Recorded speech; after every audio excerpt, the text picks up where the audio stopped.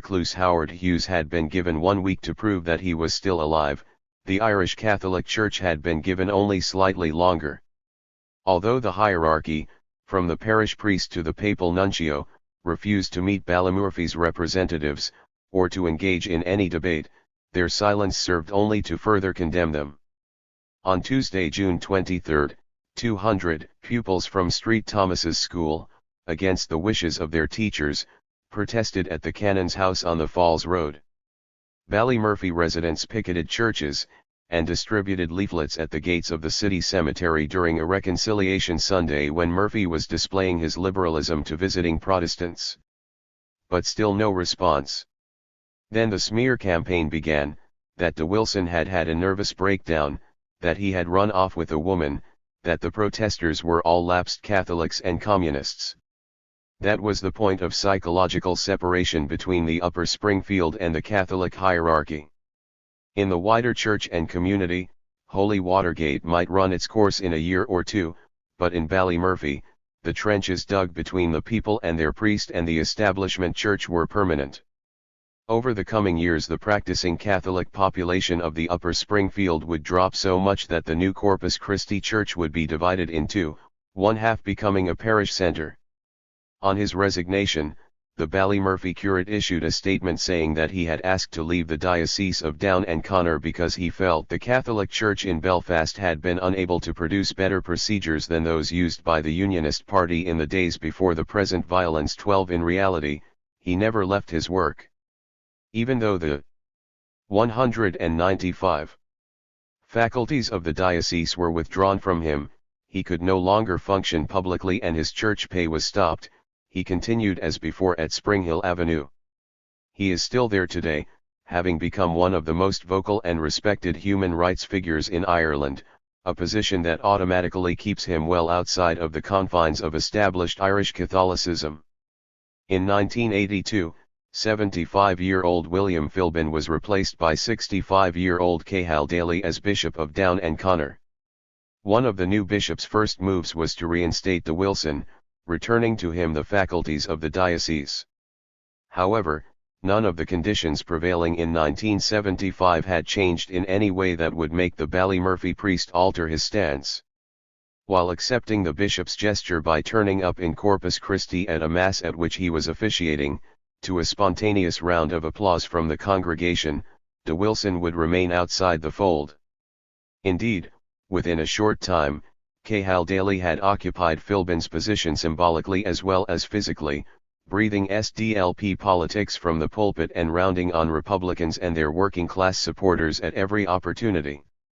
In August 1986 the uneasy peace between de Wilson and Down and Connor came to an end when the Ballymurphy priest walked out of a funeral mass in protest at the bishop's comments. Paddy McAllister, a black taxi driver, had been murdered in his Rodney home by the UF. Yet the bishop somehow managed to use the occasion to launch another attack on republicanism and suggest that nationalists' problems could all be attributed to this one source. I was under no obligation, de Wilson recalled, to listen to that kind of stuff. Throughout June and July 1975 the sectarian attacks and the UDA/UVF feud continued, but the IRA remained generally inactive against Crown forces. In the Upper Springfield the only serious attack of the 2 months came on June 20 when a 48-year-old man was wounded from a passing car in an attempted sectarian assassination in Springhill Avenue. In August, however, the general atmosphere began to change.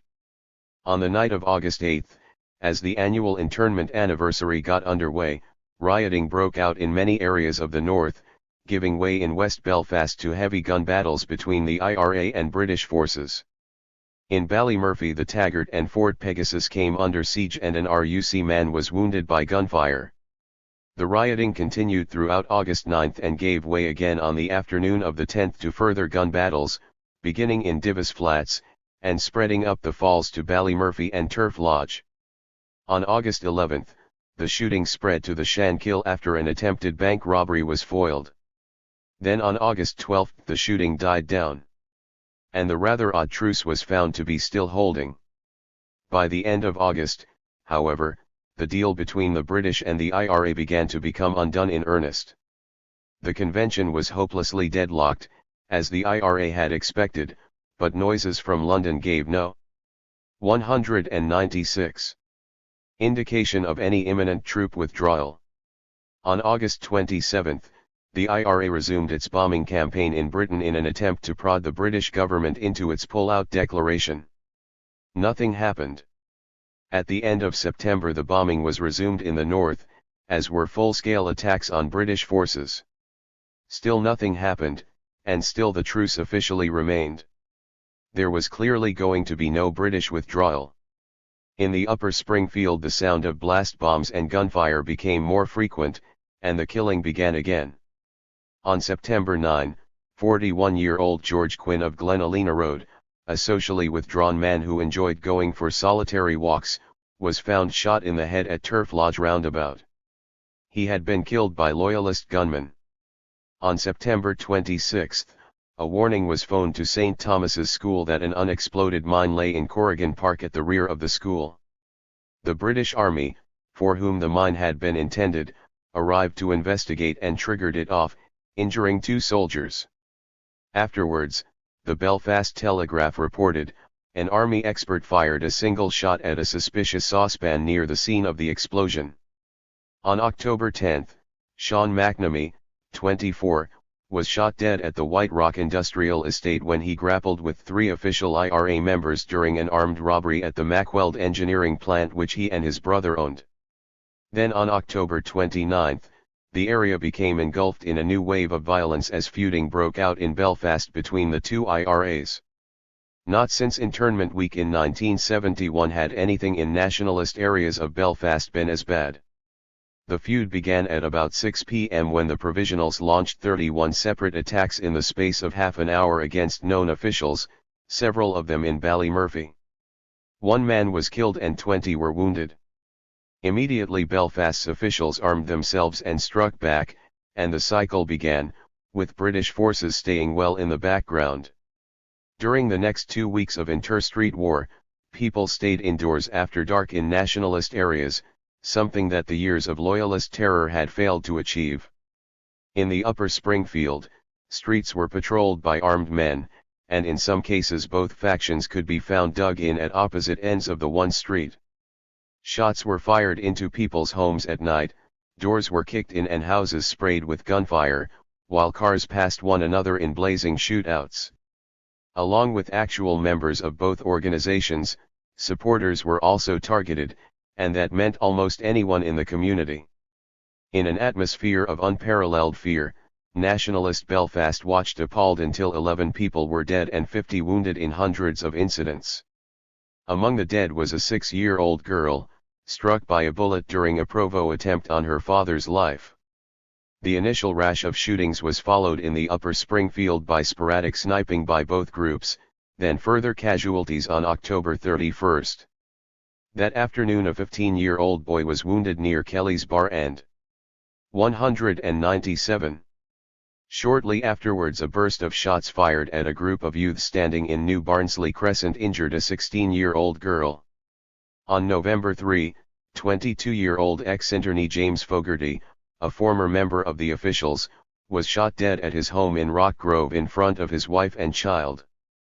3 nights earlier shots had been fired into his home, narrowly missing his wife. On November 7, a bomb was thrown by the officials at Kelly's Bar in response to the bombing of a number of Falls Road officials pubs by the Provos. On November 8, a pensioner was shot at while getting out of a car in Ballymurphy Road.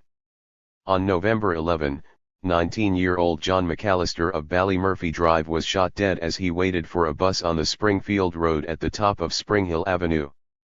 He was killed apparently because his mother, Ethel, was a prominent member of the Republican club's officials.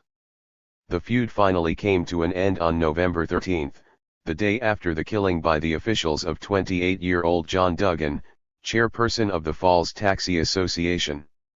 The Black Taxis, supported by most residents of West Belfast, formed a huge cavalcade of protest, demanding an immediate end to the shooting and bombing.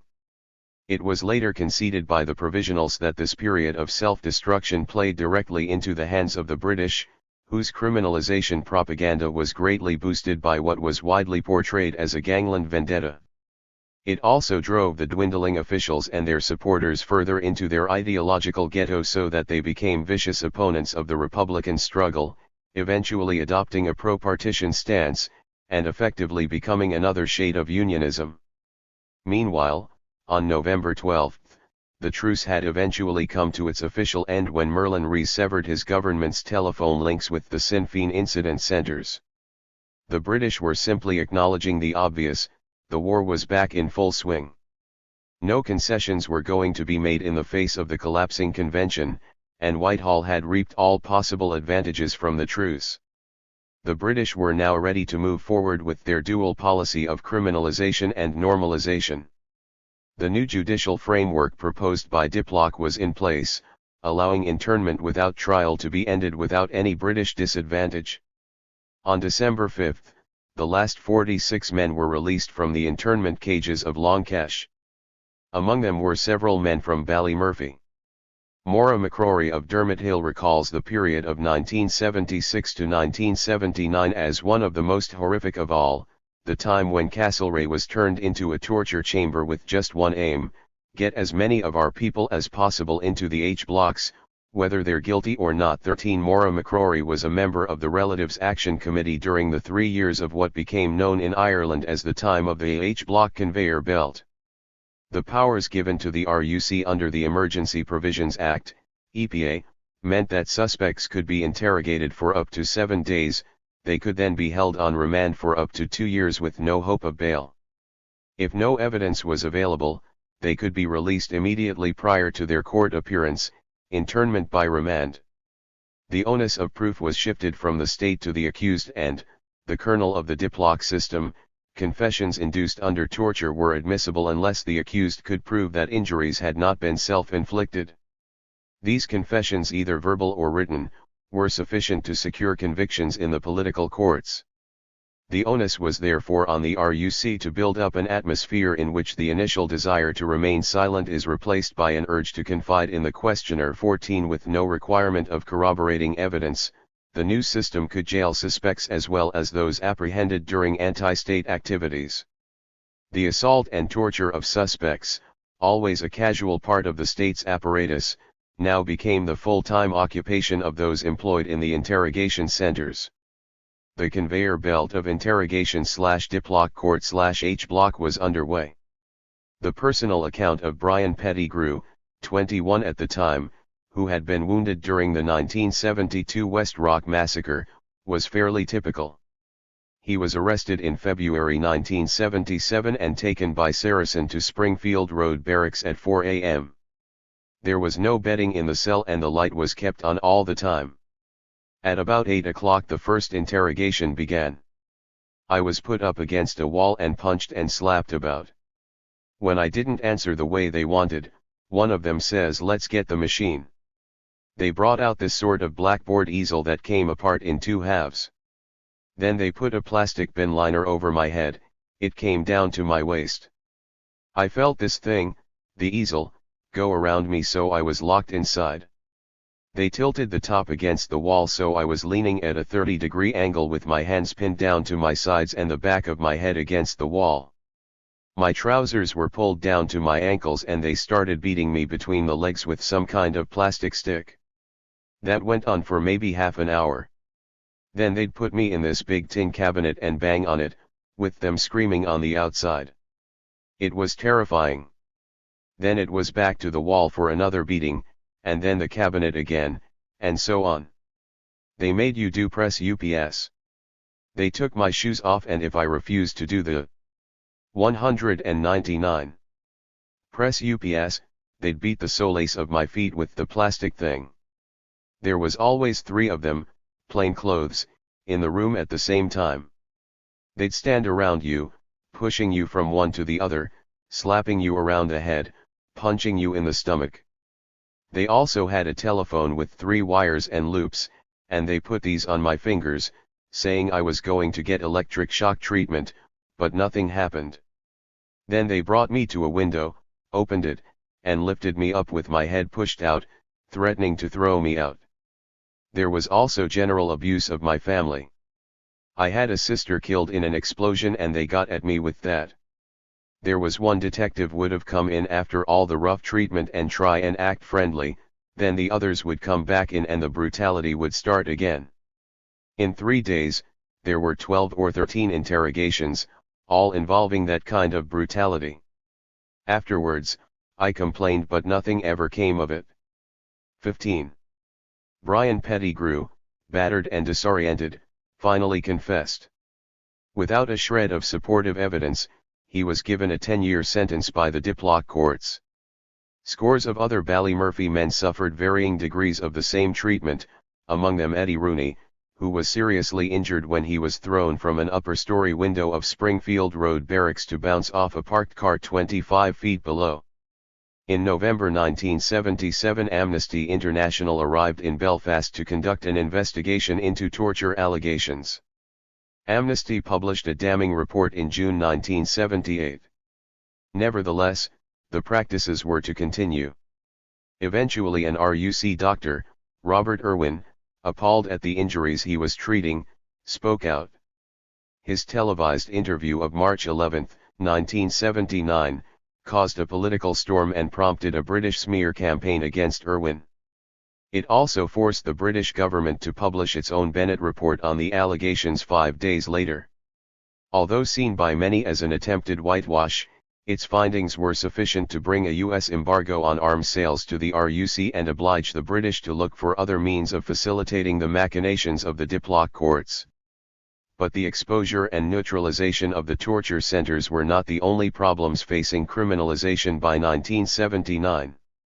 The second arm of the new strategy was the phasing out of political status, as proposed by the Gardner Report of January 1975. The World War II type compounds of long cache were to be replaced by cellular high-security H-shaped blocks, changing the POW image to a penal image, and everybody convicted in the Diplock courts of acts committed after March 1, 1976, was to be treated as a common criminal. On March 27, as Sinn Féin negotiated in vain behind the scenes with the NIO, the IRA warned, "We are prepared to die for the right to retain political status. Those who try to take it away must be fully prepared to pay the same price." 16 On April 8, they shot dead 200. Vasily Dillon, the first of 18 prison officers, and 1 civilian prison worker, killed by Republicans before the H-Block issue was resolved. The Relatives Action Committee, to which Maura McCrory and many other Ballymurphy women belonged, was formed a few days later in response to the growing concern over the impending confrontation in the prisons. To my knowledge, Ballymurphy RAC was the first to be set up. There were very high feelings among the people. Up till then the prisoners had been recognized as political prisoners. Now, the Brits were going to try and take that away from them. It was clear to us that a lot of work, a lot of organization, would have to be done on the outside. In the end it would be up to us, the relatives and the community, to do whatever could be done. 17. Over the next 5 months, the British poured out an endless stream of criminalization propaganda. Those who had publicly been policing large areas of the north suddenly became godfathers, while the enforcers of the conveyor belt were moved into position. Former Chief Superintendent of the London Metropolitan Police, Kenneth Newman, took over from James Flanagan as Chief of the RUC on May 1, 1976. Newman had spent the previous 3 years reorganizing the RUC, building up its intelligence-gathering capacities until they were among the most sophisticated in Europe, and establishing Castlereagh as a central specialist interrogation center. The new RUC chief and his reshuffled retrained forces, supported by a network of informers and interrogation centers, were to be the instrument of British military success against the IRA. On the political front, Merlin Rees was replaced in August 1976 by Roy Mason as Secretary of State. The convention had collapsed on March 4, and the politically minded Rees was no longer needed. Mason, former defense minister, was the ideal man, as far as the Labour government was concerned, to implement the new militarist approach to the north, a role he clearly relished. In November 1977 the Mason/Newman team was further bolstered by the appointment of Major General Timothy Bull Creasy as GOC. Creasy's career had included specialist counterinsurgency operations in support of the feudal Sultan of Oman between 1972 and 1975. Prior to his appointment to the 6 counties, he had been stationed in Bradbury Lines, Hereford, the headquarters of the 22nd SAS. Creasy would be responsible for speeding up Ulsterization, passing the war over from the British Army to the locally recruited RUC and UDR, and where this was not possible, in staunch Republican areas, for bringing the war to the enemy. By the time of Creasy's appointment, the H-Block issue had taken off. On September 14, 1976, 17-year-old Ciaran Nugent became the first person to be convicted in the political courts for an act committed after 201. March 1. On arrival at Longkesh, he refused to wear prison uniform and became the first of the blanket men. Over the coming months, as the conveyor belt funneled its victims into the cells of the H-blocks, the battle of wills between the British government and Irish Republicans began to centre around one issue: political status. 27-year-old Jimmy Duffy of New Barnsley was the first of Ballymurphy's blanket men. He had been wrongfully convicted of assaulting a soldier during a British Army shoot-up of the Sloane's Club and sentenced to 3 years. He described conditions during his own mini-blanket protest in Crumlin Road Jail. "There were only 4 of us there, me, Fra McCann, Joe Maguire and Gerard Murray. They classed us short-termers, under 3 years, so they wouldn't send us to the blocks.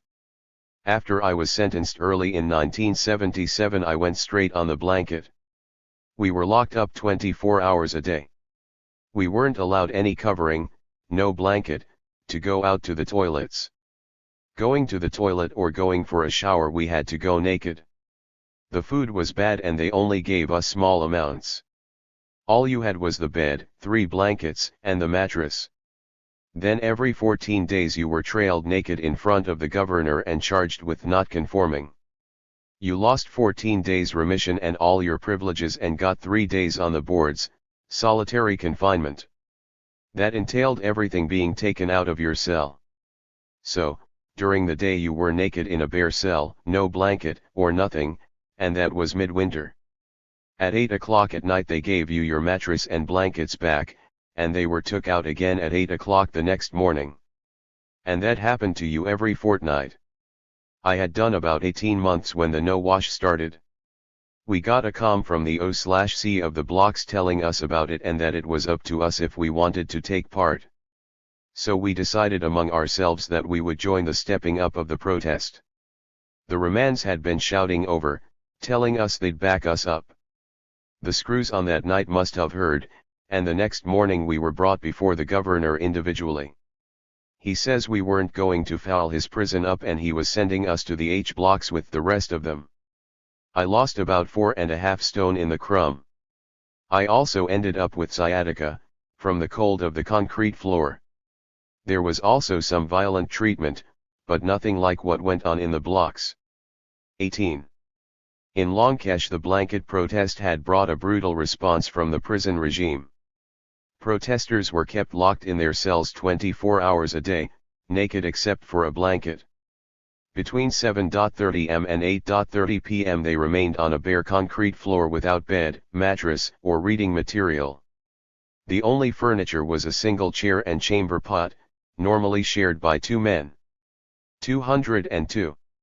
They were denied exercise, fresh air, and proper food, and were regularly subjected to beatings and degrading treatment. Prisoners were dragged by the heels along corridors and beaten off the grillwork on their way to the humiliating anal searches, while warders kicked and battened them. Seamus Martin of New Barnsley was 21 years old when he arrived in the H-blocks in September 1977. He and 5 others had been apprehended after a bombing in Belfast. The IRA unit to which he was attached had planted 4 bombs at Balmoral Showgrounds and was attempting to make its getaway when the military and RUC arrived with guns blazing. Seamus Martin and Gabriel Corbett were shot and all 6 were arrested. Among them were Bobby Sands and Joe McDonnell, both of whom would soon be part of the most shattering experience faced by Irish nationalists since the spaced-out executions of the 1916 Rising in Dublin. Seamus Martin described the depravity that was already part of the Longcash regime by September 1977. "I was lucky, I was shot and they took me straight to Musgrave Park's military wing, the others were taken to Castlereagh. Bobby got a really bad time. His mother didn't even recognize him when he came out of Castlereagh. When we got to the blocks there was already a kind of routine of brutality and vindictiveness. Petty Clark got glass in his food, I got maggots in mine. You'd put your water gallon out and the shite orderlies, as we used to call them, would come along and fill it. They'd put maggots and shite into it all the time, and they'd piss in the gallons too. But if you had kept thinking about it you wouldn't drink, you wouldn't eat. If you were going out on a visit you left your cell with your wee towel in your hand and they brought you to room 26 where the prison uniforms were. Then they threw you right up against the wall. You got your legs spread apart and they used a torch and mirror to look up your arse. If they thought you had something, they got the doctor to give you a search. Sometimes the screws done it themselves. Then they might use the same fingers in your mouth. When you kicked up, they stuck their fingers in disinfectant and then shoved them in your mouth. So you couldn't win either way. If you refused to squat the screws would hold you down and force you into position. If you resisted in any form, they'd beat the crap out of you. There were also routine beatings going on a regular basis. 19. The warders also took to entering the cells in force, battering the men, and kicking over their chamber pots. Finally, because the use of toilet and washing facilities was being used as a lever against them, the 203 prisoners decided in February 1978 to escalate their protest. They would no longer wash, clean their cells or slop out. From then on they daubed faces on the walls to keep it off the floor and slept on urine-soaked mattresses, surrounded by maggots and the stench of human excretions and rotting food. In response, the prison regime went berserk. Once the dirt protests started, it became a complete battle of wills between us and the screws. They were out to break us, that was all they lived for. The beatings had been very heavy in the early days, but they had slowed down a little by the beginning of 1978. But, with the dirt protest, they really started again, especially in H3 and H4. They also started the forced baths and used that as a terror tactic. They started in H4 and there was nothing but slaughter matches, one whole wing beaten in one day, until they got to H5. Then they stopped. They used to do that, use different levels of violence in each block to try to sow dissent. Then they started using the doctor, Mengels we used to call him, and he'd come in and pick out individuals. He used to wear a dicky bow. Most of the beatings happened in wing shifts, when they came to clean the cells. Or sometimes they'd come into the cells. The wing shifts happened about every 9 days. The screws were paid according to the cell, so the more they could do, the more money they got. 20. With the onset of the dirty protest, life in the H blocks plumbed new depths. You had to pour your piss out under the door. To make sure it didn't come back in again, you beat your bread into a pulp and sealed the bottom of the door like a wee dam. Then at one end of the door you built a wee round wall so you could pour out without it coming back in again. Screws with squeakies would then come down and mop up. Or, if you were unlucky, you might get a screw who liked to use the hose. Then your cell and you and everything else got soaked in ice-cold water. In some cases they blasted the men with steam machines that were used to clean down the cell walls. They'd also use ammonia, throw it under the cell doors or in the window at you. 21. Dysentery and diarrhea became rampant until the bearded, filthy H-block men began to resemble the inmates of Dachau.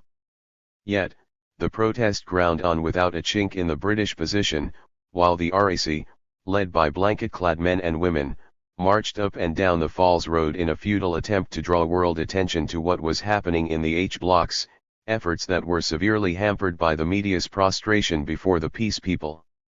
204. On August 10, 1976, a British mobile patrol was chasing an IRA unit along Fanagi Road North. They riddled the IRA car and killed the driver. The car then plowed into Anderson's town woman, Anne Maguire, and her 4 children. 3 of the children were killed, either by the car or by British bullets. The fact that the subsequent results of autopsies and an inquest were never published brought many to believe that the soldiers were the actual killers. Nevertheless, the British turned the tragedy into a major propaganda coup.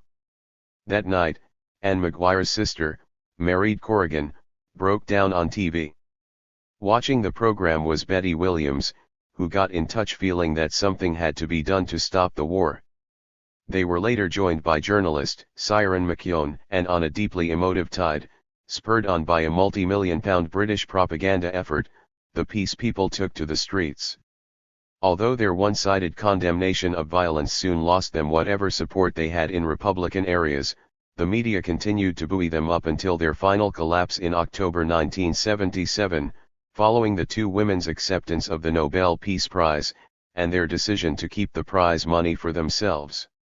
Meanwhile, the war went on relentlessly, but with a major shift in IRA structures, forced on the volunteers by British intelligence successes and the effectiveness of the RUC torture centers. In 1977, the old structures of brigades, battalions, and companies was replaced by a virtually impenetrable cell structure, with small groups of volunteers specializing in particular jobs. We took to wearing masks and often operating outside the area. This threw Brit intelligence into total disarray and limited the damage that could be done in Castlereagh. As part of the same strategy, volunteers from other areas operated in Ballymurphy.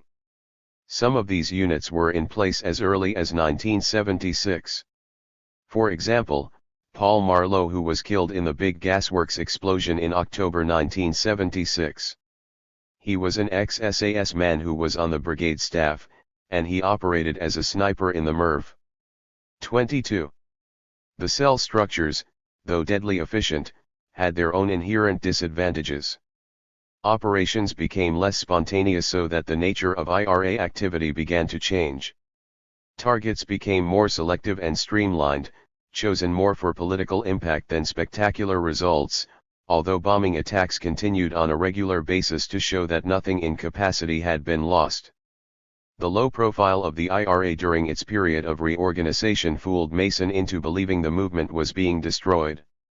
At the end of 1977, he declared bumptiously that British tactics were squeezing the IRA, like rolling up a toothpaste tube. Decades later, Roy Mason, by his own admission, was a frightened man who walked about in constant fear of the same IRA. 205. Throughout, Ballymurphy's war continued. On February 14, 1976, as the British wheeled the conveyor belt into place, and sectarian attacks against nationalists increased, 4 Ballymurphy volunteers drove over to Highfield, where they shot and wounded 2 loyalist youths. As they sped off into the darkness, a military patrol gave chase and opened fire. 25-year-old Jimmy McGrillen was killed, 1 volunteer escaped, and 2 were arrested, 1 having been shot in the neck. In March, Harold Wilson resigned as British Prime Minister and leader of the Labour Party, and James Callaghan took over. It mattered not in Ballymurphy. People were far more interested in the presentation of the Cyranax Peace Prize to de Wilson by the Spanish section of Pax Christi.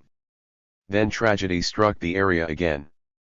On March 23, the military lifted Tommy Fagan of Ballymurphy Road.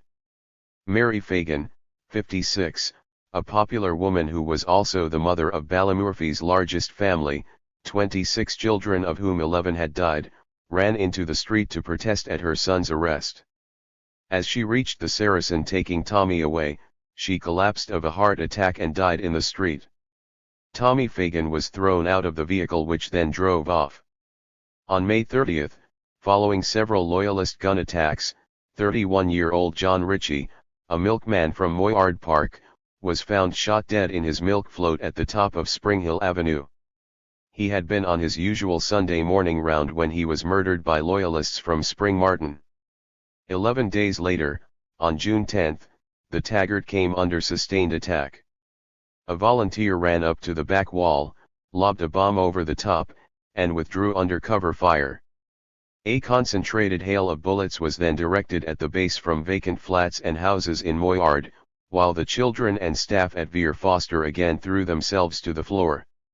On June 27, a loyalist gunman on the back of a motorbike fired from the Springfield Road at a group of people in Spring Hill Avenue, but missed. At the same time, community ventures continued, and 42 purchased a holiday home that had previously been on loan from the eccentric Lord Kilbracken of Killiger.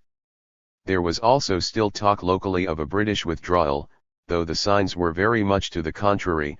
Forts were being fortified, railway crossing gates were being erected at strategic points so that the area could be cut off at a moment's notice, and the information gathering went as before. By midsummer the sectarian shootings and bombings had again become a nightly onslaught. Despite the long bright evenings, few people ventured out of the upper Springfield at night to socialize. Movement was generally confined to IRA volunteers carrying bombs and incendiaries into the city center or launching attacks on the British Army. At this point the IRA was beginning to scale down its level of localized activity in line with its efforts to thwart British intelligence and lessen the impact of the interrogation centers which were getting into full 206 stride in July 1976. Nonetheless, although Ballymurphy volunteers were increasingly involved in attacks in other parts of the city, ambushes and sniping continued to be a regular feature of life in the area. During July and August, 3 soldiers were wounded, and a nationalist and loyalist injured in sectarian exchanges. Then, in the early hours of August 27, the military set fire to the Sloan's Club, and only prompt local action prevented the building from being gutted. On September 19, the troops came back and there was a massive brawl in the club, during which soldiers shot up the place, killing an Alsatian dog in the process. 3 weeks later, on October 10, an IRA unit, in oilskins and fishing waders, entered the culvert enclosing the Clowney Stream and made its way up under the Lazy Acre to the Taggart, a quarter of a mile away. Using flash lamps, and securing a quarter-mile of Cortex to the concrete tunnel with a Hilti gun, the OSU carried explosives and 200 pounds of sand, to support the bomb, in rucksacks, and laid a mine under the Springfield Road at the Taggart entrance. The road erupted in a massive blast the following day as a foot patrol left the base. The soldiers were lucky to escape with minor injuries. On October 23, young people from the area joined other Republicans on the Falls Road to oppose a March of the Peace People, against whom there was already strong resentment in Republican areas, particularly since the plastic bullet killing of 13-year-old Brian Stewart of Turf Lodge 2 weeks earlier. The march was stoned and, deliberately or by accident, Canon Padraig Murphy was struck on the head with a half-brick. The following morning a small mine, detonated in New Barnsley, injured a passing soldier, one of 7 wounded in the north that day. The cat-and-mouse nature of Ballymurphy's war was again highlighted in December. The IRA detonated a small charge outside the enclosed reservoir on the White Rock Road, and spilled some animal blood to give the impression that a volunteer had been injured. Meanwhile, 2 mines had been planted inside the railings to catch the investigating troops. To avoid detection of the command wire, it was run up a telegraph pole and along the wires to the detonation point. At the same time, 3 volunteers with rifles were positioned in a block of disused flats in Turf Lodge, some 300 yards away. The military, however, didn't fall for it. Guessing that the reservoir had been booby-trapped, they moved in cautiously. It took them days, one of the volunteers recalled. They knew the mines were there, but they were in no hurry to defuse them. They were afraid that we had something else up our sleeves. At the same time, we kept moving about trying to get a dig at them. They put up camouflage screens on the White Rock, and put Brits outside to protect the ones inside. So we hit the guards. On December 14, 1 soldier was shot in the chest in the brief exchange of gunfire. 4 days later, soldiers shot dead. 207. 17-year-old John Savage from Ardoyne just below the Taggart. The youth was one of three who had evaded a roadblock in a stolen car. The early months of 1977 were relatively quiet as the area seemed to revive itself. The wrecked houses had either been pulled down or rehabilitated, while Moyard's derelict maisonettes were being restored by locally recruited labor. On March 1, amid unionist allegations that cash was being siphoned off the Moyard contract by the IRA, the housing executive announced that, following talks with the contractors, the average restoration bill per unit had dropped from £11,000 to £7,000. At the same time, a number of community activists were involved in ongoing dialogue with Lord Melchett, the Minister of State for Health and Social Services, about wider plans for the area. A leisure centre, library, shopping complex, and health centre were being planned for the waste ground above the city cemetery, and a landscaping of the area was being discussed. But all had the backdrop of the rising tide of torture and the H-Block protest. On March 3, former Stormont Prime Minister and the architect of internment, Brian Faulkner, was killed in a horse-riding accident. His horse, they said in Ballymurphy, was a Provo. The Upper Springfield remained fairly quiet until July as the IRA reorganized. There were few attacks on British forces, and only 3 British casualties, 2 injured by explosions and 1 by gunfire. Corries also had 2 further fires at the beginning of April, and there was rioting in the area on May 18. A strike instigated by Paisley in early May had petered out after a few days' unsuccessful bullying by Loyalist heavies, and had had little or no effect in Ballymurphy, where unemployment in most of the estates was running at some 65% and rising. But one aspect of the strike was viewed with approval: it split the UUUC wide open. The official Unionist Party and the UDA were furious at Paisley for damaging Loyalist credibility with a failed strike, while Paisley argued that the strike had forced the British government's hand. It was an argument that was strengthened 2 weeks after the strike's collapse. Paisley had demanded tougher measures against Republicans, more power for the RUC and a return to the old-style Stormont. Mason responded by increasing RUC numbers from 5,500 to 6,500, arming them with ML carbines to supplement their revolvers and submachine guns, increasing the RUC Reserve Corps and the UDR, and promising more SAS involvement against the IRA.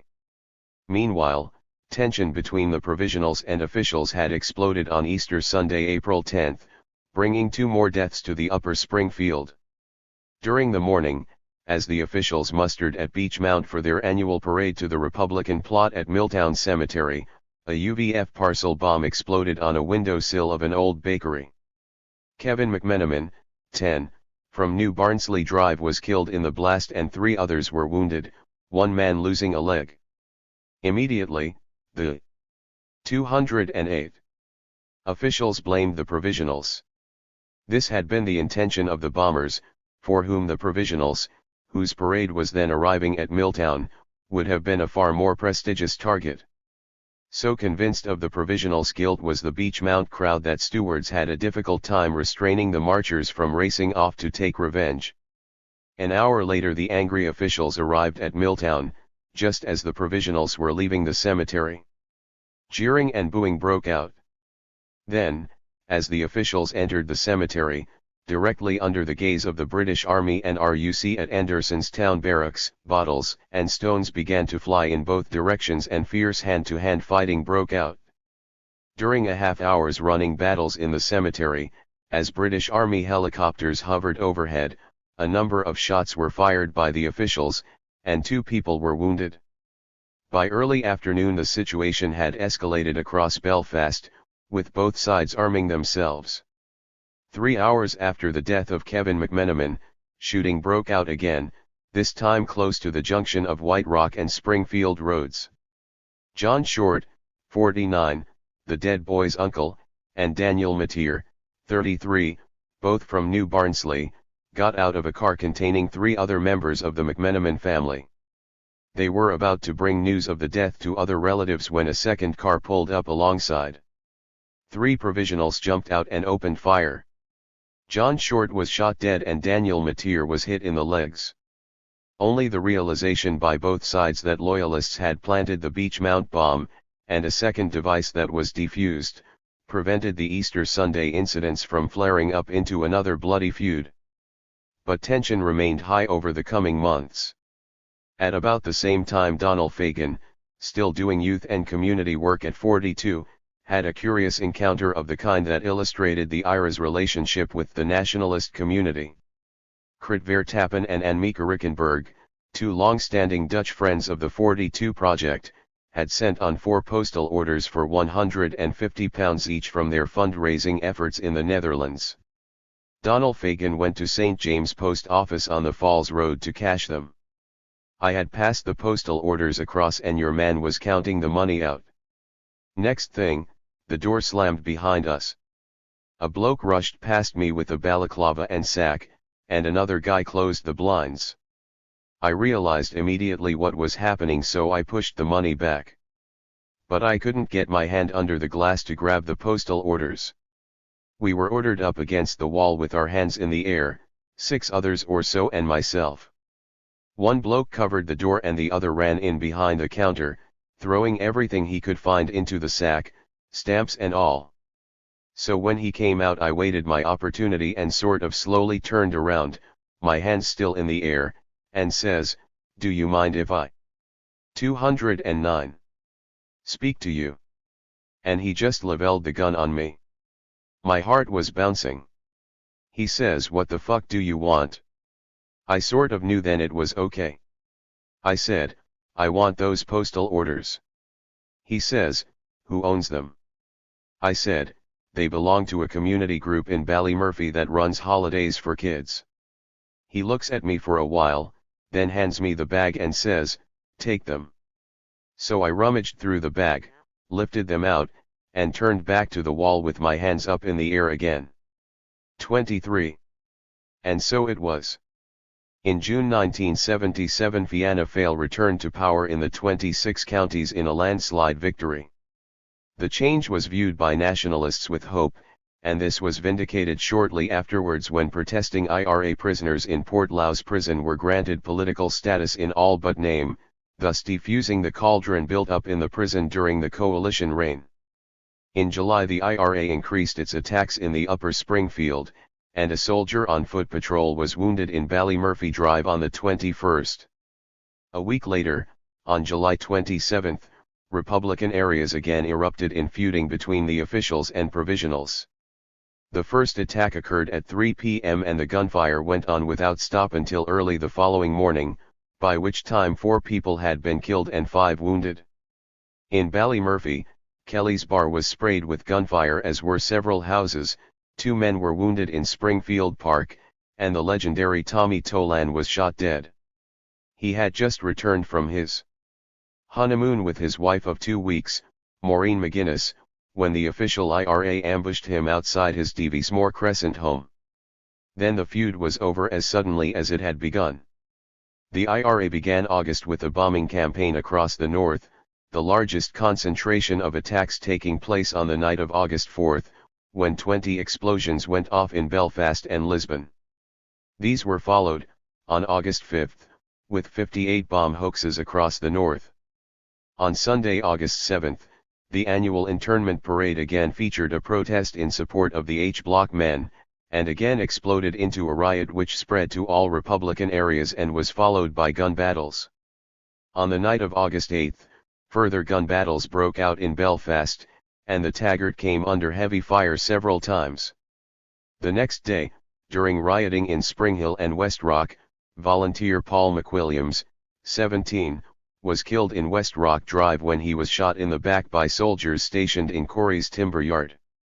He had been petrol bombing a military post when the soldiers started shooting. In immediate retaliation, the IRA raked the Taggart with gunfire and killed Lewis Harrison, 20, of the 3rd Light Infantry. On the same day, an undercover RUC squad shot a young man attempting to hijack their car at the top of White Rock Road. The wounded man was dragged to safety by 2 friends. Although much of this violence was associated with the internment anniversary, August 1977 was fueled by an additional provocation to Republicans. In an effort to demonstrate to the world at large that all was now normal in the 6 counties, Mason had managed to convince Buckingham Palace and Whitehall that a visit by the British Queen to mark her Jubilee year would be a major psychological boost in the war against the IRA. The visit was arranged for August 10 and 11, and the escalation of IRA activity was a prelude to what it promised would be a memorable tour. On August 10, Queen Elizabeth II arrived aboard the Royal Yacht Britannia, sparking off 3 days of riots, gun attacks and hijackings in nationalist areas across the north. During her 2-day visit she was ferried by helicopter to the safe Loyalist towns of Hillsborough and Coleraine in a massive security operation involving 32,336 soldiers, RUC and UDR militia, Operation Monarch, while 800 nationalists were imprisoned in a mini-internment for the duration of the visit. Even then, the IRA managed to breach the royal security net with a small bomb that exploded in a flower bed at Coleraine University shortly after the Queen had left. While Mason congratulated himself on such a rum example of normality, the other normality was being remembered on the Falls Road, where a 40-foot length of graffiti asked, "Will Lizzie visit H Block?" Tension was high in the Upper Springfield for the remainder of August, as it was in other nationalist areas of the city.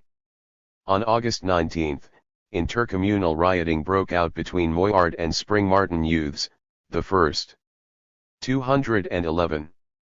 For some time. A week later, the RUC and British Army, in a display of normal policing, raided the unlicensed Sloan's Club and confiscated its entire stock of drink, which was carted off in 3 4-ton army trucks. On August 28, attacks against the military continued with an ambush on a foot patrol near Corrigan Park in which a soldier was grazed by a bullet. 3 days later a rocket was fired at an army vehicle at the White Rock/Springfield junction. It struck the vehicle but deflected off to one side, exploding in mid-air and injuring 2 children with shrapnel. This was followed, on September 6, by a further ambush on the Springfield Road. The weekly delivery of benefits cash to White Rock Post Office was being escorted as usual by 2 Saracen armored cars when the IRA fired into the back of one, injuring 4 soldiers. At the same time, kneecappings took place regularly, earning one entry at the top of White Rock Road the nickname Kneecap Alley. By the autumn of 1977, however, the sectarian siege had begun to lift from Ballymurphy. As a result of mediation between Loyalist leaders and the Republican movement in the early months of 1977, and the realization by Loyalist groups that their people were just as vulnerable as nationalists, the wholesale slaughter of non-combatants eased. Although Loyalist groups continued to use sectarian murder as a political weapon from time to time, the level of attacks remained relatively low until the 1990s. However, in the interrogation centers and prisons, other arms of loyalism were savagely assaulting prisoners, while the revamped RUC, under military protection, was blasting its way back into Republican neighborhoods under the cover of armored Land Rovers, rifles, submachine guns, and a rain of plastic bullets. State forces were also engaging in regular confrontations with H Block marchers as the situation in Longkesh deteriorated. Peggy Burns, a prominent member of the Ballymurphy RAC, described how, "Every time we went on marches they'd line the route, calling us whores and sluts, and what they wouldn't do whenever they got us. When we blocked roads, they ran Saracens through the middle of us. Then they sprayed us with cans, threw bricks at us. The things I've had thrown at me from Saracens, piss, shit, and everything. As well as that they used to cut the legs off people with barbed wire hanging from the backs of the Saracens. Sometimes they'd charge you as soon as you got to a particular point, especially if you were going anywhere towards the town. Then they'd really get welted in, and the wee lads would retaliate." 24. By the beginning of September 1977, 180 Republicans were on the blanket protest as the conveyor belt chugged away in the background. By October, condemnation of RUC violence in the interrogation centers was cutting across nationalist divisions, the SDLP accusing the force of illegal. 212. Inhuman and obscene behavior. In January 1978 the RAC decided to step up its campaign. On the 22nd the Coal Island branch, led by Bernadette McAliskey, née Devlin, along with members of People's Democracy, sponsored an anti-repression conference in the town. Some 500 people turned up. This was the first attempt to build a broad-based opposition to criminalization and draw in everyone who supported the prisoners' demands but mightn't necessarily support the armed struggle or Sinn Féin. It was followed, in February, by a second conference in Andersonstown where the same issues, and the possibility of a united front, were again discussed. Although nothing concrete came of either meeting, they were generally welcomed as a step in the right direction, towards a broad-based anti-imperialist movement, and in support of the blanket men. But then Le Mans happened and threw everything up in the air. 25. Towards the end of 1977 the IRA had gone on a massive firebombing offensive across the 6 counties. The smaller devices, containing up to 3 pounds of a deadly homemade explosive tied to a can of petrol, were easy to conceal and carry, and their napalm-like effect caused as much damage to a building as a 500-pound car bomb. During a 2-week period in December a firebomb blitz on 20 towns caused more than £3 million of property damage without a single casualty, demonstrating somewhat the folly of Mason's toothpaste optimism. But the new tactic backfired badly on February 17, 1978, seriously damaging the United Front Against Repression and the Blanket Men's Cause. An IRA Active Service Unit, ASU, left a firebomb on a window at the Le Mans Hotel in Comer, County Down. The warning given was inadequate and the crowded hotel was engulfed in an inferno that incinerated 12 people and injured many others. Along with being a severe setback for the H-Block campaign, the bombing gave Mason an excuse to move against Sinn Féin. Over the next few days many prominent members, including Vice President Gary Adams, were arrested and charged with IRA membership. In later court cases those arrested were released, but the swoop succeeded in temporarily disrupting Sinn Féin and associating it in the public eye with the Le Mans killings. Throughout 1978, as the prison protest continued, the huge resources deployed by the British against the IRA finally appeared to be showing dividends. Intensive surveillance and the swamping of Republican areas were limiting the operational capacity of the ASUs, and the interrogation centers were also taking their toll. With hindsight, however, it has become clear that caution, regrouping, and retraining with new weapons were partly responsible for reduced IRA activity, and that the situation 213 was evening out into a military stalemate, as acknowledged by Brigadier J.M. Glover in his report of November 1978. 10 years after the first Derry riots, all the British had managed to achieve was to put a lid on the pressure cooker.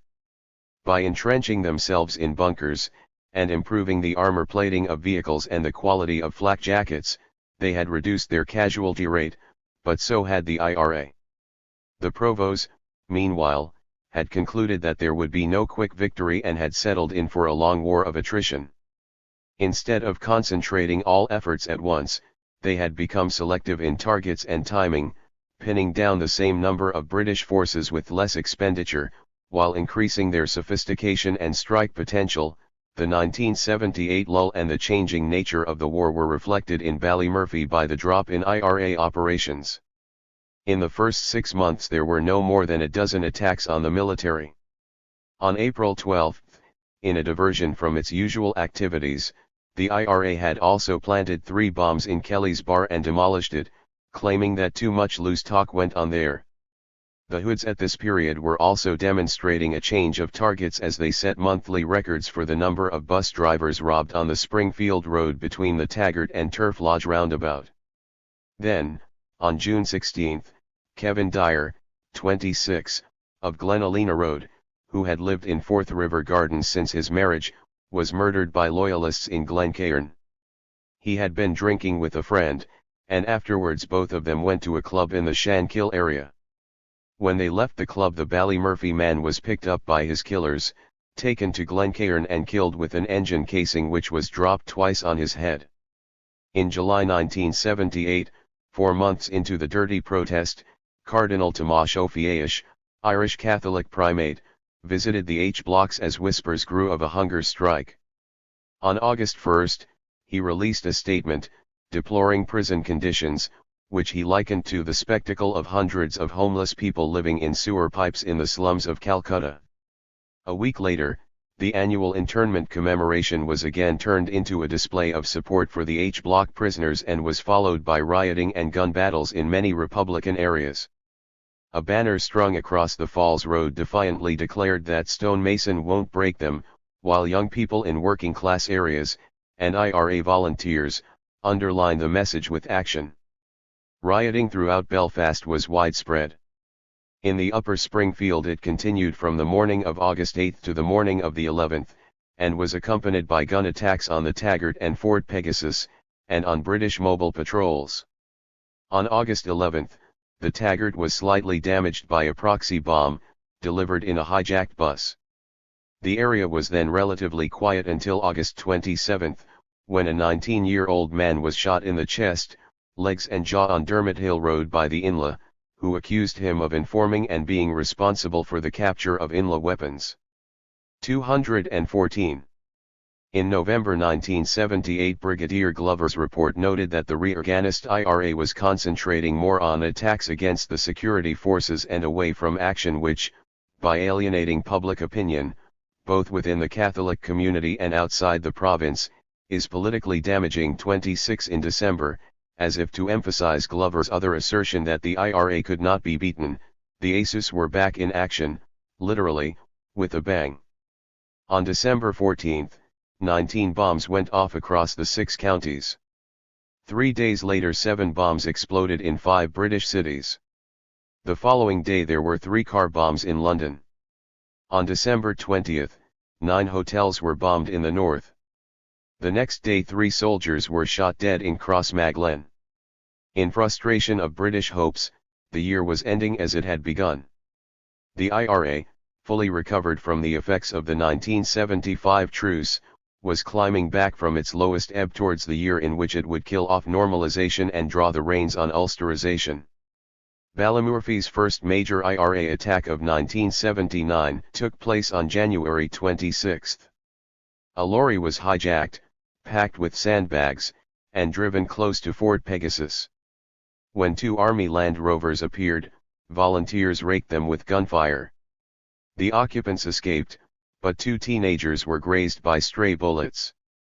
Then in March, Ballymurphy volunteers were involved in one of the biggest operations ever planned by the IRA in the north. 42 bombs were prepared and stored in a warehouse in Short Strand for what a senior IRA volunteer would later describe as the one that, if it had come off, would have ended the war. However, the British were tipped off, and a large contingent of SAS was moved into Short Strand in a joint RUC/Army maneuver. Upwards to 30 volunteers were to have taken part in the operation, and the heavy deployment of the SAS, many, according to the IRA, arriving disguised as workers in Department of the Environment lorries and vans, would suggest a British intention of devastating the Belfast Brigade with a major killing of volunteers.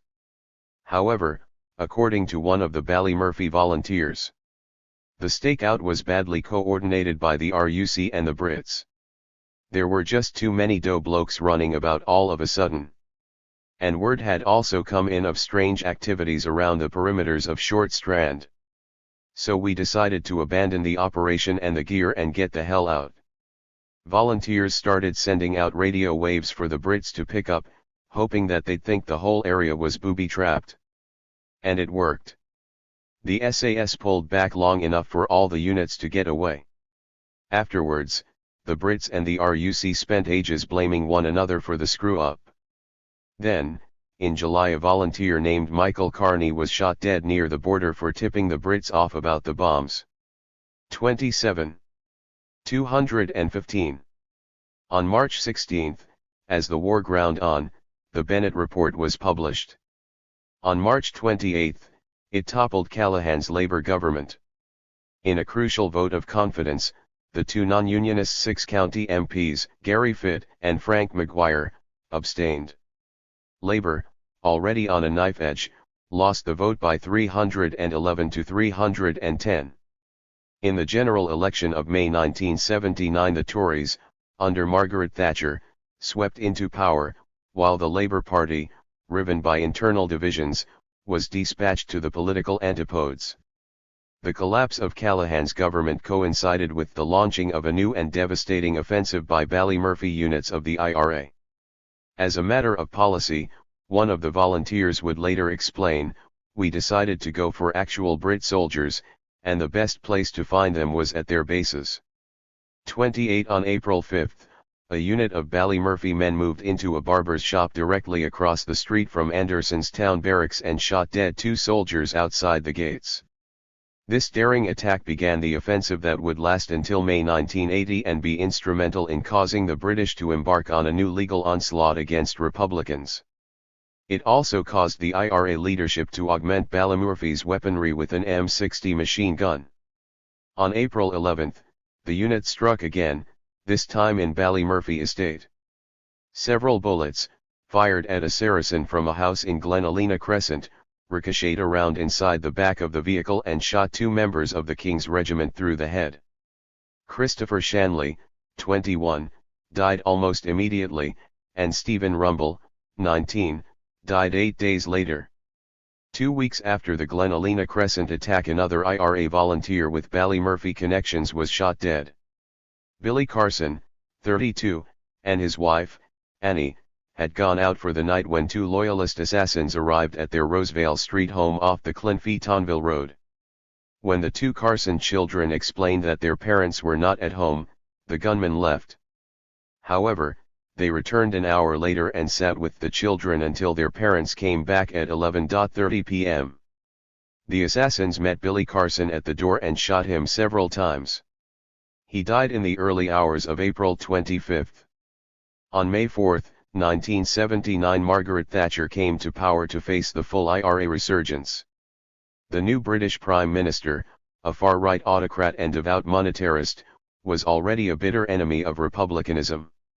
She had been badly shaken by the Inla assassination in March of her close friend, Harry Neave, Tory spokesperson on the North, whose car had exploded as he left the House of Commons underground car park, and she was determined to exact vengeance on Irish republicanism. Knowing little of Irish politics, she dispatched Humphrey Atkins to the political graveyard of the NIO to step up the military repression of his predecessor against the IRA, now a highly politicized guerrilla army bristling with confidence. He had hardly settled into his office at Stormont. 216. When, on May 9, the Ballymurphy IRA detonated a booby trap bomb in Turf Lodge, killing 1 soldier and wounding another. The most telling example of what Atkins was up against came on June 6, when the Ballymurphy volunteers launched an attack on the UDR's 10th Battalion based in South Belfast. A red 10-ton builder's truck, for the second time in 2 days, drove up the residential Malone Road with 6 IRA men hidden under tarpaulin in the back. At a certain point it turned back towards the city, stopping outside the UDR base. On the previous day only 1 soldier had been in sight, so the operation had been aborted, but on June 6 the lookout gave word to strike. The 6 volunteers jumped up, fired over 50 shots into the base and lobbed in 2 15-pound bombs, one of which exploded.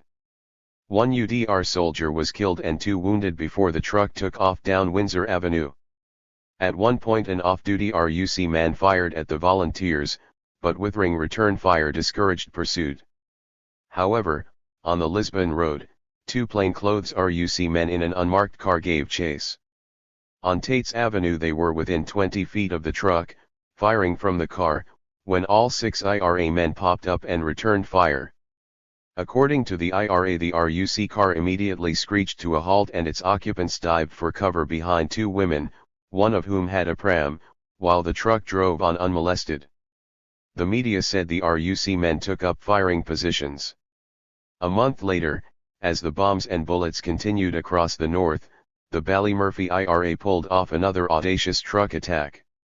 On July 18, volunteers watching through binoculars from a house in Turf Lodge spotted an RUC Land Rover at the bottom of the White Rock Road. At that point, The RUC had just begun to venture back into the vicinity of Ballymurphy, but had as yet not entered the estates. Therefore, the vehicle would not be turning off until it reached the Springfield junction. At a given signal from Turf Lodge, a truck moved off from the top of the White Rock Road while, further down, several volunteers took up ambush positions at the spot where it had been estimated the two vehicles would meet. There, the Land Rover was rammed up against the cemetery wall, and while the truck driver escaped, the concealed volunteers sprayed it with semi-automatic fire. But the RUC managed to reverse and withdraw, protected by the armor plating of the Land Rover. The IRA men, who had expected the vehicle to disintegrate, melted off in disappointment. 3 weeks later, on the 8th anniversary of internment, the Upper Springfield, along with Republican areas throughout Belfast and Derry, was again the scene of bonfires, binlad bashing and fierce rioting. A new British tactic was also deployed. The whole of West Belfast was fenced in behind the strategically placed railway crossing gates on its perimeters so that no barricade material, passing vehicles, was available in the Republican stronghold on the nights of August 8 and 9. 217. However, the rioting flared again on August 11 and went on for a further 4 days despite the new tactic. On August 15, 2 Pakistani men were wounded by the IRA as they drove past the junction of Springfield Road and Evesmoor Crescent for providing essential services to the British war machine in Ireland. Regardless of British innovation, the IRA was determined to undo Rees and Mason's Ulsterization and normalization. By pumping in massive amounts of military and technological hardware and swamping districts with troops and RUC, the British might contain given areas at a given time, but on no account would they be allowed to portray the 6 counties as a stable entity. Nor was there any question of allowing Britain to pull itself out of direct involvement in the war by replacing regular troops with the RUC and UDR. On August 27, the double blow that would wreck any such plans was decisively struck. Lord Louis Mountbatten, cousin of Queen Elizabeth II, former colonial warlord, and last Viceroy of India, had been a long-time summer visitor to a Gothic castle overlooking Mullaghmore, a small village in County Sligo in the south of Ireland. On August 27, 1979 he set off in a boat for a day's sailing with a number of other British aristocrats and a 15-year-old local boy who was acting as pilot. As the boat left port under the watchful eye of a Garda patrol, a massive explosion blew it to smithereens. Mountbatten, 79, and his 14-year-old grandson were killed instantly, as was the local boy, Paul Maxwell. The Dowager Baroness of Brabourne died later in hospital. The reaction in Britain to Mountbatten's assassination was one of shocked disbelief. So much so that the second blow of the day, militarily far more crushing, was almost lost in the media uproar and the outrage of the British establishment. A few hours after the bombing of Mountbatten's boat, the IRA detonated a 1,100 pounds charge by remote control at Narrow Water outside Newry. The bomb, hidden in a trailer of hay, blew a passing military vehicle 50 feet into the air and killed several soldiers. Shortly afterwards reinforcements arrived and an officer ordered his men into the cover of a nearby derelict house, just as the IRA had anticipated. The OSU, still lying in wait, detonated a second 800 pounds bomb concealed in the old house and blasted several more soldiers to death. The IRA then withdrew as the panicking survivors careered about in shock and confusion, shooting dead an unfortunate English tourist out for a stroll on the 26-county side of the narrow channel. Military deaths for August 27, 1979, finally tallied at 18, the heaviest toll taken by the IRA since the 1921 Crossbarry ambush in County Cork when 35 soldiers were killed. The reins were effectively drawn on Ulsterization. In Ballymurphy, as in all Republican neighbourhoods, Narrow Water was greeted with a hushed awe, giving way to a feeling that justice had been done. Most of the dead soldiers were members of the Parachute Regiment, responsible for Derry's Bloody Sunday. On the Falls 218 Road, within hours of Narrow Water, a scribe had written, 13 dead but not forgotten, we got 18 and Lord Mountbatten. The British Army was stunned and demoralized, its officers furious at the politicians. In an effort to reassure her troops, Thatcher flew to the north, had her picture taken in a flak jacket in South Armagh, and went walkabout in Belfast. Her posturing, however, was somewhat dented when she ran into 63-year-old Harriet Kelly from the Springfield Road. Harriet, a deeply religious, affable grandmother and a well-known old Republican, was already a figure of some respect in the Upper Springfield. She had served 6 months in Armagh in 1971 for Baton Binlads, and had since spent a total of 10 years on probation for anti-state activities. On the day in question, Harriet had taken her grandson, Thomas, into town to buy him a tracksuit. She heard someone shout, "There's Margaret Thatcher." The H block was so much on my mind, and them men and their suffering, that I run up with the intention of getting at her over the blanket men.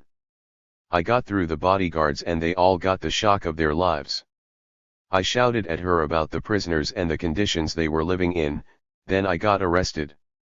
An RUC woman went flying and they called up reinforcements. They took me to Town Hall Street Barracks and kept me in a cell overnight. I just sang Republican songs the whole way there and all through the night. That woman Thatcher wasn't the way they put her across on TV.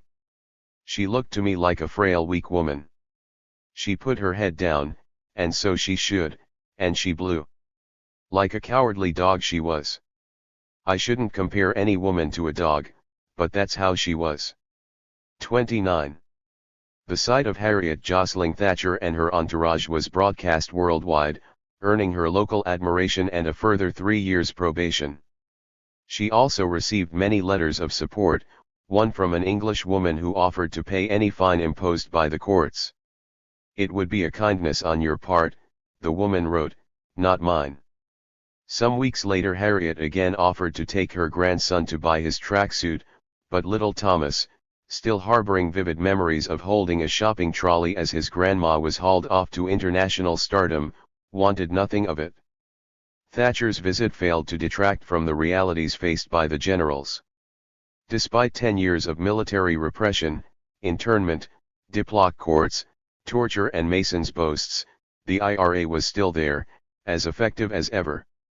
The events of the past few months, especially the short strand bombs and narrow water, had demonstrated the bankruptcy of British policies and angered the army brass who had never been keen on playing second fiddle to the RUC.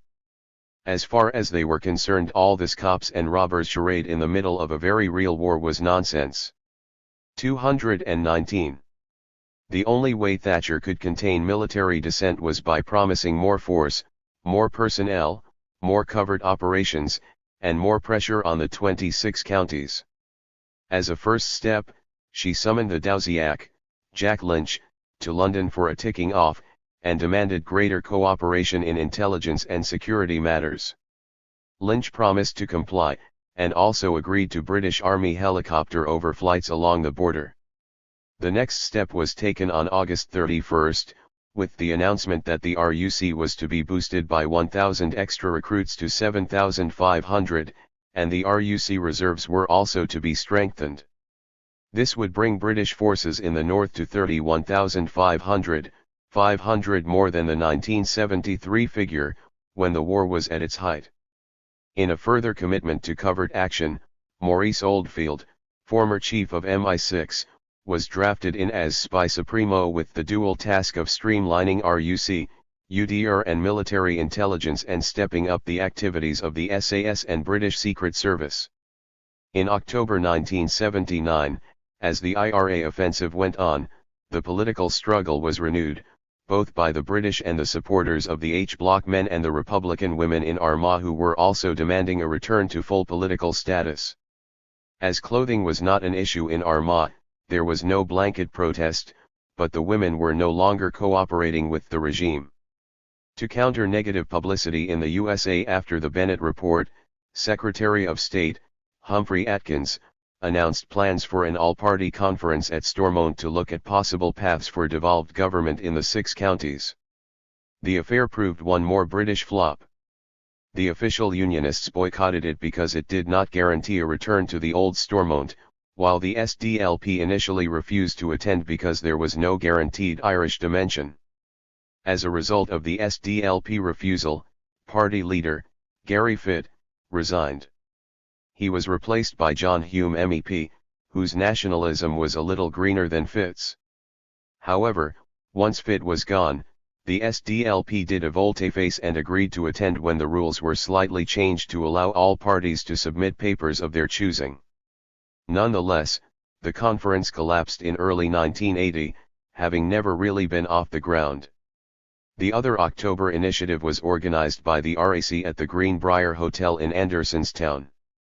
There, Sinn Féin, People's Democracy, the IRSP, Women Against Imperialism, the Trade Union Campaign Against Repression, the Belfast Anarchist Collective, the Peace People and a collection of individual community and political activists again discussed the formation of a united front against imperialism, this time without a lawman. By now, Sinn Féin, under the increasing influence of its radicalized Northern Cumain, was steadily moving away from its earlier Brits out position, and formulating long-term strategies towards its stated aim of an all-Ireland socialist republic. Part of this plan was 220.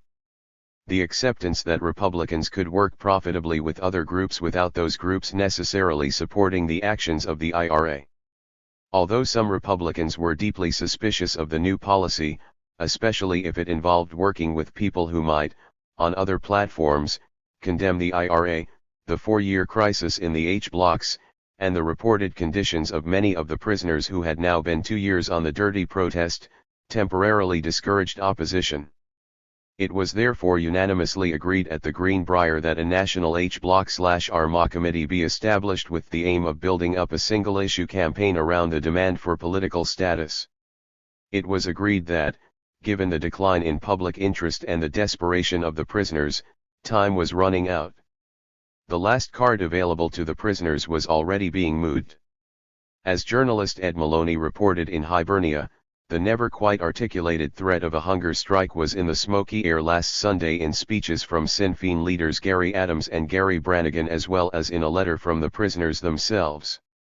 And the last thing Sinn Féin or the Republican movement wanted was a hunger strike. Meanwhile, during the last 4 months of 1979, the Ballymurphy Aces continued to make their mark, and the Ballymurphy death toll continued to rise. Earlier, on June 9, 34-year-old Joseph McKee of Dermot Hill, whose brother died in the Loyalist car bombing of Conlon's Bar in 1972, had been shot dead by the UF in a random sectarian attack in Castle Street. The gunman escaped on a motorbike, later abandoned in North Belfast. The next fatality came on September 10, when Hugh O'Halloran, 28, died, having been battered with hullies 2 days earlier by an official IRA punishment squad not far from his Moyart home. Afterwards, before checking his facts, Seamus Harrison, chairperson of the Belfast branch of the Officials Workers' Party, made the embarrassing statement that, "Our party wishes to place on record its absolute condemnation and disgust at these murders." 32 days later, Gabriel Wiggins, 56, a father of 14 children, was murdered by UVF gunmen in his Springfield Road home. Earlier in the month, Pierre Salinger, former White House press secretary to Presidents Kennedy and Johnson, on a fact-finding mission to the north, was arrested along with a group of journalists and Sinn Féin members at Ballymurphy Community Center. Salinger and his entourage were only released 12 hours later after the U.S. consul had intervened. The Sinn Féin members were held for several days. September 1979 was also the month when Pope John Paul II visited Ireland. The visit was a masterful piece of stage management by the Irish hierarchy, aimed at drawing back to the fold the increasingly secularist Irish urban communities, and putting the seal of papal authority on the Church's traditional anti-republican stance. To the tune of a £221 million religious trinket industry, 1.3 million people, over a quarter of the island's population, turned out for a papal mass in Dublin's Phoenix Park, while another 500,000 attended a service in a field at Drogheda. The Drogheda occasion was chosen by the Pope for the delivery of his expected pronouncement on the war in the north. In a message clearly aimed at the IRA, he said, "Now I wish to speak to all men and women engaged in violence. I appeal to you, in language of passionate pleading. On my knees I beg you to turn away from the paths of violence and to return to the ways of peace. You may claim to seek justice. I, too, believe in justice and seek justice. But violence only delays the day of justice. Further violence in Ireland will only drag down to ruin the land you claim to love and the values you claim to cherish." 31. There was no reference to the torture at Castlereagh, the H-blocks, the plastic bullet murders of children, or British Army death squads. The British used John Paul's homily as proof that the IRA campaign had no moral basis. Within a week new security measures were announced by Atkins. "It's Provo's watch out, I reckon," Atkins threatened. 3 days later Maurice Oldfield arrived in the north. At 4 p.m. that afternoon the IRA responded. An OSU from Ballymurphy had been waiting for 6 hours for a Derry-registered Mini to come down the White Rock Road and turn up towards Fort Monagh. When it did, 4 men stepped from the doorway of a DIY shop and opened fire. The car crashed and the IRA unit fired more shots into it, leaving 21-year-old Paul Wright dead and his companion seriously wounded. Both were suspected members of the SAS, shot to coincide with Oldfield's arrival. Shortly after the volunteers had withdrawn, locals removed a rifle from the car and later handed it over to the IRA. On October 12, the Ballymurphy volunteers struck again. 2 soldiers were wounded in a 4-ton truck as they left Springfield Road Barracks. The OSU, using its new M60 machine gun, and 4 rifles, had been lying in wait in a house in nearby Cavendish Street. 2 weeks later, on October 28, they hit the same barracks again, killing an army sergeant and seriously injuring 2 RUC men, one of whom later died. This time the OSU had taken over a house in Crocus Street, again opening fire with the M60 and 4 rifles as the soldiers and RUC left the base. The unit then escaped through a top-floor window and over rooftops. Although the IRA was operating on many fronts, the M60 attacks were having a debilitating effect on British morale, as neither their flak jackets nor vehicles could stop the concentrated fire of the heavier machine gun. On October 29, in an attempt to find the M60, which was hidden in a 222 wall excavation in a house in the Upper Springfield, the British Army swamped Beechmount, the Falls, and St. James in a house-to-house search. They also deployed a large force in Ballymurphy, arresting de Wilson in the process. But nothing was found. Security bosses were also so worried about the effectiveness of IRA intelligence that they were beginning to believe that the RUC, UDR and prison service were full of moles, further adding to state demoralization. Meanwhile, another Ballymurphy death was recorded on October 21. 31-year-old John McGuinness died from wounds received in February 1971 during feuding between the Provos and officials. At the time he had been a member of the officials and had been shot and paralyzed, and was since confined to a wheelchair under constant medical care. On December 3, 1979, 8 days after the IRA blitzed 16 targets across the north with 23 incendiary bombs, the Ballymurphy volunteers, in conjunction with another Belfast unit, shot dead William Wright, the 16th prison officer to die as a result of the H-block impasse. They then lay relatively low as the IRA continued to strike elsewhere. The confidence with which the Ballymurphy IRA was now operating was illustrated in one particular attack at the New Sloanes. The Brits were weighing in constantly at the Sloanes. They were targeting the clubs at the time. A remote was put down near the entrance to the building. But when it was checked, the aerial wasn't picking up the signal. One of the lads then discovered that when it was pressed against some chicken wire that formed part of the fencing behind, it worked, so we attached it to the chicken wire. The Brits weighed in as expected and the lads hit the mine, but only the det blew. The soldiers already inside the Sloanes, believing the exploding detonator to be a plastic bullet, opened up with their own plastic bullet guns. We had used a commercial det with military explosives and it didn't work. We took the mine away and got a military det from Mickey Carney who was in the inla. Then we came back every night, it was during the long summer evenings of 1979, and planted the remote and waited. When they didn't weigh in, we took it home with us again and came back the next evening. Eventually the chance came again and it blew, but there were no serious casualties among the Brits. 32. 1979 had also been a critical year in the social and economic development of the Upper Springfield. Ballymurphy Enterprises, which had employed 16 workers in its new purpose-built factory at the top of White Rock Road, had been driven into bankruptcy towards the end of 1978. The factory was occupied by the Sloan's Club, now being hounded. 223. From its original site by Belfast City Council which wanted its land back. Garyston Fabale, the People's Garage, was also running into financial difficulties and the Cooperative Building Company had long ceased operation. However, White Rock Pictures was still going strong, having moved premises to a small factory unit next door to the People's Garage. And White Rock Industrial Estate maintained its former potential, although attracting industrialists into the area in a time of growing recession was proving a formidable task. Then on Monday, November 5, the British Army dealt the death blow to economic development in the Upper Springfield. During the previous months there had been a number of strange developments at the industrial estate. First, the government funding that paid for security was withdrawn. Next, the street lighting at the estate was removed without any reference to the management.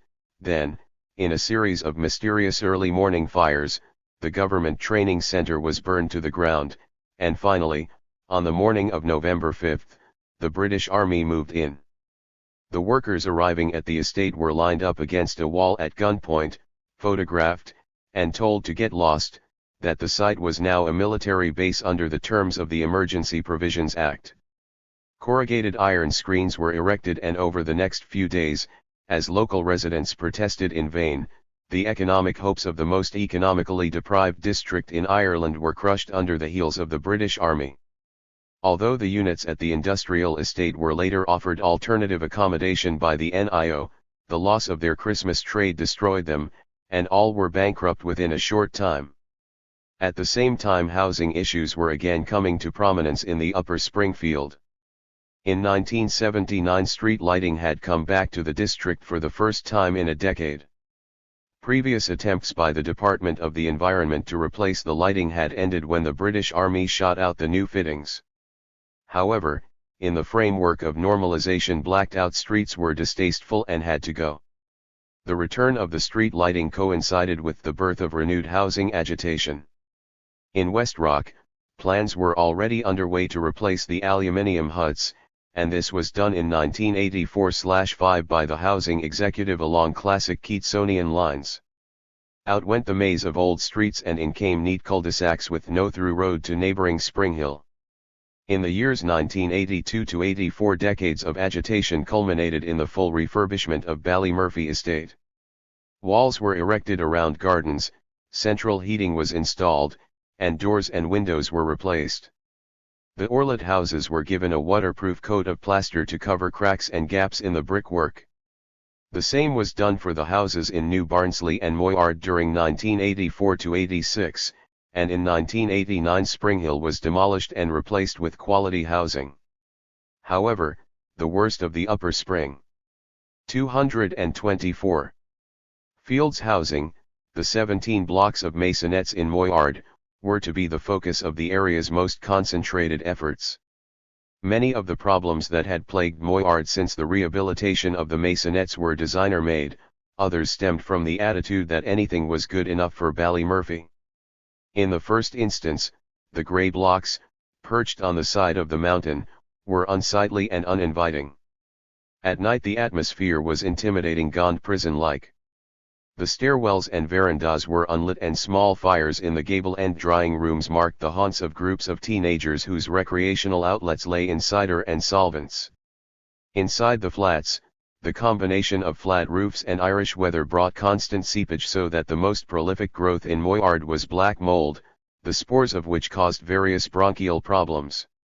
In addition, the downspouts ran inside the flats, bringing flooding with each blockage.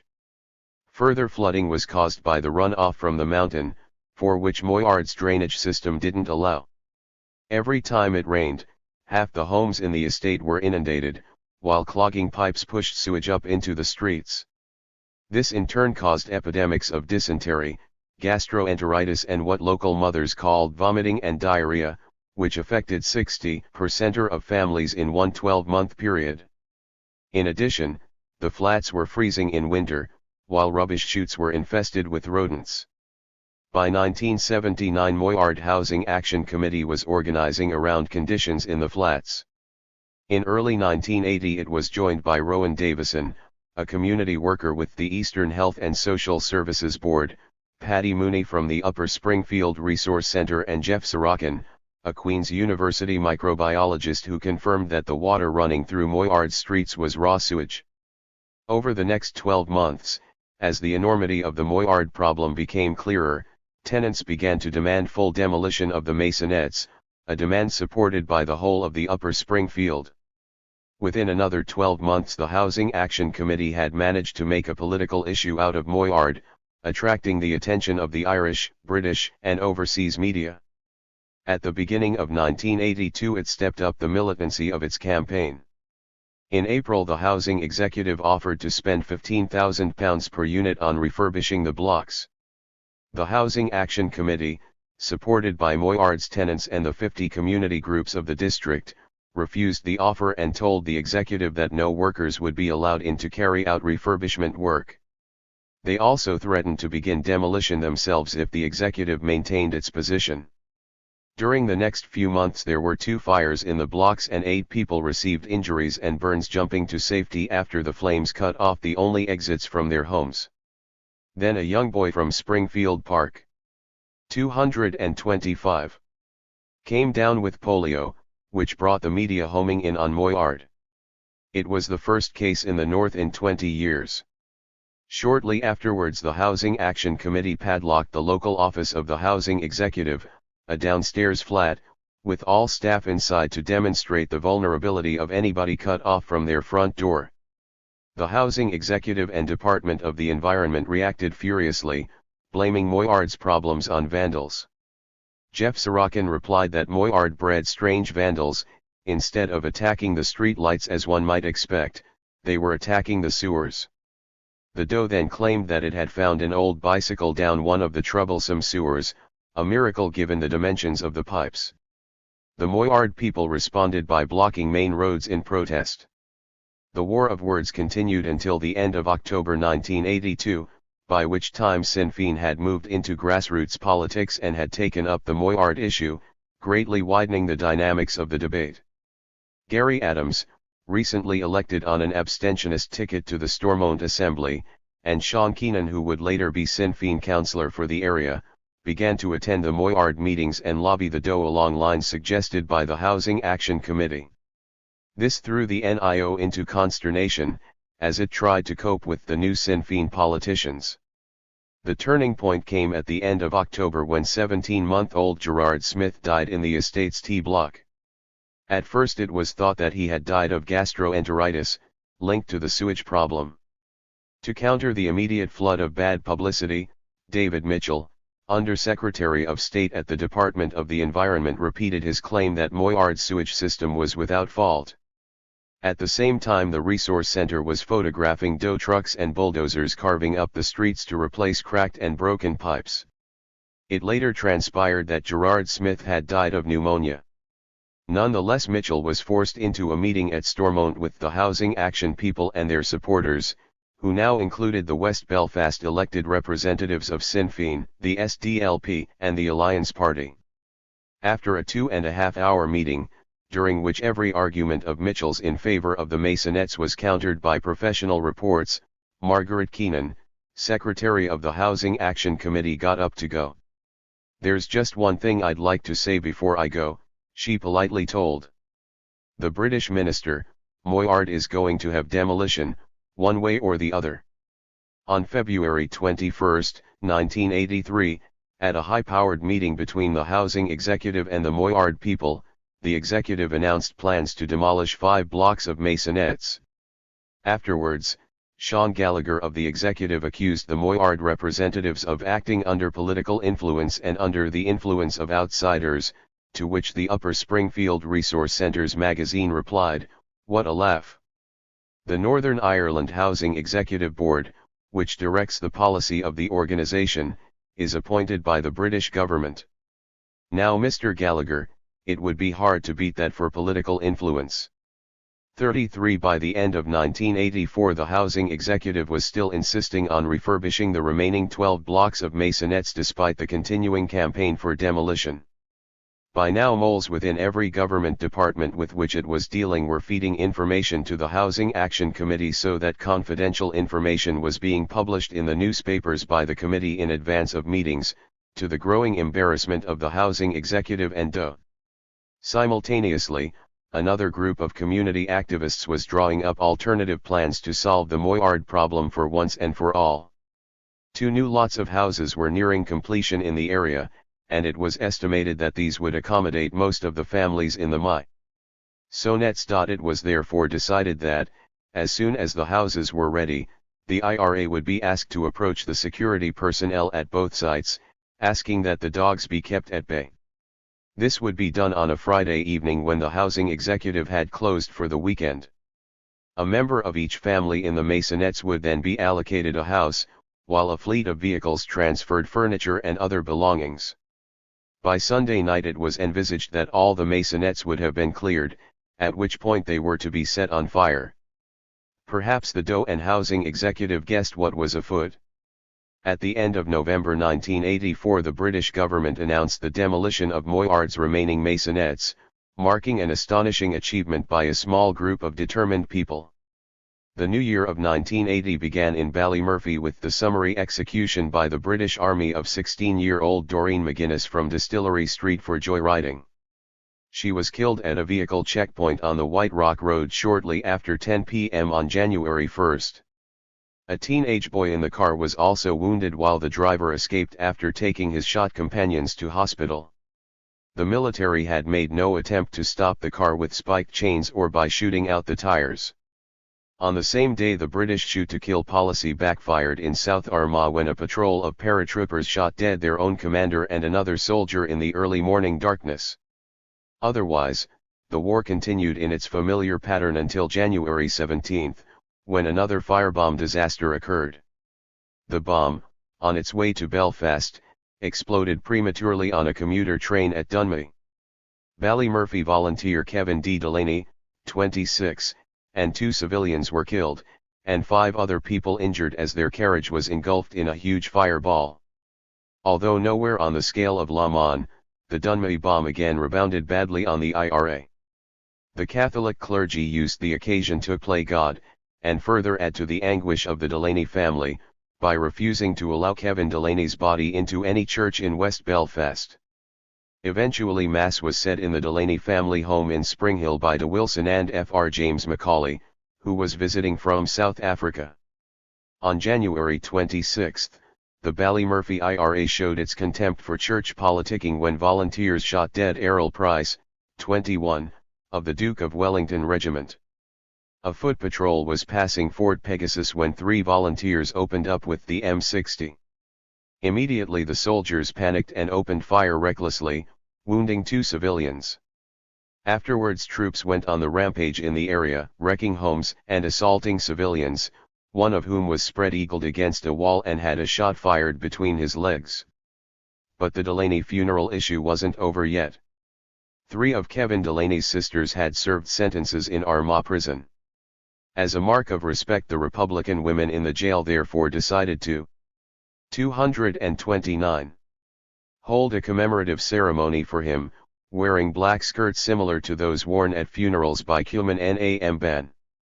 A week later, on February 7, the women were told that a special lunch of chicken and apple pie was to be served. All the women immediately gathered at the hot plate on the ground floor, where they were instantly surrounded by 60 male and female warders, many drafted in from Longkesh for the occasion. They were then beaten, punched, and kicked, and afterwards locked in 2 association cells while their own cells were searched and wrecked. The women were then returned to their cells, but were informed that they would later be brought to the guard room to be punished for their involvement in the earlier trouble. Male warders in riot gear, armed with batons, came back into the cells and the women were beaten up again. Afterwards they were confined to their cells for 24 hours and refused access to the toilets.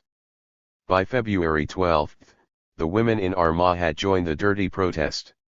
Anne-Marie Quinn from White Rock Road later gave an account of the events of February 7, which was handed over by her parents to the prison chaplain, Fr. Raymond Murray. Before we knew what was happening, 3 men in riot gear and more behind them charged into the cell. I was banged against the wall with the riot shield and 2 men jumped on me, one jumped and dug his knees into my chest. I yelled with pain. The other one twisted my arms. I didn't even notice Alice being dragged from the cell, but I heard her screams from downstairs. They kept twisting my wrists till I thought they were broken or would break. A few hours later a nurse came in to me and took note of the bruises and scratches on my wrists, arms, and below my left eye. My shoulders, back and ankle were also hurt but show no marks. I am 5 foot 1 inch and weigh 8 stone 10 pounds. The 3 officers who attacked me were at least 5 foot 10 inches and looked heavy men. 34. The Republican movement, which had been restraining women from joining the dirty protest, and the H Block/Armagh Committee, were dismayed by the new turn of events. As the street protests continued into March, small-scale rioting in support of the prisoners had become almost continuous in Republican areas. On February 10, 9-year-old Hugh Maguire and a group of his peers attacked 2 speeding Saracens with stones and other street debris on the Springfield Road. An iron bar rebounded from one of the Saracens, killing Hugh and sparking off a large-scale riot. On February 15, the Ballymurphy IRA struck again. A soldier was wounded by gunfire as he worked at the top of a 70-foot mast in the new base at the former industrial estate. 4 shots had been fired from a house in Devesmore Crescent 400 yards away. The military responded with a new 230 tactic. Immediately, a helicopter from the fort dropped troops at the White Rock/Springfield Junction, and within minutes dozens of vehicles had arrived and the whole of Ballymurphy was sealed and systematically searched. The suddenness of the operation left 2 armed volunteers trapped in a safe house. One managed to escape, but the other was upstairs with the unit's 2 rifles when the soldiers raided. Preparing for the worst, he stood behind a bedroom door, put the rifles beside him, and pulled out a handgun. A soldier entered the bedroom. The volunteer raised the gun, ready to shoot as soon as the door was pulled back. Then he heard the soldier shout "Nobody here," and leave the room again. From that point on, IRA timing had to speed up dramatically. The fact that military and RUC follow-up searches seldom produced results demonstrated how effectively this was accomplished. It took exactly a week for the Ballymurphy units to perfect their vanishing ability. Then they were back at Springfield Road Barracks where they narrowly missed a soldier in another M60 attack. On occasions, however, luck, more than skill, prevented Ballymurphy losses. This particular house was very strategically placed. To get in, we broke a wee window at the top of the door. There were 3 volunteers involved and we were waiting for the Brits to mount a checkpoint. Next thing was, a huge foot patrol, about 18 Brits, came on the scene. And they started doing a P-check outside the house. We couldn't hit them because there were more Brits at the top of the rock. One of the Brits was taking cover near the door when he says, "Hey Sarge, this house has been broken into." And he's looking in at the glass lying on the floor. The 3 of us aimed at the door, 2 rifles and a short. They rapped the door and we just stayed still. We were ready for them kicking the door in. But for some reason they let it drop and went on. Shortly afterwards we were back up the stairs again when we heard a key being put into the lock of the front door. So I went down the stairs. I had a Scooby-Doo mask on and a Belgian FN pointed at the door. but it was only the owner coming back. He never seen me. He just come on in, even though I was right at the bottom of the stairs in front of him, and closed the door again. At that point I put the rifle to his back and said, "Don't move." And what does he do? He turns around, jumps back and says, "Jesus Christ. I thought you were my wife." Me in my Scooby-Doo mask and FN rifle. Each time we took over that house, it cost us £4 for the glass we broke, and it cost the owner the time to put it back in again. So, in the end, he got us a key cut so we wouldn't have to break in. 35. On April 9, 1980, the M60 squad moved its operations to the Stewartstown Road. An RUC patrol was lured to the local library by a 231 bogus break-in. As they stepped from their vehicles, the IRA opened up with the M60. One member of the patrol was killed and 2 wounded. By this stage, 2 of the Ballymurphy Aces had merged into a larger unit containing volunteers from other parts of the city. Among the operational network organized by this group, safe houses, arms dumps, transport, etc., was a taxi driver named James Kennedy, a boyfriend of the sister of 2 of the volunteers. After the Stewartstown attack, Kennedy was summoned to drive volunteers and weapons, including the M60, from the scene. His taxi had also been used during the killing of Chief Prison Officer William Wright and the unsuccessful M60 attack on Springfield Road Barracks. Kennedy was destined to become the first major cog in the next British war tactic, the Supergrass system. By April 1980, the H-Block/Armagh campaign was steadily gathering momentum. On March 5, Cardinal Tomasz Ofiasz and Bishop Edward Daly of Derry had met with British Secretary of State, Humphrey Atkins, in an attempt to break the deadlock. In response, the IRA had suspended attacks on prison officers, 18 of whom had already been killed. However, the talks collapsed after a few weeks and the IRA resumed its war on prison personnel. Then an announcement by Atkins in late March that political status would henceforth be denied all prisoners, including those convicted before it had been abolished, further cemented nationalists, who now suspected the British of attempting to force a prison showdown. Meanwhile, Maurice Oldfield and his measures appeared to be making little impact. In fact, shortly afterwards, in May 1980, the Ulster Security Coordinator, suffering from terminal cancer, announced his resignation to his old friend and admirer, Margaret Thatcher. He left the North a sick man, having apparently achieved nothing in his 7-month stay.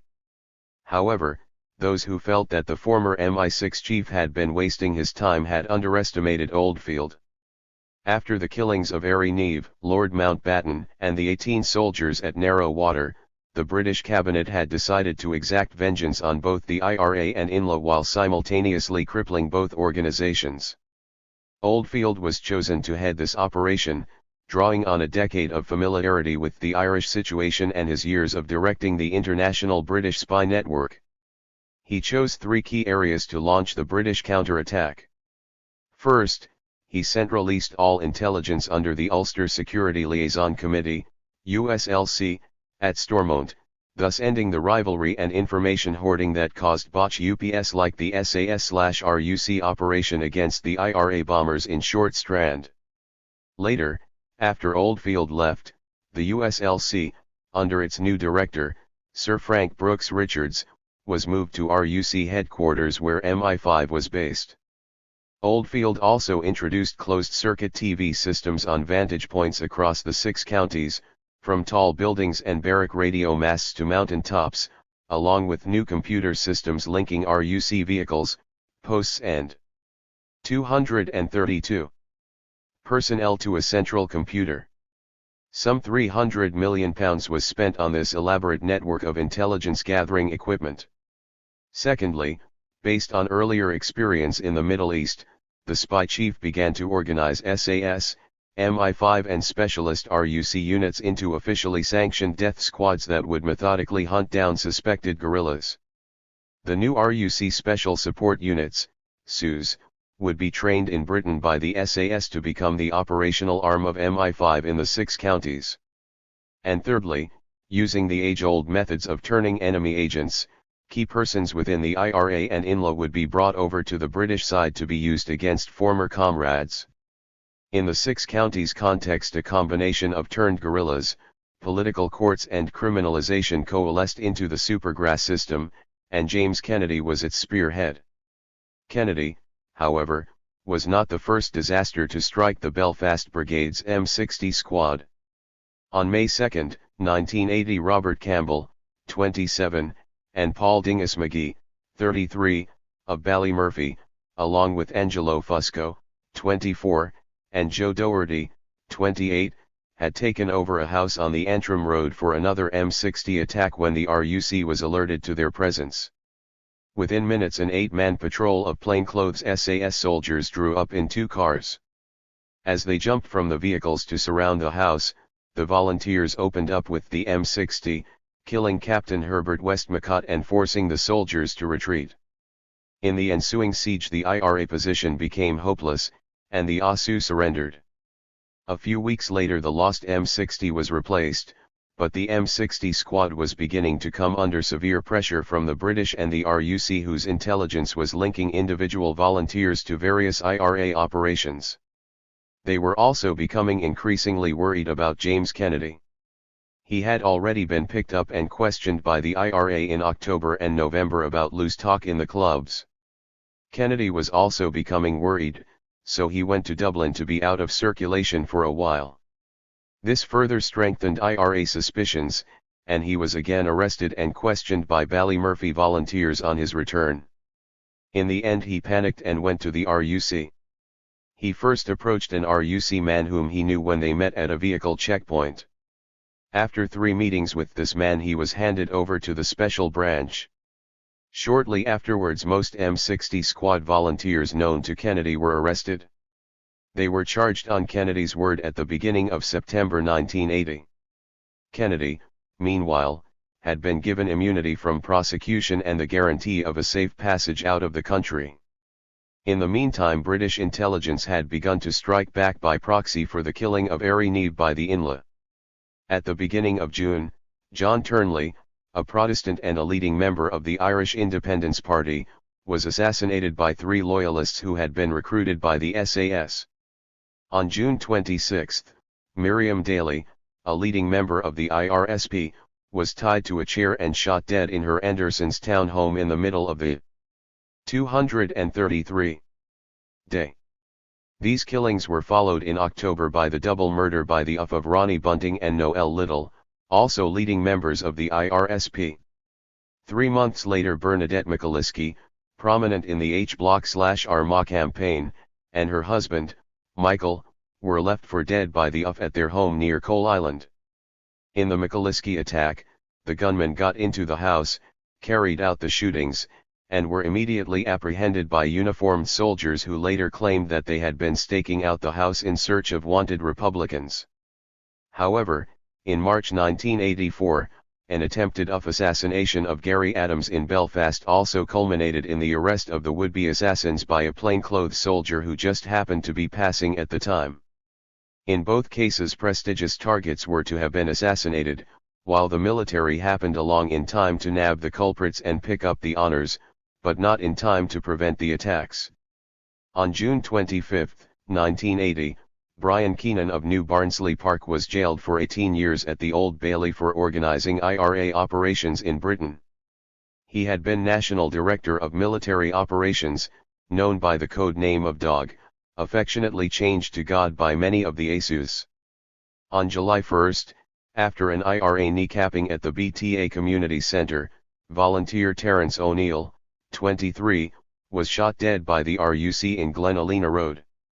Later, rioting broke out when the RUC and British Army sealed the area in search of a second volunteer who had escaped the RUC fusillade. On July 20, the district was again engulfed in rioting, which was widespread throughout the north, in support of Martin Meehan of Ardoyne, who was on hunger strike. Meehan and 2 others had been jailed on the uncorroborated word of an informer named McWilliams, who alleged that he had been kidnapped and held by them. Ciaran went on hunger strike to protest his innocence. This case was later seen by many as a dry run through the political courts to see how uncorroborated evidence would fare, as this was to be the prime weapon of the supergrass system. The rioting continued until July 24, the day after Ciaran was persuaded to end his hunger strike after 66 days without food. Rioting again flared over the weekend of August 9 and 10. The internment commemorations and H-Block/Armagh protests led to violent confrontation, hijackings, bombings and gun battles. 2 soldiers and 2 civilians died and scores were injured. One of the dead was 21-year-old Mickey Donnelly of Cavendish Street, a social worker who had been visiting a group of disabled children in Ballymurphy. According to eyewitnesses, he was arrested by troops on the Falls Road, taken to the back of a Saracen and murdered by a plastic bullet fired at point-blank range. 2 weeks later the New Sloan's Club was bombed. 54-year-old Evelyn Clark and her daughter were cleaning the premises when 2 men called looking for a drink. They were told it was too early. They left, and a few minutes later a bomb exploded at the front door, causing slight 234 damage. On October 16, a booby trap bomb meant for the army exploded near St. Peter's School when a dog tripped the switch. Meanwhile, the situation in the H-Blocks and Armagh was becoming desperate. Charles Haughey, the new Dowsiak who had ousted Jack Lynch in December 1979, had been to see Thatcher in May, but the British were refusing to give way on criminalisation. The climate outside prisons was as explosive as that inside, with rioting following most protests. The RUC, under its new chief, John Herman, was still attempting to blast its way back into Republican areas, but could still only come in with military support. Finally, the dreaded letter was smuggled from the H-Blocks, announcing that 7 prisoners were to begin a hunger strike for political status on October 27. On Sunday, October 26, 20,000 people marched in support through West Belfast. The following day, the hunger strike began. The prisoners' last card was being played after more than 4 years of protest and brutalization. Over the next month the National H-Block/Armagh Committee organised marches, pickets, vigils and demonstrations throughout Ireland in support of the hunger strikers, but Thatcher and her government remained as uncompromising as ever. In the 26 counties, efforts were concentrated on the Fianna Fáil government, still riding on its Republican rhetoric, and the Irish Catholic hierarchy. The only hope of shifting the British lay in coaxing the Irish establishment into supporting the hunger strike on humanitarian grounds. By late November, when there was still no sign of movement by the British, 3 women in Armagh jail joined the hunger strike. Accelerated growing support for the prisoners. 3 Irish girls could not be allowed to die of hunger in a British prison. At the same time the IRA, which had scaled down its activities so as not to alienate any potential humanitarian support for the protesters, struck in London on December 2, detonating 2 bombs at the Territorial Army base in Hammersmith. 4 days later 25,000 people marched through the centre of Dublin, urging the Dáil to act.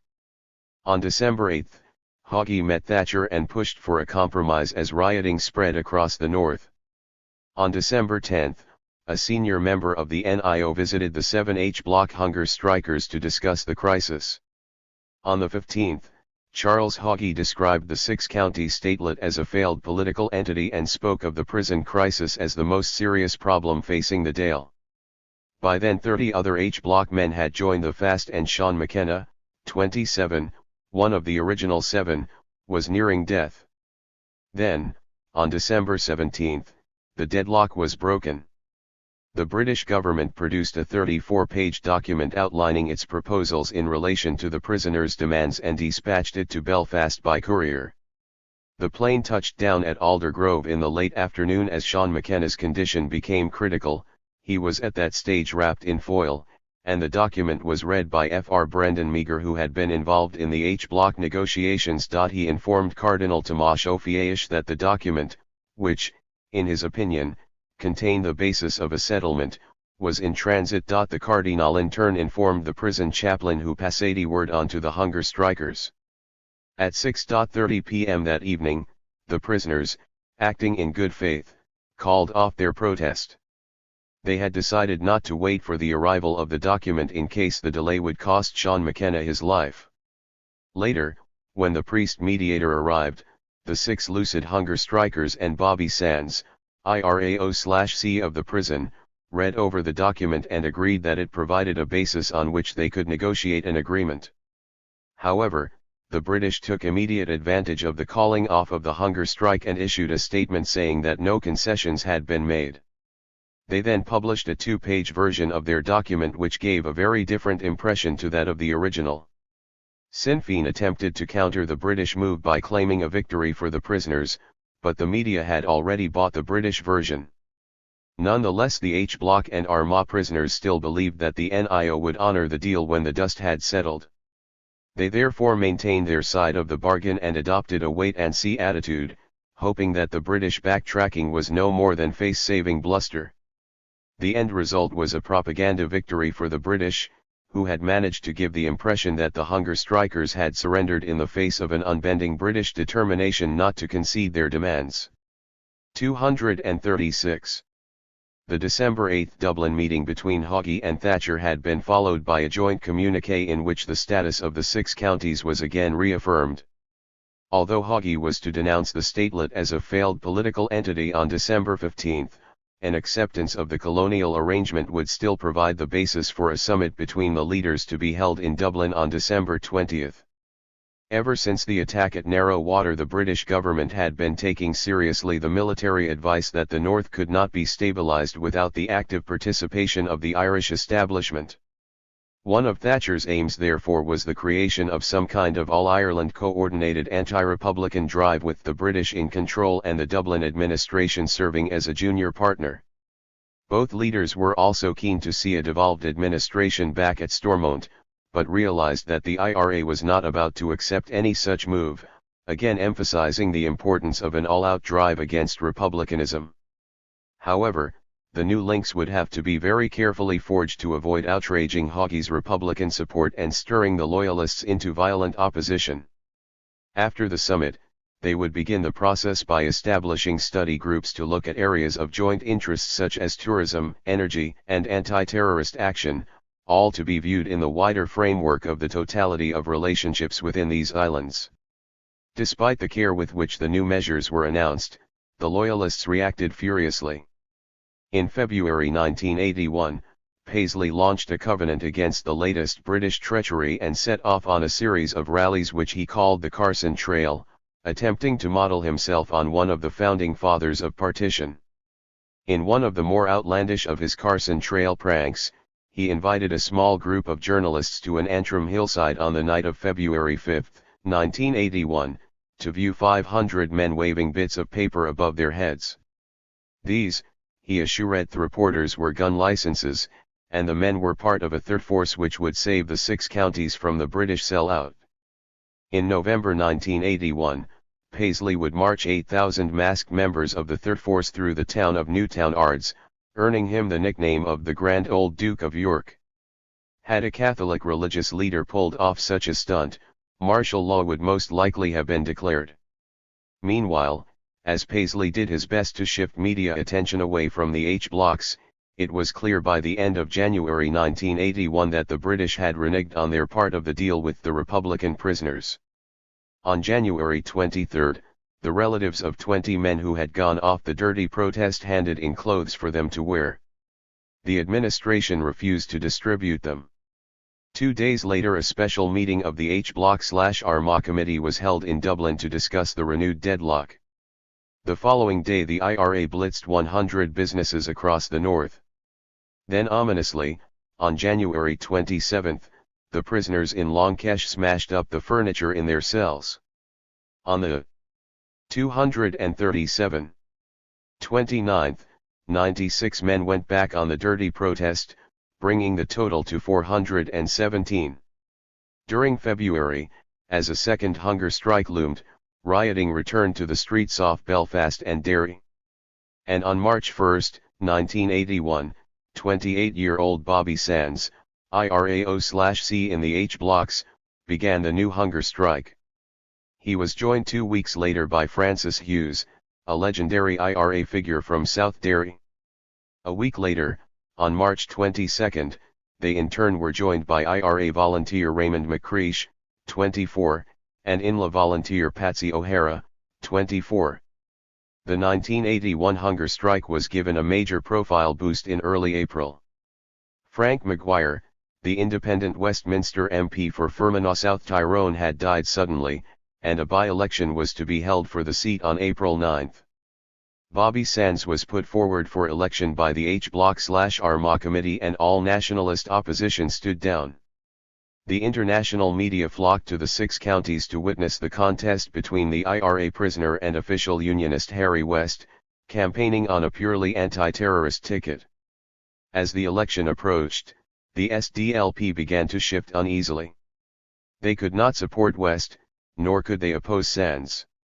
Instead, they began to suggest that nationalists who did not support the IRA should boycott the polls, knowing well that a small abstention in the marginal constituency would be sufficient to prevent a Republican victory. They were ignored. On April 9, Bobby Sands, now 6 weeks on hunger strike, became Westminster MP for Fermanagh South Tyrone with 30,492 votes. Rioting was now non-stop in Republican areas. Ballymurphy was again almost a no-go area, with British forces under constant attack and vigilantes patrolling the streets. Protest, pickets and vigils continued, as did sporadic IRA attacks on military patrols.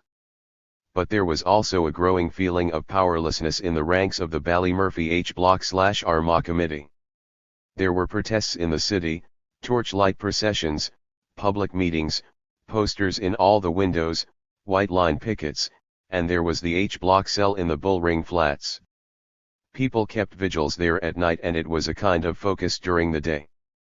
But there was a terrible lot of waiting. People were doing all they could, but in the end, the final conclusion was beyond their control. 36. Towards the end of April, various delegations and individuals arrived at Longkesh in attempts to persuade Bobby Sands to end his hunger strike, but the IRA man was adamant that there would be no repeat of the previous December. The British would have to yield to the prisoners' 5 demands: the right to wear their own clothes, the right to free association, full remission on their sentences, no penal labor, and the right to organize their own educational and recreational programs, before he would end his fast. 238. Shortly after 1:30 am on Tuesday, May 5, 1981, nationalist areas across the north erupted as sirens, whistles and bin lids announced the death of Bobby Sands. Petrol bombs, stones, and grenades were thrown at British forces. Factories and other business premises were set on fire. British Army and RUC bases came under gun attack.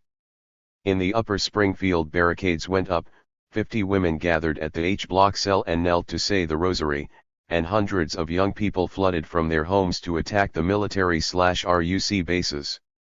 By dawn the Taggart was ablaze as a continuous shower of petrol bombs rained from the flats behind.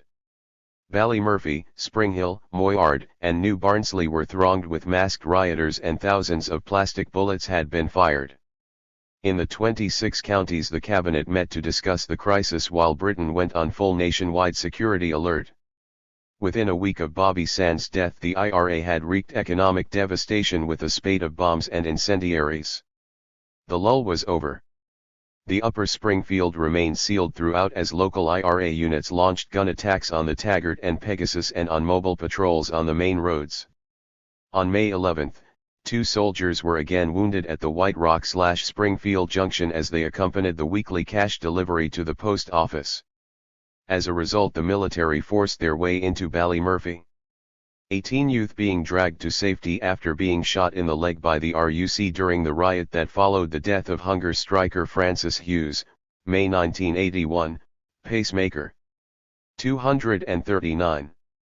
Estate and descended on the H-Block office in the Bullring. There, they confiscated a quantity of petrol and arrested Liam Wiggins, emptying a container of petrol over him as they dragged him off. To give an air of added importance to the operation, the raiding party sealed off the Bullring with white tape to prevent access. but the whole exercise lost much of its intended gravity when a local man with a penchant for alcohol came staggering down the street, scissors in hand, and snipped the tape. "I now declare the street open," the scissors man slurred. The next day 27-year-old Francis Hughes died and the rioting and violence intensified. On May 13, the Ballymurphy IRA set up a rocket attack on an RUC mobile patrol, but the striker of the launcher was missing and the rocket failed to fire. The following day they returned with a homemade striker in place and cut an RUC Land Rover in two, killing RUC man Samuel Vallely, 23, and wounding 2 others. A volunteer later recalled how, "During the whole period of the hunger strike we operated quite openly in the area because the support from the people was so intense. With the area practically a no-go area and everybody working with us, it was almost like the early 1970s. The Brits were getting hit from every side." 37. On May 15, as the attacks on the military and RUC went on, rioting broke out at the Spring Martin/Spring Hill interface. There had also been shooting from Spring Martin, and fire had been returned on several occasions. On May 21, the violence was further fueled by the death of Raymond McCreesh and Patsy O'Hara. Gunfights, rioting and grenade attacks were widespread. In Ballymurphy the Taggart came under sustained attack and 12 base Ireland lorries were hijacked to strengthen the barricades, while 23-year-old Seamus Rooney was shot in the stomach by an undercover army unit. By now the IRA had announced its full commitment to the renewal of the war. On May 19, a 1,000-pound bomb in South Armagh had blown an army Saracen to pieces, killing all 5 occupants. Meanwhile, the Republican funerals were drawing massive crowds.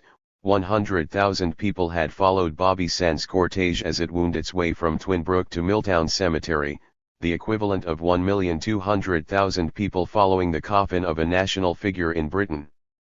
For the British, the hunger strike was a political disaster.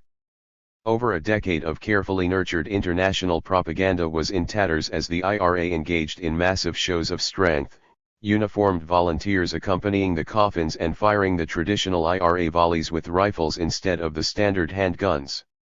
Far from being criminals without support, the Provisionals were being seen as a people's army which had the support of a considerable mass of the Irish population. 240. By the time the hunger strike had ended, eventually being undermined by the Catholic hierarchy through Fr. Dennis Fall, who managed to convince relatives to begin requesting medical intervention at the last critical moments, 10 H Block men had died, and the British had been forced to concede most of the prisoners' demands. At the same time the IRA had demonstrated its electoral support through the election of Bobby Sands, and his replacement by his election agent, Sinn Féin member Owen Ciaran, who actually won more votes than Sands. There had also been considerable electoral support for hunger strike candidates in the Dáil elections on June 11, 1981. Although the British House of Commons introduced a bill in late June to exclude convicted prisoners from standing for election, they were now faced with a new problem in their propaganda war. Sinn Féin had been catapulted onto the political stage with spectacular results, and the party was already making plans for an electoral intervention into northern politics on a grand scale. Meanwhile, the Irish people as a whole had been deeply shaken by the hunger strikes and the British response. Black flags lined the roads from Bantry Bay to Malin Head, and the country was completely polarized between the mass of the Irish people who supported the Republicans, and the British and Irish establishments, desperate to win back the ground that had been lost. Although the hunger strike eventually ended on October 3, after 217 days, it was to prove as significant an event in Irish history as the execution of the leaders of 1916. For Republican communities such as Ballymurphy, it was the springboard for a renewed offensive against British imperialism in Ireland. The sacrifice of the H Block men had brought to mind again the words of Terence MacSwiney, IRA Lord Mayor of Cork, who died during another hunger strike in 1920 at the height of the Tan War. It is not, MacSwiney had said, those who can inflict the most but those who endure the most who will conquer in the end. 241. 14 Counterattack. On June 10, 1981, 3.5 months into the second hunger strike, when nationalist morale sorely needed a boost, the bulk of the M60 squad shot its way out of Crumlin Road jail. The escape was a major embarrassment to the British government, whose own sources admitted that it could not have come at a worse time. With 4 hunger strike deaths and a reeling British propaganda machine, it again reminded nationalists, and the assembled world media, of the omnipresent resilience of the IRA. The M60 trial had begun in early May. During the following weeks, James Kennedy had given his evidence and the accused had been duly convicted. On June 12, 8 of the squad received sentences ranging from 10 years to life. But by then, 7 of the 8, and another Republican, accused of killing a UDR soldier, were drinking toasts in safe houses across Belfast. The escape had taken place during a specially arranged legal visit. Gary Sloan, later recalled, "We had 2.25 pistols, one not working, and we got a few plastic knives and cut teeth in them to give us extra weapons. A few of us had £1 notes in our mouths as well. You needed your bus fare, you see. But because of the long wait in the holding cells, I ended up chewing mine to pieces." As the legal visit ended, we all got up to go out, with screws in front and screws behind. Then we turned on the screws and held them up. 1. After releasing the others who were to go on the escape, the IRA men arrested all warders in the immediate vicinity, locking them in the cells along with lawyers and civilian prisoners. One of the IRA men then dressed as a solicitor and 2 put on warders' uniforms. After securing D-Wing and arresting a further large body of warders, they broke out into the yard of the jail and made for the main gate, which actually consisted of 3 gates. A warder was forced to open the first. There should have been a Brit there and we'd expected to collect his SLR. So one of the volunteers walked down a corridor looking for the Brit. He had a short with him. Next thing was, he found himself in a room with 6 Brits watching TV. So he hid the short. The Brits asked him what he wanted, and he just said nothing and walked out again. At this stage the rest of us had collected a few more screws, and a Po who was a bad 1. Beaky tried to attack him, but he got away and ran into an office. Beaky then started smashing down the windows. "Come on," I shouted at him, "let's get the hell out of here." So Beaky left the screw and we went out through the second main gate. Here, right below a Brit sentry box, there was a small wicker gate where visitors came in and out, which led onto the Crumlin Road. We headed for that, but the screw there realized something was wrong. He put his arm down behind the bar so we couldn't open the gate. About 5 of us tried to batter him to get it opened. Meanwhile, the Brit up in the sentry box sees all these screws fighting at the gate, so he pulls back the shutter and asks what's going on. At that point we got the gate open and got out onto the Crumlin Road. 2. The 8 escapees ran up alongside the jail towards the car park where 2 cars were waiting, ignition keys under the floor mats. As they did, an unmarked RUC car pulled up at Crumlin Road Courthouse, directly across the street.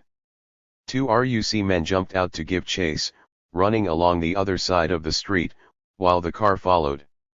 In order to create pandemonium and make it more difficult for the RUC to shoot, the volunteers began smashing windscreens of passing cars. They then ran across the Crumlin Road towards the car park. At that point the RUC started shooting, and one of the volunteers fired 4 shots in reply. The 8 men then jumped into the waiting cars. Dingus was driving the car I jumped into. As I got in I saw his head go below the steering wheel as he let out a scream. At that point the back windscreen came in on top of me. I thought driver dead and just went straight on out the other door. There was now a point-blank gunfight with a cop with a revolver blazing away at us. It turned out later that Dingus had only been clipped in the ear and was down under the wheel because he couldn't find the ignition. 4 off-duty RUC men, who were coming down the Crumlin Road, then jumped out of their cars and started shooting too. So did a military policeman who was on the roof of the courthouse, and some of the sentry boxes opened up as well. It was a pure fluke that we got out of there alive. I ran, and seen some of the others ahead of me, all of us heading for the Shankill. Joe was stripping off his screws jacket and I was getting rid of the batons I had collected. Next thing I knew there was this kid running ahead of me shouting, "This way! This way!" He must have thought I was UVF. The lads took a left and I went on straight with the kid still running in front. The sirens were going off everywhere as I got onto the Shankill road. At that point I stopped to take stock. I decided to wait for a black taxi. Then I jumped into the front seat, said I was UVF, and hijacked the taxi, telling the driver to head for the falls. We went towards the falls. 243. Along Northumberland Street, but two Brit Jeeps came and threw up a block. I told the taxi to stop, and cut down a side street, straight into a foot patrol running up towards me. There was an old woman at her front door, so I walked up past her in through the door and through the back of the house, back to the Shankill Road. There was a good-looking girl there, about 23 years old, standing at a bus stop. So I went up to her and said, "Listen, love, I'm sure you've heard this 1,000 times, but I've lost my bus money. You wouldn't have any odds on you. I'll always remember it." She gave me 9 bob, 4 tens, and a 5-pence piece, and I took a taxi to Spring Martin. From there I went up onto the mountain and crossed over to Moyard. I went into the first house I saw with a hunger strike poster in the window, and said to the woman, "Provisional IRA. I need your help." Meanwhile, our Tony had made it into Castle Street, where he ran into one of the bars to see if he could find anyone he knew. As luck would have it, the first person he saw was another volunteer from the same unit. After telling him he had just escaped, he said, "Give us the price of a drink," so the volunteer handed him a $5. Tony shouted for a glass of orange juice, at which point the other fellow reached out and grabbed back the $5. "You're not getting no $5 of mine," he says, "for a bloody glass of orange juice." 3. 6 of the M60 escapees had Ballymurphy connections. 4 of them, Michael Beaky McKee, Gary Sloan, Paul Dingus McGee and Robert Fat Campbell, who planned the escape, lived in Greater Ballymurphy, while Angelo Fusco and Tony Sloan had lived there. The escape was therefore heralded in the Upper Springfield with bonfires, wild celebrations, and a week of house parties, some of which featured Gary Sloan as guest of honor while the British scoured the city looking for him and his comrades.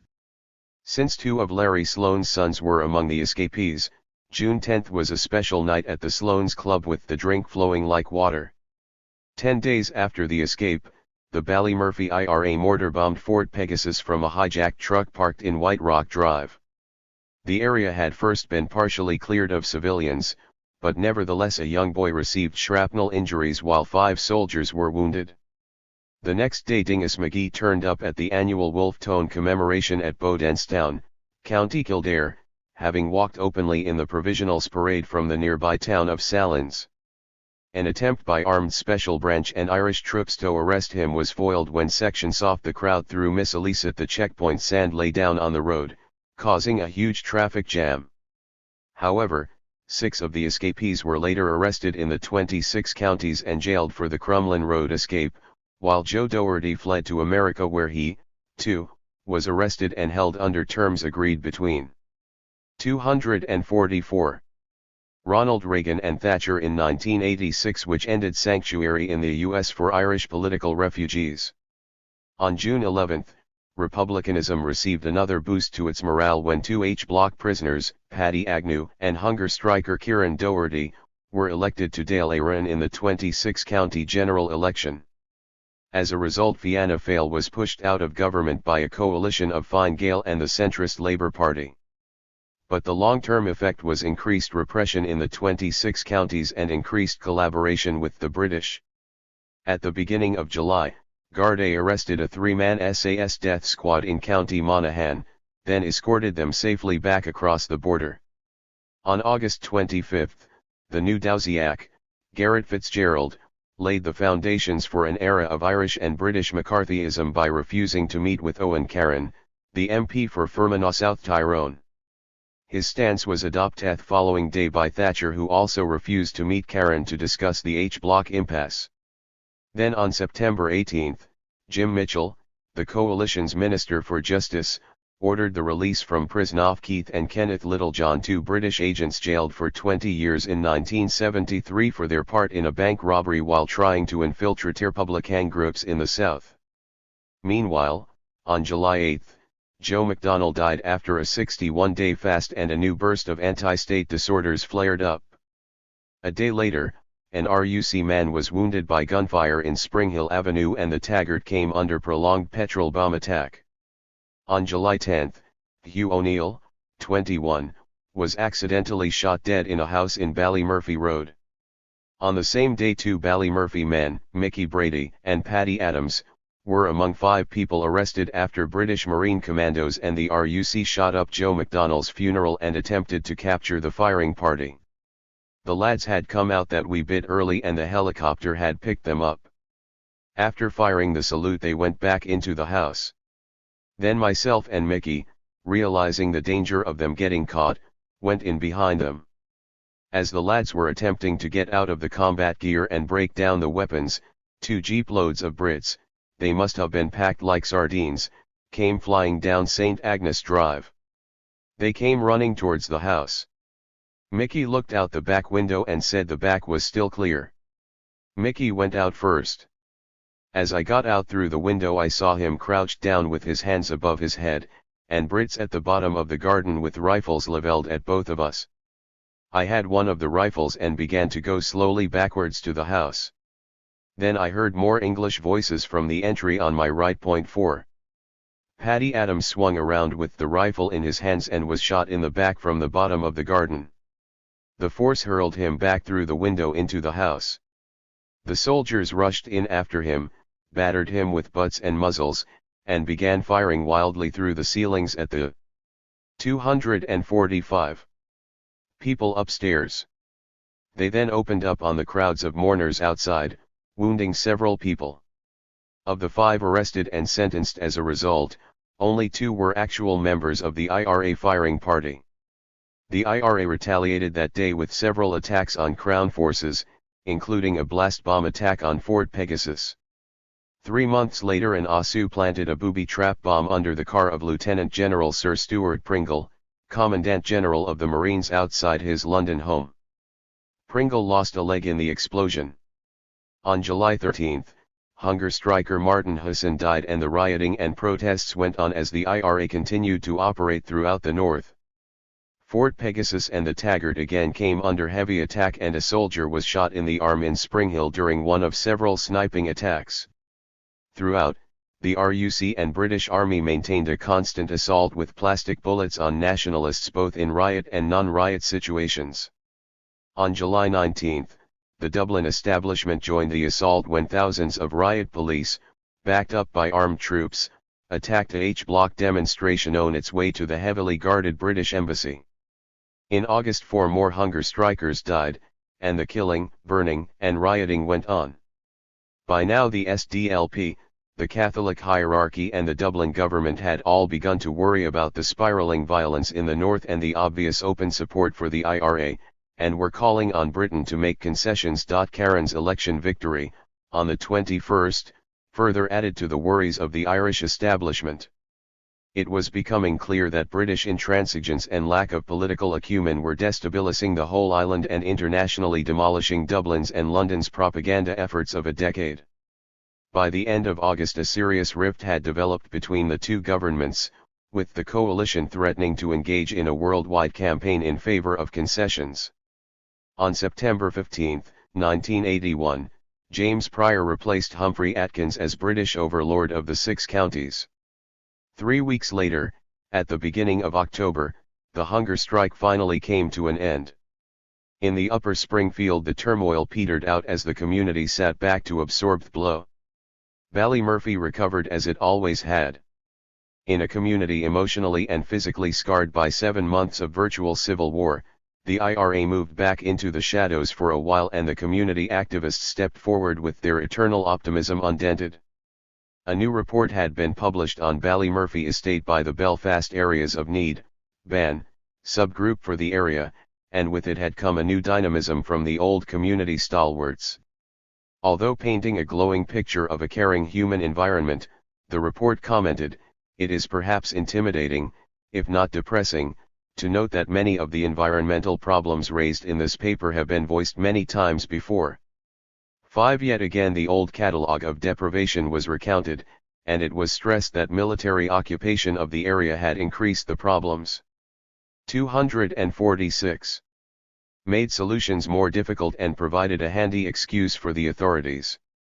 It was also pointed out that over 90% of the people residing in White Rock Ward, covering Greater Ballymurphy, left school without having ever passed an exam. Over 50% of the 11-year-olds had a reading age of 9 or less compared to a 24% Belfast average, which in itself was nothing to boast about.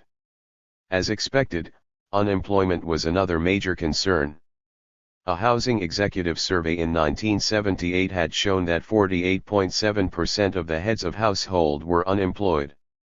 However, the true figure was by then far higher, as was demonstrated by a 1982 tally which showed that only 13% of the heads of household were employed by that date. 6. The report noted that Ballymurphy's chronic unemployment created a culture and ongoing cycle of deprivation. As 1981 closed in Ballymurphy with a half-dozen non-fatal shootings, the British moved forward with the Supergrass system. 38 people from North Belfast were charged with war-related acts on the uncorroborated word of one Christopher Black, who had been promised immunity on IRA-related charges, a large sum of money and a new identity if he agreed to work for the British in the political courts. The support shown for the IRA and Sinn Féin during the hunger strikes had stunned the British, as had the other effects of the prison protest. Criminalization was in tatters, a decade of propaganda had been given the lie internationally, the Republican movement had taken up the long-standing British challenge to go to the ballot box and demonstrate its mandate, and had twice been given the support of Fermanagh, South Tyrone, and Dublin had temporarily pulled away from the British line. Furthermore, not only had the IRA achieved a victory through the hunger strikes, but it was also faring well militarily. The reorganist ASUS had demonstrated a ruthless efficiency over the past 3 years and had been very difficult to penetrate. Also, with the interrogation centers emasculated, the political courts were lying semi-fallow. It was imperative for British morale that the new offensive be set in motion as soon as possible. However, after the adverse publicity of the hunger strikes, new repressive measures would have to be coupled with some kind of political gesture that would soften Dublin and the SDLP. South of the border, the Irish establishment was also in disarray. The SDLP had been shown to be an impotent force to whom the British did not listen. A new legitimacy had been given to the IRA's armed struggle. An anti-British sentiment was at its highest since Bloody Sunday. Dublin needed concessions that could be sold as a gain for the SDLP or itself, or both. 247. British concessions therefore suited both governments. In return, the British would demand greater military cooperation from Dublin, and an abandonment of its position on extradition. Under the articles of the Irish Constitution, a fugitive could not be extradited for a political offence, which meant that, short of being murdered or kidnapped by roving squads of the SAS, Republicans were relatively safe once they crossed the border. By allowing IRA personnel to claim sanctuary as political refugees, the British reasoned, the Irish government was not playing cricket on criminalisation. Therefore, as the Supergrasses and state death squads were lined up for a frontal attack on Republicans, the British began to negotiate with Dublin.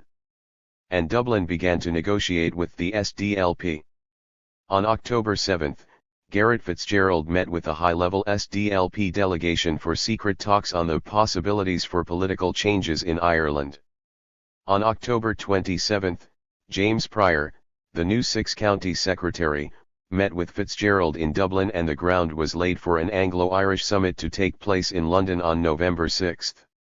Meanwhile, on November 1, Sinn Féin, at its annual Ardfheis in Dublin, endorsed a new policy of electoral intervention in order to push out the SDLP and become the new leadership of the nationalist people in the 6 counties. Sinn Féin President Ruairi O'Brady told the conference that the party should now develop fully the gains made at such cost during the past year and consolidate them. In support of the new strategy, Danny Morrison, publicity officer, went on to ask, who here really believes we can win the war through the ballot box? But will anyone here objective, with a ballot paper in this hand and an Armalite in this hand, we take power in Ireland? 7. With this clear thread hanging over the SDLP and the designs of both the British and Irish establishments, the London summit took place 5 days later. The outcome was a masterpiece of ambiguity, combining a British package of false promises of economic and energy cooperation with an Irish package of exactly what the British desired. The principal decision outlined in the communiqué issued afterwards was that an Anglo-Irish Intergovernmental Council was to be created. This new body would not have a parliamentary element to it, but would give institutional expression to an unspecified unique relationship between Britain and the 26 counties. It would involve regular meetings between the two governments at ministerial and official levels to discuss matters of common concern. 8. For Fitzgerald, however, the trump card was his claim that Britain had moved significantly on partition. First, he repeated the wish of the Irish majority for reunification, then went on to argue that reunification was now a distinct future possibility because the British had agreed that they would not stand in the way of such a change if the majority in the North wished it. Fitzgerald's statement ignored the 60-year history of the North, which made Thatcher's promise a pretty safe bet. 248.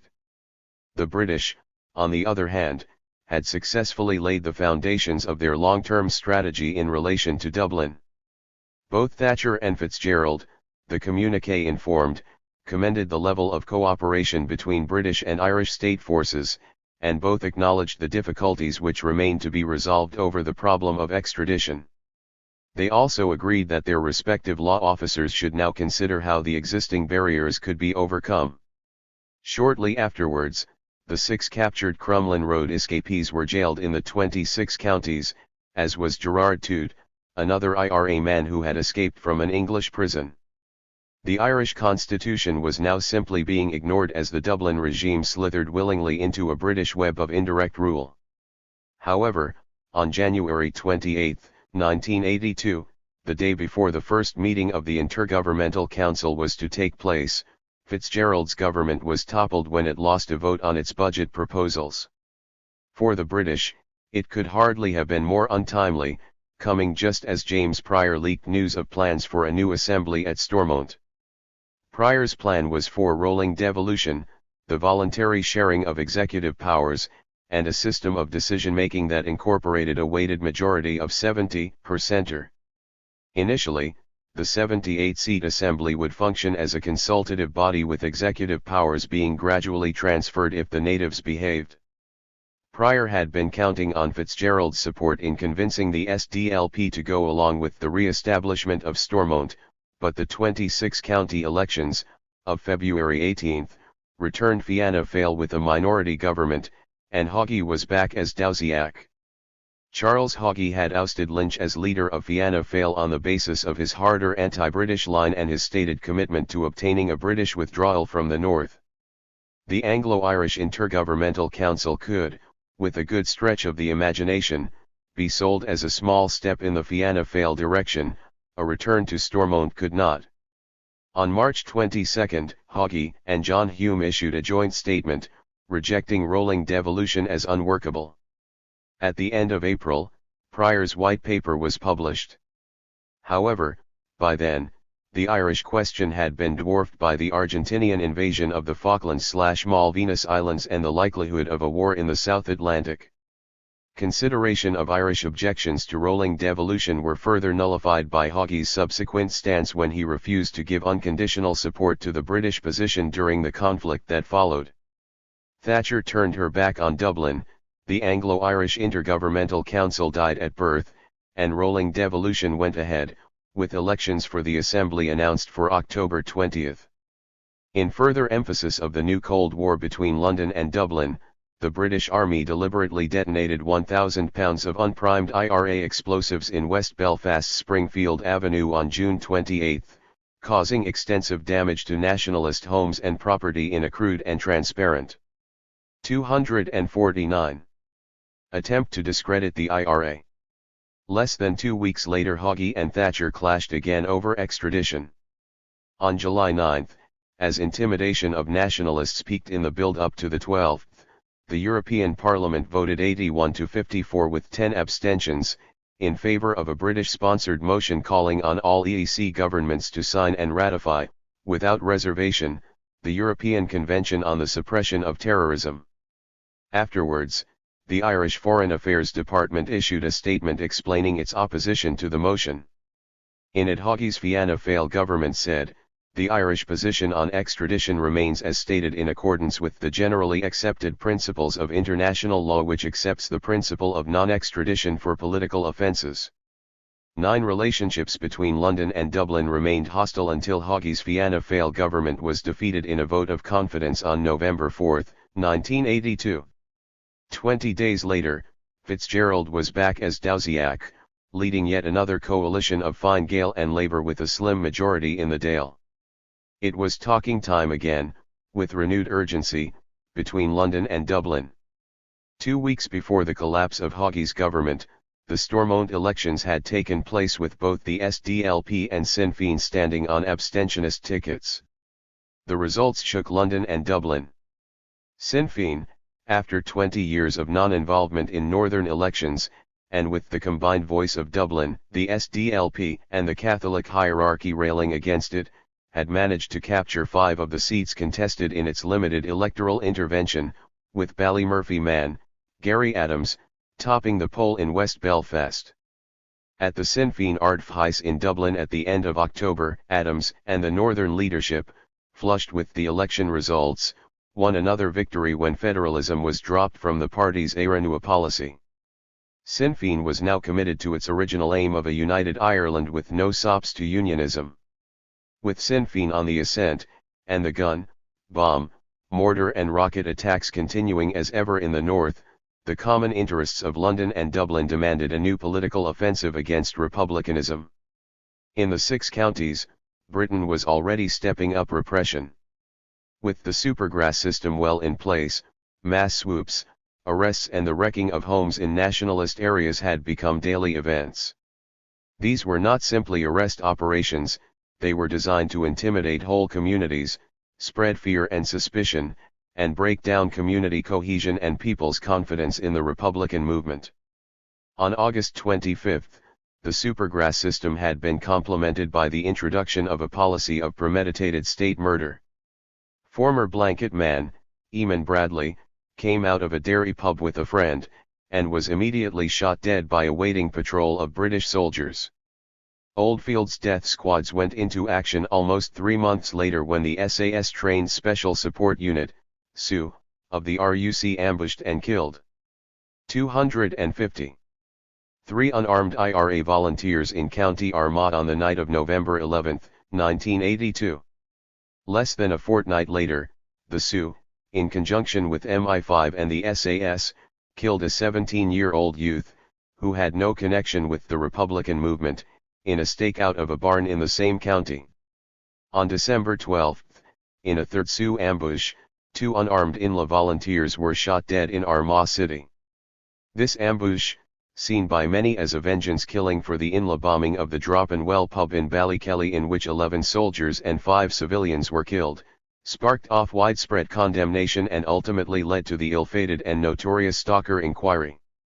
As 1982 drew to a close, the British counterattack had become a murderous reality. In March 1982 the Upper Springfield had its first supergrass. Jackie Goodman, a member of the IRSP, agreed to implicate 36 people connected to the party in INLA war-related acts. Goodman later retracted in one of the first blows to the new British tactic, whereupon the RUC produced yet another supergrass and re-arrested Mustaf, those released on his retraction. On March 30, RUC Sergeant David Brown was shot by the IRA as he collected one of the Taggart's cleaners from her home at Springfield Crescent. He died almost 3 weeks later to become the Upper Springfield's first fatality of the new year. Meanwhile, The area's community activists maintained the new impetus that had followed the hunger strikes. The CAB and Resource Centre had liaised with the Law Society to establish a legal advice centre. Belfast Women's Aid had re-established an advice centre at the Resource Centre.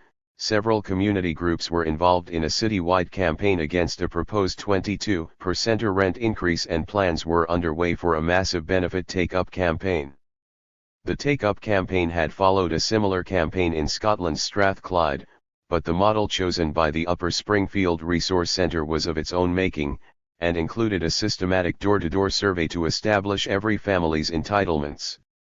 In the first 12 months, the campaign netted £100,000 in unclaimed benefits in Ballymurphy estate alone, 660 houses, where, it was discovered, 87% of households survived on state benefits. It eventually took 1.5 years to survey the whole area, resulting in an initial uptake of over £1 million and a continuing full uptake of all available benefits. The publicity surrounding the campaign was such that, within a short time, those involved were travelling all over the north helping to set up other schemes. In financial terms, the campaign was a tremendous boost to the community and an infectious morale boost as it spread from area to area. Figures given by the Falls Road office of the then Department of 251 Health and Social Services, covering the Upper Springfield, showed that between April 1982 and March 31, 1987, £8,378,900 was paid out in single payments alone, furniture, fuel, clothing, etc., compared to £419,223 for the previous 5 years. The success of the campaign inspired the growth of a welfare rights industry in the North, and gave Sinn Féin the vehicle on which to launch its community politics program at the end of 1982. Meanwhile, the war continued.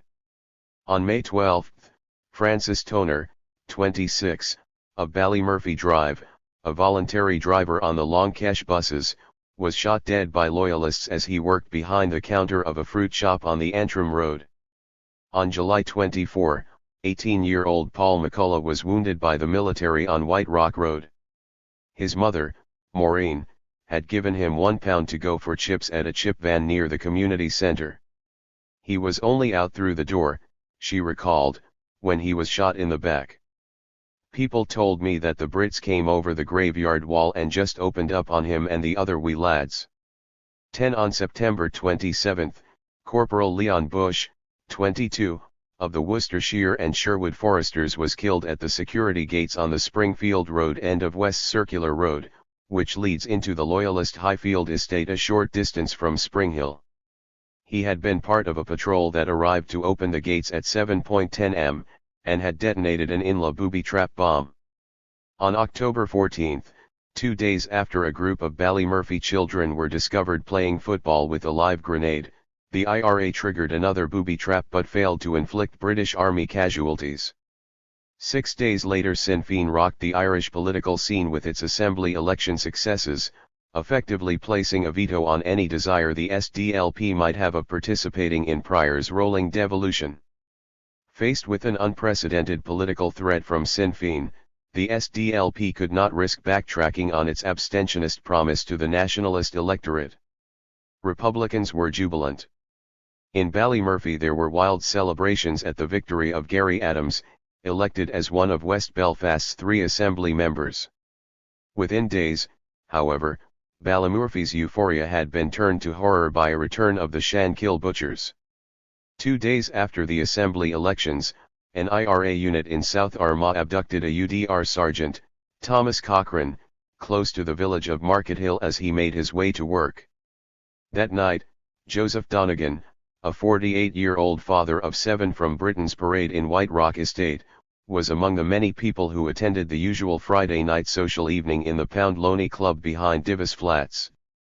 As it happened, Gary Adams was also present at the club and an armed IRA unit was in the area. In the early hours of Saturday, October 23, Joseph Donegan left the club alone to make his way home. Shortly afterwards the UVF announced that it had kidnapped the White Rock man and was holding him hostage against the safe return of Sergeant Cochrane. 252. In those circumstances the IRA's GHQ staff sent a courier to South Armagh to order the soldiers' release, but the courier failed to get through the heavy security cordon.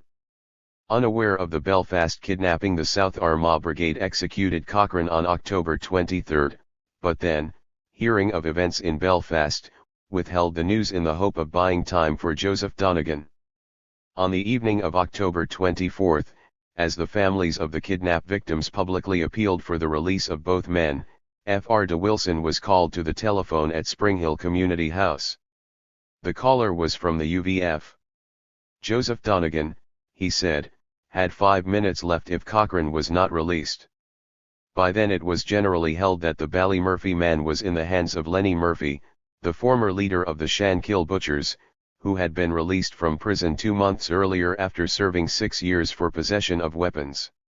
Although Murphy had led the gang found guilty of 20 murders, had himself been involved in sectarian killings since 1972, had poured cyanide down the throat of his co-accused in Crumlin Road Jail in 1973 to prevent evidence being given against him in a murder trial, and had publicly shot to death a loyalist named Noel Shaw in the Lawnbrook Social Club on the Shankill Road in 1975, he had consistently managed to evade murder convictions.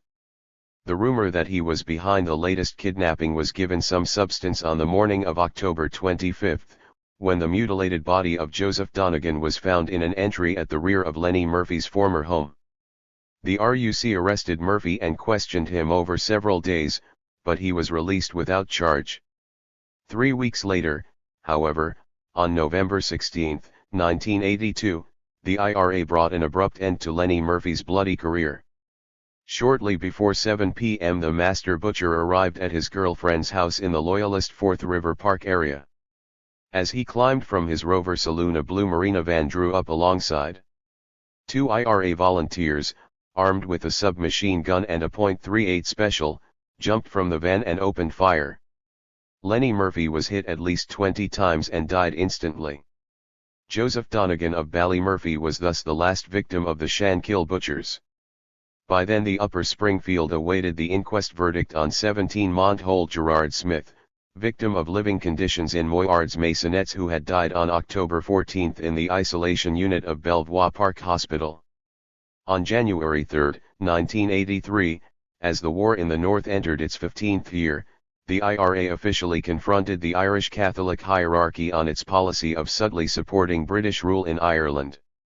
From its Dublin headquarters, the Army Council challenged the bishops, particularly Cahal Daly of Down and Connor, to morally pronounce on the question of partition and the British presence in Ireland. The hierarchy refused to comment. 253. On the day of the IRA's challenge, the Belfast-based Association for Legal Justice also slated Cahal Daly for his consistent silence on state violence. While roundly attacking Republican acts of war, the Church had remained generally inactive on issues such as the torture of nationalists, the H-Block nightmare, plastic bullet murders, death squads, summary executions, and the most recent British tactic, the strip-searching of women POWs in order to humiliate and demoralize them. When the hierarchy did meet with the NIO in January 1983, as the strip-searching tactic gathered momentum, it was to discuss unemployment in West Belfast and ways of alleviating it. Thus, they hoped, anti-British sentiment might be lessened. By then employment in Ballymurphy was down to 13%, and many other nationalist areas of the city were at similar levels. People in the Upper Springfield were incensed by the hypocrisy of the same religious leaders who had watched in silence while White Rock Industrial Estate, with its potential of 1,000 jobs, was turned into a military fort. They were never supportive of the people's efforts, Frank Cahill recalled. In fact, when the early community development was going on in this area, when we were trying to raise funds for the community center, they would only loan us St. Bernadette School for our bingo on condition that 50% of our takings was handed over to the church. At the end of January 1983, as the Catholic Church maintained its public and private wars against the Republicans, the Dublin government threw a lifeline to the SDLP, still reeling from Sinn Féin's electoral successes. During the party's annual conference, a letter from Garret Fitzgerald was read to the delegates. In it the coalition Douziak promised to give full and careful consideration to an SDLP proposal for a Council for a New Ireland to discuss the North's future in the context of Anglo-Irish relations. Already there had been much media speculation of a renewal of the Anglo-Irish process. Shortly before Christmas, Pryor had annoyed Dublin with a preemptive demand that extradition should top the agenda of any new round of talks, clearly suggesting that the British were again ready to negotiate. Then on January 18, Peter Barry, Minister for Foreign Affairs in the new coalition, arrived in Belfast for a two-day fact-finding visit amid further rumours of renewed London-Dublin talks. During a meeting with John Hume in Derry on January 19, Barry was pressed for his government's support for the council idea, and Fitzgerald's letter was the result. Less than 3 weeks after the SDLP conference, Hume met with Fitzgerald, Labour Party leader Dick Spring, and Charles Haughey of Fianna Fáil. After 2 days of talks it was announced that moves to set up the Council for a New Ireland would begin in March. Hume returned to the north claiming a major historical triumph. Meanwhile, on February 16, the first Loyalist Supergrass trial was rushed into the Diplock courts with 16 alleged members of the UVF charged on the 254. Testimony of Joseph Bennett. Bennett had been arrested in May 1982 and granted immunity on a murder charge. There is much evidence to suggest that the timing of the subsequent trial was an attempt to show the world how impartial the system really was. The Bennett trial ended in April 1983, 4 months before the end of the Black trial, with 14 of the 16 accused being convicted in a judgment that was widely criticized. Bennett had been tripped up in his own lies over and over again. His performance was so bad that relatives of the accused had made preparations for an acquittal celebration when the convictions were announced. Many observers felt that the verdict was needed by the Supergrass system at that time, regardless of the quality of Bennett's performance, and that the sentences would be overturned on appeal. Which they were. Those who argued from the beginning that the Loyalist Supergrasses, 7 out of a final tally of 30, were nothing more than window dressing were to find that by September 1985 not one Loyalist remained on remand or sentenced on the uncorroborated word of a Supergrass. Another feature of the Bennett trial was the midstream intervention of Sir John Herman, Chief Constable of the RUC. Confirming the state's investment in the system, Herman said, "On this matter there is much at stake for the terrorists and the community. The outcome is crucial to the well-being of Northern Ireland and it is essential that there should be a general public understanding of the facts." 11 Trial Judge Murray accepted that, had there been a jury in the Bennett trial, Herman's remarks would have constituted contempt of court. On March 11, as the fiasco in the Diplock courts continued, the Irish government formally agreed to establish a forum of non-violent parties to look at the future of Ireland. On March 22, the day before Carrickmore man Seamus Kerr became the first Sinn Féin councillor in the North in over half a century, Thatcher and Fitzgerald met in Brussels. On March 29, the Workers' Party announced that it would not participate in the forum, describing it as a prop for the SDLP. On May 5, as 10 more nationalists went on trial in the Diplock courts on the word of Supergrass Kevin McGrady, Fitzgerald was visited in Dublin by Pryor in order to begin patching up Anglo-Irish relations. Undoubtedly, Pryor had extradition top of his agenda. Finally, on May 30, 1983, in a fanfare of pomp and TV cameras, the Forum for a New Ireland got underway in Dublin. The venue chosen was Dublin Castle, formerly the symbol of British rule in Ireland. No Unionist or Republican voice was present, the Loyalists boycotting the affair and the Republicans being excluded. A later attempt by de Wilson to bring to the forum some small hint of the feelings of the nationalist working class was vetoed. On June 9, 1983, a further sense of urgency entered the renewal of Anglo-Irish relations. In the British general election, in which Thatcher's Conservatives were returned with a 144-seat majority, Sinn Féin took 43.255% of the nationalist vote in the 6 counties. Gary Adams defeated sitting MP Gary Fitt and the SDLP's Joe Hendren to take West Belfast despite some 5,000 tactical votes cast for Fitt by Shankill Road loyalists in an attempt to keep the Ballymurphy man out. In Fermanagh, South Tyrone, a split nationalist vote lost Owen Ciaran his seat, but in Mid-Ulster, Sinn Féin Director of Publicity, Danny Morrison, came within 79 votes of victory. The British and Irish establishments were appalled at Sinn Féin's success. The Forum Lifeline had clearly not done its job. 4 days after the results were announced, Secretary of State for the North of Ireland, James Pryor, vowed not to recognise the results of the ballot box. "We are not prepared to negotiate with people who are committed to violence," Pryor declared on June 14. Such sentiments, coming from the representative of a government responsible for a campaign of state terrorism in the 6 counties over the previous 15 years, were treated with derision by Republicans. In the 26 counties, Garrett Fitzgerald and Peter Berry met with visiting U.S. Vice President George Bush on July 5, impressing on him the dangers of Sinn Féin's northern successes and asking for the U.S. government's support in countering the threat posed by republicanism. Bush, oddly enough, as part of his official visit, had earlier placed a wreath in the Garden of Remembrance, dedicated to Irish terrorists of an earlier generation. On July 21, Pryor, speaking in the House of Commons, again demanded of Dublin that workable extradition arrangements be made as Britain stepped up its pressure on the Irish government to subvert the Irish constitution and hand over Republican guerrillas. 10 days later, Dublin announced that it too would refuse to recognise the results of the ballot box and would, in tandem with Pryor in the north, pursue its own boycott of Sinn Féin.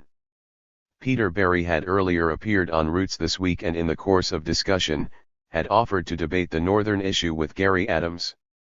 Shortly afterwards, a statement was issued through the Department of Foreign Affairs, hurriedly withdrawing the offer with the assertion that until Sinn Féin ends and repudiates the use of violence for political objectives, it will not be possible for the government to have any dealings or debate in public or in private with Sinn Féin. 12 As the political manoeuvrings went on in the background, the war continued as before in Ballymurphy. On March 17, 1983, in the first major operation of the year, the IRA launched a gun and rocket attack on a British mobile patrol in full view of Fort Pegasus. After a wait of 12 hours, 4 volunteers walked out of a house into Britain's parade and blasted a Saracen with an RPG-7 rocket, seriously wounding one of the soldiers inside. They then sprayed the vehicle with gunfire before disappearing into Ballymurphy. As a result, the British built a 60-foot tower inside the fort so as to command a greater view of the surrounding area. 256. 2 months later, on May 12, Liz Kirkpatrick, the wife of Inla Supergrass Harry Kirkpatrick, was kidnapped from her parents' house in West Rock Drive as part of the Inla's efforts to force Kirkpatrick to retract his statements. On August 3, 1983, Kirkpatrick's stepfather and sister were also kidnapped by the Inla. 15 days later, Irish Garda raided an Inla hideout in Gordahork, County Donegal, and freed Richard Hill and his daughter Diane. On August 26, the Inla, realizing that Kirkpatrick was not going to be pressurized, released Liz Kirkpatrick unharmed. Windows throughout Ballymurphy were rattled by a massive van bomb that devastated Anderson's Town Barracks on May 24, in an operation organized by Ballymurphy volunteers. On June 10, the volunteers struck again in Ballymurphy estate itself. Shortly before 9 a.m. a 15-pound bomb, concealed in a lamp post, exploded as an army patrol escorted 2 RUC men through the area. Private Geoffrey Curtis of the 1st Light Infantry took the full force of the blast and was killed instantly. 2 weeks later, the area heard the news that Joe Doherty of the M60 Squad had been arrested in a Manhattan bar in New York and charged with illegal entry into the USA. Then on August 9, Thomas Kidso Riley of Turf Lodge was murdered by the British Army in broad daylight and in front of some 60 witnesses, one of whom was the author. Thomas Riley, 22, a road manager with the rock group Bananarama, had come home to visit his family. On the afternoon of August 9, he and a half-dozen friends had gathered at the top of White Rock Road to take the sun and drink a bottle of cider. At 4:30 p.m., As they sat stripped to the waist, a military patrol passed by and one of the soldiers made some comment. Thomas Riley jumped to his feet, punched the soldier, and said, "You won't call me an Irish bastard." Immediately several soldiers set upon him with rifle butts, knocking him to the ground. Emmanuel Cruthers, one of his friends, ran to his defense and he too was attacked, and had his mouth smashed open by a rifle butt. At this point more soldiers rounded the corner and began to run towards the scene, all of this happening in the space of a few seconds. Realizing the hopelessness of the situation, Thomas Riley got up and took off, running around the corner and up the Springfield Road towards Turf Lodge. Some soldiers followed, and one, taking careful aim, fired his SLR at the fleeing shirtless figure. Thomas Riley was dead before he hit the ground at the gates of St. Aidan's School. Afterwards, in a unique verdict, a British soldier received a life sentence for his murder. The Upper Springfield was incensed at Kidso Riley's murder. Within hours the area was engulfed in rioting. The following day a small shrine of white stones was cemented into the ground at the gates of St. Aidan's as over 1,000 people, carrying black flags, marched in protest on Fort Jericho. Afterwards rioting again broke out and Fort Pegasus came under IRA fire. 257. A military Land Rover was shot at on White Rock Road and several vehicles and 3 huts on a nearby building site were set on fire. On August 11, fresh rioting erupted after the huge funeral, which was led through the district by the members of Bananarama. This was followed, on August 12, by more trouble after soldiers shouted abuse at the Riley family home and arrested the boyfriend and 9-month-old daughter of Thomas Riley's sister. In September 1983 the Supergrass system came to the Upper Springfield.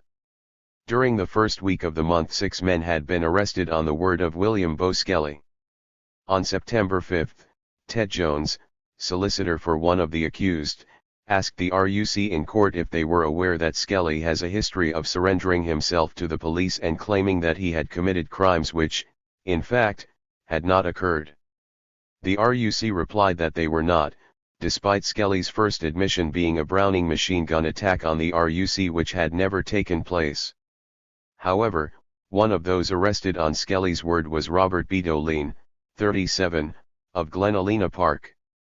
Lean was a member of the administrative staff of the IRA's Belfast Brigade, the body responsible for the policing of Republican areas, which was in turn responsible to the brigade staff.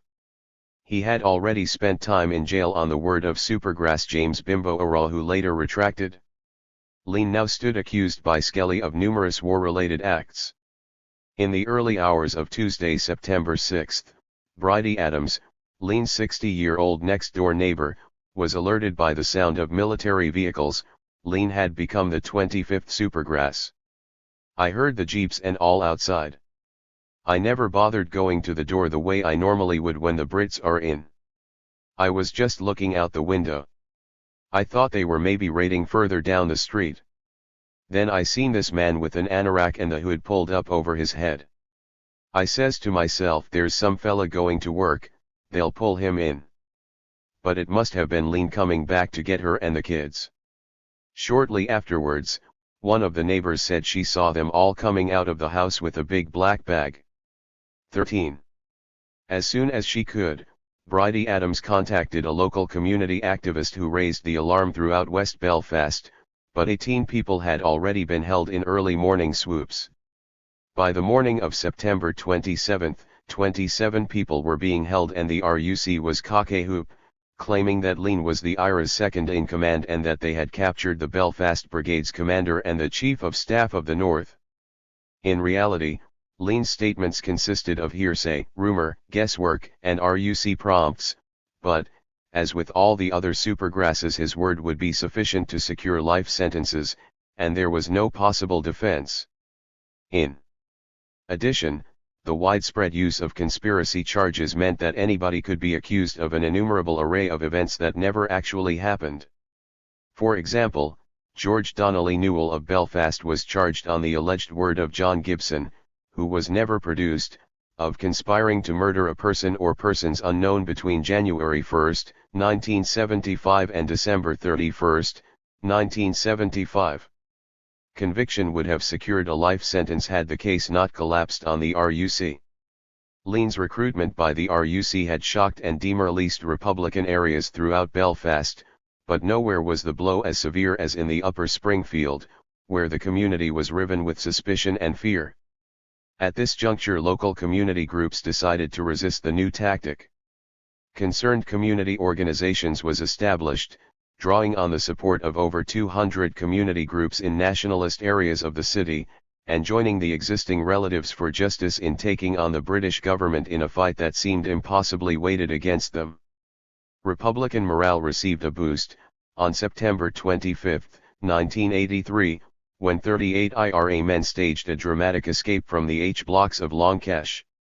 Despite a huge dragnet, 19 escapees made it safely across the border.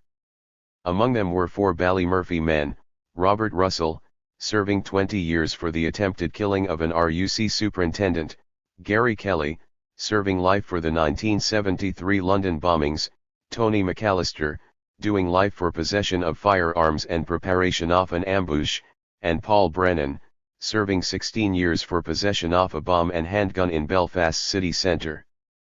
Paul Brennan was one of 8 men, led by IRA prison commander Brendan Bick McFarlane, whose subsequent adventures were to provide colourful media headlines. Having commandeered a car, the group drove towards Moira, then turned off the main road in search of a secluded house. The house they took over belonged to a unionist couple and their 2 sons aged 14 and 12. After hiding their car and quizzing the family as to their whereabouts, the IRA men discovered they were only a few miles from Longkesh, and probably still inside the first ring of roadblocks. They then told the family that they could only protect themselves by taking one of the boys hostage or leaving an armed volunteer behind. However, the family agreed to swear on the Bible not to inform the authorities for 72 hours if the volunteers left without a hostage, and this agreement was struck. The men searched the house and found a compass, pocket torch, and maps of the area that belonged to the sons, both of whom were Boy Scouts. They also found rucksacks which they filled with food and water. At 10 p.m. they packed the family off to bed and left an hour later. There was a heavy fog which helped us in a way because the choppers couldn't pick us out with their lights. We stuck to the back lanes and fields, which meant we only managed to cover a few miles before dawn. Then we dug in for the day in a clump of bushes. 260. By Monday night all the food was gone. We picked up all our rubbish and headed off about 8 o'clock across the fields again. We skirted around Guildford and arrived at the Ban. Then we went into a big estate with lots of trees and a big mansion and decided to stay for the day. We kept down in some undergrowth near a greenhouse and took turns at sleeping. Sometime in the morning a man and women went into the greenhouse. But they didn't see us and we just stayed put. Then, in the middle of the afternoon, we wished we hadn't. The man, who had an English accent, turned up with these dogs. He went into the greenhouse, but one of the dogs, a big black Labrador, kept coming up to where we were and barking at the bushes. Going wild it was. Your man came out and dragged it away. But it came back again with 2 other dogs and we were sure they'd give us away. In the end your man went off with the 2 dogs and about 15 minutes later the RUC arrived and we were sure he'd phoned them. They pulled up just up the drive from where we were and 3 peelers got out and started talking to the English bloke. Then one of the peelers came towards us and stared right at us. We were ready to bolt for it. Then he stubbed out a fag and walked away back to the others. And they all got back in the car and drove off. We got out of there as fast as we could. 14. The group then waited the Ban and waited until dark. Walking through the night, they passed Scarva and Point Spas, and at dawn went to ground. On Wednesday night they took to the fields again, using the compass to find the Belfast-Dublin railway line. Above the town of Newry they crossed the Egyptian Arches viaduct and marched on until Newry's lights had vanished. They stayed in the fields, using the railway as a guide, until dawn, when they knew they were well over the border. They reported into a safe house to find that the Unionist family had kept its word. The story of its extraordinary encounter with the IRA was just making the news. Over the following days there were some hopeful developments for the 27 being held on Lean's word. On September 29, Geraldine Coleman, Lean's partner, returned to the area with her 5 children after 24 days in RUC protective custody, having left Lean with a clear message that she would not stand by him. Meanwhile, the campaign against the supergrass system was further strengthened, on October 2, by the formation at a Dungannon conference of the Stop the Show Trials Committee. By the end of the month, the 3 nationalist anti-supergrass organizations, Relatives for Justice, RFJ, Concerned Community Organizations, CCO, and the Stop the Show Trials Committee had banded together, while on the Loyalist side, Families for Legal Justice drew up its own strategy. At the same time, British fortunes were again beginning to wane. In the early hours of Wednesday, October 19, Robert Lean lifted the car keys of his RUC Minder, climbed out through a window in Palace Barracks. 261. Hollywood and escapade in the Minder's car. Later in the day, after signing an affidavit retracting his statements, he appeared at a press conference to denounce the supergrass system. The media attention given to Lean's arrest, and the RUC's claims off the time, now backfired badly. International attention was focused on Lean as he described how the RUC had given him prepared statements and had wanted him to sign one implicating Gary Adams in IRA activities. 2 days later, Eddie Carmichael, one of those released after Lean's retractions, also told of being offered £300,000 to sign a statement against the Sinn Féin vice president. 5 days after Lean's retraction, in a further embarrassment to the RUC, Patrick McGurk of Dungannon also retracted and 9 more men were freed. As nationalist areas rejoiced, the naked body of Ballymurphy man, Gerard Sparky Barclay, 26, was found dumped in a plastic bag on the Fermanagh/Monaghan border on October 26. He had been shot by a faction within the Inla, his killing a portent of things to come. 2 callers telephoned the media, both using an identical recognized Inla code. One claimed that the Ballymurphy man had been murdered by pro-British thugs, the second said that he had been executed for using his weapons in criminal activities for gain. Among the rumors of a simmering feud within the Inla following Gerard Barclay's death, the only clear points were that he had been killed by the Inla, and that the Inla had fired a volley over his grave as a mark of respect to a fallen comrade. Then the whole episode was temporarily swallowed up in the continuing saga of the supergrasses. Somehow, the Lean episode seemed to mark a turning point. Up to then, the new form of legalist internment had been running relatively smoothly.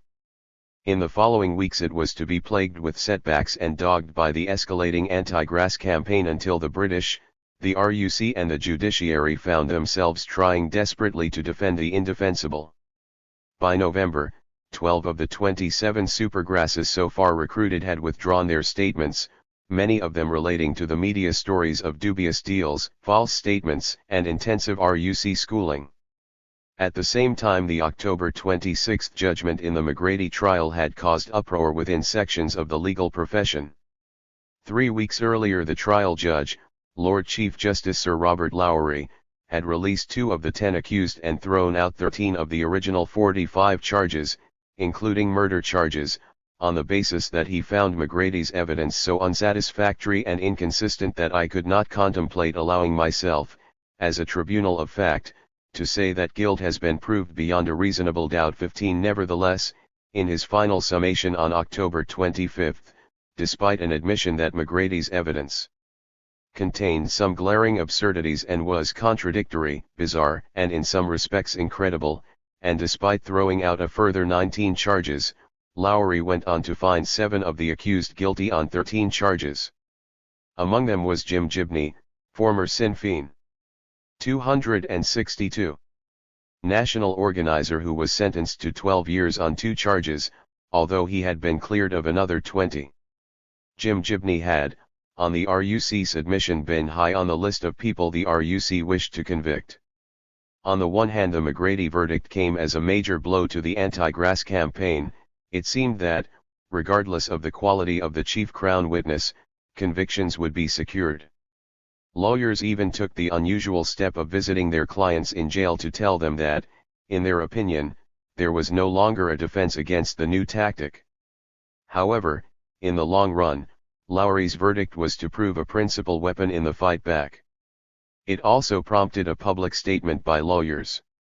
On November 2, the Criminal Bar Association, representing most of the solicitors involved in the political courts, called a press conference to condemn the system and recommend to their members that they withdraw from supergrass trials.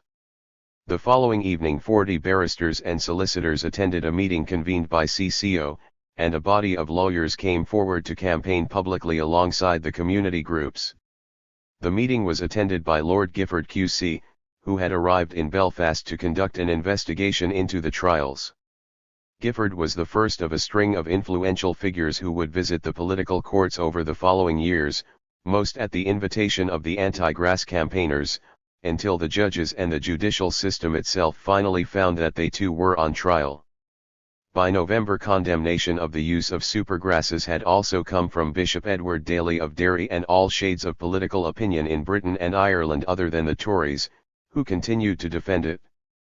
In the 26 counties, criticism of the Diplock courts had crept into all government statements on the north as Dublin realised that, not only was the nationalist working class being further alienated from the state, but so were the loyalists, and a considerable rump of the nationalist middle class.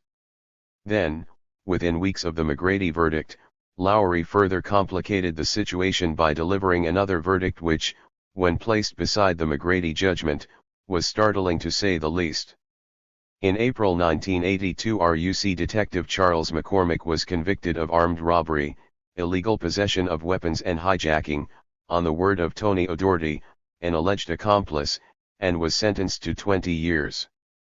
Judge Donald Murray, who later freely convicted on the uncorroborated evidence of Joseph Bennett, threw out 23 other charges, including one of murder, on the grounds that, it would be highly dangerous to convict the accused of any of the crimes on the evidence of O'Doherty unless that evidence is supported by clear and compelling corroboration. Author's emphasis, 16. Lowry was one of the judges hearing McCormick's appeal in January 1984. On this occasion the Lord Chief Justice decided that the corroborating evidence on which McCormick had been convicted was weak and insufficient. McCormick was duly released, and the anti-grass campaign was handed a powerful propaganda weapon. 263. The first collapse of a supergrass trial also occurred in November 1983 when John Grimley, an Inla supergrass from Craigavon, admitted telling lies in court, setting at least 5 of those in the dock up at the behest of the RUC, and carrying out armed robberies in Craigavon with the collusion of the Special Branch. Producing Grimley in court heralded the seemingly final abandonment by the RUC of any pretense that normal court standards were any longer required to secure convictions. He had over 40 criminal convictions, and in court admitted to being an exhibitionist, consistent lying, being a habitual drinker, being given to acts of violence, having spent 6 months in a psychiatric hospital and being given to irrational behavior, and manipulating people to get himself out of unpleasant situations. 17. The fact that Grimley had been produced by the RUC as a credible and sole witness was described by visiting U.S. Attorney Henry O'Brien as obscene. However, despite Grimley's background and the appalling quality of his evidence, the case had been allowed to continue for weeks with all the trappings of a serious trial, until Grimley started revealing some of the seedier sides of RUC activities around Craigavon. The following month, in December 1983, another supergrass trial collapsed when the chief Crown witness, John Morgan, admitted, among other things, that he had shot his brother-in-law dead in England while he slept. After this, the flow of supergrasses suddenly dried up as the British attempted to consolidate what they had and fight off the growing international campaign and the increasing pressure from Dublin. Meanwhile, Sinn Féin held its annual Ardfheis in Dublin during the second weekend of November and handed over the party leadership to Gerry Adams. The day after Adams' election, William Skelly retracted his statements and those held on his word were released. Earlier, on November 4, 2 others had been released in a Ballymurphy brush with supergrasses that was bizarre even by northern legal standards. 28-year-old Frankie Cahill, son of the former BTA secretary, had been among those arrested on Lean's word. He had been charged with bombings and conspiracies. Lean retracted on a Wednesday, and on the Monday we were brought to court. We were all handcuffed together in pairs. When we were brought over to the cells, they came in with forms. They then re-handcuffed us in different batches. I was handcuffed to Jimmy Duff. Then everybody was taken out until there was only 3 of us left in the cell. Later we were called up for a bail application. We hadn't applied for bail. We assumed we were getting out. Ailish, our barrister, says, but the charges have been retracted. But the cops said to Lowry, we wish to proceed, same charges, different witness. At that stage we had never been confronted by Skelly or mentioned by him. Then they got Skelly to make a statement after Lean retracted. 264. I think they then realized they'd never get away with that one, saying Skelly hadn't remembered such important events until after Lean retracted. The end result was that, 13 days later, I was brought out to Town Hall Street Barracks. I knew in the jail that I was being released. I also knew that Skelly had been trying to retract and they wouldn't let him. In Town Hall Street they had a judge waiting, and I was released. They held on to Duff for another week. 18. Afterwards, Frankie Cahill sued the state and was awarded considerable damages for wrongful imprisonment. At his wedding in Dundalk in 1986 he thanked the NIO for providing the money for the fine banquet being eagerly consumed by hundreds of Irish Republicans. Following a series of loyalist murders against nationalists, an offshoot of the INLA burst in on a Sunday prayer meeting at the Mountain Lodge Pentecostal Church in Darkley, County Armagh, on November 20, 1983, and sprayed the congregation with submachine gun fire. 3 people were killed and a further 7 were wounded. The next day the OUP walked out of the Stormont Assembly, dealing another blow to Pryor's rolling devolution. Amid howls for Pryor's resignation, the Unionists explained that they were no longer willing to participate in a body that was nothing more than a formal device for ritual protest. The IRA poured further pressure on Pryor by shooting dead OUP Assembly member Edgar Graham outside Queen's University on December 7. 2 days after the Graham killing, the RUC, in a new departure, invaded the small nationalist enclave of Bonmar in North Belfast to attack the funeral of INLA volunteer, Joseph Craven, shot by the Protestant Action Force, UVF. This, first attack on a Republican funeral since the shoot-up of Joe McDonnell's, signaled a new policy whereby the British would attempt to force all Republican military displays off the streets, culminating in some incredibly macabre confrontations in cemeteries and around the homes of dead volunteers. By December 31, 1983, the war in the North had cost Britain more than any of the other colonial wars fought since 1945, 507 soldiers, including UDR, 190 members of the RUC and 1,648 civilians, including Republican and Loyalist guerrillas, had been killed. Another 25,000 people had been wounded. These figures do not include those killed and injured in Britain or in the 26 counties. In financial terms, it had cost £4,507 million with an additional £3,278 million lost in depressed investment and the collapse of the northern economy. 19. During the early weeks of 1984, as the Forum continued its deliberations in Dublin Castle, Ballymurphy was relatively quiet. The constant patrolling by British forces went on as usual, houses were raided, and suspects into Row 265. Gated at Castlereagh, but there was little IRA activity locally. On February 10, the lull ended with a near disaster. At 10:17 am a rocket was fired from a house in Glenalina Park, which had been occupied by an Osu since midnight. It hit the front of a Saracen, veered off to one side and ended up in a classroom of St. Aidan's primary school. Miraculously nobody was injured. 12 days later a 27-year-old man and a soldier were shot by another member of the same patrol in New Barnsley in an incident similar to that in which Thomas Riley was murdered. The soldiers had been harassing a group of men when one fired without warning. At the same time Ballymurphy maintained a high profile in the anti-Supergrass campaign, a campaign that was beginning to bite, as was clear from the RUC Chief Constable's annual report published on March 12. In it, Herman lambasted terrorist organizations and their propagandists for attempting to destroy what the police are achieving. Throughout 1983 and the early months of 1984, community action in the area had continued as before with varying degrees of success.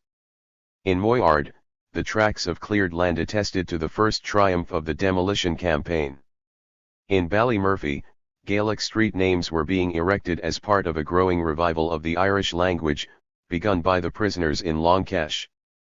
There, the men had used it as a means of frustrating the prison authorities and keeping up their spirits. Once outside, the more fluent speakers joined other language enthusiasts in setting up language classes until dozens were operating in West Belfast. Finally, Liam Andrews, the Ballymurphy artist who taught Gaelic at Springhill Community House, found that his long years of optimism had not been in vain. Springhill Community House was also spreading its wings. Towards the end of 1982 the Pound Loney Social Club had purchased an old disused flax mill in Conway Street off the Falls Road. One of the smaller buildings on the site was renovated to house the new club, whereas the mill itself was handed over to a management committee of community activists who included Frank Cahill and De Wilson. Most of the building was to be used to encourage economic development, but one whole floor had been handed over to the Springhill people to be used as an educational and cultural center. By early 1984 the educational floor had been extensively renovated and much of the mill was in use, a total of 30 jobs having been created. The future for the steering committee looked encouraging. However, later events were to turn Conway Mill into one of the most contentious political issues in West Belfast. Housing issues in the Upper Springfield were also dominant throughout the previous 12 months. Ken Livingstone, leader of the Greater London Council, who had visited Belfast in February 1983 at the invitation of Sinn Féin, had described the housing as some of the worst he had ever seen. 3 months later, on May 27, women from the Upper Springfield took part in a protest march to the Adelaide Street headquarters.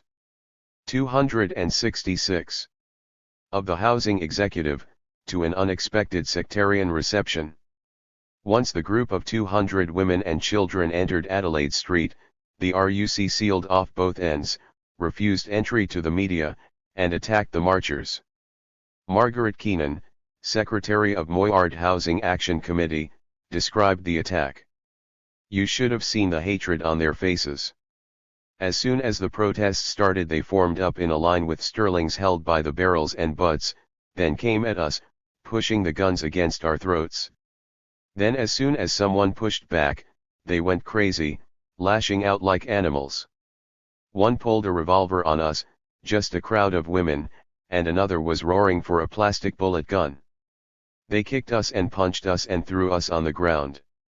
4 of them had one woman up against the wall, one banging her head off the wall, and the other 3 kicking her." 20. The presence of Gary Adams and Sean Keenan undoubtedly contributed to the zeal with which the RUC carried out their duty. Another grim note of 1983 was the final collapse of the only remaining symbol of the Upper Springfield's cooperative developments that had once offered such hope. In April White Rock Pictures Ltd was forced to go into liquidation, just a few weeks before its 10th birthday. Nothing visible remained of the economic experiment other than the huge military fort that had formerly been White Rock Industrial Estate. And the knowledge that nobody could ever again say that the people hadn't tried. Early 1984 also heralded the opening of a relationship of mutual solidarity between Ballymurphy and the black community in Britain. Towards the end of February an anti-Supergrass delegation to London had included 2 people from the Upper Springfield. Afterwards, a representative of the Troops Out movement, which had coordinated the London visit, contacted the Upper Springfield Resource Center to ask for assistance in programming for a black delegation which Tom was bringing to Belfast. As a result, the group was accommodated in Ballymurphy, with the Resource Center organizing its program. 2 days prior to their visit, Gary Adams, Sean Keenan, and 3 other members of Sinn Féin were returning from a much-publicized court appearance when a gang drew up alongside and pumped their car full of bullets, injuring 4 of the Sinn Féin men. Gary Adams had been shot 5 times and Sean Keenan's injuries included a bullet in the face. Incredibly, none of the wounded were critically injured. The UF team had apparently panicked, shooting one of their own members in the process, and had afterwards been arrested. 3 days after the attempted assassination of Gary Adams, Britain was finally rewarded for its years of pressurising the Irish government. On St. Patrick's Day 1984, Dominic McGlinchey, Chief of Staff of the INLA 267, became the first Republican in the history of the 26 counties to be extradited to the North.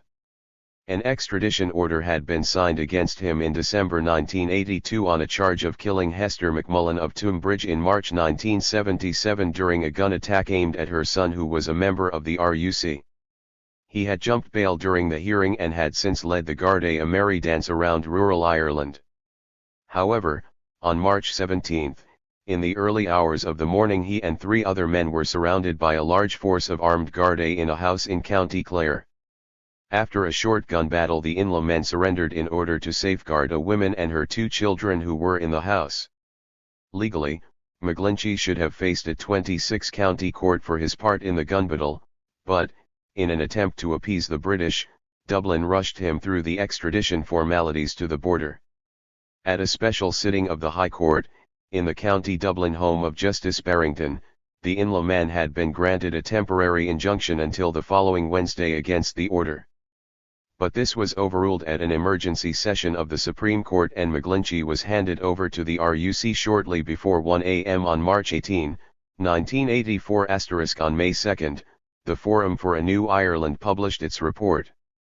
It contained 3 suggested alternatives for the future of Ireland: a unitary state by agreement, a federal/confederal state, or joint authority by London and Dublin. The document was dismissed by Unionists and by the Tories. It caused a temporary rift within the SDLP, with a Hume faction and a Seamus Mallon, deputy leader, faction emerging, and it caused a split in Fianna Fáil as Desmond O'Malley opted for a federal Ireland and Charles Haughey insisted on a unitary state. O'Malley later left Fianna Fáil to form the Progressive Democrats. In the North it changed nothing, and the war went on. On May 18, as Fianna Fáil was expelling O'Malley from its parliamentary party, 2 British soldiers were killed and 2 others seriously wounded in a booby-trap explosion in Enniskillen. In Camlough in South Armagh, a massive culvert bomb killed 2 RUC men. And in Belfast, a nationalist was shot in the markets by loyalist would-be assassins. And Secretary of State James Pryor finally threw in the towel. Announcing his desire to leave the North on May 21, he caused a political storm by asserting that if his own constituents at Lowestoft were asked what the British government should do, they would tell them to get the hell out of it. For the dispirited Pryor, it was the end of a long political career. A few days later, on May 23, the official Unionists ended their boycott of the Stormont Assembly. On Friday, June 1, 1984, U.S. President Ronald Reagan arrived in Ireland for a state visit. Sometime earlier, the village of Ballyporeen in County Tipperary had discovered that Reagan's ancestors had emigrated from there and had invited the president to pay them a call. With a presidential election looming in the USA, Reagan's trip was aimed at the huge Irish-American vote and at throwing his weight firmly behind his old friend Margaret Thatcher. "I stand with you in condemning any misguided American who supports terrorists in Northern Ireland," Reagan told the Irish establishment after his visit to Ballyporeen on June 3. Garrett Fitzgerald then asked for the U.S. president's support for the Forum report. In his speech to the Dáil, on June 4, Reagan again attacked republicanism and the use of violence, despite his own administration's appalling record in Latin America. He was publicly thanked by Thatcher the following day when he called on Downing Street on his way home to the White House. On the same day, in the North, the British commitment to nonviolence was given admirable expression by Judge Maurice Gibson. While acquitting 3 RUC men accused of murdering Eugene Toman, one of the 3 unarmed IRA volunteers shot dead in an RUC ambush in November 1982, he described them as blameless and praised them for their courage in bringing the 3 deceased men to justice, in this case, to the final court of justice. *The Europol of June 14 was the first test of the forum's success in providing the SDLP with a life belt. The results gave the Irish political establishment little cause for joy. Although John Hume defeated Danny Morrison for the Nationalist seat at the EEC Parliament, the Sinn Féin vote held solid. Even more worrying was the low-key reception the Forum report was still receiving in Britain. On July 2, when Westminster debated the document, only 80 of 650 MPs were present as the session opened. A half hour later, when James Pryor stood up to speak, the number had been whittled down to 49. The British attitude was described the following day by Fianna Fáil leader, Charles Haughey, as the greatest and most considered rebuff to democratic Irish nationalism, in modern times. Over the following weeks, as the war maintained its now familiar pattern, the annual Orange marching season was marked by the usual attacks on nationalist homes and by rioting in Derry.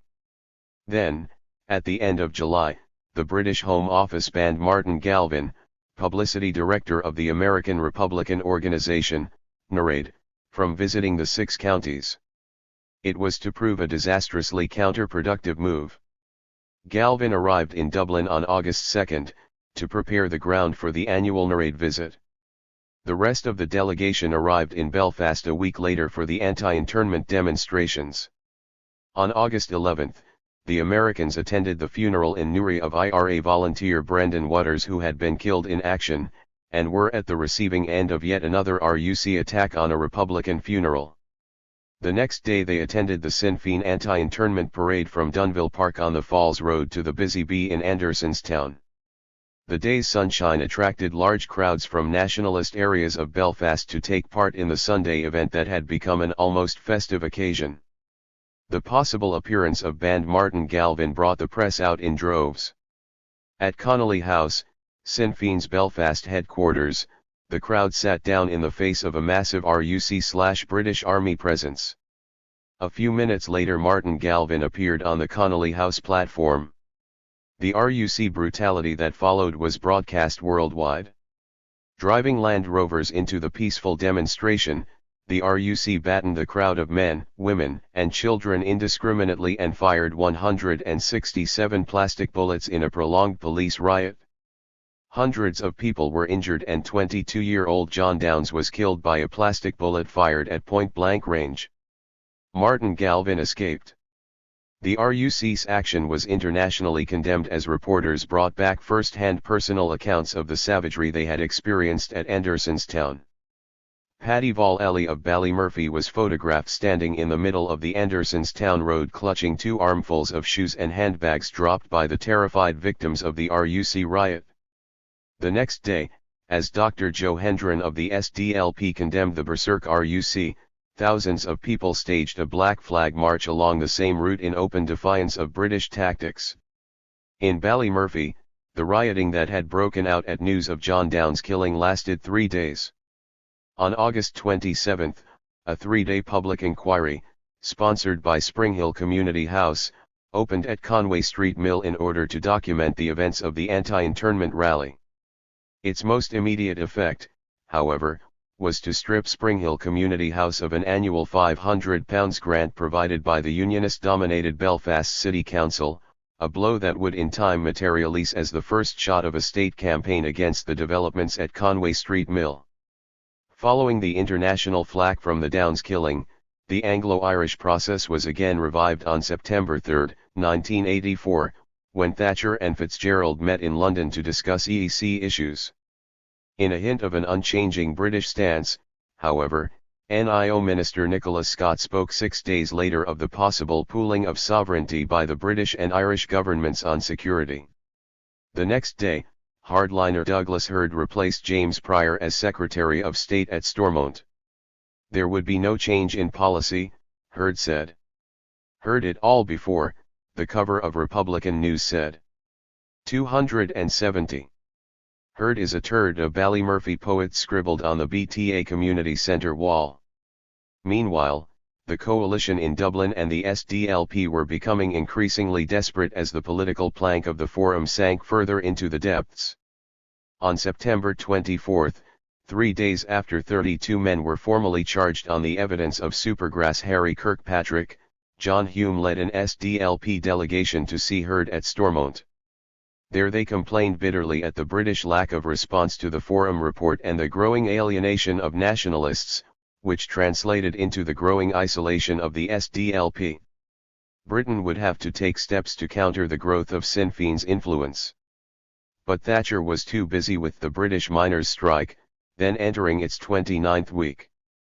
3 weeks later, however, the Republican threat was brought home forcibly to Thatcher and the British government. In the early hours of October 12, the last day of the Conservatives' annual conference, the IRA almost succeeded in wiping out the British cabinet. A bomb, planted weeks before, exploded at Brighton's Grand Hotel, where the conference was being held. 4 people died in the explosion, a 5th died later, and many were injured. Today we were unlucky, the IRA warned Thatcher. But remember, we have only to be lucky once, you will have to be lucky always. By the time the dust settled, Thatcher was shaken, enraged, and in no conciliatory mood towards the Irish. But Ireland was back in the forefront of British politics. On November 4, in the lead-up to the next London-Dublin summit, Fitzgerald hitched a ride home from Indira Gandhi's funeral aboard Thatcher's RAF jet, but was virtually ignored by the British Prime Minister. On November 18, the Dowsiak left for Chequers to press Thatcher on the need to give the Forum report some positive consideration. The following day at the post-summit press conference, Thatcher listed the Forum's 3 options, saying firmly after each one that it was out. Fitzgerald, fumbling for words, was left humiliated before the international press. The SDLP's constitutional platform collapsed, and London-Dublin relations were in disarray. On September 21, Heard further incensed Dublin by declaring that it had no role in the future administration of the North. As for this alienation business, there was no real evidence that it existed at all. To which John Hume replied that Heard would need an army of tanks to visit his, Hume's, home in Derry. Meanwhile, the extradition question had again surfaced with the arrest in Dublin on May 26 of Robert Russell of Ballymurphy. Russell was one of the Longkesh escapees, who had been serving 20 years for the attempted killing of an RUC inspector. As soon as news of his arrest broke, the British applied to have him extradited back to the north. Immediately, his family and friends in Ballymurphy began to rally against the threat of extradition that had followed the McGlinchey case. On July 31, these fears were further 271. Fueled by the extradition of Seamus Ciaran, the first IRA volunteer ever to be extradited to the north. Ciaran was charged with killing former Stormont Speaker, Sir Norman Strong, 84, who died along with his son, who was a member of the RUC, during an IRA attack on their Tynan Abbey home. Because Norman Strong was not a member of the British forces, the courts in the 26 counties had decided that the killing was not political. Later Ciaran was acquitted when the Crown failed to produce sufficient evidence for the Diplock courts to convict him. Back in Ballymurphy, Russell's comrades maintained a cautious level of military activity. On May 21, a soldier narrowly escaped sniper fire in Ballymurphy estate. 8 days later a 30-pound bomb, packed with nails, was discovered on the White Rock Road and defused by the British Army. On June 22, a soldier was shot in the neck a short distance from where the bomb had been found. A month later the INLA in the area shot an 18-year-old man in both arms and both legs near White Rock Leisure Centre, accusing him of misusing the organization's name and defaming a dead INLA volunteer. The area was also about to have a dramatic encounter with Shankill Road Firebrand Assembly member, George Searight, an honest bigot as he described himself. The occasion was the official opening of White Rock Leisure Centre, which had actually opened in January 1984. This second opening, scheduled for September 12, would normally have been open to all local elected representatives. However, the area's MP was Gary Adams. In the apartheid-type state fostered by unionism, an invitation to Gary Adams was out of the question. This was a calculated insult, not just to the MP, but to all who had elected him, many of whom lived in the Upper Springfield. It was therefore decided to stage a people's opening, organized by Sinn Féin and sponsored by local community groups, for September 10. Hundreds of local children and most of the area's community groups turned out along with Sinn Féin and People's Democracy councillors to see Gary Adams unveil a Gaelic plaque after an Irish tricolour was hoisted over the council building. Orange juice and crisps were in abundance and everyone went home happy. The City Hall's unionists, however, were furious, not least George Ciaran, also a member of the City Council. Ciaran had recently attained notoriety when he suggested at the May 30 meeting of Belfast Education and Library Board that taxpayers' money would be better spent on an incinerator and burning the lot of them Catholics. He had been suspended from the DUP at the end of June for his remarks and was later expelled from the party, but at a meeting of the City Council's Leisure Services on September 11, his pyromaniac tendencies erupted again. He wanted White Rock Leisure Centre closed down or burned down. The next day the centre was opened for the third time by SDLP councillors and maverick unionist John Carson, the only councillors willing to step into. 272. The storm. The only community presence was in the form of a protest outside. On October 8, Ciaran called for a special council meeting to discuss the proposal that White Rock be closed down until the plaque and tricolour were removed, but he failed to find a seconder for his motion. So he decided to do the job himself. At 7:55 am on October 18, a gun-toting Ciaran and two armed loyalists turned up at White Rock Leisure Centre. They'd been jamming the phones from about 6 o'clock that morning. There should have been only one security man on, but the other had stayed on because he thought something funny was going on. They were watching the cameras when two cars drove up to the center. One turned and parked outside and the other parked under a window, out of sight of the cameras. One of the security men went to check it out. There had been a terrible storm the night before and he thought it might be the telephone men. When he got out, a man with a ladder forced his way past and started to climb up onto the roof. Other staff pulled the ladder from under him but he got onto the roof. Later on, we came to believe this was John Bingham of the UVF. And he had a gun with him. Another fellow, who turned out to be Frenchy Marchant, had another ladder, but he didn't get on the roof. When the guy on the roof got back down, our security men chased them and knocked one of them, that was Marchant, down at the top of the steps. As they did, your man shouted, "Get the gun! Get the gun!" A guy in a car pointed a gun. Ciaran said it was him, but I don't know if it was. There was so much panic to get away that the door ended up getting barred with one of our security men still outside. And he was the one with the keys. It's worth mentioning that the staff phoned 999 at 8:05, saying there's gunmen on the roof and they're going to shoot us, but the RUC didn't show up until 9:20. By then Ciaran had already released a statement to the press. 21 *. Ciaran had hardly left the area when the flag was replaced, and two others added for good measure, but the threat to the leisure centre remained. On January 21, 1985, however, the people of the Upper Springfield mobilized to counter any attempt to close the building. At a public meeting, some 40 community organizations joined local residents, trade unionists, and all but two of West Belfast's elected representatives to discuss the council's latest decision, to close the leisure centre unless the Department of Education took it over. The opening speaker pointed out to the packed hall how deeply sectarian bigotry penetrated into the community. When the ad hoc committee went, 20 loyalist firebrand George Ciaran arriving at White Rock Leisure Centre to remove Irish tricolour, October 18, 1984, pacemaker. 274. About organizing the meeting, it had found all public buildings in the area closed to it. The only facility available for a simple meeting to discuss an issue of importance to the whole community was the sole building controlled by the people, the BTA Community Center. By the end of the evening, a provisional management had been elected to take control of the leisure center, with or without Department of Education consent, should the council move to close it down. However, the council realized that it was going nowhere in the face of united community opposition.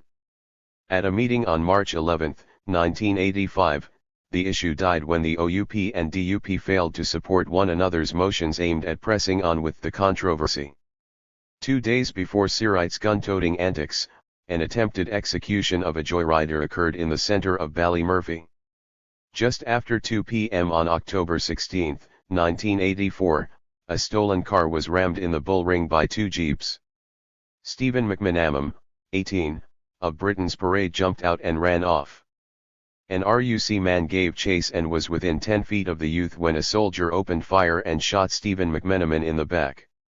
His companion John Miller, 15, was arrested.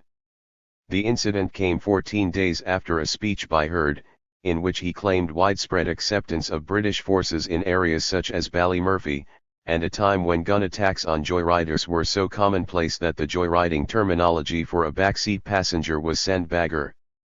On November 5, the Upper Springfield was visited by 2 Fianna Fáil TDS who were invited north by concerned community organisations to observe the Gilmore Supergrass trial. On their return to Dublin, they assisted Hoggy in the preparation of Fianna Fáil's case against the use of supergrasses for a forthcoming Dáil debate. A few days later, in the lead-up to the Chequers' humiliation of Garrett Fitzgerald, Hoggy, who clearly saw what the British were after, declared that no court in this country should hand over any of our citizens. If there were concessions to be had from the British, Hoggy felt, the price would be extradition. As it transpired, there were no concessions to be had from the British.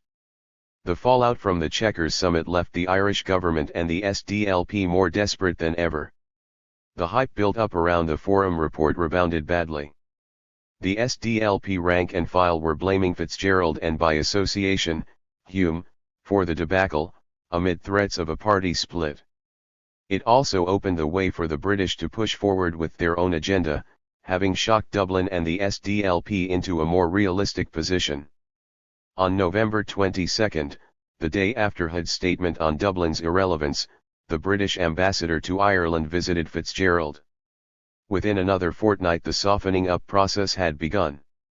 On December 3, Thatcher and Fitzgerald met in Dublin after a gathering of EEC heads of state. The next day Heard began to talk of the need to accommodate the Irish identity of Northern nationalists. It seemed that, perhaps, the British were having second thoughts about the contents of the Forum report. 275. However, in reality, the British were back on the offensive, still following the post-narrow water line, updated in a policy document published in October 1984. This document, entitled Britain's Undefended Frontier, A Policy for Ulster, outlined a framework in which the government, the SDLP, and the loyal population could be moulded into the greatest possible resistance to Republican terrorism. The report pointed out that the Dublin government in practice, accords de facto constitutional and diplomatic recognition to Ulster's status as part of the UK. To mobilise the components of the suggested framework, an attempt should be made to meet as much of the political aspirations of the Irish Republic as are unequivocally consistent with Britain's obligations to Ulster. 22. The report then envisaged a scenario in which Dublin would be willing to extradite those accused of terrorist crimes and to establish close and uninhibited cooperation between its security forces and those of the United Kingdom. If this were done, it would be possible to defeat the IRA without reverting to such a contentious measure as internment. The report, published 1 month before the Chequers summit, went on to say, it should be made clear to the Dublin government that the degree of force which must be used in the attempt to restore order will be in inverse proportion to the degree of effective cooperation on security which can be achieved between the two governments. 23. By the beginning of 1985, the British plan was being buoyed along by the Dublin government, the SDLP, and the Catholic hierarchy, all grasping for Anglo-Irish negotiations towards a political settlement in the north. At the same time, the real nature of British policy was being represented by SAS death squads and British military repression. On January 15, 1985, Ballymurphy had yet another taste of that policy. 5 youths in a stolen car ran into a UDR checkpoint at Kennedy Way. One of the soldiers shouted, "There's the car," and the youths immediately reversed, straight into another jeep. As the car went forward again, the UDR opened fire. The car crashed into a ditch, but the soldiers continued firing, eyewitnesses reporting up to 60 shots. One of the youths got out of the car, but was shot while trying to run away. When the firing died down, 17-year-old Paul Kelly of White Rock Crescent was dead, 2 others were seriously wounded, and a 4th had a broken kneecap. No attempt had been made to stop the car other than by shooting the occupants. Paul Kelly was the 12th joyrider to be killed in Belfast since 1979, and the first person to die as a result of the Troubles in 1985. Meanwhile, the Supergrass system continued to disintegrate under the pressure of the protest groups and its own internal problems. On December 18, the Gilmore case had collapsed. On January 28, the Kirkpatrick trial had opened amid widespread condemnation of the 276 system. On February 21, the James Crockard trial collapsed.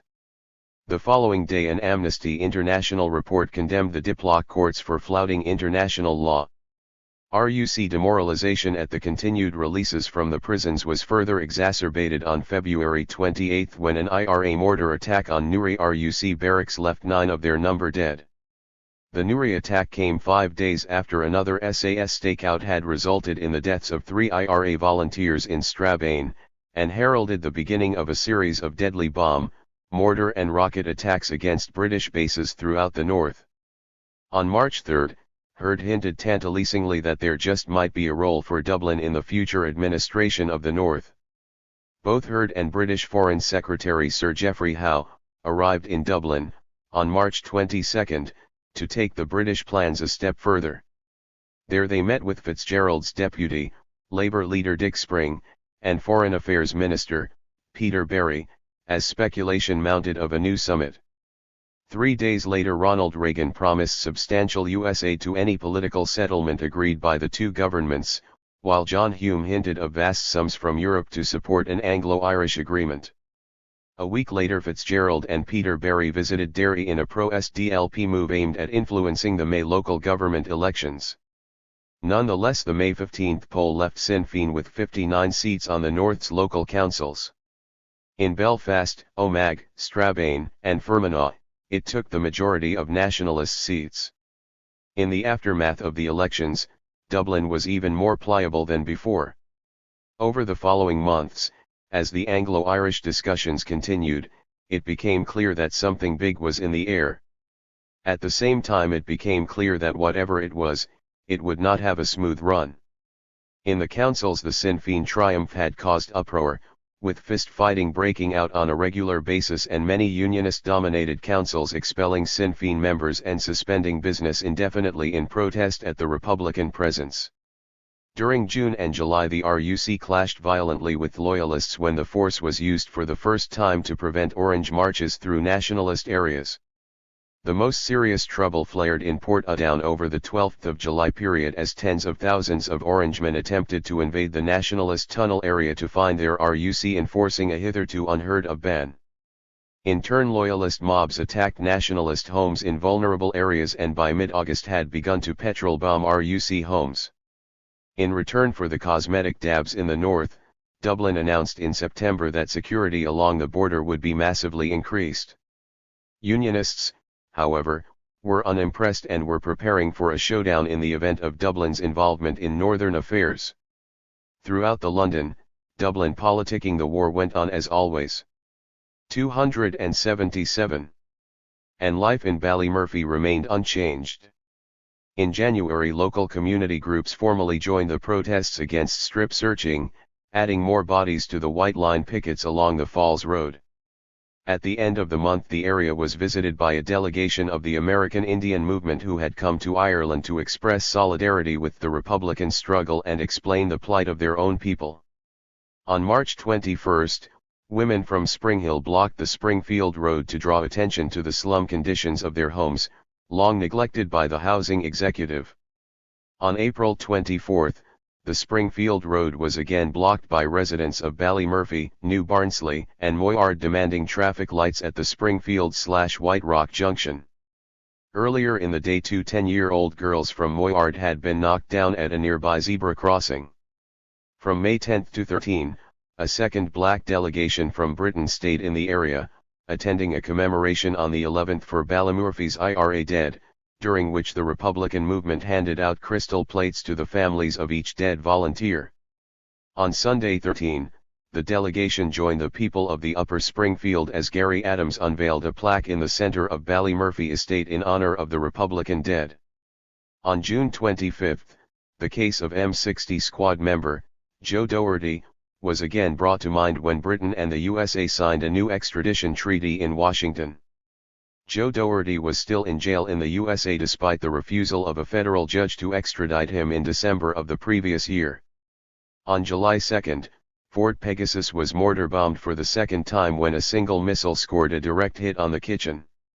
The kitchen was empty at the time, but that did not prevent the panic-stricken garrison, many in their underpants, from streaming out onto the White Rock Road to assault passers-by in reprisal. On July 26, a stolen car crashed near St. Field, killing 18-year-old James Henry from Moyard and fatally injuring 19-year-old Joseph Dorian from Springfield Park. Another Dorian boy, 18-year-old Dennis, was left fighting for his life. Martin McNally, 18, from Moyard described how, after the crash, I saw them, pull James Henry out by the hair and drag Joseph Dorian by the collar of his jacket. They hit Joseph Dorian in the back and left him lying on the ground, flat on his back. 24 young McNally was himself battened and kicked when he tried to run off, and had his arm twisted up his back, leaving him with a dislocated shoulder. 2 days later, a few minutes before Joseph Dorian died, the RUC raided the Royal Victoria Hospital to arrest Joseph's brother, Peter, for non-payment of a fine. In the process they beat up 3 of the Dorian family and knocked the father unconscious with their batons. 2 weeks later marked the 14th anniversary of internment.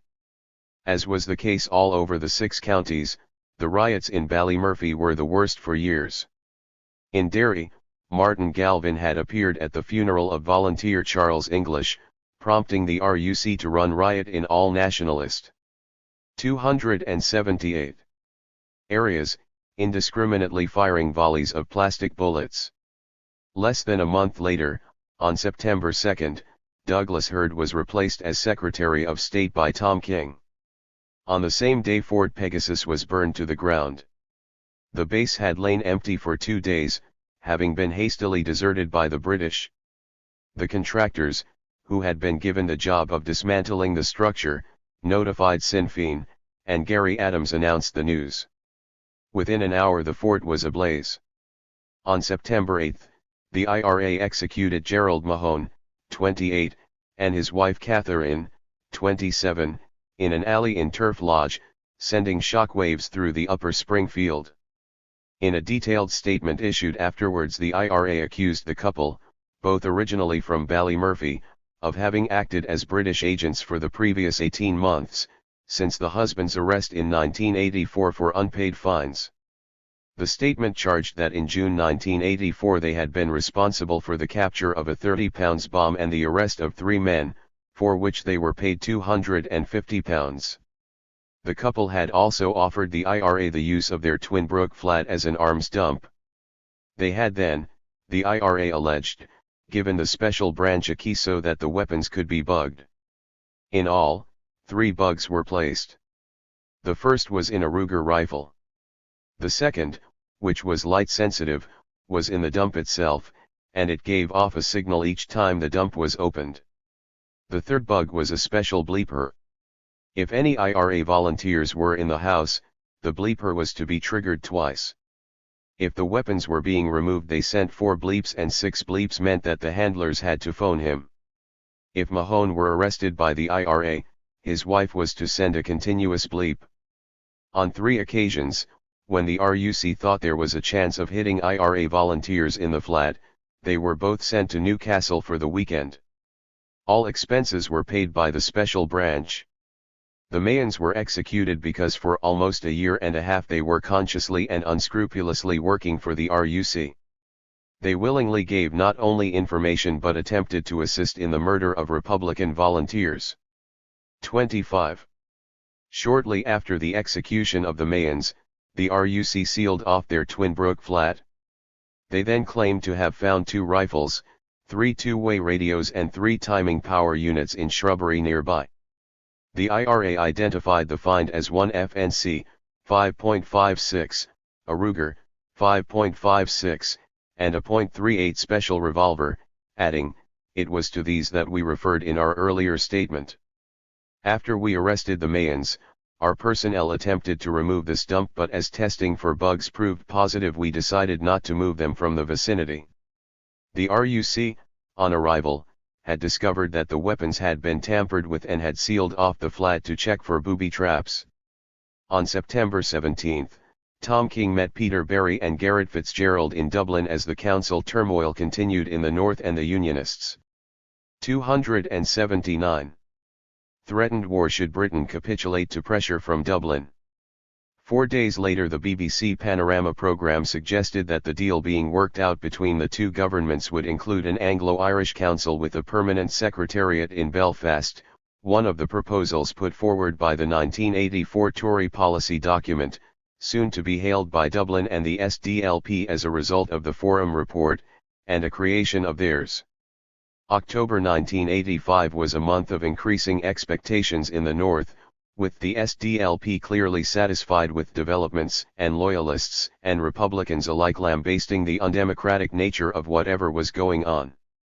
On the 7th, Spring and Berry met with Howe and King to put the finishing touches to the deal, while the RUC and Loyalists continued to confront each other amid suggestions that the former would have to quit their homes in Loyalist areas and move to fortified RUC cantons.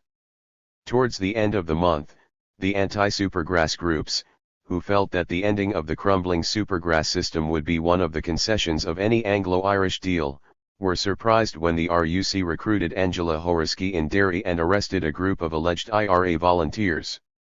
However, it later transpired that the British had already decided to abandon the system in the face of international and local opposition. A BBC Spotlight poll conducted in May 1985 showed that only 19% of people in the 6 counties supported the use of supergrasses, and the RUC was acting in opposition to British thinking. In October 1986, the final nail in the coffin was driven home when those charged under Horisky were released without explanation. On November 15, 1985, Thatcher, King, Fitzgerald, Spring and Berry met at Hillsborough Castle in County Down to formally sign the agreement worked out during the previous months of leaks and speculation. The Anglo-Irish Accord was hailed by the coalition and the SDLP as a major victory for constitutional Irish nationalism. The British had agreed to a formula in which they would consent to Irish unity if in the future a majority in the north were in its favour. There was to be an Irish dimension, a joint secretariat at Marysfield near Belfast, and an intergovernmental conference that would give the Irish government, and by extension the SDLP, a consultative, but powerless, role in the affairs of the North. There would also be some cosmetic internal reforms, a vague recognition of the tradition and identity of Northern nationalists, a promise to recognise cultural rights, hints of unspecified changes to the diplock courts, an end to discrimination, and changes in the laws governing the display of flags and emblems. In reality, many of the British concessions had already been wrested from them by Republican communities.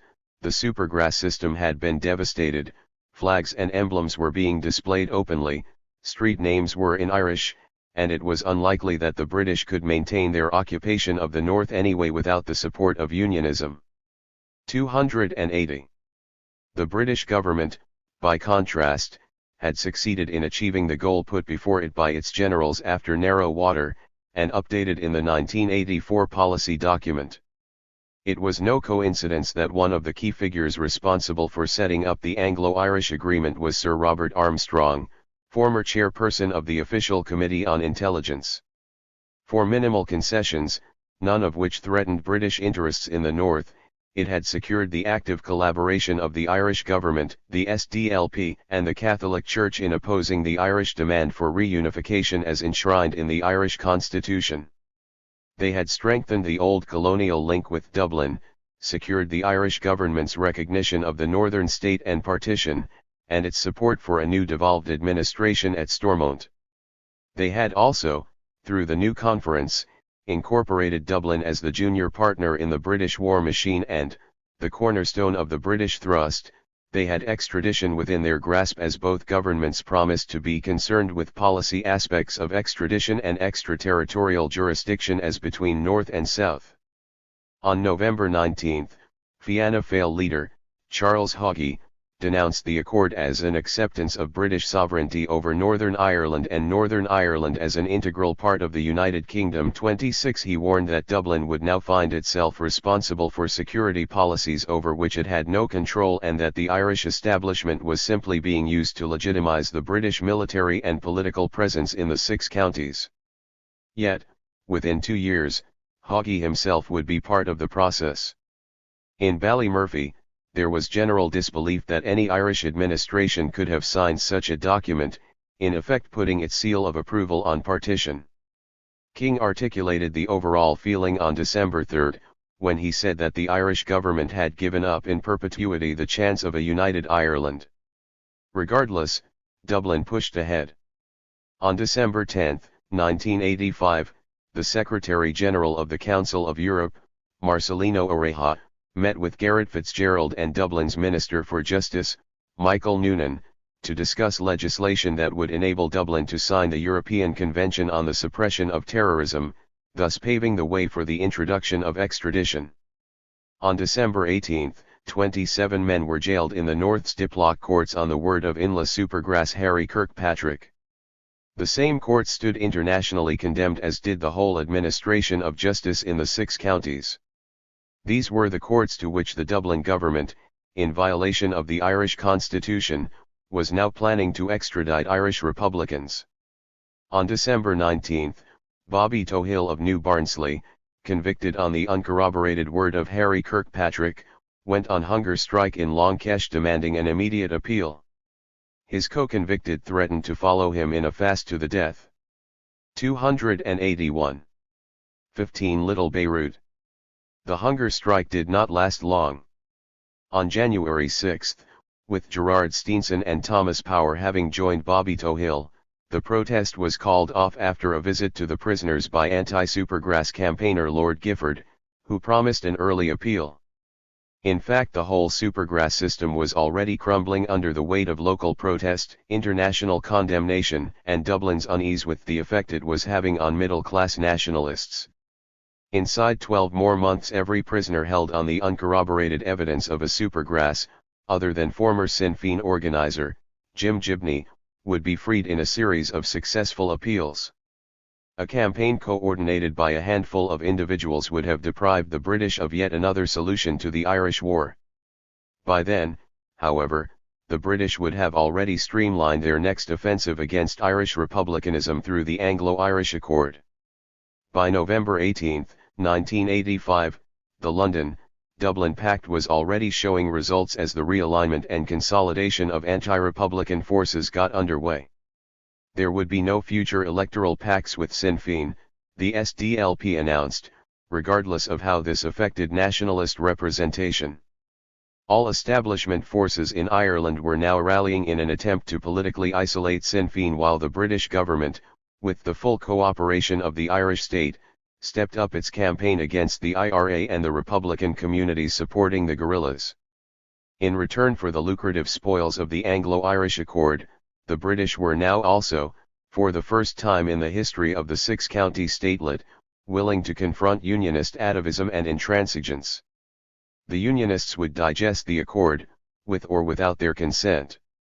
On November 23, 8 days after the signing of the pact, some 250,000 Unionists protested at Belfast City Hall. They were ignored.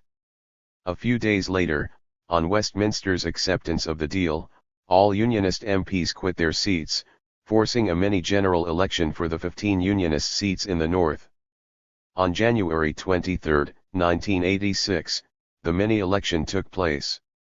The combined Unionist and Sinn Féin vote registered a massive rejection of the accord within the 6 counties. The vote was ignored, London and Dublin taking succour from SDLP Deputy Leader Seamus Mallon's success in taking one of the Unionist seats, and a drop in Sinn Féin's vote. Although the drop might have been a pro-pact rather than anti-Sinn Féin sentiment, the establishments on both sides of the Irish Sea were ecstatic. The accord was working, the price being paid by Northern nationalists, as Loyalists marched, rioted, burned, and engaged in sectarian attacks. Was largely overlooked. The British were content to see the more extreme arms of Unionism take their toll on nationalist lives and property in order to split the Unionist camp into extremists and moderates. Already, on December 5, the Alliance Party had walked out of Stormont after a combined Unionist vote had set up a grand committee to study the accord. Shortly afterwards, Alliance voted in its favour. By early January, the official Unionists were becoming worried by Loyalist violence. Media coverage of attacks on nationalist homes and trading premises, and an attack on Mary's Field on January 5, were doing nothing to help their cause. The withdrawal of consent protest, whereby council suspended business and Unionists refused to talk to government ministers, had also degenerated into unseemly scenes of mob violence which again worried Molyneux Party. On January 18, 30 hooded and uniformed UDA men turned up for an Ulster Says No rally at Ballynaghinch, further damaging the Unionists' democratic image. The UDA men were asked by a senior RUC officer to go home because the rally organisers were not keen on their presence. This was at a time when Republican paramilitary displays prompted the same RUC into baton and plastic bullet attacks on mourners at funerals. The real crunch came on March 4, 1986, during a day of action against the accord. The OUP was horrified to find itself identified with the hooded men on the countless roadblocks and the mobs burning, rioting and attacking nationalists and the RUC. Although the RUC remained generally inactive during the day of violence and intimidation, they were already being branded by Paisley and his cohorts as agents of Dublin and Barry rule. As soon as law and order confronted Loyalist sectarianism, then it was no longer law and order. Soon, RUC homes began to come under attack and the RUC became targets for Loyalist gunmen. Although the RUC itself was torn by divided loyalties, there were even rumors of a mutiny. The ranks held firm alongside their paymasters, holding the line until the brunt of the Loyalist violence had spent itself on nationalist towns and homes. Within 12 months of the signing of the accord, the rioting, attacks on RUC and nationalist homes, and anti-accord sectarian assassinations had died back to yet another acceptable level and the Loyalist backlash was reduced to rhetoric and posturing. Gradually, with the Hillsborough Agreement still in place, Unionism slipped back into its old role, realizing that nothing had really changed, other than the irritating presence of Irish government representatives at Mary's Field. In the meantime, London and Dublin had been dangling the carrot of a new Stormont following the axing of Prior's Assembly in June 1986. However, all attempts at devolved government in the North seemed doomed. This time, the SDLP was offering to help stabilize the 6 counties within a partitionist framework, but only in the context of the 283 Hillsborough Agreement, which had given the party a new credibility amongst the less radicalized sections of nationalism. The Unionists, on the other hand, were offering to bend over backwards to accommodate the SDLP, provided the agreement was scrapped. It was the same deadlock as had existed on May 28, 1974, when the power-sharing assembly fell. The only difference this time was that when it suited British interests, Loyalism was confronted head-on and worn down. For a while in 1986, however, the situation had looked grim for the British, particularly after the plastic bullet killing of Keith White, the first loyalist to be killed by this weapon. The 20-year-old man had been struck during fierce rioting in Portadown on March 31 and had died on April 14. In the build-up to the 20th of July period there were even rumors of UDI, but after an orgy of violence against nationalists and a spate of sectarian assassinations, Unionist fervour for UDI cooled again. The OUP/DUP alliance, however, had been wrecked in the process. On other fronts the accord was running relatively smoothly for the British. In Dublin the coalition was pushing ahead with its extradition plans and beefing up border security while turning a blind eye to the mass repression being unleashed by the British Army and RUC. Along the border, large tracts of land were being annexed by the military for a series of spy forts and lookout posts, a process that had begun in October 1984 when hilltops in South Armagh were commandeered. The Hillsborough Wall gave the British Army easy access to the 26 counties, further facilitating cross-border incursions. In Republican areas of the north the military were putting the boot in with a vengeance as Peter Barry, Irish Foreign Affairs Minister, talked of how the accord was solving all ills and ending the nationalist nightmare. Eventually even the traditional enemies of republicanism, such as the Catholic hierarchy, began to protest loudly at military actions. The feeling in the Upper Springfield was summed up in an open letter entitled Bashing the Nationalists, posted to Garrett Fitzgerald, with a copy to all Dáil members, in October 1986. The letter, written by one of the most prominent community groups in the area, attacked the coalition for its claim that, as a result of the accord, state forces were now behaving and were therefore more acceptable in nationalist areas. We who know listen in stupefaction. We try to comfort the mother of 3-year-old Paul Burns of Springhill who was tossed over a wall like a sack of spuds. We listen to 68-year-old Frank Hardy, who is deaf and had his skull split open for not responding quickly enough to a soldier's question, young Martin Morris who was asked if he had any problems, and was then smashed in the face and told that now you have one, Ned Ryan who received 8 stitches in his head, Susie Vallely and her 284 children who woke up to find armed RUC men with torches in her bedroom in the middle of the night, Gary Daly who was kicked in the groin and smashed in the face with a rifle butt for the crime of walking down the street, the McManus children who had to be kept from school because they were beaten and threatened every day by the military, young Jimmy Lennon who had a rifle butt broken across his mouth as he gave his name and address to a soldier, and many, many more. What do we tell young Irish women who are daily called whores on their own streets? How do we reconcile their reality with the land of delusion currently inhabited by the Irish political establishment? Can somebody somewhere please explain this new era, this ending of the nationalist nightmare of which we recently hear so much? 1. Earlier in the year the people of Ballymurphy had reacted with disbelief, when on February 24, Alan Dukes had urged nationalists to join the RUC. Speaking from Strasbourg, where he was formally signing the European Convention on the Suppression of Terrorism, the coalition's new justice minister could hardly have displayed a greater ignorance of the realities of life in the 6 counties.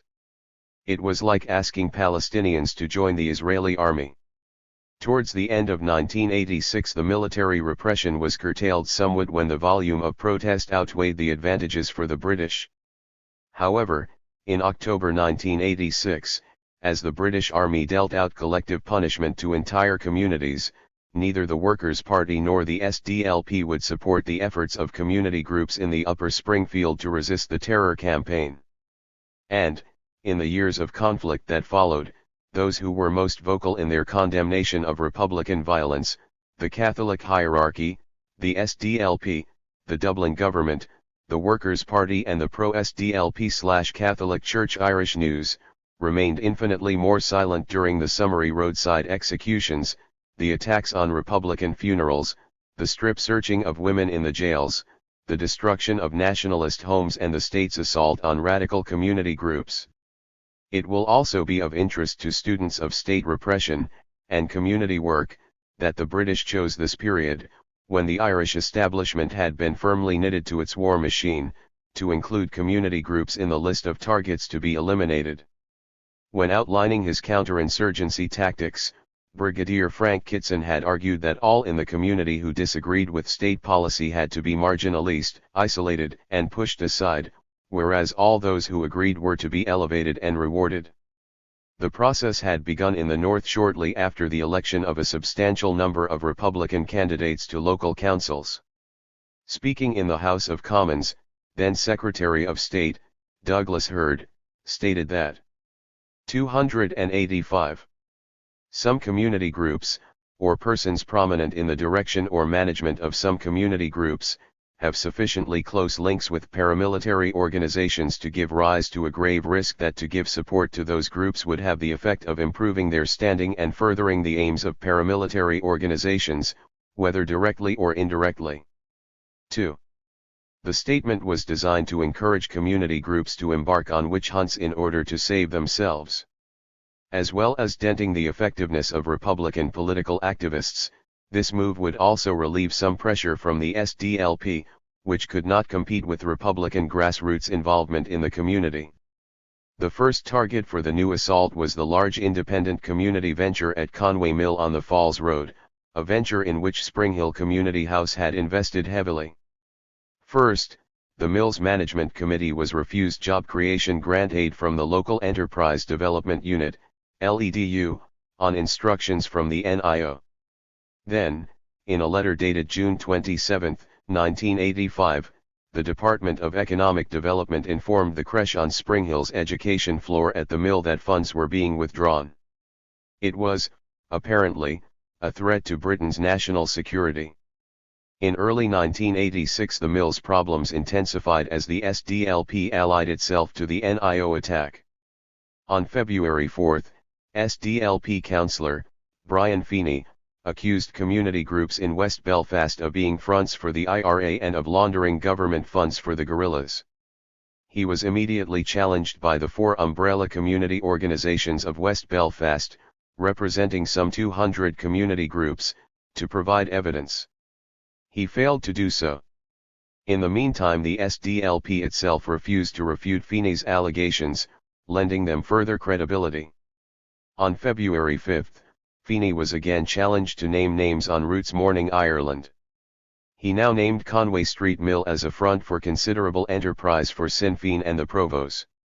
He followed this up in a letter to the Anderson's Town News on February 15, in which he accused community leaders in West Belfast of squealing like stuck pigs because they had challenged his unspecified allegations.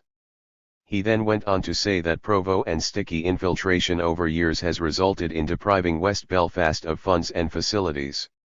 For example, the Glen Community Centre and Horn Drive both had to close for periods. In reply, community representatives pointed out that Glen Community Centre had been closed due to fire damage, and Horn Drive for renovations. Facts that should have been well known to Feeney, who was a member of Belfast City Council, which managed both centres. However, the damage was done. All community groups in West Belfast were now suspect and the NIO could move against them with full SDLP.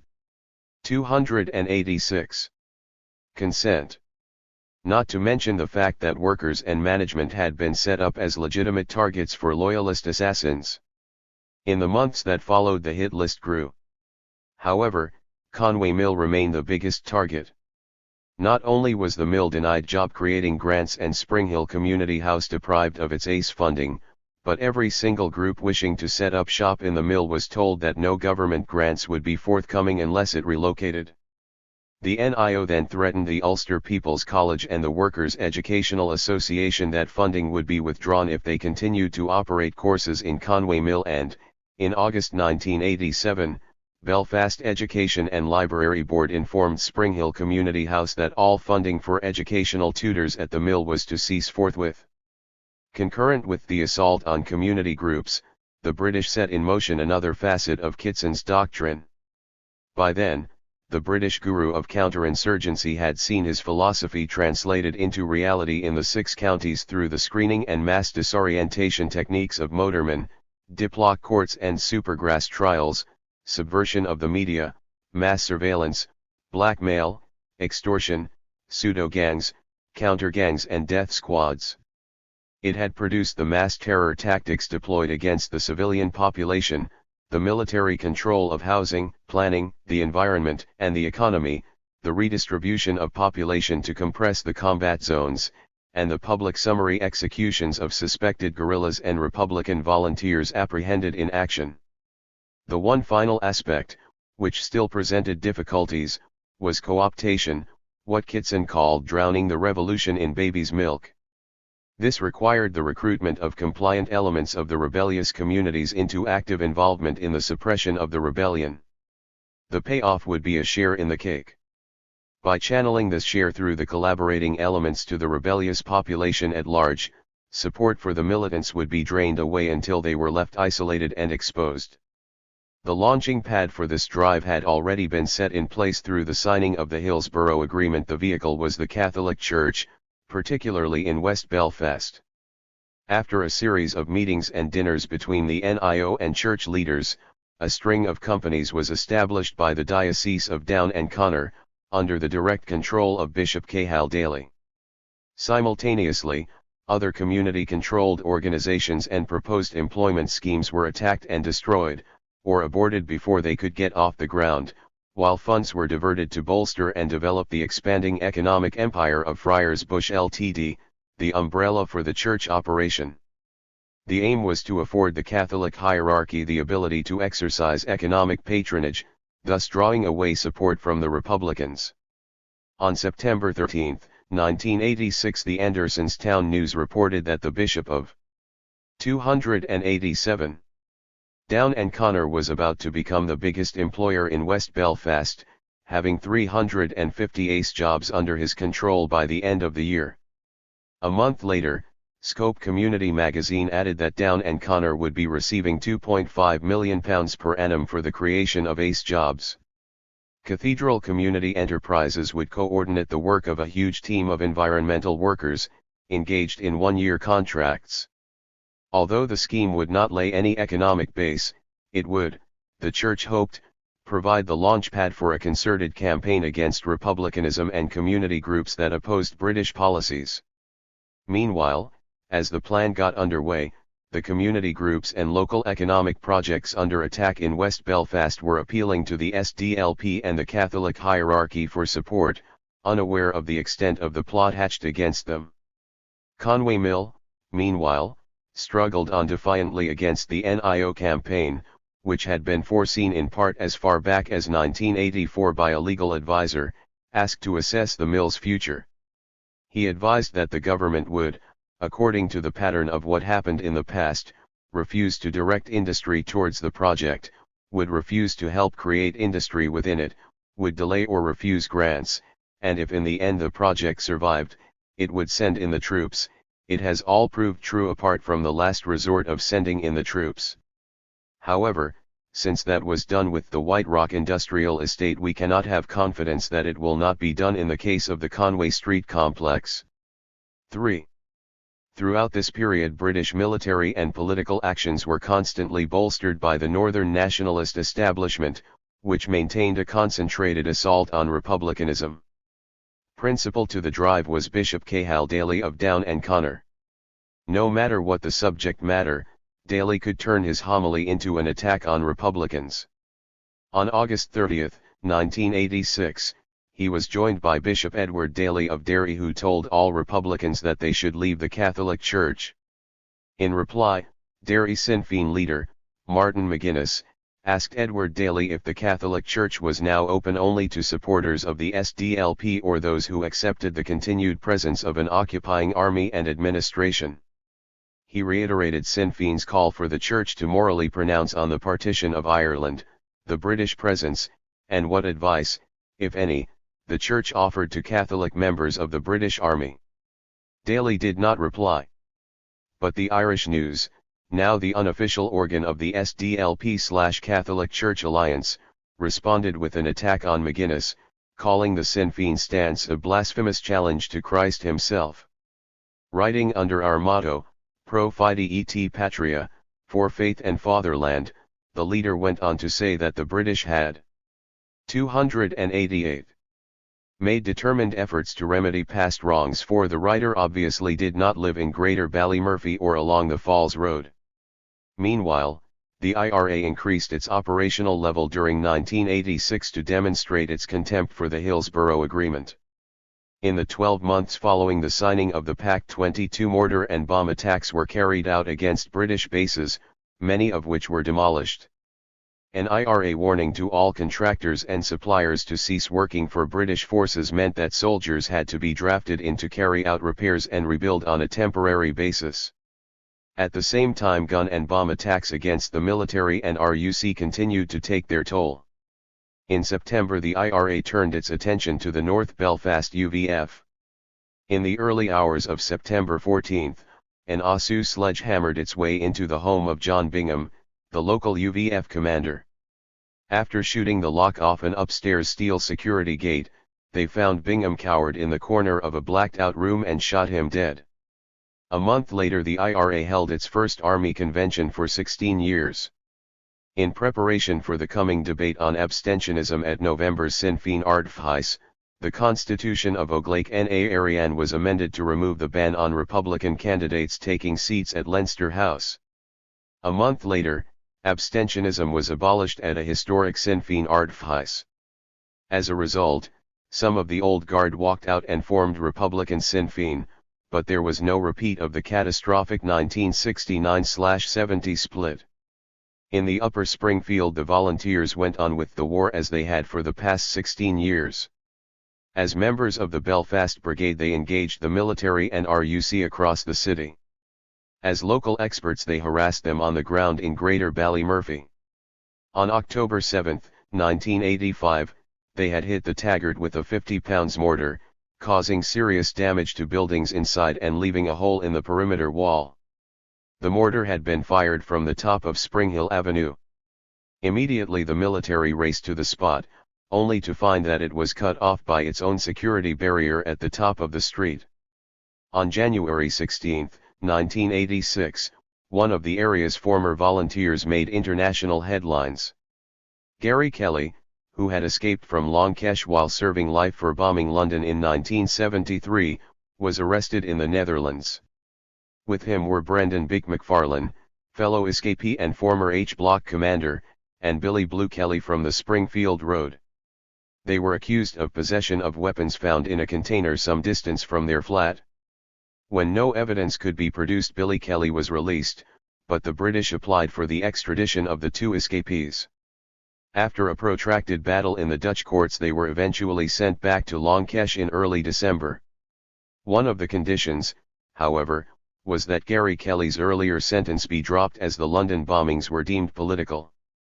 The escape from Longkesh, on the other hand, was not.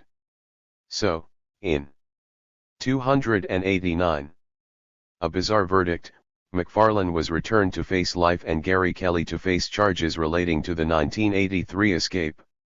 On February 17, the case of M60 squad member, Joe Doherty, surfaced once more when a U.S. appeals court again refused to extradite him. Nonetheless, he was re-imprisoned as the U.S. government continued its attempts to satisfy Thatcher's demands for his return. 5 months later, the U.S. Senate approved the Anglo-US extradition treaty as Joe Doherty still lingered in jail. On May 12, 1986, the Taggart was one of 3 British bases in West Belfast to come under hand grenade attack. In July, White Rock Leisure Centre was back in the political limelight.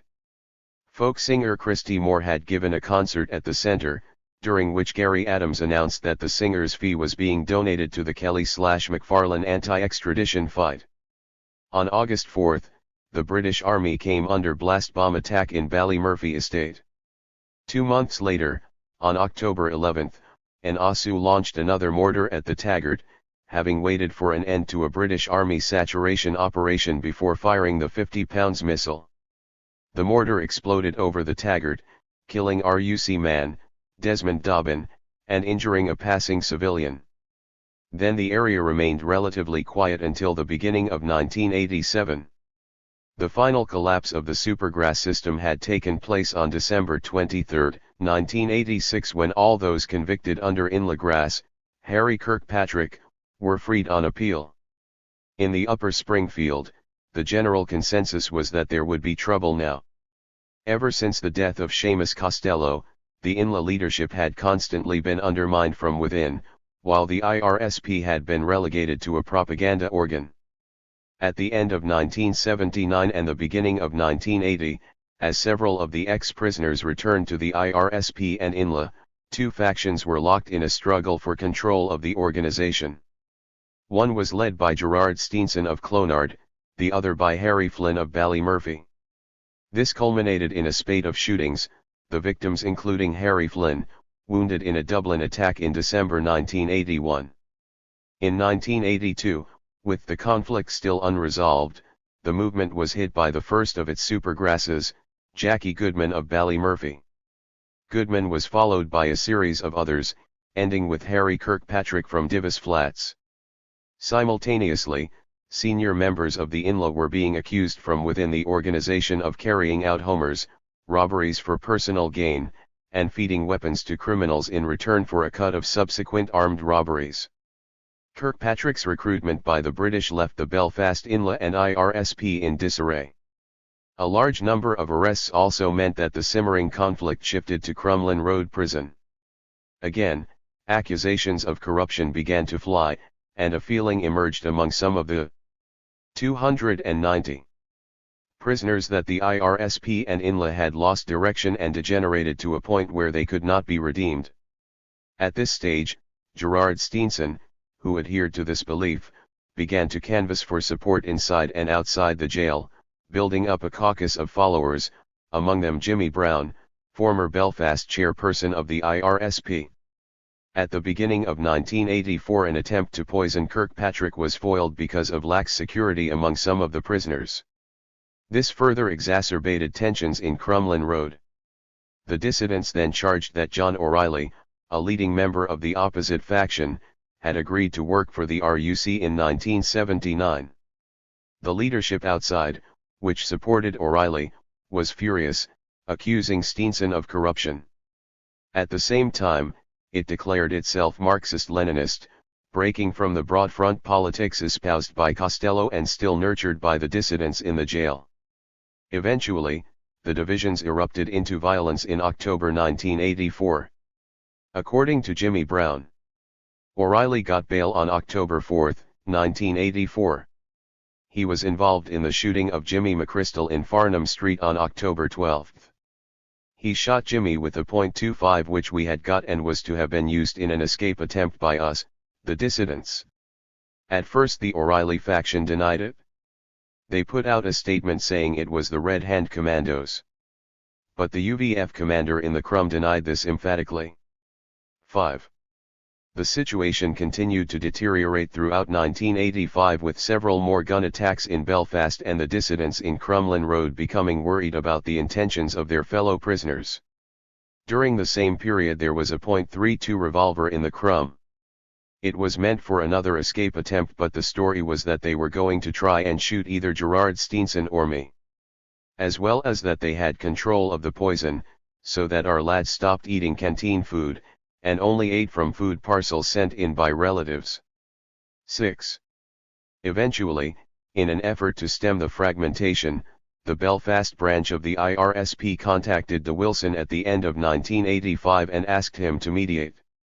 A compromise was reached whereby, the INLA leadership gave an undertaking that nothing would happen to Steenson and his followers in or out of jail provided they refrained from acting against the leadership or describing themselves as INLA.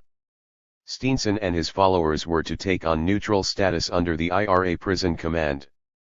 7. Steenson was then suspended from the INLA. In 1985 he was expelled. Jimmy Brown, the other leading dissident within the jail, resigned from the IRSP. By then 2 men were already dead. Gerard Sparky Barclay, the Ballymurphy man whose body was found at the border on October 26, 1983, had been one of the Steenson 291 tendency. He and the Clonard man had been friends since 1976. He had supported Kirkpatrick and Steenson in 1980 when they were attempting to wrest the 6-county INLA from the control of Jackie Goodman and Sean Flynn, brother of Harry Flynn.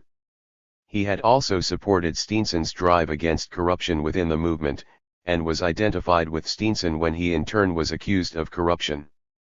By October 1983, Gerard Barclay was being accused by the INLA of having purchased 2 houses with the proceeds of Homers.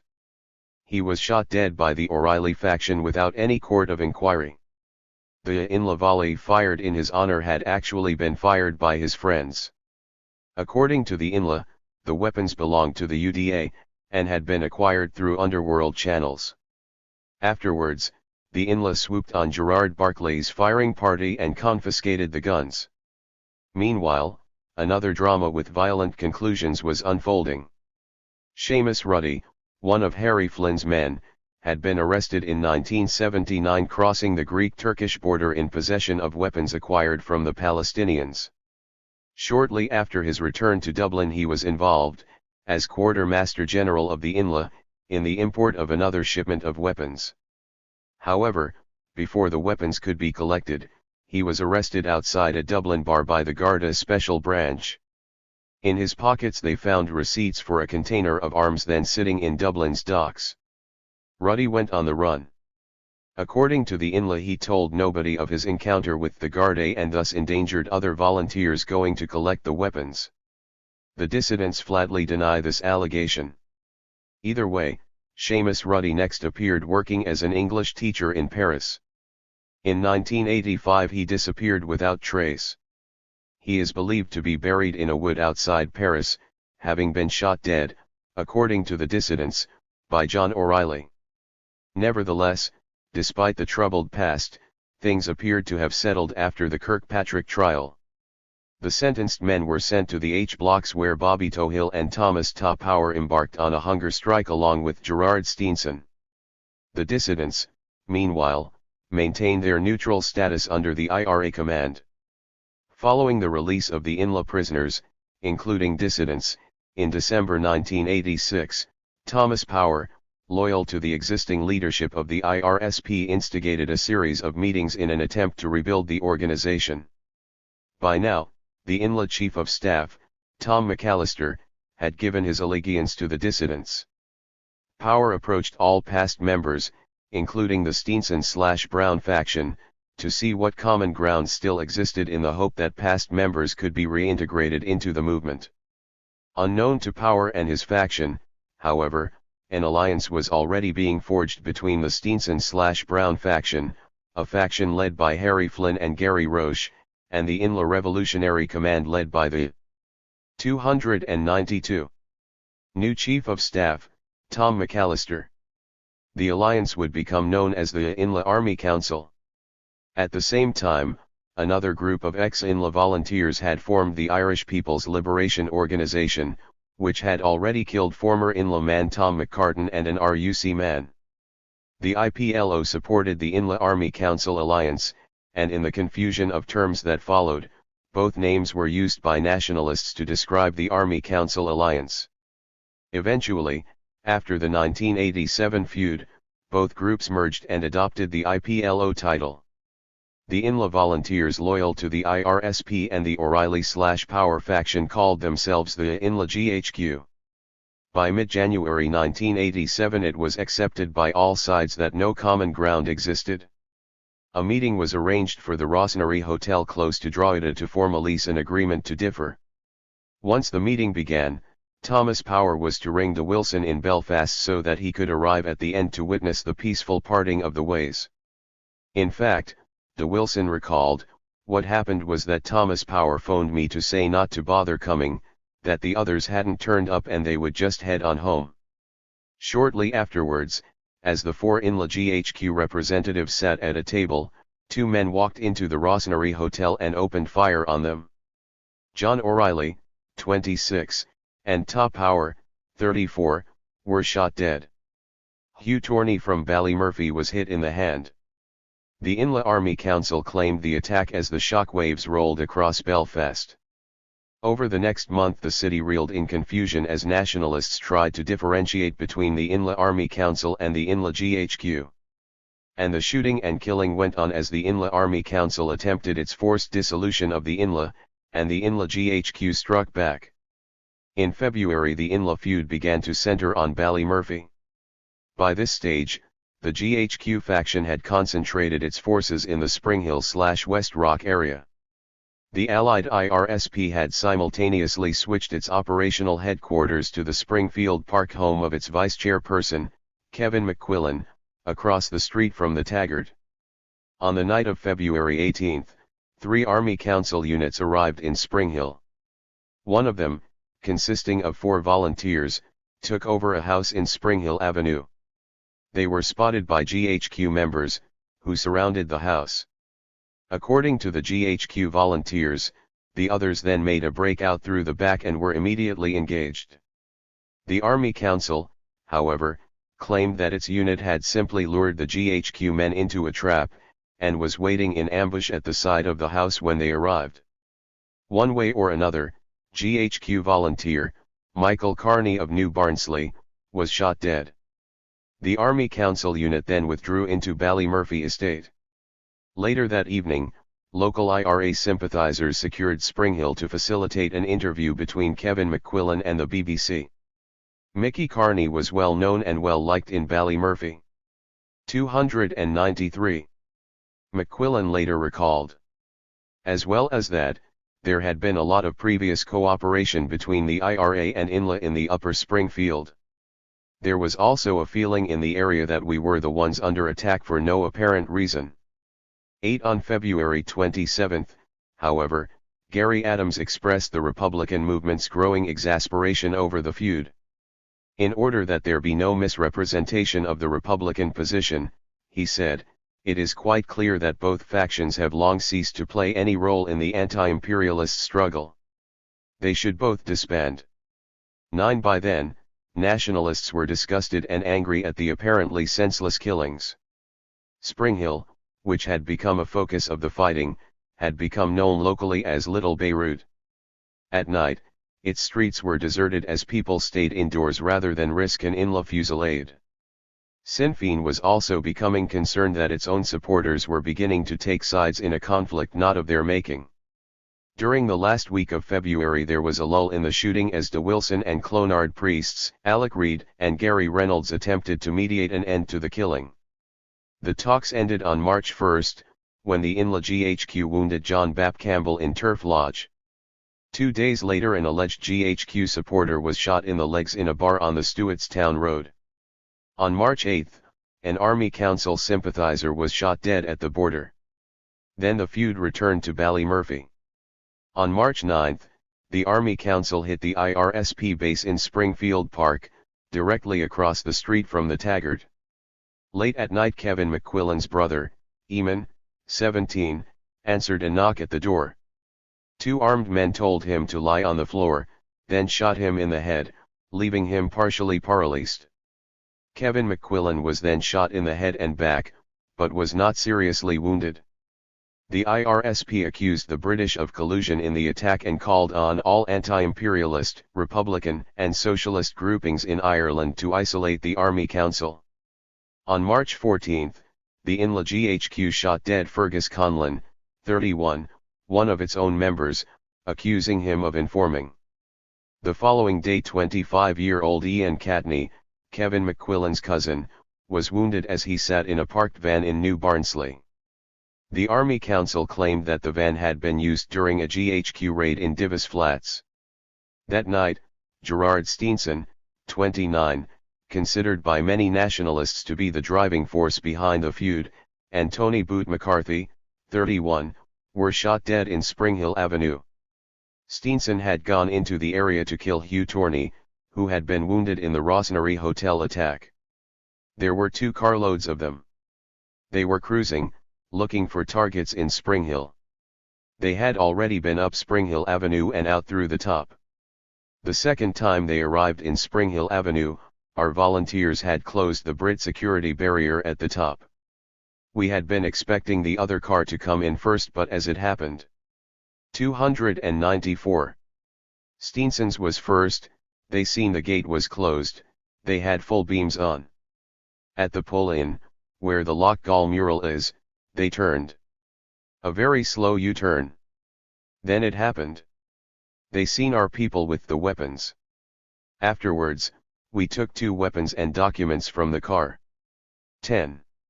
On March 17, the funerals took place. Tony McCarthy was buried under a massive RUC presence at the city cemetery, within a stone's throw of Ballymurphy. Although his wife, Anne-Marie, was a native of the area, few people attended. Such was the community's revulsion at the feud and people's wish not to be identified in any way with either faction. 5 days later, the final killings took place. Emmanuel Gargan, recovering from earlier feud wounds, was blasted with a shotgun in the Hatfield Bar on the Ormeo Road.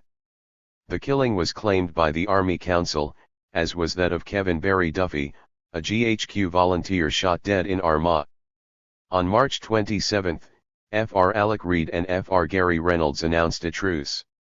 The conditions were that both parties accept the right of any group to organize politically and they commit themselves unreservedly to the resolution by peaceful mediation of their own present dispute and of any further disputes that may arise. 11. Nobody other than the British had apparently achieved anything out of the killings or the legacy of hatred left in their wake. In mid-January 1987, as the Inla feud developed, British and Irish attempts to isolate Sinn Féin suffered a setback when Peter Archer, British opposition spokesperson on the 6 counties, joined a high-ranking Labour delegation which met with the Republicans in Belfast. Less than a week later, Garret Fitzgerald's coalition collapsed after losing a vote on proposed budget measures. During the second weekend of February, with the Hillsborough Agreement a significant election issue in the 26 counties, Peter Barry, former Foreign Affairs Minister, accused Fianna Fáil of denigrating the progress made under the agreement, progress that was scant on the ground in the Upper Springfield. At the same time, the UF, in its own effort to denigrate the accord, firebombed shops in Dublin and Donegal, causing £1 million of property damage. In the general election of February 17, Fianna Fáil won 81 of the 166 Dáil seats. Shortly afterwards, Haughey announced the formation of a minority government, supported by independents.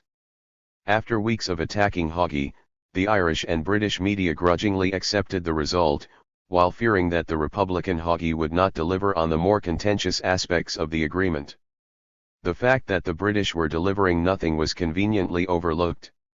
In the Upper Springfield, arrests, beatings, house searches and the wanton destruction of homes and property went on as they had for the past 18 years. On April 2, as the dust began to settle on the Inla feud, new public order legislation came into effect in the North. Under its provisions, it 295 became illegal to stage any march unless 7 days' notice was given to the RUC, a feature designed to create problems for the Republican movement. On the same day, IRA volunteer Larry Marley was shot dead in his Ardoyne home by the UVF. 4 days later, Larry Marley's home became an international focus for the struggle of wills between Republicans and the British. Already, on March 13, the funeral issue had been pushed to a new pitch. Following an IRA warning, 2 RUC men were injured in an explosion at Roselawn Cemetery an hour before the arrival of the body of an RUC member killed by the IRA. The Republicans stated that this was a warning shot, coming after 4 years of RUC attacks on 25 IRA and Inla funerals. In reply, the NIO minister, Nicholas Scott, said that, even in war people are allowed to bury their dead in peace and dignity. In Ballymurphy, people wondered if he could hear himself talking.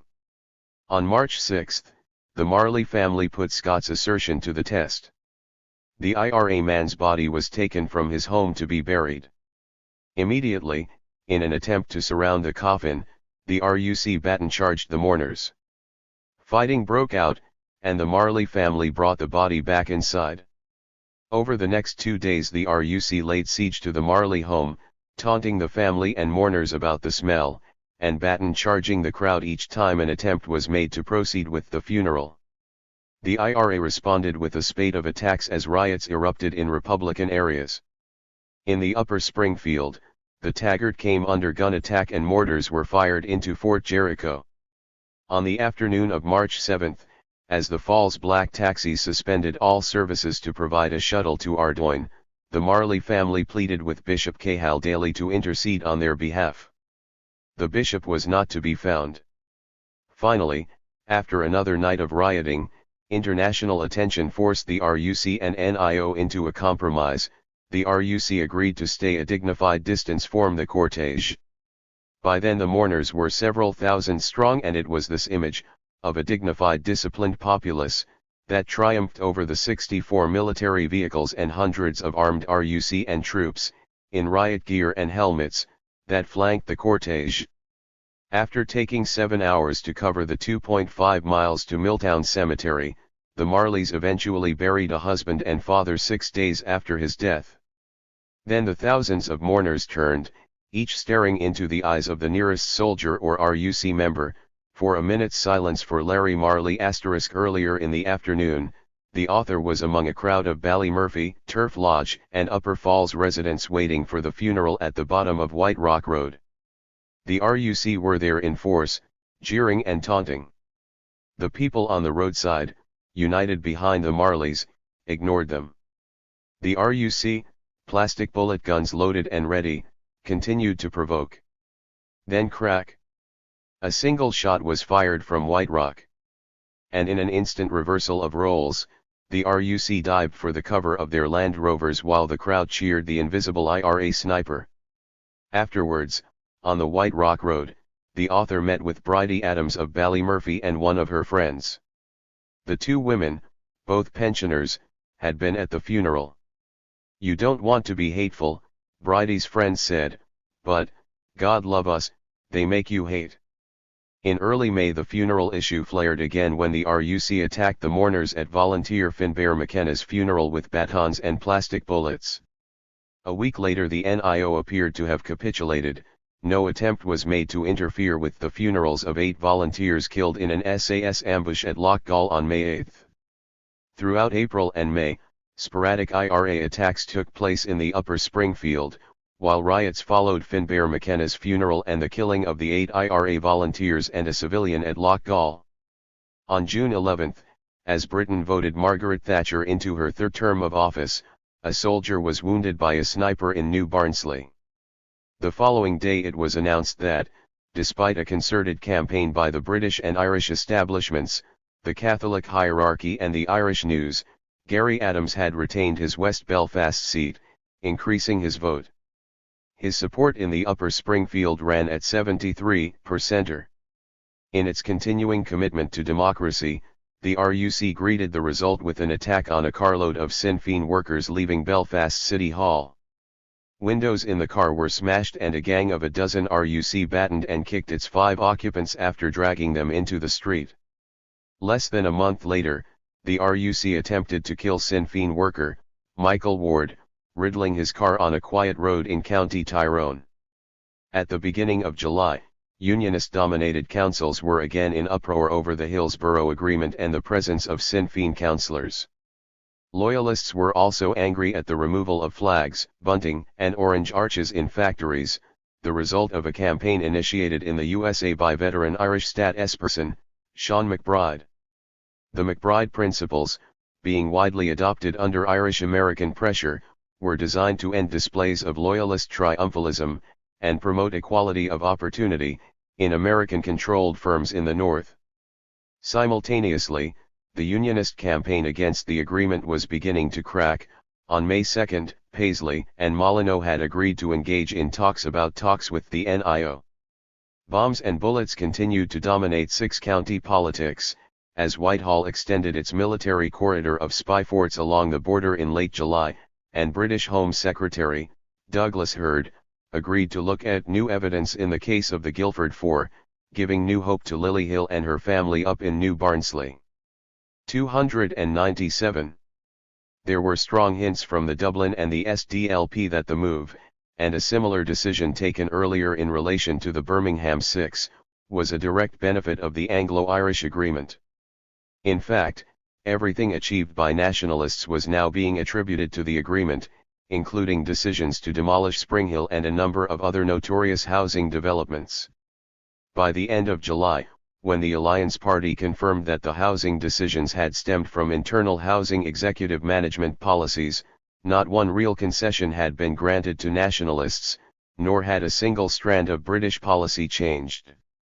If anything, the drive towards a military solution in the north was being intensified, now that Dublin had been safely neutralised. In Dublin, where an unofficial coalition of Haughy's government and Fine Gael under its new leader Alan Dukes, attempted to patch up a shattered economy with drastic budgetary measures, there was no mention of any U-turn on the Hillsborough Agreement. After all, the British just might come up with a few concessions that could alter the political climate in the north and draw support away from the IRA. If the IRA and Sinn Féin were isolated, the war might end and Dublin would be spared the £150 million annually being spent on conflict-related security. 12 British actions, however, belied any real intentions of changing the political climate.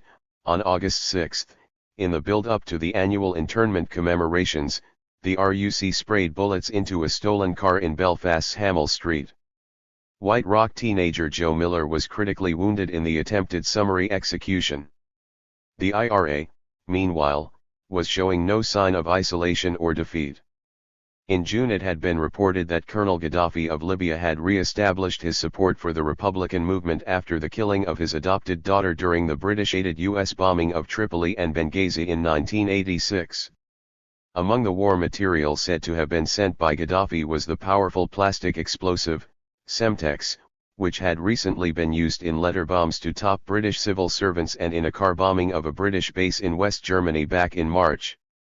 IRA warnings to firms and businesses, including a number of multinationals, to cease supplying British forces in Ireland, had also largely succeeded in isolating Crown forces and was hampering the rebuilding of the many bases blitzed in the previous 18 months. IRA operations too were very much on the increase, with British forces slipping back into a defensive position. This was evidenced in Ballymurphy on March 30, when volunteers mounted a gun and mortar attack on the Taggart. No attempt at a follow-up was made until the next day, and then only at a snail's pace, as the military and RUC, fearful of sophisticated booby traps, fine-combed the approach to the discarded launching tube. On August 9, the British were pushed further onto the defensive. 298. An impact grenade, a new IRA weapon already used twice, causing one British fatality, was hurled at an RUC Land Rover in Belfast's Dawson Street. It destroyed the armor-plated vehicle and injured 5 RUC men. It also shattered the confidence of the RUC's Divisional Mobile Support Units, DMSUs. Previously the 3 vehicle patrols had been relatively immune to IRA attacks in cities and towns, but the new device, a drogue-guided pound of Semtex with a copper cone that vaporized on impact, cut through the armor of the Land Rovers, blasting the occupants with shrapnel and molten metal. Overnight, military vehicles became potential death traps. On August 10, after 2 days of gun attacks on the Taggart amid the annual ritualistic internment riots, volunteers in Ballymurphy Road hit a second DMSU with 2 impact grenades, injuring 3 RUC men. From then on, the new grenade became a standard weapon against mobile patrols, its only disadvantage being that volunteers had to get within 30 yards of the intended target to ensure a smooth flight for the handheld device. On September 20, in another demoralizing attack on the RUC, the Ballymurphy IRA drove into the center of Loyalist Highfield and mortar-bombed Springfield Parade Barracks. By the end of August 1987 the Hillsborough Agreement was causing problems in Dublin. Charles Haughy, vociferously opposed to extradition when in opposition, was now faced with having to finalize the deal. Pressure from London was mounting despite the fact that Britain had refused to honor its side of the extradition deal, cosmetic changes in the Diploc courts and within the RUC and UDR. The pressure further intensified in early October as the Tory conference, scheduled for Blackpool, drew near. Such was the IRA threat, the British claimed, that warships and submarines would be patrolling the coast keeping an eye out for Republican commandos. One warship, HMS Cuxton, was actually deployed to keep 24-hour radar watch throughout the conference. However, With the British still refusing to budge, resistance to extradition began to grow within Fianna Fáil. By mid-October, with the opposition demanding that Haughey press for British reforms, the Irish cabinet was becoming desperate. The Republican Party could not be seen extraditing Republicans in the face of Thatcher's arrogance. On October 17, Foreign Affairs Minister, Brian Lenihan, flew to London to see Heard and King. 2 days later an all-party Irish delegation again met with Heard to urge some change of heart before the coming Anglo-Irish Conference. However, the conference wound up on October 21, with no British concessions and threats by King that Dublin's failure to sign the extradition bill would have serious implications. The following day Thatcher further compounded Haughey's problems. Dismissing Dublin's demands, now reduced to increasing the 299 number of judges in diplock courts from 1 to 3, she declared that the future of 6 county courts was not a bargaining point. For the time being, extradition seemed all but dead. Nevertheless, an anti-extradition committee, part of a growing national campaign, was put together in Ballymurphy despite a general Republican belief that Haughey could not go through with extradition. At the same time community activists had joined a city-wide campaign against proposals contained in the Belfast Urban Area Plan, which envisaged a vast landscaping of the city while generally ignoring West Belfast. Local people were also discovering that, yet again, housing executive work in Ballymurphy was anything but satisfactory. According to tenants in Ballymurphy Estate, solid fuel central heating systems, installed as part of the earlier refurbishing scheme, were leaking toxic fumes. Tommy Norton of Glenalina Crescent complained that his budgie had keeled over dead while the refurbishing contractor was checking his appliance for escaping gases. By October 1987 the executive was admitting that it no longer uses the appliance fitted in Ballymurphy and that the ceramic flues installed may have led to some faults. As a result, homes in the area, many having just redecorated after the initial refurbishing, were again ripped apart from fireplace to chimney, with all the attendant disruption, rubble, and expense. Then, on October 9, the assassins returned. 2 days earlier, 2 local men, Mickey Vallely and Geordie Higgins, had been arrested on the Antrim Road a short distance from a military/RUC barracks. They were among 5 people accused of possession of 2 mortars. On October 8, the British Army swamped the Upper Springfield with dogs and detectors looking for the source of the mortars. The operation lasted all day, and came on top of weeks of military saturation and concentrated house searches. Yet, on the morning of October 9, not a soldier was to be found anywhere near Ballymurphy as 2 gunmen drove into the center of the estate at 7:30 am, burst into a house in Whitecliff Parade and shot dead 65-year-old Francisco Notarantonio as he lay in bed with his wife Edith. Fra Notarantonio was an IRA veteran of the 1940s who had been interned for a while in the early 1970s. There was widespread belief in Ballymurphy that the area had been frozen by the military and RUC to facilitate the gunmen. On October 13, the long-standing problem of the hoods was highlighted by the first of 3 attacks on the new White Rock Family Center.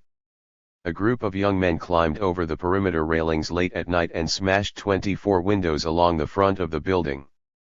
They then took 2 chairs and lit themselves a wee fire directly outside the railings. The following morning the RUC discovered blood at the scene, and later found a young man from the district undergoing microsurgery for lacerations to his hand at Dundonald Hospital. On October 17, 300 windows were again smashed and filing cabinets, desks, and a door destroyed. Baby foods were strewn about and the optimistic intruders made off with 300 condoms. The following night the coup de grace was delivered. A car was driven straight through the railings and the front door. 2 public meetings resulted, demonstrating community support for the center amid demands that the IRA take more effective action against antisocial elements in the area. West Belfast's joyriding epidemic had also taken a nasty twist, with several deliberate attempts to run down pedestrians, including the Belfast Secretary of Sinn Féin. These in turn prompted a run of punishment shootings and the banishment from the country of 2 young men from White Rock. They also caused the resurfacing of the non-existent official IRA, whose Belfast Brigade distributed leaflets in Turf Lodge, warning joyriders that they would act harshly against them, deeply embarrassing the Workers' Party, which consistently claimed to have stood down its armed wing.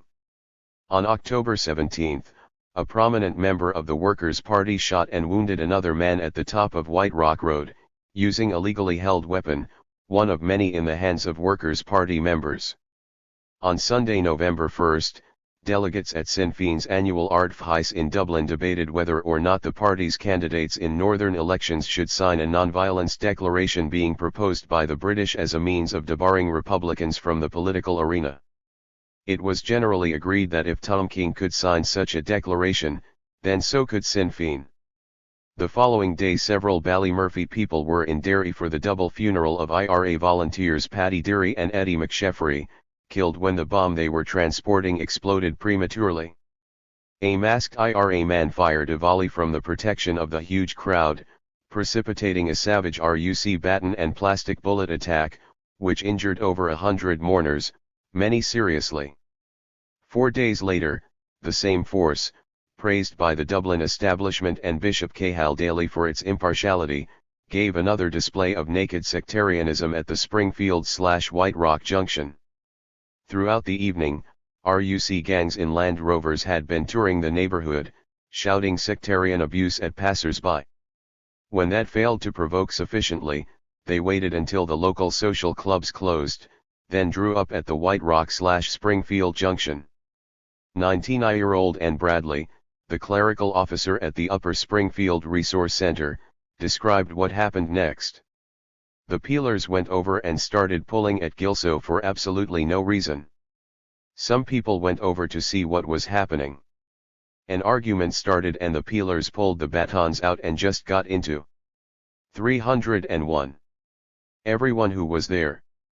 All I remember is a peeler grabbed me by the coat and he was batoning me. I got out of my coat. Next thing, plastics started to be shot. Everybody ran into the 2 chip pies. I was running with the others and then I was on the ground and the peelers were batoning the head off me and the others who were lying around me. Ernie McCrory came over to help me away and as he was trailing me off they were batoning him too. 13. Within seconds of the initial attack, a convoy of Land Rovers, which had been concealed in nearby streets, raced to the scene, and hemmed in the fleeing Ballymurphy people. Gerard Heath, 31, who was hit at point-blank range with a plastic bullet, described how the RUC had no guns and no flak jackets. When do the peelers walk about Ballymurphy with no guns and no flak jackets? They had just the green jumpers on. They were out to do it. It was premeditated all right. And Bradley went on to describe the scene in Raffo's chip shop. They were shooting at the chippa. Somebody locked the chippa door. They were trying to get in and couldn't, so they started firing plastic bullets at the windows covered by grills and at the people outside. Then they started ramming the door with a Land Rover, reversing it and ramming and reversing and ramming. The people inside were all screaming and trying to get out the back, but the back door was locked. Outside the peelers were shooting plastics. Just walking around and shooting plastics at anyone who was there. It was just a slaughter. 14. Although a support column between the window and door of Raffo's was fractured and shifted, the Land Rover attempt to bring the front of the building down on those inside failed. However, by the time the RUC had adequately vented their policing instincts, several people had suffered seriously injuries, including broken limbs and lacerations, from the salvos of plastic bullets. Despite 2 decades of political upheaval, little had changed in the nature of the RUC. Meanwhile, on the broader front, the IRA and a Maverick Inla unit led by Border Fox, Desi O'Hare were easing Fianna Fáil off the extradition hook. On Friday, October 30, a Panamanian registered ship, the Exund, had been arrested by French customs officers off the coast of Brittany. On board were 150 tons of IRA arms, including SAM-7 missiles, en route from Libya, a find described by Dublin as a threat to the 26-county state. Then, on November 5, dentist John O'Grady, kidnapped by the Border Fox on October 13 and held for a £1.5 million ransom, was freed in a Dublin shootout. O'Grady's account of how 2 fingers sent to his millionaire father-in-law had been severed with a hammer and chisel horrified the whole island. 302. 3 days later, on Sunday, November 8, an IRA bomb killed 11 people and injured many others at Remembrance Day commemorations in Enniskillen. The remote-controlled device had been intended for military and RUC personnel. Although RUC Chief Constable, Sir John Herman, admitted that the empty building housing the bomb had not been searched because only civilians, normally not targeted in IRA attacks, gathered at that particular point prior to the ceremonies, the bombing was nonetheless presented as a deliberate slaughter. The appalling casualties at Enniskillen were an international propaganda disaster for Republicans. The British were back on the offensive, and Fianna Fáil was handed the mandate to proceed with extradition, British concessions or not. At the same time, Whitehall pushed home to its post-narrow water goal of making Dublin the junior partner of its war machine in Ireland. At the Anglo-Irish Conference on November 16, 1987, the Irish delegation agreed to launch a nationwide dragnet for 4 other shiploads of IRA arms, believed smuggled into Ireland prior to the capture of the Exund. The British Army also had limited permission to cross the Irish border. London then agreed to loan Dublin sophisticated military equipment to assist the detection of underground dumps. The subsequent search, which began on November 23, was used by the Garda Special Branch as a means of gathering intelligence on all dissidents within the state. It was also the first time since the Civil War of 1921-23 that a Dublin regime had used British military equipment against Irish Republicans. The day after the search began, as 2 of the Longkesh escapees were picked up in the 26 counties, Fianna Fáil published safeguards to be incorporated into the extradition bill. These were designed to relieve the party's Republican conscience, and were to be reviewed in a year.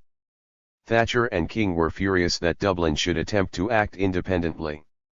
On December 1, Thatcher claimed that Britain would now be the least favoured nation in this matter. On December 3, the extradition bill and its safeguards were ratified by Ciaran. The next day Haughey met Thatcher at an EEC summit in Copenhagen to reassure her about the safeguards. If they didn't work, for the British, that would be taken into account at the review in 12 months' time. Thatcher apparently went home happy. 7 weeks later, on January 20, 1988, Ballymurphy man Robert Russell, who had escaped from Longkesh in 1983 and was subsequently imprisoned in Portlaoise, became the first person to be processed under the new legislation. The Supreme Court in Dublin, consisting of 5 judges, agreed by a 3-2 majority to reject his appeal against extradition. In a convoluting judgment, Chief Justice Finlay decreed that any organization other than Ciaran that attempted to reintegrate the 303 national territory was subverting the Irish constitution. Its members could therefore not be protected by the political offence exception to extradition contained in that constitution. Dublin had finally rubber-stamped Britain's criminalisation policy in the north. No mention was made of how Irish courts could also subvert the Irish constitution. In a dissenting judgment, Justice Hitterman said that if an offence was political, it remained so whether or not the Dáil approved. He was unaware, he said, of any law in the state which prohibits anybody publicly urging the raising of an armed revolt in another state, or urging support for any such revolt. 304. 16 Britannia waives the rules. On Sunday, November 29, 1987, as Dublin, through a receptive Irish media, churned out its extradition propaganda to a public psychologically cut off from the north, De Wilson spoke at the annual Kilmacle commemoration in County Cork where Republicans of the 1920s were being honoured. There he denounced the decision to go ahead with the extradition of political refugees to a regime that stood internationally condemned. 2 days later, the Cork Examiner devoted an 850-word editorial to attacking the Ballymurphy priest. His views were colored, the newspaper pronounced, because he speaks from a nationalist enclave. 2 decades of untiring humanitarian effort among the oppressed of Belfast were apparently irrelevant as far as the Examiner's leader writer, who had never in 19 years of war visited a northern area of conflict, was concerned. The editorial went on to link the conflict with the international terrorism myth so beloved of Europe's right wing. Throughout, Republican violence was described as terrorism, while British violence translated into excesses. The Examiner's only concession was an admission that there possibly still is harassment of the nationalist community. Author's italics, however, it countered this by assuring its readership that Britain was now an honest broker and an honourable partner in the European community. Britain and Ireland together were all committed to the elimination of terrorism, but not excesses. On December 9, Ciaran de Baroid, secretary of the Cork-based Between Community Organisation, replied. Basing his letter on 18 years of assisting the community efforts of loyalist and nationalist districts in the north, and a 16-year acquaintance with de Wilson, he condemned the propagandist nature of the Examiner's editorial, written by a scribe who has no first-hand information on which to base his judgment, and challenged the leader writer to deny this. The following day, the newspaper's editorial and the whole of the Val d'Organ column, 34 column inches in all, were given over to a bitter personalized attack on the Between secretary. Over the years, we have had many people visit the troubled areas of the north, the editorial declared. Community groups in the Upper Springfield, angry at the editorials and d'Organ's column, wrote to the Examiner.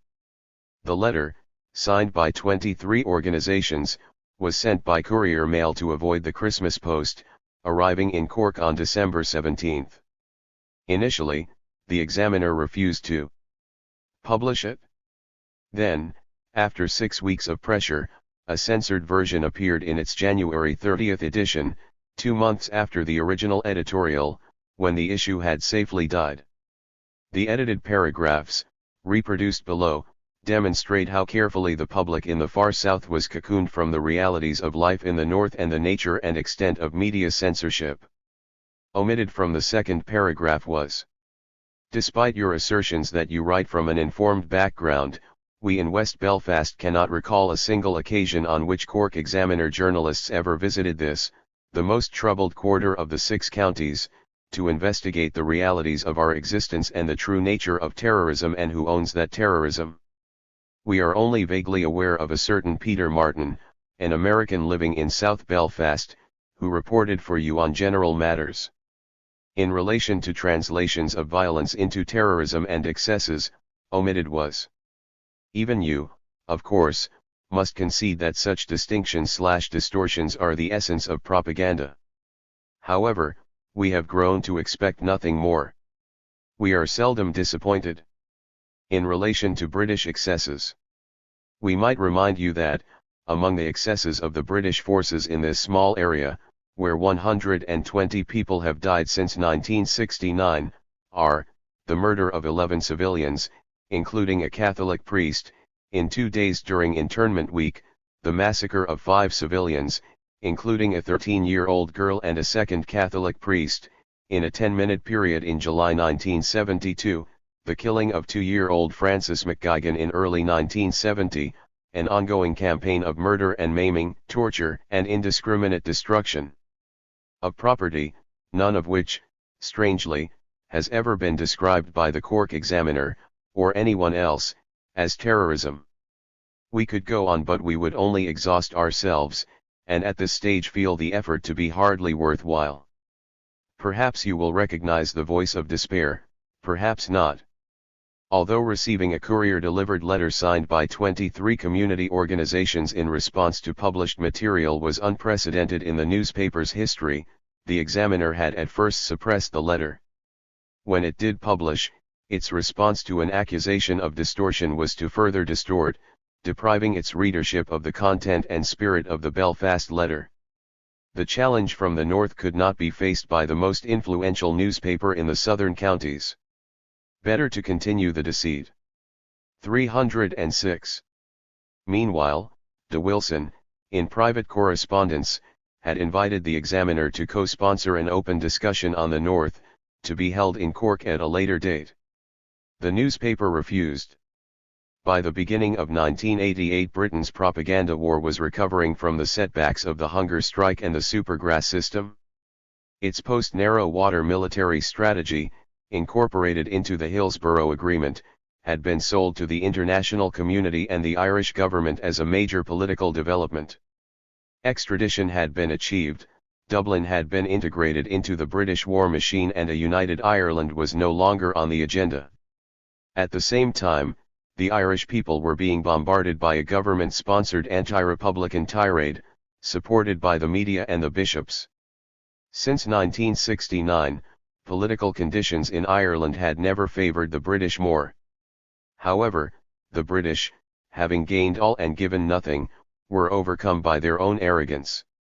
Despite the best efforts of Dublin, the long-established pattern of humiliating successive Irish governments was resumed in January 1988 with a crassness that was almost unbelievable. So far, Dublin had accepted 2 years of British pussyfooting on the Hillsborough Agreement with only the occasional grumble of discontent. The most recent had been in December 1987, when questions were asked about the criteria governing the allocation of the International Fund for Ireland set up as a result of the Hillsborough Agreement.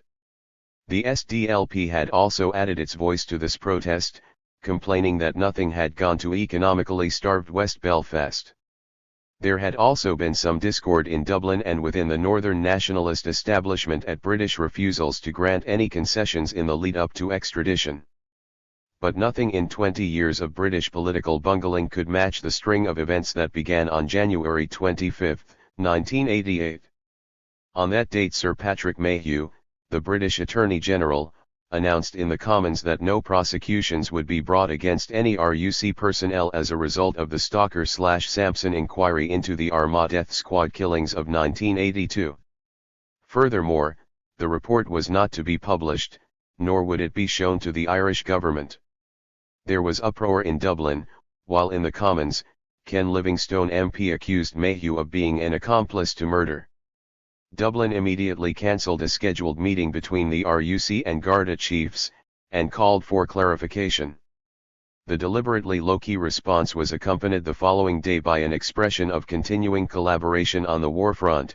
Garda and Irish troops confiscated a huge IRA arms dump hidden under an isolated beach in Donegal, their first success in the hunt for the Libyan arms. The British praised Dublin. 307. Things appeared to be steadying, and were widely expected to be further calmed by the inevitable release of the Birmingham Six, whose appeal verdict was to be announced on January 28. While nothing could compensate for the 13 years spent behind bars under most brutal conditions, the release of the men, widely acknowledged to have been victims of hysterical British racism, would at least ease Dublin's position in trying to convince Northern nationalists, and the Irish public in general, that they could now have some confidence in the administration of justice in the 6 counties. The verdict was a bombshell. The men's appeal was dismissed despite the avalanche of evidence in their favour. Peter Barry, former Irish Foreign Affairs Minister, emerged from the courthouse shocked. Bishop Edward Daly of Derry came out in tears. The British legal system, they argued, had chosen to keep in jail 6 innocent men rather than face the fact that they were brutalized into forced confessions and framed to satisfy British public opinion. Anglo-Irish relations were rocked to their foundations. Coming on the heels of the decision not to prosecute RUC men involved in what most Irish people considered to have been state murders, or for the cover-up that followed, the dismissal of the Brum 6 appeal was greeted with disbelief. Immediately, there were suggestions from Dublin that Britain should invoke the royal prerogative of mercy. The next day, British Home Secretary Douglas Hurd said that he had no intention of doing so. Dublin called for an urgent meeting of the Anglo-Irish Conference.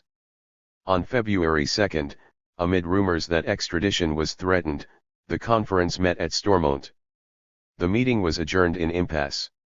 In an effort to defuse tension, another meeting was arranged, the Irish government hoping that there would be some British change of heart in the meantime. Britain was simply helping the IRA, Dublin proclaimed, by not reversing its decision on the Stalker/Sampson report. Then more bad news. The British Army had erected a post and checkpoint outside a nationalist school in Newry, making hostages of the children. Dublin had to make some gesture. On February 8, Fianna Fáil Minister John Wilson visited the Newry school. The British and Unionists were furious. The following day they were further irked by a European Parliament vote, condemning the decision not to prosecute over the Stalker/Sampson inquiry. Meanwhile, the London-Dublin meeting planned for February 10 was postponed so that Haughey could first voice his government's concerns to Thatcher herself at an EEC summit in Brussels on the same day. Early on the 10th, Dublin ministers Gary Collins and Ray Burke met with King and his deputy, John Stanley, in London. There was no shift in the British stance. They went on to Brussels to brief Haughey. On February 11, Haughey met with Thatcher, only to find the same 308 intransigence. On February 12, he told the Dáil that, the response of the British government was totally unsatisfactory, and I have to say that relations are at an impasse. On February 15, as the crisis deepened, it became known that the British Attorney General was ignoring the extradition safeguards set up by Dublin. Warrants were simply being accompanied by a note from Mayhew instead of a prima facie case as required under the December legislation. On February 16, in another twist, the Anglo-Irish Conference met again at Stormont amid reports that the Anti-Irish Prevention of Terrorism Act was to be made permanent by the British. King denied this to the media before the meeting got underway. That evening Heard confirmed the reports. Dublin was at this stage going berserk, but still doing its utmost to play things down. The British can only have been further encouraged. By the end of the third week of February, Anglo-Irish relations were at their lowest ebb for years. Despite Dublin's best attempts to appease the British, Whitehall seemed intent on sabotaging all its efforts. On Sunday, February 21, the screw was turned again. Aidan McAnaspy, a 24-year-old Onacloy man, who had been continuously threatened by the British, was crossing the border checkpoint close to his village when he was shot dead from a Sanger. He had been monitored every inch of the way by soldiers on both levels of the two-story tower. One soldier's finger then happened to slip onto the trigger of a general-purpose machine gun, which just happened to be aimed at the Onacloy man's back. At the funeral, 2 days later, Cardinal Tomasz Ofieisz described the killing as murder. Meanwhile, Dublin had announced the setting up of a Garda inquiry into the incident, and Deputy Commissioner Eugene Crowley had been dispatched to Monaghan to carry it out. The British were again furious. Dublin had misinterpreted the Hillsborough Agreement, Thatcher told the Commons, if it thought it could investigate the Onacloy killing. The Irish had no right to interfere in anything that happened north of the border, or to comment on the decisions of the British Court of Appeal. She then went on to commend the most excellent statement made by Mayhew about the non-prosecution of RUC personnel involved in the Armagh Death Squad killings. The Commons debate of February 23 could hardly have better illustrated the real nature of Dublin's position within the framework of the Accord. The Irish side could put forward views and proposals which the British could promptly reject. As for partnership, that clearly ended where British interests were at stake. In another masterful piece of British sensitivity, Lord Denning, ex-judge and former Master of the Rolls, stated on February 21 that innocent people should stay in jail if freeing them meant risking a loss of confidence in British justice. The general course of upholding our system is that I. 309. Would put aside all those cases in favour of upholding our system of justice. 1. Denning was the judge who dismissed the Birmingham 6 appeal in 1980 when the men had sought leave to sue the British police for the brutality meted out to them in 1974. At that time he had said that the significance in the vindication of the men, which would have meant that the police had lied and that the 6 had been framed through the courts, was such an appalling vista that the case could not proceed. Continuing this line in February 1988, he attacked journalists for seeking fresh evidence in cases outlined in recent TV programs. "I'm quite sure it's better for society as a whole that the series of Rough Justice should not have been produced. It is better that the system should be in there, as it is, and that those 12 stories ought not to have been put." 2. Granada Television's unearthing of new evidence in the case of the Birmingham Six was doing a great disservice to British justice, the ex-judge concluded. He would later suggest that, had the six been hanged, it would in the long run have saved a lot of bother. Just when it seemed that Britain had exhausted its entire store of offensive acts, it produced another. On the day of Aidan McAnaspy's funeral, it was disclosed that Private Ian Thane, convicted of murdering Thomas Kidso Riley at the White Rock/Springfield Junction in 1983, had been freed at the beginning of 1987 after serving only 26 months of a life sentence. He had also rejoined his regiment. In the 6 counties the announcement was greeted with disgust but not surprise. As for the fact that a murderer was walking about in British Army uniform, people in Ballymurphy quipped, "What's new about that?" The Anglo-Irish Conference met on February 24, in Dublin, with the Hillsborough Agreement overshadowed by the yawning rift between Dublin and London. Although Dublin still attempted to gloss over the humiliation of the previous weeks, there was no more talk about confidence in the administration of British justice. Nonetheless, King could not resist another jab. After the meeting he told the media that a seminar on security, to be attended by RUC and Garda chiefs, was again on the agenda. Dublin responded in exasperation that nothing of the sort had been decided. On the night of February 24 and 25, buses were burned at the White Rock/Springfield Junction in protest at the release of Kidso Riley's murderer. On February 29, 1988, Gary Adams revealed that talks between the SDLP and Sinn Féin, initiated a month earlier, would continue in an attempt to fuse together the common interests of all Northern nationalists. That evening, General James Clover, author of the 1978 assessment of the IRA, stated in a televised interview that, "In no way can or will the Provisional IRA ever be defeated militarily." Meanwhile, the IRA, responding to speculation on the nature of recent shipments of Libyan weaponry, said, "When we connect right, the British government will find that they cannot take what we can give." The first blow, however, was to be struck by the British. On the afternoon of Sunday, March 6, Mairead Farrell, Dan McCann, and Sean Savage, all from West Belfast, were assassinated in Gibraltar by plainclothes SAS gunmen. All 3 were members of an IRA unit attached to GHQ staff and were on active service. Immediately, the British issued a story of a gun battle, purported to have followed the planting of a 500-pound bomb which, they claimed, had subsequently been defused. By lunchtime the next day the truth began to emerge. There had been no gun battle. The volunteers were unarmed. And there was no bomb. West Belfast erupted while the British Army and RUC vanished from the streets, to remain out of sight for the next 2 days. In Ballymurphy vehicles were hijacked and burned, the Taggart came under petrol bomb and sniper attack, and in keeping with a long-standing tradition, an attempt was made to set fire to Corey's timber yard. 8 days after the Gibraltar killings the bodies were flown home amid fears of further bloodshed at the funerals.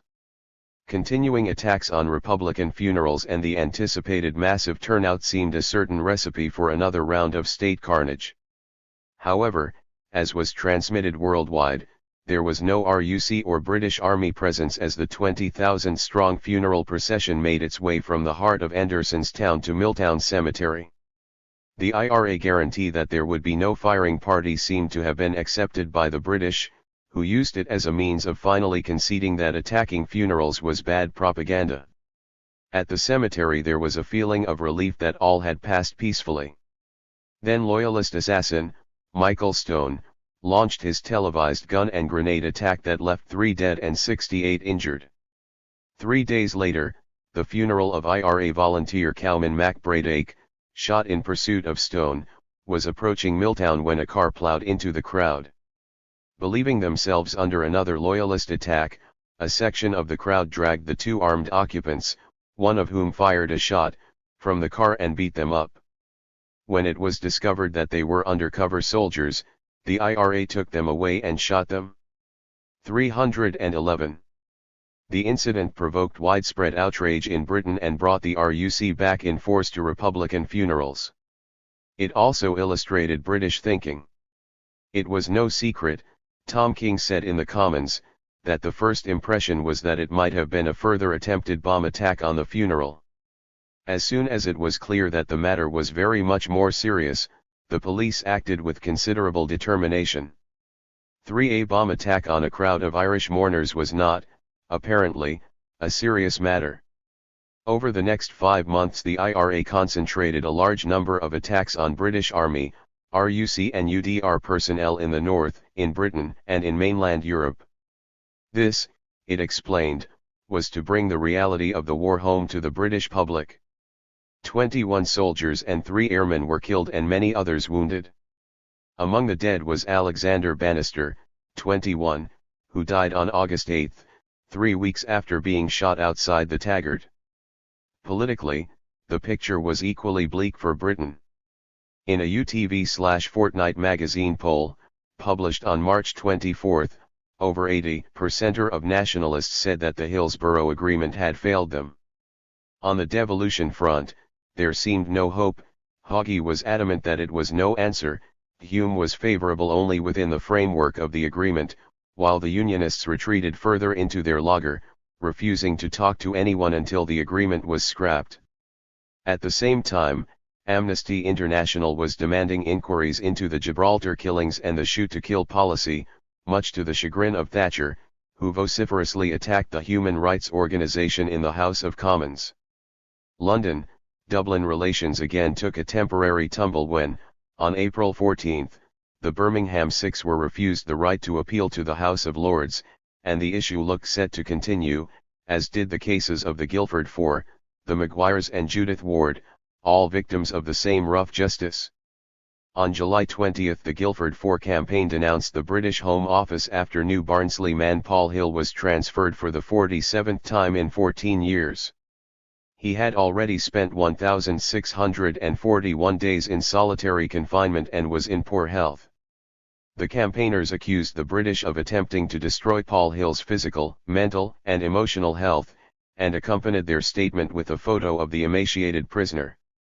Other British problems included a badly functioning extradition agreement and an increasing opposition to extradition within Haughey's ruling party, the spectre of collapse hanging over Harland and Wolff and Shorts, two of Belfast's biggest employers, the revival of a civil rights movement in the form of the 68 Committee, and council chambers disintegrating into chaos and inertia as Unionists attempted to prevent Sinn Féin's participation in local government. The July 4 meeting of Belfast City Council culminated in a massive brawl. The British nerve finally cracked with the August 20 Semtex bombing of a busload of soldiers near Ballygolly, County Tyrone, that left 312 dead and 28 injured. The process was further accelerated the following weekend, August 27-28, when the extradition of Robert Russell was accompanied by 200 attacks carried out in less than 24 hours, demonstrating the depth of the Republican reservoir of operational capacity. In response, the SAS was sent into Tyrone, where they lured 3 IRA volunteers into an ambush close to Ballygolly and shot them dead. This was followed by a package of measures aimed at destroying Sinn Féin and the IRA, along with a few time-honored British civil liberties. New powers were given to the RUC to forcibly take mouth swabs so that suspects could be genetically fingerprinted. It was then proposed that personal and business bank accounts could be scrutinized, and persons jailed or businesses closed down if they were suspected of providing or holding funds belonging to guerrilla organizations. Sinn Féin was banned from radio and television, and the anti-violence oath, earlier abandoned, was resurrected in an attempt to keep the Republicans out of the political arena. It was also decided to reduce the 50% prisoner remission to 33.3%, and to make those who were caught a second time serve the previous remission before starting the new sentence. And a suspect's right to silence, a cornerstone of the British legal system, was ended. Meanwhile, The SDLP/Sinn Féin talks had ended inconclusively during the first week of September. On the 6th of the same month the Gibraltar inquest opened.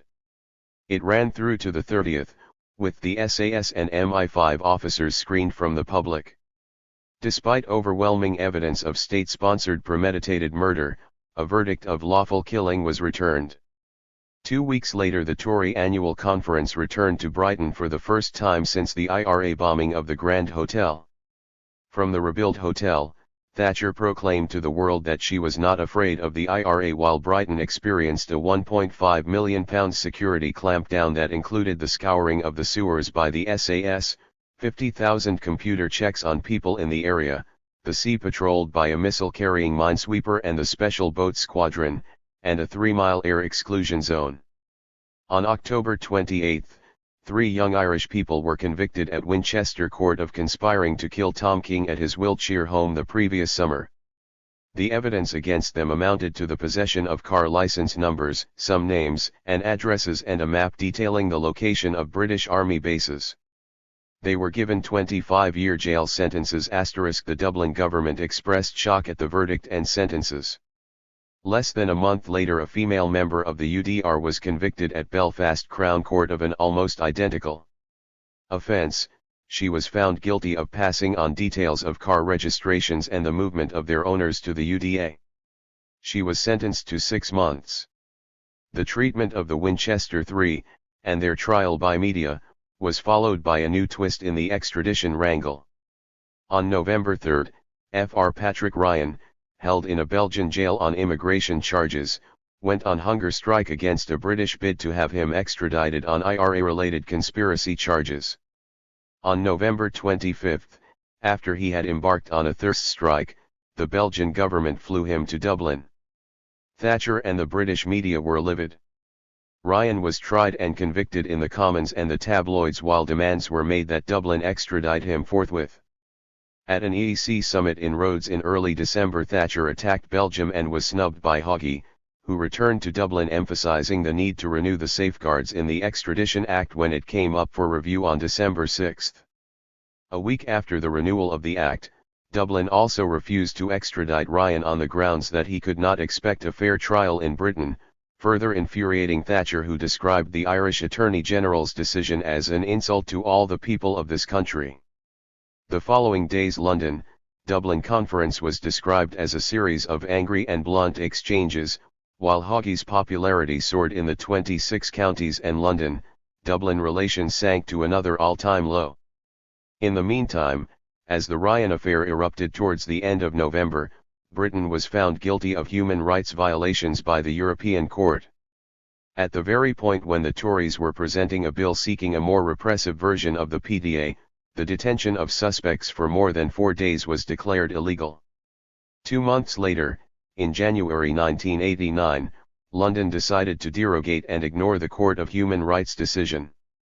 And as the image of British justice all but ceased to exist, new problems were developing in the USA, where demands were growing for a congressional hearing on the misuse of funds allocated from the International Fund for Ireland, and where, despite the massive British effort against them, the McBride principles continued to gain ground, threatening the sectarian economic base of the 6 counties.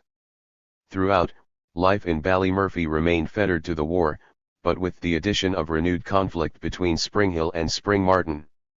During May and June Loyalists began to launch attacks on a regular basis.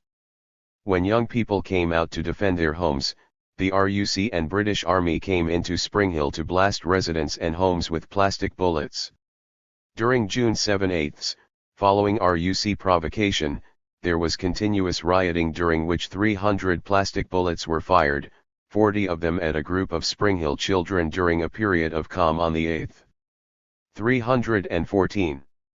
Finally, on June 9, Gary Adams arrived in Springhill and successfully appealed to the young people not to be drawn by provocation. After a brief respite, however, the attacks from Springmartin were resumed and were further facilitated by the RUC at the end of July when they removed a barrier erected by local people at the top of Springhill Avenue. The IRA too continued its attacks. On June 22, a soldier was seriously wounded during a military saturation of West Rock.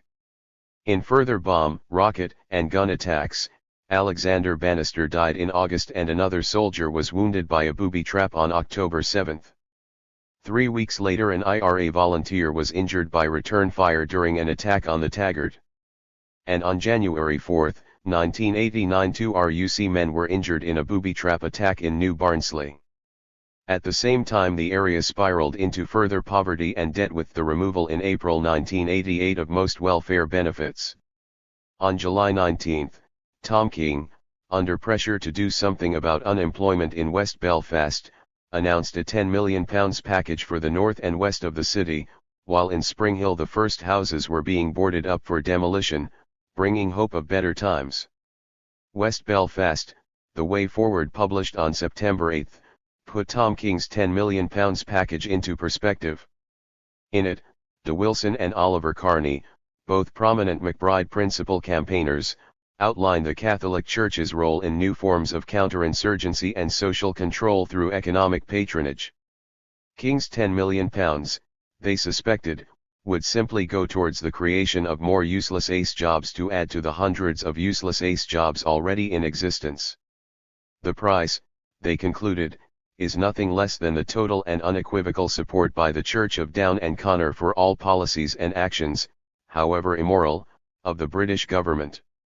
5 weeks later the Aubert Report, launched in Conway Mill, supported the Wilson/Carney findings and outlined how the very government advocating remedies to West Belfast's unemployment had created the problem, from the Industrial Revolution to the present day. In relation to the apparent change of heart, it explained. In the last 2 decades at least West Belfast has not been a government priority in any sense other than security. Now that the area's economic problems have moved closer to the center of the political stage, the conclusion must be that security rather than economic development as such is still a major determinant of government action. Not only is the money insufficient for economic recovery, but it is also being used for political ends, building up supposedly safe church-backed groups to the detriment of other groups. 5. In Ballymurphy they said that the leopard never changes its spots. 315. In November 1988 Ballymurphy's community groups unexpectedly found themselves again in the vanguard of the conflict with the British. The muzzling of Sinn Féin in October had been followed by an immediate increase in repression. By early November nationalist areas of Belfast were in the grip of martial law. Whole areas were being sealed, as houses were torn apart by sledgehammer-wielding soldiers in random blanket searches. It soon became clear that the searches were little more than a return to Kitson's polluting the water tactics. The Anderson's Town News noted. When Brigadier Frank Kitson was serving his apprenticeship in Cyprus, a favorite tactic of his when an EOKA attack took place in a certain area, was to move in, cordon it off, and deliberately blow up a few buildings. We suspect that something similar has been happening in nationalist areas of Belfast. 6. The mass destruction of homes led to street protests, the bombing by the IRA of British Army housing in Lisbon and Derry, and the resurfacing of concerned community organisations which had been active on the Supergrass issue. A full-page advertisement in the Anderson's Town News of December 10, condemning the raids and accompanying assaults, was signed by 90 community groups from across nationalist Belfast. The community groups then set about monitoring the situation, using their credibility within the community and beyond to publicise and lobby against the latest round of state terror. Meanwhile, on November 21, Gary Sloan, the last of the 1981 Crumlin Road escapees, was arrested American Samoa. He boarded a plane at Dublin Airport. In the Upper Springfield there was a feeling of collective loss. On December 22, state collusion with Loyalists was again confirmed by a news sheet that appeared in Loyalist areas. It contained names and mugshots, taken by the RUC in Castlereagh, of several Ballymurphy Republicans, and coincided with an increased UDA and UVF onslaught against Republican activists and nationalist civilians. Attacks on Ballymurphy residents by the RUC also continued during December, while Springhill suffered daily attacks by Spring Martin Loyalists, who on most occasions were supported by the RUC and British Army firing plastic bullets. On Saturday, January 14, a Loyalist gunman fired into the estate from the roof of Glen Ravel School, in full view of the Taggart, and on the 20th troops harassing the residents during a Loyalist attack cut TV aerial wires and telephone lines.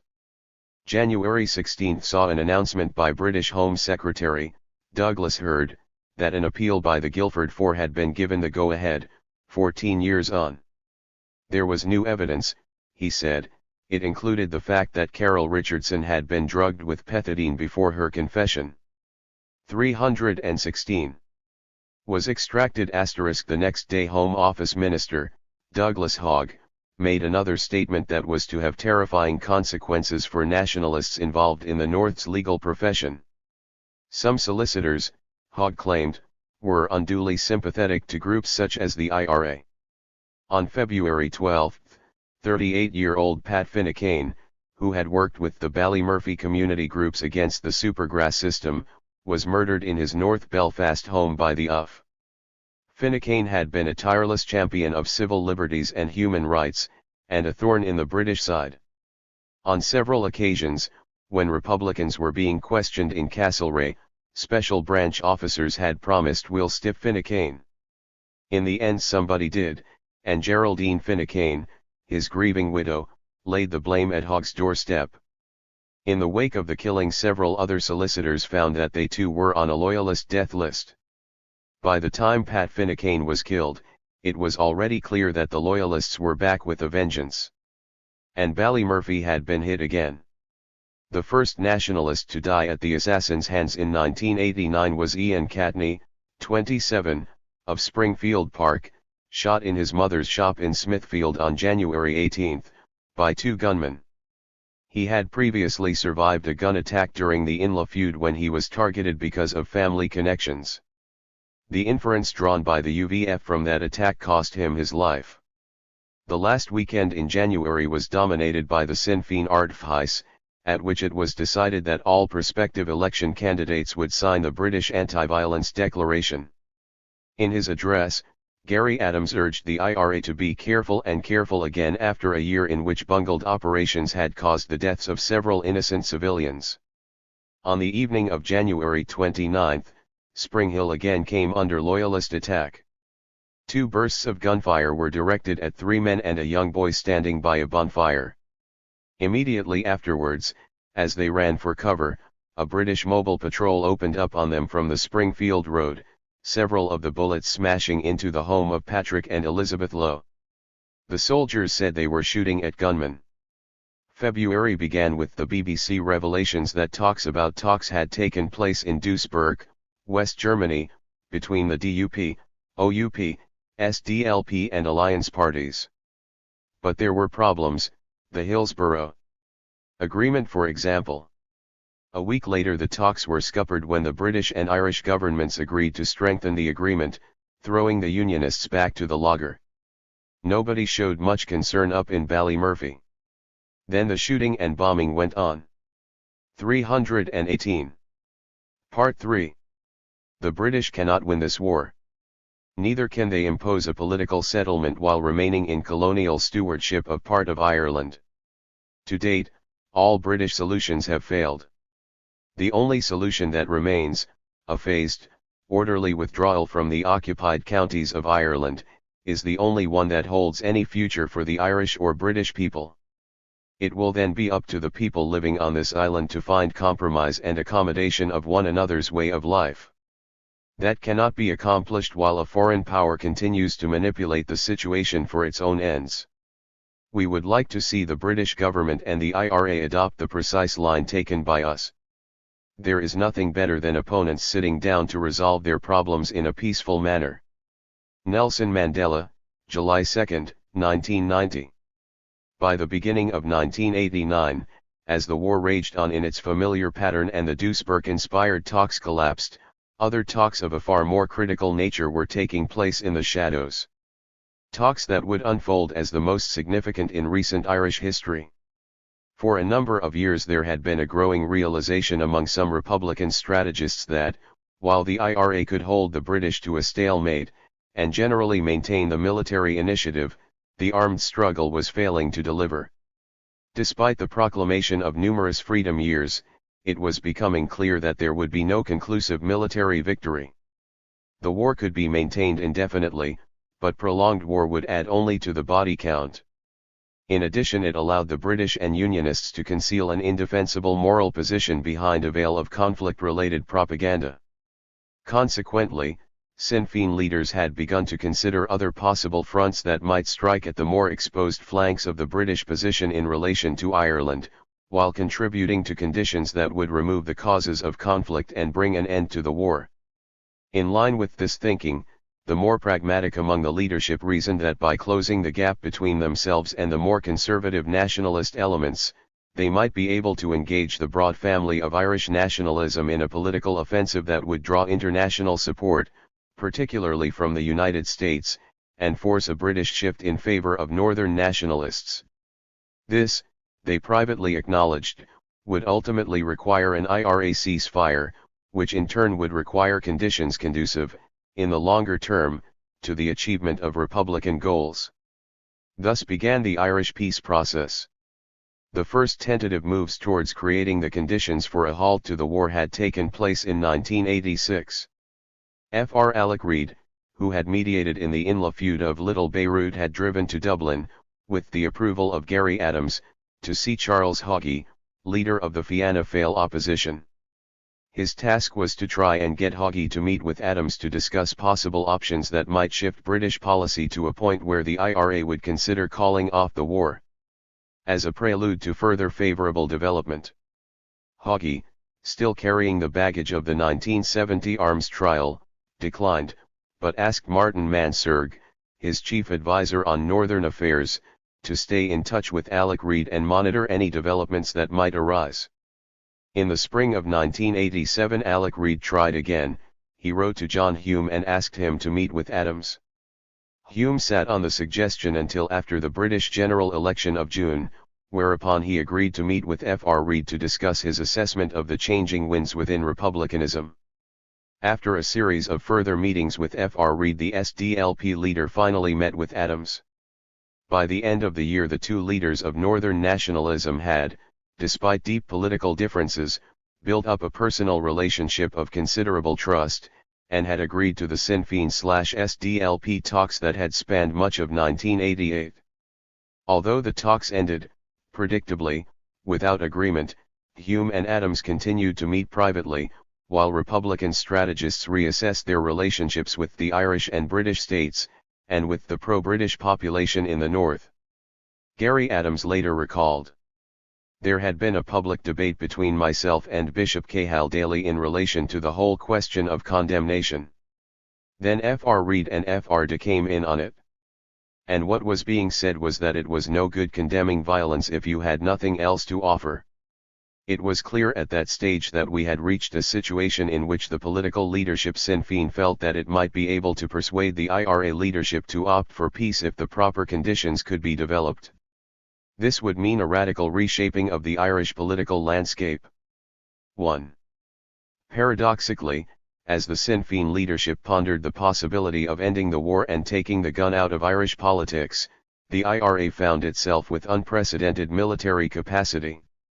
Although the Exund, with its 150 tons of Libyan weapons, had been captured in October 1987, 4 earlier shipments from Tripoli had given the Republican Army 134 tons of high-grade military equipment, including assault rifles, heavy machine guns, anti-aircraft guns, over a ton of Semtex plastic explosive, RPG-7 rocket launchers and deadly SAM-7 surface-to-air missiles. With the firepower to shoot down helicopters and blitz military vehicles, brief consideration was given to engaging the British Army in open battles, but it was concluded that this would simply exhaust IRA resources. Instead, it was decided to intensify the Six Counties campaign, and to embark on a new and sustained offensive in Britain and Europe. This time, the leadership felt, they might be in a position to give that long-sought, final heave that would tip the military balance. That they were persuaded to a ceasefire, at the pinnacle of their military might, was an extraordinary turn of events. 322. Between the beginning of 1988 and the IRA ceasefire of August 1994, 595 people died and thousands of others were injured as the war was prosecuted with relentless ferocity on all fronts. In the north, new directional mortars were embedded into roadsides and fired horizontally at armored cars, landmines and booby traps rocked the countryside, massive bombs levelled military bases and tore the heart out of cities and towns. The Belfast-Dublin railway link was repeatedly hit, and strange lights in the sky over South Armagh were said to herald the testing of SAM-7 firing systems. Simultaneously, the targeting of those providing services to British forces isolated and exposed the military and RUC, while the deadly barrack buster added further pressure. These huge mortars, containing hundreds of pounds of explosives, were lobbed over the heavily reinforced protective walls of military and RUC bases, so that the walls themselves became the enemy, deflecting the blasts inwards. However, a conclusive IRA victory remained as far away as ever, prompting the leadership to gradually consider the unarmed strategy. During the same period the British hit back with equal ferocity, against IRA units when possible, and against the nationalist community as a matter of form. But, equally, a shift in British military fortunes was nowhere in sight. The Loyalist response to the IRA offensive was to maintain the sectarian murder campaign against nationalists, aided and abetted by state forces who leaked files on suspected Republicans and nationalist civilians wholesale to Loyalist paramilitary groups. In late August 1989, a BBC journalist was shown copies of files by armed, masked-up men, prompting uproar in Dublin, which had provided some of the leaked information, and forcing the British to appoint Deputy Chief Constable John Stevens, to investigate. Between his appointment on September 14 and the publication of his report on May 17, 1990, Stevens' inquiry would run a bumpy course. As hundreds of files continued to pour into Loyalist hands, one of the inquiry's largest arrest operations was itself leaked to the Independent newspaper, on January 8, 2 days before it happened. On January 10, the inquiry's locked offices at an RUC base outside Carrickfergus were gutted in a mysterious fire that broke out at 10:30 p.m. However, Stevens unearthed 2,600 leaked documents and, his greatest coup, unwittingly revealed a vital link between British military intelligence and the UF, with the January 1990 arrest of former soldier, Brian Nelson. Nelson had infiltrated the UDA/UF on behalf of military intelligence, and had become its chief intelligence officer, directly influencing its murder campaign. On June 25, 1991, he was accused of 2 sectarian murders and a further 4 attempted murders. By the time the trial came up on January 22, 1992, it was widely expected that the secret world of Loyalist/British collusion would spill wide open. However, the trial fizzled out in 4 days in a deal that carefully protected British interests. 323. In the week preceding the trial, British Prime Minister, John Major, met with trial judge Basil Kelly and the head of the British judicial system in the 6 counties, Lord Justice Brian Hutton. The usual prosecuting counsel was then replaced by Brian Kerr, the 6-county representative of the DPP, Sir Patrick Mayhew. On the first day of the trial 15 charges, including the 2 murder charges, were dropped after a rigorous examination of the interests of justice, whereupon Nelson pleaded guilty to the remainder. The case was then adjourned for a week, after which Kerr spent a day defending the decision not to prosecute on the main charges. The third trial day was given over to Colonel J, who described Nelson as a hero, and pleaded for leniency. On the 4th day Nelson was sentenced to 101 years, which actually amounted to 10 years of concurrent sentences. With no defense and virtually no cross-examination, the true nature of Nelson's links to the highest levels of the British security apparatus was apparently buried. However, in June 1992, the BBC's Panorama broadcast a damning exposé of the affair, based on a prison journal kept by Nelson. The programme reported that British military intelligence had allowed a Loyalist arms shipment in from South Africa, that Nelson had played a vital role in 10 murders and attempted murders and had targeted a further 16 victims, that military intelligence had taken a bin liner of leaked UDR and RUC files from Nelson in 1987, had weeded out inappropriate targets and returned a more selective list, supplying additional photographs in some cases, that the military had further photographed the home of one target and given Nelson the photograph, had provided the addresses of 3 IRA suspects, and had assisted in a plan to assassinate Sinn Féin councillor Alex Maskey, that Nelson had copied his files to the UDA and UVF with the full knowledge of his handlers. 6 of those named were later killed or wounded in UVF attacks, that military intelligence, through Nelson, had encouraged the UDA to bomb targets in the south of Ireland, and that Nelson was directly involved in targeting Pat Finucane. No attempt was made at any official level to follow up these claims, and a later report by the Law Society of England and Wales would conclude that there is credible evidence of both police and army involvement.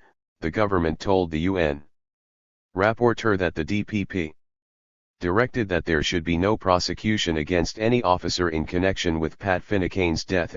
Significantly, the government did not deny that there was collusion by the government or the security forces in relation to the murder. 2.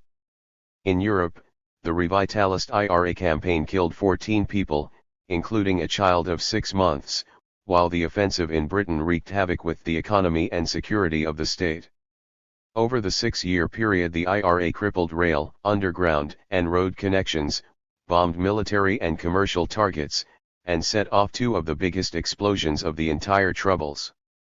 The first of these, on April 10, 1992, at the Baltic Exchange in London's financial district, killed 3 people and caused £800 million worth of damage, £200 million more than the combined 10,000 explosions that had occurred to date in the 6 counties. 3. The second, again in the heart of the city's financial district, exploded in April 1993, with damage estimated at £1 billion. For a while the IRA threatened the very heart of Britain's financial sector, with the real possibility that major institutions might move to a safer haven. After 24 years of war, the IRA had found Britain's soft underbelly, a factor that undoubtedly colored the long-term British response to the Irish peace process, and the IRA's growing assessment that it was in its strongest ever negotiating position. Against the background of the sustained IRA offensive, the political process was given an unexpected jolt when, on July 24, 1989, Peter Brooke became Secretary of State for the North. At first Brooke gave the impression of old-fashioned British dinosaur stock, but Brooke's family had Irish Unionist connections and he himself had a sense of that history. To familiarize himself with his new position, he read several works on the IRA and never, throughout his tenure at Stormont, missed his weekly copy of the Republican News. Years later Gerry Adams would acknowledge that Brooke was one of the more interested and thoughtful ministers, compared to some of the dimwits they have sent. 4 months after arriving in the North, at a press conference to mark his 100th day in office, Brooke was confronted with the proposition that the British and the Republican movement were basically in a Mexican standoff and asked if he could ever envisage direct talks between his government and Sinn Féin. Brooke's response caused pandemonium within the British and Unionist establishments, and sent a charge through Irish nationalism. The first factor I would recognize is that it is difficult to envisage a military defeat of such a force, the IRA, because of the circumstances under which they operate. So in that sense it would require a decision on the part of the terrorists that the game had ceased to be worth the candle, that, considering the lifestyle they have to adopt, the returns they were securing from their activities did not justify the cost it was imposing in personal terms. 325. There has to be a possibility that at some stage that debate might start within the terrorist community and that moment might come. If all that were to occur, then I would think the government would need to be imaginative in those circumstances as to how that process should be managed. 5. When challenged about the prospect of speaking to Gerry Adams or Danny Morrison, Brooke reminded the journalists that British ministers had spoken to former guerrilla leaders in Cyprus. All I'm saying is that I would hope that the British government on a long-term basis would be sufficiently flexible, so that if flexibility is required it could be used. Brooke's unexpected acceptance that the IRA could not be beaten, and his suggestion of a flexible British response to a ceasefire, triggered an immediate response from Sinn Féin leaders, who now detected a possible chink in the British armour. Gary Adams, Martin McGuinness, and Sinn Féin chairperson, Mitchell McLaughlin, met the media to acknowledge the significance of Brooke's assertion, but they stressed that no IRA ceasefire was possible without a British declaration of intent to withdraw from Ireland. 1 week later, on November 10, 1989, the Berlin Wall came down, heralding the collapse of the Warsaw Pact and a monumental readjustment of geopolitics. It removed the spectre, proposed by former Secretary of State, James Pryor, of a Cuba on Britain's doorstep, and repositioned Britain's strategic interests in relation to the North. Republicans considered that the tide of history might be moving significantly in their direction. Nevertheless, the fighting went on. A year later, as talks between the leaders of Northern nationalism continued, Hume conveyed to Brooke that a further statement of British interests would be helpful. It came in November 1990, in the new post-Cold War climate, when, to an audience in his Westminster constituency, Brooke declared, "The British government has no selfish, strategic, or economic interest in Northern Ireland. Our role is to help, enable, and encourage. Britain's purpose is not to occupy, oppress, or exploit, but to ensure democratic debate and free democratic choice." 6. While recognizing the historical nonsense of this assertion, Republicans acknowledged that it appeared to denote a possible shift in British policy. In response, Gary Adams issued a 9-page statement in which he declared that those who believed in an alternative to the IRA campaign should demonstrate this. However, the Republicans took the next step. On November 22, Margaret Thatcher was driven from office by her own party, to be replaced by John Major. The following month the IRA made a gesture towards the British by declaring its first Christmas ceasefire in 16 years. 6 weeks later, the Sinn Féin Armistice of February 1991. 326. Warily signalled that if Peter Brooke was in the business of opening a door that would lead to genuine peace, then Republicans would not slam it in his face. Although an IRA ceasefire was again ruled out, the political ground was softening. Simultaneously, on February 2, Gary Adams wrote to Major, asking him to discuss peace with Sinn Féin. 5 days later the IRA, emphasizing that it remained at war, mortar-bombed 10 Downing Street as members of the British cabinet discussed the Gulf War. One of 3 large mortars, launched from nearby Whitehall, exploded in the back garden within 15 yards of the British Prime Minister and his most senior colleagues. The peace discussion with Sinn Féin was declined. On August 20, Adams revealed that he had written to the Dublin and London governments with a view to seeking open-ended discussions on the conflict in the north and the development of a peace process capable of achieving the political conditions necessary for an end to violence. 2 weeks later, on September 4, in the continuing hot and cold twin track, the IRA attempted to demolish an army post outside Rosslea in Co. Fermanagh with its biggest ever bomb. The 8,000-pound proxy device, loaded onto a tractor and trailer, was being driven across a field towards the base when it overturned. Nevertheless, the momentum towards peace continued. By October 1991, regular contact, direct or indirect, between Gary Adams, John Hume, Charles Haughey, now in power in Dublin, and Alec Reid, had resulted in the beginning of a bizarre realignment of Irish nationalist politics. The Republican revolutionaries, and those whom they had historically labelled the forces of neocolonialism, each following their own agenda, were now cooperating in formulating baseline ideas that might contribute to an IRA ceasefire and the beginning of a nationalist political offensive.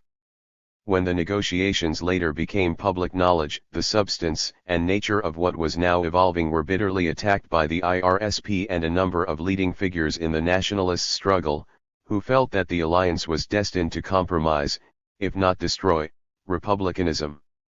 Bernadette McAliskey criticized Sinn Féin for having, abandoned the rules of democracy and negotiated in secret with all our opponents without the knowledge and consent of its own rank and file or its equal participants in the struggle. Not only is that ideologically wrong, it is strategically and tactically stupid. 8 Sinn Féin, however, while recognizing the precarious nature of the alliances being formed, felt that expectations had to be tempered with real politics, that the Republican movement alone could not apply the leverage required to shift the British. Among the ideas discussed by the new alliance was that of a declaration to be jointly made by the British and Irish governments, outlining existing positions and how they might contribute to possible areas of political development. On October 6, under the title of A Strategy for Peace and 327.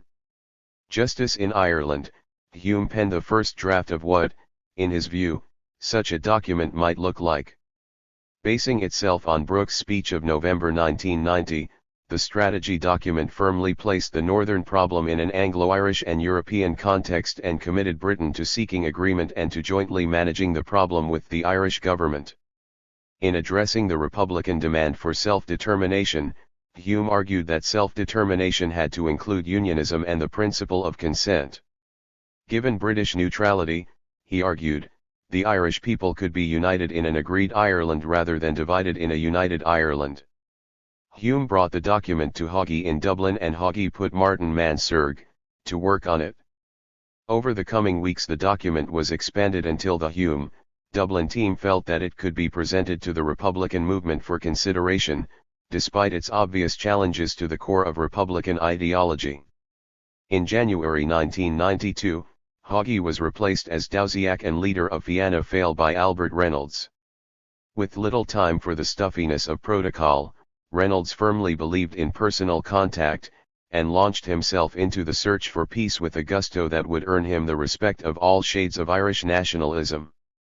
Reynolds' appointment coincided with the February launch by Sinn Féin of a new policy document entitled Towards a Lasting Peace in Ireland, which was an attempt to engage the British and Irish governments in constructive dialogue. While not deviating from Republican demands, nor accepting that Britain was neutral, the new document recognized the implications of the collapse of the Warsaw Pact in relation to British interests.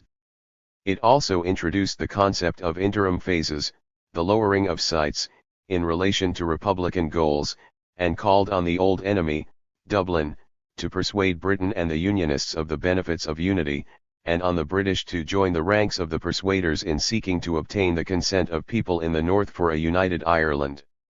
Describing armed struggle as an option of last resort, it spoke of welcoming any realistic alternative and of wishing to convince the British to adopt a policy of withdrawal either by continuing armed resistance or by an effective unarmed constitutional strategy, authors italics. Without saying so, the document clearly hinted that whether or not such a strategy could be effective enough to replace hostilities depended on the response of the two governments. The second significant event to greet Reynolds was the coinciding private Republican response to the first draft of the proposed joint declaration. Beyond all expectations, it contained an outline of conditions for a cessation of military activities, suggesting that the IRA was moving towards the concept of the political offensive as an alternative to the elusive final heave. The outline followed many of the points of Hume's draft, but insisted on a British declaration of intent to withdraw within a specific period of time. 328. Unionist consent would be sought, but would not be a condition of withdrawal. At the end of February 1992, as the secret negotiations continued, the Workers' Party split after a series of embarrassing confirmations of official IRA activities, including a BBC Spotlight programme which claimed widespread racketeering, fraud and armed robberies, some of which led to convictions against party members. Party leader, Provincias de Rosa, announced the formation of the New Democratic Left, whereupon 6 of the 7 Workers' Party TDS defected. On Monday, February 24, it was reported that the official IRA had consequently met in Belfast to map out its future strategy. It confirmed the existence of 100 volunteers, well armed, some of whom also carried legally held weapons. In April 1992, Hume and Dublin completed another draft of the proposed declaration, which excluded any withdrawal time frame, but stated that the British government would legislate for Irish unity if this was the wish of a majority in the North. In June the Republicans came back with what would become known as the Hume-Adams document. In it, they shifted significantly from traditional Republican demands. In a further lowering of sights, the British were being asked to commit themselves, not to unity, but to Irish self-determination, which would be achieved with the consent of the people of the North. In Republican terms, the latter concession represented the extension to unionism of an almighty olive branch, and a huge shift in how the future was being considered. The political aspirations of the North's majority, artificially constructed at the time of partition, were being acknowledged as part of the realpolitik of the island. Unionists would be obliged to respond. However, the proposals also included a British declaration of intent to withdraw within a specified period to be agreed, should the Irish people, collectively, choose independent structures for the island as a whole. A year later, this document, with some minor modifications, would be sent to London as the proposed foundation for an IRA ceasefire, and the beginning of a political process aimed at addressing the issues of civil, human, and national rights that were at the root of the Irish conflict. Meanwhile, on April 9, Gerry Adams lost his West Belfast seat when Shankill loyalists voted tactically on behalf of the SDLP's Joe Hendren during the Westminster elections. While negotiations continued within nationalism, Peter Brooke took two other initiatives that would have long-term consequences for the search for peace.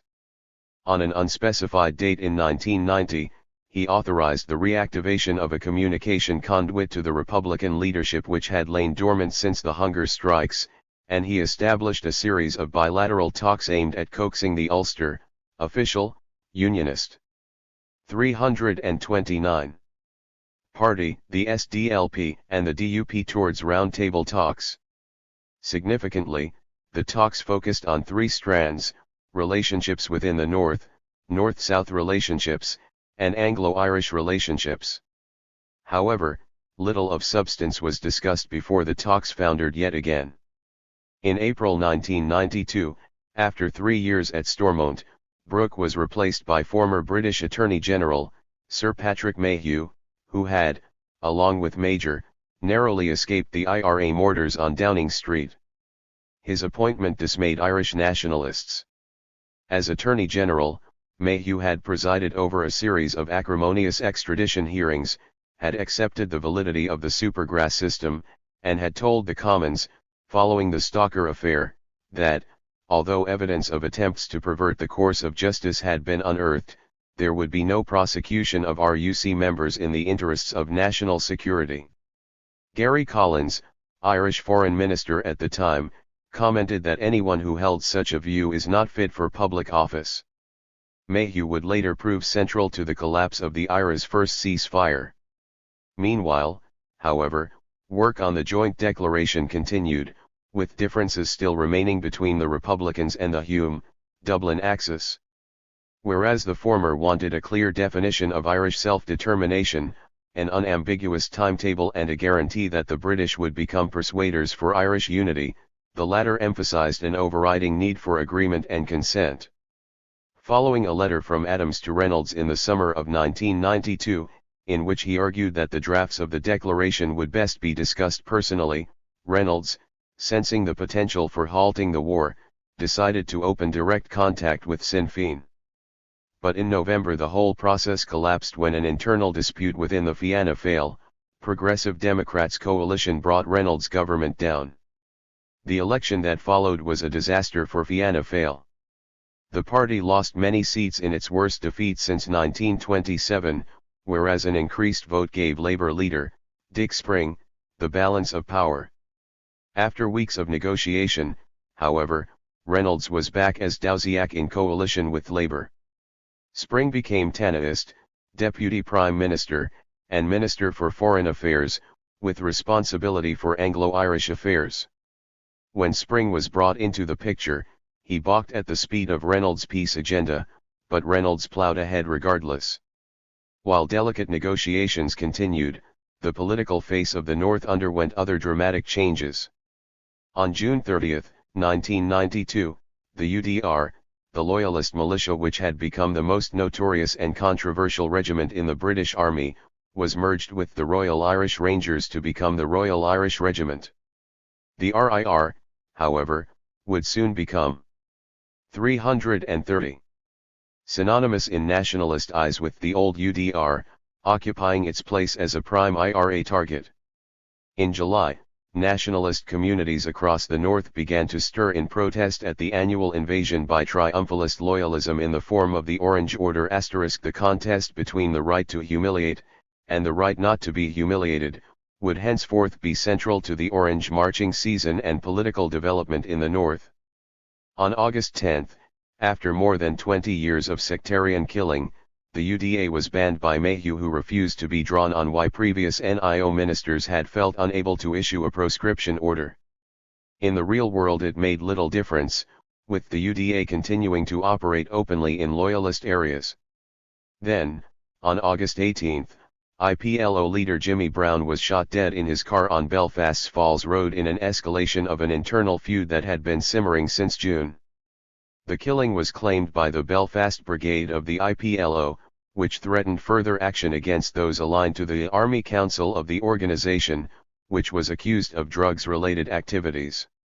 On August 27, 1992, the new feud claimed the official 3,000th life lost in the north as a result of the Troubles when Hugh McKibben, 21, was shot dead on the outskirts of West Belfast. The killing was again claimed by the Belfast Brigade of the IPLO. On the night of September 11, Michael Macklin, 31, was shot dead in front of his wife, Sue, and 13-year-old son, Liam, as they were about to enter their home in White Rock Gardens. He had been killed by the Army Council because he was related to a prominent member of the Belfast Brigade faction. 2 days later, his sister, Patricia McKee, appealed for no reprisals. "We don't want retaliation. We don't want any other family going through what we're going through. My mother's heart is broken and the family's been shattered for a second time." 9. Michael Macklin was the brother of Geraldine Macklin, murdered by loyalists at the People's Garage in November 1974. Then in mid-feud, the IPLO was put out of business. By now, nationalist communities had had enough. As well as being involved in a spate of blatantly sectarian attacks and being widely associated with a burgeoning drugs trade, the IPLO stood accused of the prolonged gang rape of a North Down woman in Divis Flats in June 1990 and the murder of West Belfast man Colm Mahone in Frames nightclub in the city centre in December 1991. On Saturday, October 31, 1992, the IRA moved in. At 5:30 p.m. Samuel Ward, 30, second in command of the Belfast Brigade faction of the IPLO, was shot dead in a GAA club in Short Strand. Ward had been among a group of men ordered by Jimmy Brown to take part in the intimidation of the IRA back in June. He had approached an IRA commander, put a gun to his head, and warned him not to interfere with IPLO members. He later said that he regretted the move and felt that Brown had set him up. While Ward was being killed in Short Strand, over 100 IRA volunteers were simultaneously taking part in a series of coordinated raids in 15 locations across Belfast. Several IPLO members were ordered to leave the country while many others were kneecapped. On Sunday, November 1, in the ongoing IRA operation, a 30-year-old man was shot in the legs in his West Rock home, while a 25-year-old man was shot in the legs and hands at White Rock bus terminus. Despite Republican fears, not a single retaliatory attack was carried out by the IPLO, whose confidence was shattered by the range and ferocity of the IRA attacks. On Tuesday, November 3, as the IRA continued to hunt IPLO drug dealers, the Belfast Brigade faction issued a statement, announcing that, from midnight on November 2, the organization known as the Belfast Brigade IPLO will cease to exist. The following day, as the American people elected Bill Clinton to the White House, the Army Council faction vowed retaliation if IRA attacks continued. On November 5, however, at a meeting in the Lower Falls, Two senior IPLO Army Council members met with the adjutant and another member of the IRA's Belfast Brigade, in the presence of mediators, and agreed to consult wounded colleagues on terms of disbandment. On November 6, the Army Council of the IPLO announced its dissolution. Both IPLO factions were reported to have handed their weapons over to the IRA. On the second weekend of April 1993, Gary Adams was spotted entering John Hume's house in Derry, bringing an end to the secrecy of the Hume-Adams contacts. Unionists reacted with predictable outrage to the threat of a united nationalist front. 11 days later, the criticism intensified when the two men jointly stated that they were engaged in a quest for agreement that would lead to peace. On June 11, Hume reiterated his determination to maintain contact with Adams, and another joint statement was issued, saying that progress was being made. A week later, as the British attempted to digest a recently received Irish draft of the proposed joint declaration, a simple handshake in Ballymurphy sent a political tsunami through Anglo-Irish relationships. For weeks community activists in West Belfast had been quietly preparing a reception for Irish President Mary Robinson, who had 332 accepted an invitation to meet with community and political representatives, a move that would inevitably lead to a handshake with Gary Adams. The British expressed vehement opposition to the visit, as did Spring in Dublin. In the north, the NIO attempted to sabotage the event by leaking details of the presidential schedule to the media, but Robinson still persisted. The pressure increased when, immediately prior to the visit, Reynolds and Spring flew to London for a critical meeting on the joint declaration. With the British already unbalanced by the Irish initiative and its obvious inclusion of Republican demands, the Robinson episode could not have been more untimely. Major and Mayhew insisted that Reynolds use his power to prevent the visit and its legitimizing of republicanism. However, apart from passing on the British views to Mary Robinson, the Dowsiak refused to intervene and the visit went ahead, sending Anglo-Irish relations into another tailspin. At a packed hall in the old St. Thomas's School on White Rock Road, Mary Robinson was warmly welcomed and entertained, and later shook hands with everyone present, while she was repeatedly lauded for her courage. When she came to Gary Adams, those in the hall allowed a dignified handshake to take place without fuss or undue acclaim. And the president moved on to the next person. Later, Mary Robinson expressed her anger at the British behavior by refusing official NIO hospitality and pointedly booking into a hotel. Although Robinson was attacked from many predictable quarters, the Irish Independent demanding her resignation. Her visit to Ballymurphy heralded a significant shift in the position of the Irish political establishment, and a subsequent opinion poll in the South showed 77% approval of her actions. The day of shunning Republicans was over. A month after the Ballymurphy event, a number of Tory backbenchers rebelled in the House of Commons, refusing to support Major on European issues. The government, however, was rescued by James Molyneux and his Ulster Unionist MPs. A dwindling Tory majority, coupled with the backbench revolt, would henceforth put Major in hock to unionism, with disastrous long-term consequences for the Irish peace process.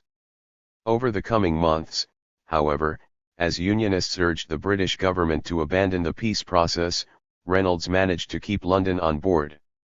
But in October, major and senior British figures, comparing Dublin's enthusiasm for the declaration to intelligence reports that no IRA ceasefire was on the cards, rejected the Irish proposal, informing Dublin of the decision on October 19.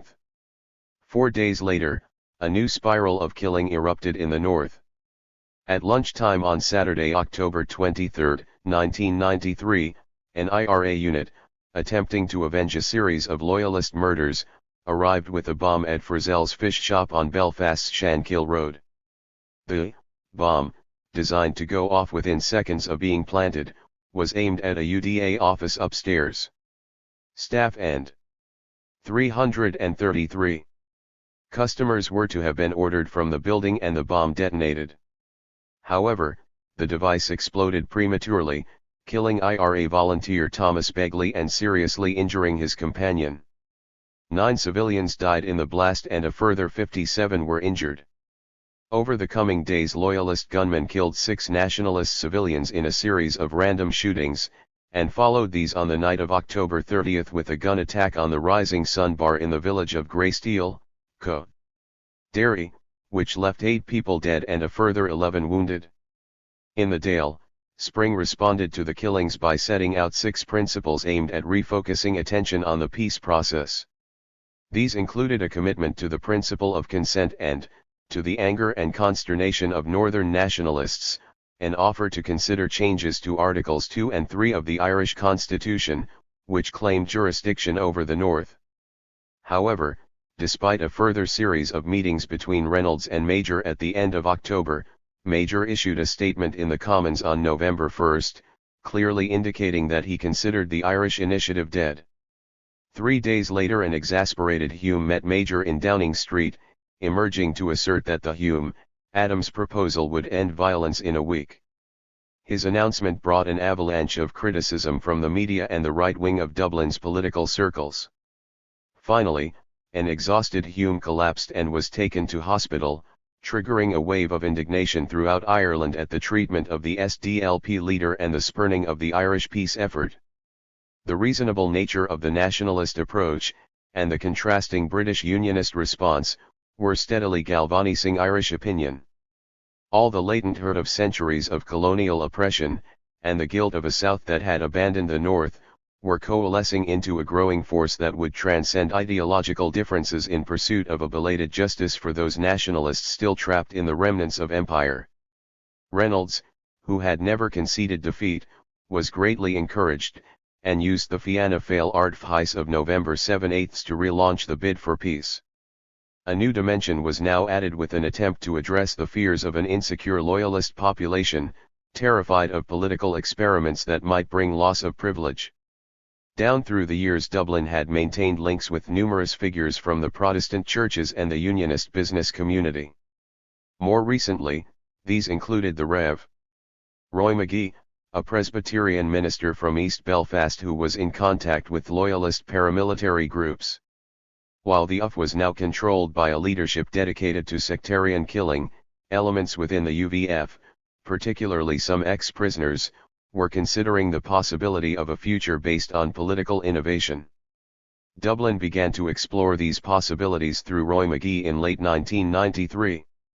Meanwhile, Major, nettled by the resurrection of the Irish initiative, sent his private secretary to Dublin to remonstrate with Reynolds.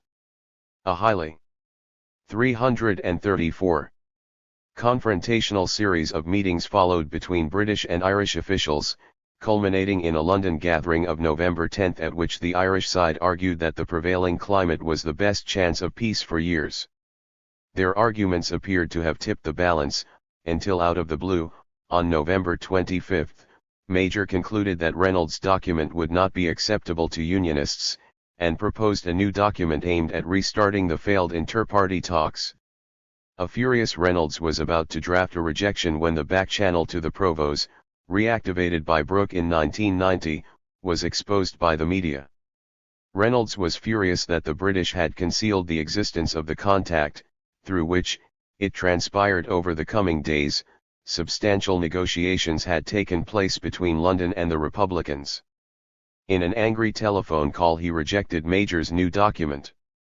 On December 3, in Dublin Castle, Reynolds and his team met with Major, Mayhew and British Minister for Foreign Affairs, Douglas Hurd, and again rejected British attempts to table the new proposal.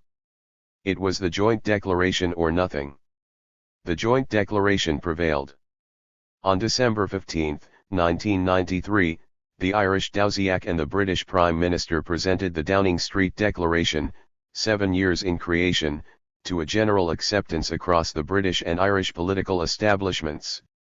Republicans, however, were alarmed to find that key demands of theirs had been written out. These unexpected omissions would ultimately make the document unacceptable to Republicans.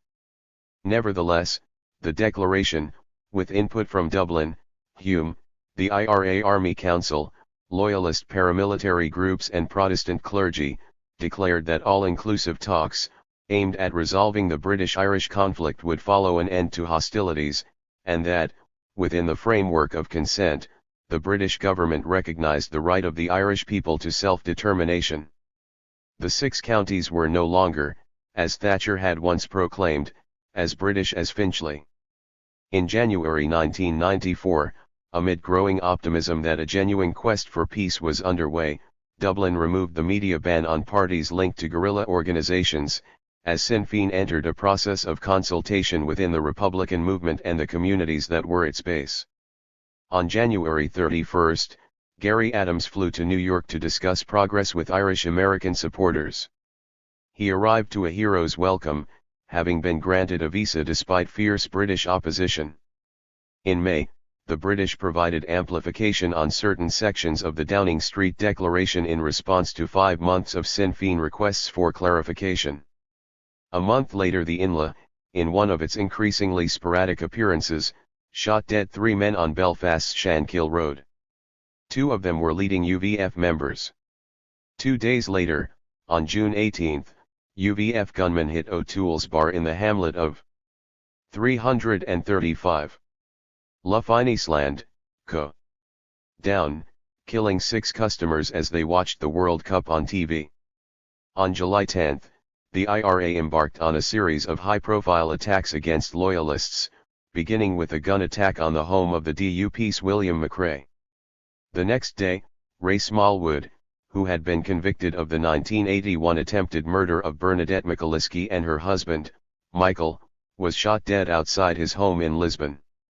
On July 12, a unit in South Armagh used a mortar to bring down the 13th helicopter to fall to the IRA, while 2 tons of explosives, hidden in a lorry, were discovered at Heysham Port in Lancashire. On July 21, Tony Blair became leader of the British Labour Party, following the earlier death of John Smith. 3 days later, Sinn Féin, at an All-Ireland Party conference at Letterkenny, Co. Donegal, rejected the Downing Street Declaration as a basis for peace. Reynolds, however, remained upbeat, believing private Republican assertions that a ceasefire was imminent, despite continuing IRA attacks. On Sunday, July 31, Joe Brady and Raymond Elder, 2 leading members of the UF, widely associated with the 1992 Bookies massacre on the Ormeo Road, were killed by the IRA in South Belfast. On August 18, Martin the General Cahill was shot dead in Dublin. A leading criminal, Cahill was accused by the IRA of colluding with the UVF in an attempted bomb and gun attack on a Sinn Féin function in a Dublin bar, in which IRA volunteer Martin Doherty was killed. On the same day, Seamus Mallon, reflecting a groundswell of SDLP deflation, declared that there was not going to be a ceasefire and that Republicans should be removed from any further involvement in the process of creating peace. 10 days later, a joint Hume-Adams statement announced that the peace process remained firmly on course. When it finally came, it took everyone by surprise. Shortly after 11:00 am on Wednesday, August 31, 1994, the Army Council of the Irish Republican Army, one of the most resilient and formidable guerrilla organizations in the world, announced that, as of midnight, there will be a complete cessation of military operations. 10 up in Ballymurphy, nobody knew what to think. In the Upper Springfield, the years of peace negotiations were regularly punctured by ongoing IRA attacks, while state forces maintained a steady stream of human rights abuses against the civilian population. On Thursday, March 24, 1989, however, an event took place that underlined the depths to which the war had plunged. On the previous night, a Ballymurphy unit of the IRA had planted a 400-pound bomb in a Bedford van on the Monach bypass in Turf Lodge. The bomb was placed well away from housing, but adjacent to 2 primary schools, which were closed at the time. After 6 failed attempts to detonate the device as mobile patrols, 336 passed, the IRA aborted its attack shortly after midnight and telephoned the bomb's location to the Samaritans and the local downtown radio station, both reliable conduits for relaying bomb warnings. However, At 10:00 am on Thursday morning, traffic was still cruising along the bypass, the bomb was still in place, and the two schools were full of children. At that stage the IRA, realizing that its warnings had been ignored, sent 2 volunteers to telephone from the Upper Springfield Resource Center's public Cohen box. They rang the Samaritans, downtown radio, and the Irish News, stressing the urgency of evacuating the schools. An hour later they returned in an agitated state, the bomb was still in place and the road still open. This time, the author, the center's community worker, rang the schools directly, and asked the headmaster of one to telephone the RUC and tell them that he knew that they knew of the bomb, and that he would hold them publicly accountable for any loss of life that might result from their inaction. The schools were immediately evacuated by the staff, and some 2 hours later, at about 1:20 p.m., more than 13 hours after the IRA's first warning, the bypass was closed by the RUC. But, perhaps even more chilling than the event itself was the idea that neither downtown radio nor the Irish News, chroniclers of unfolding history and recipients of the IRA's warnings, saw fit to express outrage at the fact that a 400-pound bomb beside 2 primary schools had been ignored by the authorities for more than 13 hours. 2 weeks later, on April 7, during an upsurge of assaults on nationalist civilians, SDLP councillor, Alastair MacDonnell, described a totally police-provoked plastic bullet attack on a group of football supporters at the bottom of White Rock Road, in which one man was seriously injured. On Friday, May 26, a second plastic bullet attack took place in Moyard when a group of young men watching a TV football match in a garden were attacked by a passing military patrol, and beaten with rifles. Anne McNally, the 46-year-old mother of one of the victims, ran from her home to intervene, whereupon one of the soldiers shot her at point-blank range with a plastic bullet, pulping her left breast. Later the same evening, 19-year-old Patrick Doherty was leaving the Chinese takeaway at the Springfield White Rock Junction when a passing soldier fired a plastic bullet, smashing his face so badly that he lost all his teeth and required a 4-hour operation in which he had 60 stitches inserted in his wounds. 5 days later, when he went to lodge a complaint at the Taggart, he was arrested. On June 2, Ballymurphy man, Gary Kelly, whose extradition from the Netherlands had become a cause célèbre within nationalist communities, walked free from Longkesh under the terms of his extradition, which stated that he could not be compelled to resume his sentence for the London bombings of 1973. At a later stage he would become a major player in peace negotiations in the North. 337. In late July, Frank Cahill and his son, Sean, were traveling down White Rock Road in Sean's black taxi when the detonator of a loyalist bomb exploded under the vehicle. The attack, and the June 23 murder of John Devine, who had run a coal business from Conway Mill, also the base of the black taxis, was broadly linked by residents of West Belfast to a false claim made by SDLP councillor, Brian Feeney, on a recent edition of the Cook Report, that the mill was used as part of the IRA's fundraising activities. On August 6, Gary Adams launched the second West Belfast Community Festival, an event founded on the suggestion of the Sinn Féin president as an alternative to the week of rioting that traditionally accompanied the anniversary of internment. However, despite the festival, August 9 saw sporadic rioting across North and West Belfast. On August 14 and 15 further rioting marked the 20th anniversary of the arrival of British troops onto the streets of the 6 counties, with petrol bombs and plastic bullets exchanged during a 2-day fitful battle at the Taggart. On September 2, 1989, it was announced that Amnesty International was to visit Belfast to investigate the case of New Barnsley man, Johnny Carson, who had been consistently assaulted by the RUC since 1981 as part of a long-standing tactic of targeting individuals who were to be battered on sight. 3 days later, a 23-year-old man from White Rock was shot in the back by the RUC while joyriding in Twinbrook. He was then beaten and kicked as he lay wounded, as was a passerby who went to administer help. In November, Sean Adams and Richard May, 2 former political prisoners from the Upper Springfield, were arrested in the United States during speaking tours, and deported back to Belfast. The cops pulled up in front of us and jumped out with guns. Sean Adams recalled of his arrest in Chicago, and I says to the guy I was with, "Shit.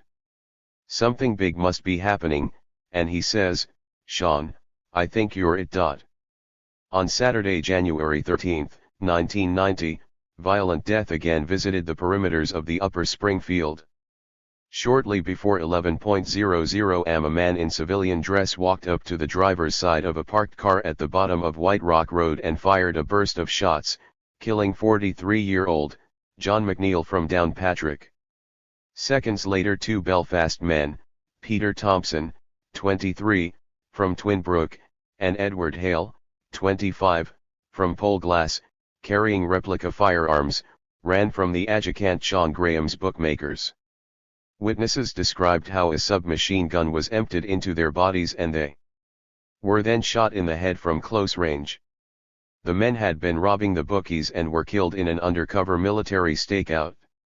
A fourth robber escaped summary execution by pretending to be a customer and lying on the ground with the others inside the bookies once the gunfire started. It later transpired that the men had previously bought a pistol and a Heckler & Koch submachine gun that had been stolen from a military vehicle in Drumbo, Co. Antrim, and had since been under surveillance. January 13 was the British Army's payback day. 6 days after the bookies' assassinations, 50 joyriders staged a protest in White Rock, challenging the IRA to try and stop them. With tires screeching and ghetto blasters blaring, they careered along White Rock Road, hurling bricks and bottles at homes and passers-by. Over the coming years, the joyriders and a growing group of small-time criminals would turn White Rock into one of the most tortured housing estates in Belfast until the residents finally set up nightly patrols to counter the threat. Danny McGuinness of the White Rock/West Rock Residents Association explained, "We had growing problems with the joyriding and the dope dealers, and there was a big community reaction. People were told that if they didn't stop, they'd be put out of the area. We organized collections and got walkie-talkies so we could keep in touch with other areas, especially around the joyriding. Then we patrolled the 3 entrances to White Rock to keep the joyriders out, 11 while the joyriders were deterred by billiard balls hurled through the windscreens of their stolen cars. 48 local men organized a rota of 24-hour patrols, 7 days a week to stamp out petty crime and vandalism. Within 2 years of operation, the White Rock Neighborhood Watch had reduced crime in the area to a 0 level. In February 1990, the RUC launched a concerted drive against drinking clubs in the North. Accusing clubs in Republican and Loyalist areas of funding paramilitary organizations, they began to confiscate records and suspend licenses. By June of the following year, 59 of Belfast's 183 clubs had lost their licenses, and the closures went on. Among the final casualties were the BTA Community Center and the Sloans. The BTA's ill fortunes began when 2 youth work inspectors from the Department of Education arrived to inspect the youth club in early 1990 and were refused entry by a security man at the drinking club. The inspectors duly reported the matter and the youth club lost its funding some months later. Then, in early 1992, the drinking club lost its license on the basis of a technical fault in its books. With no youth club and no funds, the community center closed and soon fell victim to vandalism and the elements, as the BTA itself went into decline. Over the coming months, the darkened hulk became a nighttime hazard to the area's children, who used 339. The flat roof as a playground, while teenagers, who had punched a hole into the building, used it as a drinking den. On April 5, 1994, the situation became acute when 10-year-old Gerard Hall from Spring Hill fell from the roof and was impaled through the thigh on the perimeter railings. In August, the Department of the Environment moved in and demolished the center. Ironically, the one-time pride of the BTA, which survived the worst of the troubles, fell on the eve of peace, less than 20 years after its doors had opened. The Sloans, meanwhile, had fared somewhat better, but ownership had been lost to the people. The process began in 1982 when the management was taken over by the Republican-backed Association of Clubs, which refurbished and extended the building. In 1988 the RUC moved in and a protracted legal battle began. In 1991 the Sloanes lost the battle and its license. Undaunted, however, the people kept the club alive by bringing in their own alcohol and paying for the mixers, and life went on as raucously and outrageously as ever. It was quite possibly the only time ever that a notice in a Ballymurphy drinking club would threaten a life ban for anyone caught smuggling in lemonade. In early 1992, when it was clear that the license would not be returned, and the club would go into terminal decline, representatives of the recently formed Upper Springfield Community Forum approached the Association of Clubs and asked that the club be returned to the people as a means of generating income to support community activities in the area. However, the association refused and sold it in the summer of 1992. Although nothing much changed in the madness of its mood, the community had lost hold of its most colorful creation. Between February 1990 and February 1991, the Upper Springfield remained relatively quiet while its volunteers continued to operate across Belfast, and beyond. Then on February 25, 1991, the area celebrated the release of Robert Russell, 33, who had been extradited from the South in August 1988. On February 7, the Court of Appeal had overturned his conviction for the attempted killing of an RUC inspector more than 12 years earlier. However, the Ballymurphy man had since remained in jail on charges connected to the 1983 mass escape from Longkesh. The Upper Springfield then faded from the headlines until the night of Saturday, June 29, when the Inla shot dead Old Park man, Gerard Burns, 37, in the back garden of Patrick Mervin's home in New Barnsley Park. The Inla claimed that Burns, one of its members, had turned informer after being interrogated at Castlereagh in 1988. On July 1, the Irish News reported on the predicament of Patrick and Rosaleen McElroy, whose family was facing homelessness in London, having been refused emergency rehousing out of Springfield Park by the housing executive. Despite being in the front line of loyalist attacks for 6 years, the executive stated that there was no proof of intimidation. Yet, 340. Rosaleen had been awarded £1,000 by the NIO in February 1991 for a gun attack on herself. Her son Jim, 10, had been awarded £500 in 1985 for a catapult attack 2 years earlier which had almost cost him an eye. In June 1983, her daughter Rosemarie, 6, suffered a fractured skull when loyalists bombarded her with bricks. And in July 1983, Patrick had been badly beaten in a loyalist attack. In addition, their home was under constant attack from Spring Martin, and their solicitor had been petitioning the housing executive for 6 years on their behalf. What more evidence of intimidation did the housing executive need? Rosaleen asked, "Were they waiting for a coffin to go out of our home? We were shot at, stoned and constantly intimidated.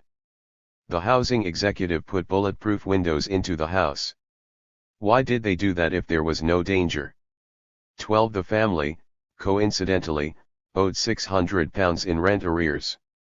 An executive official told me, Rosaleen concluded, that the only way we could get out of that house was to pay the arrears immediately. Neither parent was employed. To drive home Rosaline's case, the former McElroy home was the target of another attack on the very night of the Irish News report. Ciaran McAllister, 21, had to barricade herself into a bedroom with 2 wardrobes to prevent a loyalist attack on herself and her 1-year-old daughter. Meanwhile her boyfriend, who was downstairs, was viciously beaten with a baseball bat while others in the invading mob smashed windows, despite protective grills, and wrecked cars in the street. This time the residents managed to beat the assailants off, and the alerted RUC arrived, 2 hours later. The following day Ciaran McAllister and her family fled. Afterwards, she described her anger at the housing executive's failure to give the slightest hint of the dangers of her new home, perhaps still believing that there was no evidence. On August 8, 1991, Moyard man, Martin McGartland, was badly injured when he jumped through a third-floor window of a block of flats in Twin Brook, where he was being held by the IRA. McGartland, a one-time petty criminal, had been recruited as an informer by the RUC and had subsequently infiltrated the Belfast IRA at a senior level, providing the special branch with a continuous flow of high-grade intelligence since the autumn of 1989. Eventually the IRA had caught up with him and would undoubtedly have executed him, had he not thrown himself from the flat. In June 1999, McGartland survived an assassination attempt when he was shot 6 times in the abdomen by an unidentified gunman at his home in Newcastle-on-Tyne. Sectarian assassination returned to the Upper Springfield on October 14, 1991, when Brian McCabe, 33, was discovered in a car in Tomer Street in East Belfast. He had been shot twice in the head by the UF, and had suffered severe head injuries consistent with being pistol-whipped. He was last seen at around 5:00 p.m. the previous day when he left the Sloanes 341, where he had been drinking with his brother. On October 16, the White Rock man was pronounced clinically dead and his life support machine was switched off. 4 days later an IRA squad hit the home of an alleged loyalist gunman in Highfield. 2 armed and masked men attempted to break down the front door but failed. They fired shots into the house before fleeing, dumping their getaway car at White Rock Leisure Center. On November 14, Loyalists again struck in the area. Eamon McQuillan, 23, who had been badly wounded during the Inla feud of 1987, was again wounded at his Springfield Park home, yards from the Taggart, by the UF. On November 15, Dublin's political courts refused to extradite several members of the Crumlin Road jailbreakers to the north on the grounds that their offences were political. Michael McKee of New Barnsley had, however, already been arrested in a roof space in Ballymurphy during an early morning swoop on November 1, while Dingus McGee of Ballymurphy was unavailable to hear the decision. The Gardaí reported that he had gone on the run. He would resurface in England 7 months later. At 4:00 am on Sunday, June 7, 1992, a red Ford Sierra was stopped at a routine checkpoint in Yorkshire. When 2 men with Irish accents explained that they had spent the evening in a pub that didn't exist, the police began to make further radio checks. Immediately, one of the men opened up with a handgun, killing an unarmed special constable, and injuring his companion. The wounded man radioed for help, and an alerted patrol car gave chase towards the village of Burton Salmon. The Sierra again stopped and the passenger got out, immobilizing the police car with rifle fire. 30 minutes later the car was found on fire in a field and a huge dragnet got underway for its occupants, suspected of being IRA members who had earlier carried out a bombing at London's Royal Festival Hall. 4 days later Dingus McGee and Michael O'Brien were arrested and charged with the Yorkshire killing and attempted killings. Both men received life sentences on March 30, 1993, with McGee ordered to serve a minimum of 30 years. 18 months later, Dingus McGee and 5 others, 4 of whom were IRA prisoners, staged a dramatic armed escape from Whittemore prison, but were recaptured outside the walls. On January 27, 1992, former Ballymurphy man, Pat Devlin, was badly injured by an IRA bomb left at his glazier's shop in Rockdale Street at the bottom of White Rock Road. Late on the previous night the RUC had been informed that an IRA device had been abandoned at the shop. In echoes of the Monic bypass incident, the RUC arrived, pinned a note to the door warning of the bomb, and left again. At 8:15 am Pat Devlin turned up for 342 work and shortly afterwards stood on a pressure plate, taking the full force of a 2 pounds booby trap. 6 weeks later Loyalist gunmen staged the first of 3 attacks that targeted people whose files had been leaked to them from British/RUC bases. On March 12, UF gunmen sledge-hammered their way into a house in Springfield Park, but found it unoccupied. They fired shots through a window before fleeing across nearby fields to Spring Martin. 10 days later a similar attack took place in Dermot Hill. Again the intended victim was not at home and shots were fired in the house in front of a terrified mother and daughter before the gunmen fled across the base of Black Mountain to a getaway car on the Mountain Loney. and at 9:30 p.m. on April 12, Loyalist gunmen kicked in the door of Harriet Kelly's house on the Springfield Road, in full view of the taggart. Harriet, who had jostled Thatcher during the hunger strikes, and whose infamous dog, Dan Breen, had once been on the run, was not at home, so they fired 7 or 8 shots, then fired again from their car before fleeing. 16 days later, Philomena Hanna, 26, of Ballymurphy, a mother of 2 young girls, was shot dead by the UF at the Springfield Road pharmacy in which she worked. Dubbed the Angel of Mercy, she was a well-known figure on both sides of the sectarian divide, where she regularly delivered prescriptions and oxygen cylinders to ill and elderly people. Her killers had arrived on a motorcycle via nearby Lanark Way, which connects the Springfield and Shankill areas. That evening, after more than 4 years of nationalist residents' demands, Lanark Way was indefinitely closed by the RUC. As sporadic IRA attacks were resumed in the Upper Springfield, Springfield Park was again in the news, on July 28, when UF gunmen attacked the home of Gerard and Lorraine McKenna. The couple, and their 2 young daughters, aged 6 and 4, were asleep when the door was sledgehammered in at 1:00 am. The McKennas fended off the assassins by pushing a chest of drawers and their bed against the bedroom door. After firing through the door, the gunmen fled through a hole in the fence of the nearby Farset City Farm, which formed part of the divide between Springfield Park and Spring Martin. The RUC arrived on the scene 20 minutes after being alerted. After an absence of 21 years, veteran Republican and former White Rock resident, Joe Cahill, returned to the Upper Springfield on August 10, 1992, having turned up on the platform at the annual internment commemorations at Dunville Park on the Falls Road the previous day.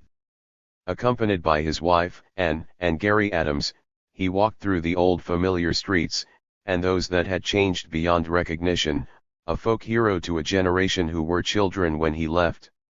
Then, sectarian gunmen struck again on the night of September 3 in Moyard Crescent. 4 teenagers, studying for their GCSE exams. 343 were shot at through the kitchen window of a house. Patrick Brady, 15, was hit in the back, and the gunman continued to fire as his friends tried to drag him to safety. The quick thinking of one youth, who reached his hand around the corner from the safety of an adjoining room to switch off the kitchen light, undoubtedly saved lives. The gunmen fled across darkened fields at the base of Black Mountain to Spring Martin. Less than 3 weeks later, on September 22, 4 families from Springfield Park, who were on benefits, were refused grants for home security by the DHSS because they were not under direct threat. An angry Brenda Murphy of Springfield Park Residents Association denounced the decision. The DHSS said we were not under direct threat. That is laughable. There is one house empty at the bottom of the street after a family, not under direct threat, were almost murdered in their beds. After 7 murder attempts this year, it is our opinion that everyone in this estate is in danger. 13 On September 23, the DHSS reversed its decision, following a report in the Irish News. Pointedly, Brenda Murphy explained, as it stands, families claiming for security grants have to prove that they have been singled out, but no one comes up to your door and says they're going to shoot you tonight. On November 25, 1992, unarmed IRA volunteer Pierce Jordan, 22, of New Barnsley Drive died in a hail of RUC bullets in front of dozens of motorists at the bottom of the White Rock Road. He had been driving along the Falls Road in a stolen car at around 5:15 p.m. when he was rammed from the side and back by 2 unmarked cars. As RUC gunmen jumped from the surrounding cars, he attempted to flee and was shot in the back at point-blank range. Witnesses described how 4 RUC men then ran over and kicked the dying man while 2 others checked his car, confirming to their colleagues that, "There's nothing in the car." The killers then drove back to Anderson's town barracks. 3 days later over 1,000 people followed the IRA man's funeral through Ballymurphy. In January 1993 the ongoing tensions between the Ballymurphy community and its joyrider population intensified when 13-year-old Ciara Adams was deliberately knocked down. Her father, Sean, who was prominent in the anti-joyrider campaign in the area, described how she had been walking down the White Rock Road with a group of friends at 9:30 p.m. when a blue car drove at normal speed past the group, then reversed, accelerated onto the pavement and singled out Ciaran. The teenager was taken unconscious to the Royal Victoria Hospital, where her condition remained serious for several days. 344. 4 days later, Paul Brennan from Ballymurphy, who had escaped from Longkesh during the Great Escape of 1983, was captured in San Francisco, where he was married with a young family. His battle against extradition continues to the present day. On the morning of February 12, the bound and hooded body of IRA volunteer, Christopher Hart, 24, of Dermot Hill, was found in a ditch near the Tyrone-Donegal border. He had a wife and young son and had been missing from home for almost a week. His family, friends, and neighbors were deeply shocked as the IRA admitted the shooting, claiming that he was an informer. In May, the local government elections returned Pat McJown as Sinn Féin councillor for the Upper Springfield. McJown had been interned at the age of 16. At 20, he had been convicted of bombing Belfast's Europa Hotel. At 26, as O/C of H Block 6, he had joined the 1981 hunger strike, and had survived only because his wife had intervened, against his wishes, after he had lapsed into a coma. Later, he became IRA/O/C in Longkesh and was released in 1985, his health irreparably damaged by the hunger strike.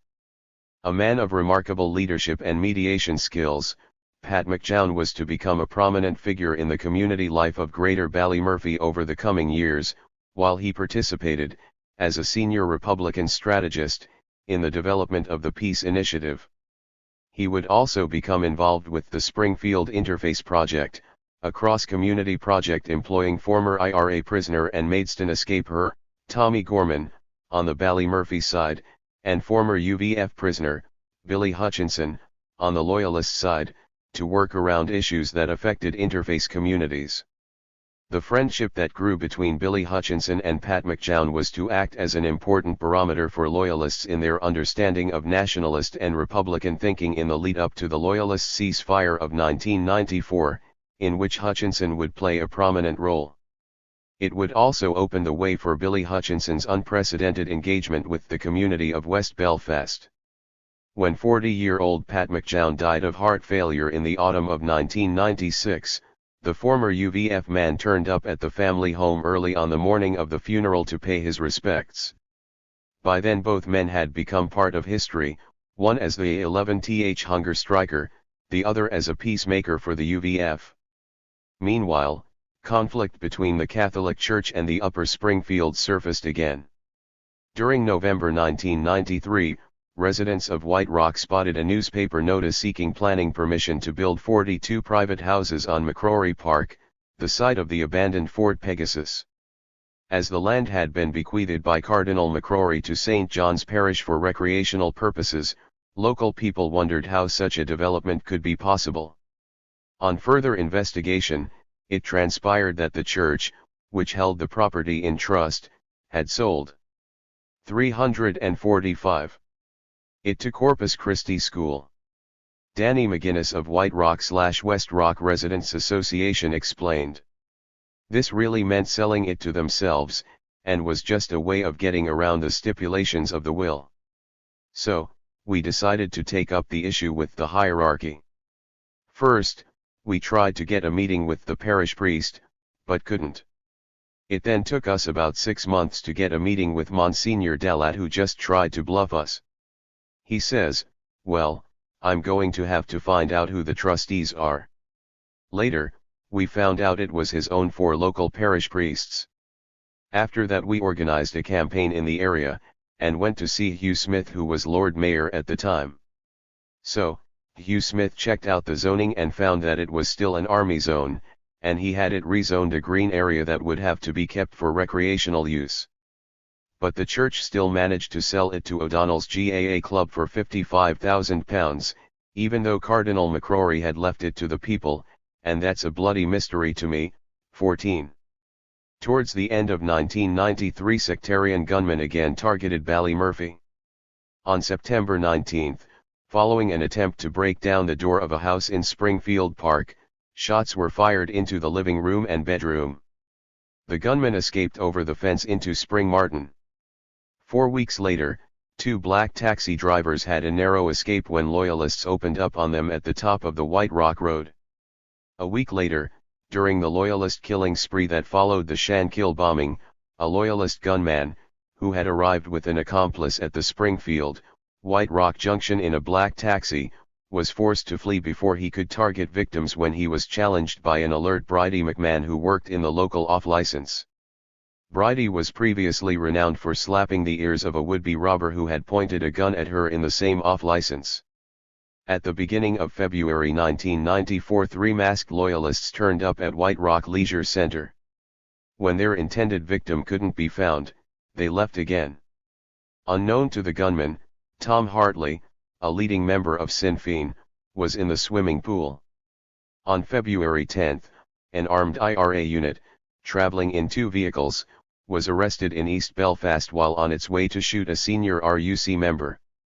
Witnesses would later recount how a handcuffed Davy Adams, formerly of Springhill, was kicked and beaten by RUC men screaming sectarian abuse. Later at Castlereagh Interrogation Centre, he was held in a cell while the RUC took it in turns to run at the prisoner, aiming martial arts type kicks at one of his legs until they broke it. They also smashed his head off a wall, breaking his nose, and assaulted him for several hours, leaving him with 2 fractured ribs, a punctured lung, and multiple cuts to his face, chest and body. On February 18, 1998. 346. Adams was awarded £30,000 damages for the brutal assault. No RUC members were ever charged in relation to the attacks. Shortly after 10:00 p.m. on March 4, 1994, the windows of Kevin McQuillan's home in Springfield Park were shattered when a pipe bomb exploded outside the former IRSP chief's house. Then, on the night of April 27, Loyalist assassins struck further up the street. Earlier in the day, Brenda Murphy of the Residents Association had reported to the RUC and NIO that a hole had been cut in the fence between the park and Spring Martin. 8 hours later, at 11:30 p.m. a local taxi firm received a call to Springfield Park. When Paddy Ellie turned up, accompanied by his friend, 25-year-old Paul Thompson from Dermot Hill, the taxi was met by 2 UF gunmen who had made the bogus call. The car was hit at close range by 3 bursts of gunfire. Paddy Ellie was shot in the leg, and Paul Thompson died in the arms of Brenda Murphy. The gunmen escaped through the reported hole in the fence. On May 11, the NIO conceded a 20-year demand by nationalists, and agreed to build a 20-foot peace wall between Springfield Park and Spring Martin. In August 1994, as the RUC continued to confirm that security files on nationalists were being shoveled over to Loyalists, the Upper Springfield was hit again. In the early hours of August 14, 2 weeks before the IRA ceasefire, the bound and battered body of Sean Monaghan, 20, of New Barnsley was found on waste ground in Woodvale. He had been abducted close to Divis Flats as he returned from his uncle's home to the flat in Albert Street that he shared with his girlfriend and their 15-month-old twin daughters. It later transpired that, following his initial abduction, he had managed to escape from a house in Disraeli Street in the Shankill, and had run into another house asking for help. The occupant of the second house telephoned her daughter, who shortly arrived with her boyfriend. They took the terrified Ballymurphy man to their home in Braycourt, then handed him back to his killers. Throughout the early 90s, as the peace process gathered pace, the Upper Springfield continued to develop its social program as it had done for the past 30 years. In August 1991, at a meeting convened by the Resource Center to redefine its role, the Upper Springfield Community Forum was established as a model of inclusive community decision-making that was soon being replicated throughout the North. In March 1992, the Forum held a 2-day conference in Donegal, drawing up a blueprint for social progress. Meanwhile, Frank Cahill, who would have delighted in the new developments, had died in October 1991, a victim of the asbestos with which he had worked during his years at the shipyard. His funeral had mirrored his life, bringing together his friends from both sides of the border and both sides of the political divide. They came to pay 347. Their respects to a tireless optimist who believed above all in the dignity and worth of human beings. In the months following the Donegal Conference of the Community Forum, a development trust, supported by the government's Making Belfast Work initiative, and business in the community, was established to spearhead economic growth in the Upper Springfield. A new survey of the area was also commissioned, and in 1994 the trust, in conjunction with the Greater Shankill Partnership, successfully applied to the European Urban Programme for funding to develop the employment potential of young people. The package of £6.5 million, matched by a further £500,000 from Making Belfast Work, put in place a wide-ranging youth training initiative throughout the Upper Springfield which, under the Trust's constitution, included neighbouring Turf Lodge. And while the Trust blossomed, another remarkable tale unfolded. Back in 1984, a group of Sinn Féin activists, who had erected Irish street names in Ballymurphy, felt that some facility was required for families who wished to teach their children Irish. A small group of people who spoke the language to varying degrees of fluency established Cumann Nanog, an Irish language youth group, based at the council-owned White Rock Community Centre. Jim McCann, a former Republican prisoner, involved with the youth group, recalled how, sometime in 1987, we decided to establish the nursery school as a prelude to developing an alternative, Irish language education system for the Upper Springfield. We started with a small number of children, based in the TV suite of the Leisure Centre. Then, after a while, we got the use of a mobile classroom in the grounds of St. Aidan's School. That was a major step forward because we had the kids playing outside one day when Kate Kelly of the Belfast Action Team arrived on the scene. Kate was coming to look at the St. Aidan's nursery, and confused us for St. Aidan's. So, taking advantage of the confusion, we gave Kate a shopping list, and got about $250,000 out of the Action Team and Making Belfast Work over the next 5 years. Initially, we got about £8,000 worth of equipment, all brand new stuff, and they fixed us up for our first couple of salaries. 15. The nursery school stayed in the mobile for about 4 years. Then, in September 1993, the group staged an educational revolution in Ballymurphy by opening its own independent primary school, managed by parents, on council-owned land behind the BTA Community Centre. At this juncture, fate intervened. I was around in Springhill Community House one day and was introduced to the guy who would become our anonymous guardian. 348. Angel. We had £8,000 at the time, and he agreed to give us a further £15,000. This enabled us to buy our first mobile and pay a teacher for half a year, which gave us time to raise the rest of the salary. So we started with 6 kids and 1 teacher. 16. The group then approached Belfast Education and Library Board, requesting campus status with ties to an existing Irish language school, but was told that there would have to be 200 children at the school before that was possible. 18 months later, however, as the school continued to grow, its management was contacted by the Department of Education, which now offered campus status, tied to the Falls Road Gaelic Primary School. However, we'd have to lose our own name, and they were offering a quota of 6 to 8 kids from the Upper Springfield, and we'd then have to accept kids from other areas, whereas we already had 24 children waiting to come into the primary school the following year. We said no, told them we had access to millions, the donor was still with us, and that a primary school was going to happen in the Upper Springfield. 17. In 1996, when the school had 55 pupils, the Department of Education relented. The 200-child requirement was dropped, as was the question of campus status. By then, Making Belfast Work had supplied a second mobile, while Ion Tyobas Ultic, the Ulster Trust, had supplied a third, and 2 teachers were being paid by the anonymous donor. With recognition, the department took responsibility for salaries and the struggle was over. By the beginning of 1999, the school had 110 children, 6 mobile classrooms, a canteen and library, 6 teachers, a caretaker and canteen staff. And it retained its parents' committee, which went on to be represented on the Board of Governors. In total, some 500 children from the Upper Springfield were, by 1999, being educated through the medium of Irish. By the time Jim McCann and his friends had opened their primary school at White Rock Leisure Center in 1987, Terry Enright of Dermot Hill was opening up another front in Ballymurphy's social war of attrition. Disturbed by the horrendous hole appearing on the southern slope of Black Mountain, he penned a letter to the Anderson's Town News, reminiscing on his own childhood links to the mountain, and drawing attention to the devastation being wrought by quarrying.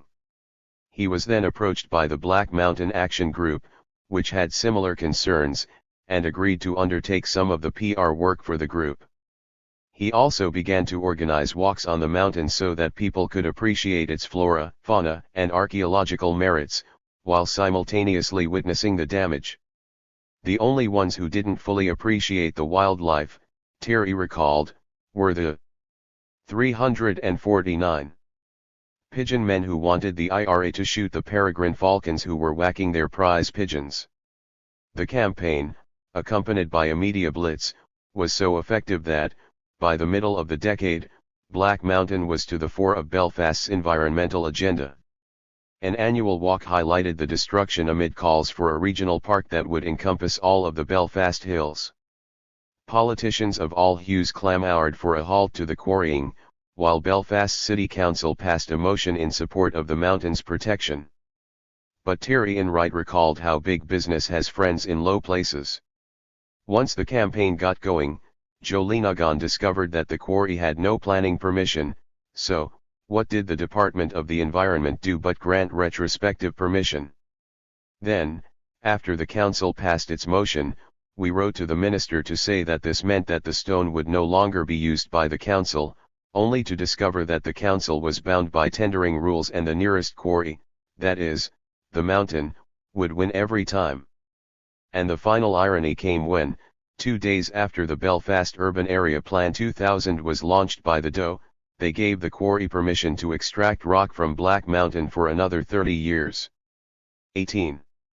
Nevertheless, the campaign succeeded in raising the issue until everybody in Belfast had a position on the fate of the mountain.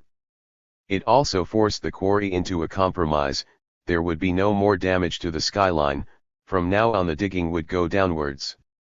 Last year, Terry recalled, in early 1999, I took 1,800 people onto the mountain. And the regional park is still an issue. At present, a team of consultants has been appointed to prepare a feasibility study for the proper management of the Belfast Hills. Who knows? God might be on our side in the end. In nationalist areas, the ceasefire was greeted by a feeling that a deal of sorts must have been done. Gradually, however, as the Sinn Féin consultation process engaged local communities, it was realized that the ceasefire was a Republican act of faith. Yet, there was a general willingness to give it a chance and consider compromise as a way forward. At the same time, Unionists were arguing that the ceasefire was a Republican conjuring trick designed to wrest a deal from the British at their expense. London, meanwhile, seemed incapable of either recognizing the significance of what had happened, or responding to it in any meaningful way. Loyalist paramilitaries reacted by maintaining their sectarian campaign, murdering Sean McDermott in County Antrim on August 31 and John O'Hanlon, 32, in Belfast on September 1, and bombing the Sinn Féin Centre in the Falls on September 4. However, in the background, Loyalist paramilitary leaders and their political offspring had already been considering a positive response to an IRA ceasefire, and now began to engage indirectly with the Republican movement. 6 weeks after the IRA ceasefire, on Friday, October 14, 1994, the Combined Loyalist Military Command announced that Loyalist paramilitary groups would universally cease all operational hostilities from the previous midnight. In announcing the ceasefire, former UVF leader, Gusty Spence, resolved to respect the North's differing views of freedom, culture, and aspiration and offered sympathy to the families of all innocent victims of the Troubles. In October, as the British procrastinated over the missing permanent word in the IRA ceasefire declaration, the Dublin government convened a forum for peace and reconciliation, promised during earlier negotiations. It also expressed a wish to see urgent movement on all-party talks in the North lest the political process should lose momentum, thus risking a split within republicanism, many of whose activists remain deeply suspicious of British intentions, particularly in light of Major's Commons' dependence on unionism. The British, however, continued to stall. On November 10, 1994, as Gary Adams and Alliance Party leader, John Alderdice, were debating the peace process on TV, postal worker John Kerr was shot dead during a botched IRA robbery in Newry. Although the IRA claimed that the operation was not sanctioned, a pall descended over its ceasefire. The killing also prevented the imminent release of Republican prisoners from Portlaoise and caused widespread fear that a splinter group had formed in South Armagh. A week later, the peace process was further shaken when Reynolds' government collapsed. Following an allegation that someone in Dublin had attempted to prevent the extradition of Fr. Brendan Smith to the North, following charges of paedophile assaults on numerous children, Spring brought down the coalition by withdrawing his Labour Party. Bertie Ahern became the new Fianna Fáil leader, and Albert Reynolds was consigned by the Dublin establishment to oblivion. The new government in Dublin could not have been worse news for Northern nationalists. Although Spring was back in power, the new partners were the crypto-unionist Fine Gael, led by John Bruton, and Provincias de Rosa's Democratic Left, infant of the political wing of the Provo's former official IRA enemies. On December 9, 1994, 3 months after the IRA ceasefire, as anger mounted in nationalist areas at British inaction on all-party talks, the first meeting took place between Sinn Féin and officials at Stormont, but it was clear that the British were still procrastinating. On December 19, a 2-pound Semtex bomb was planted in Enniskillen by dissident Republicans, calling themselves the Continuity IRA. Another was planted in Newry on February 7. 2 days later Sinn Féin stormed out of Stormont after a bugging sweep, which they had carried out in their chambers, proved positive. Then came the first apparent breakthrough. On February 22, the London and Dublin governments issued a framework document, which envisaged the North remaining under British control and emphasised the need for unionist consent. But it also stressed that nationalist aspirations would have to be addressed through an increasing input from Dublin, most notably through new cross-border institutions. Although many unionist politicians angrily rejected the document, the grassroots appeared less reluctant to condemn it, whereas Sinn Féin made little comment. The document might logically have opened the way for negotiations, but instead, the remainder of 1995 was overshadowed by a new British precondition put forward by Patrick Mayhew: the IRA would have to begin to decommission weapons before all-party talks could take place.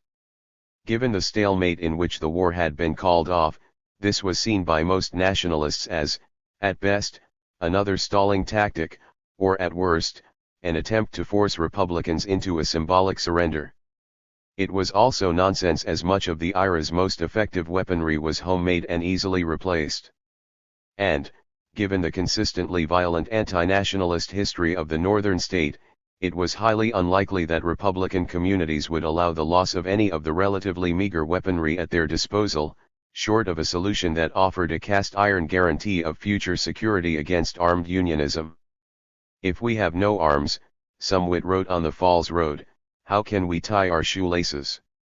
Meanwhile, in Ballymurphy, the political drama was interrupted on December 4, when paratrooper Christian King, 23, who had previously 353 made 3 attempts to leave the Paras and join the RIR, was found dead in a toilet cubicle at Fort Jericho, having apparently blown half of his head away with his SA-80 rifle. More than 2 years later, however, The inquest into the death was abandoned when the coroner ordered a new RUC inquiry after King's mother claimed that he had been taken out by the British Army. Mrs. King revealed that, during a visit to her son's grave, she had been approached by a third party who had handed her a note which read, "This was not suicide and all papers regarding Christian have been lost." Another person who had raised questions had been visited by military intelligence and advised that there were matters of concern that were to be kept from the family.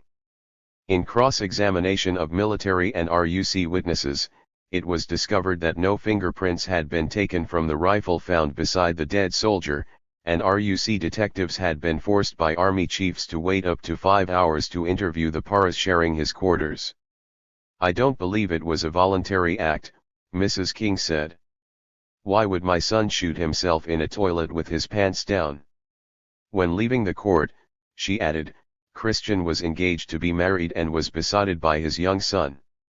There was no reason on this earth for him to do something like this.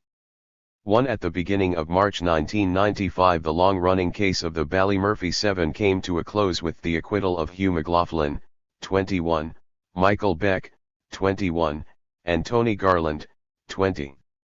The other four, Brendan McCrory, Ciaran McAllister, Stephen McMullen, and Danny Pettigrew, had already been released during the controversy that had raged around the case since the young men were first accused more than 3 years earlier of an IRA coffee jar bomb attack.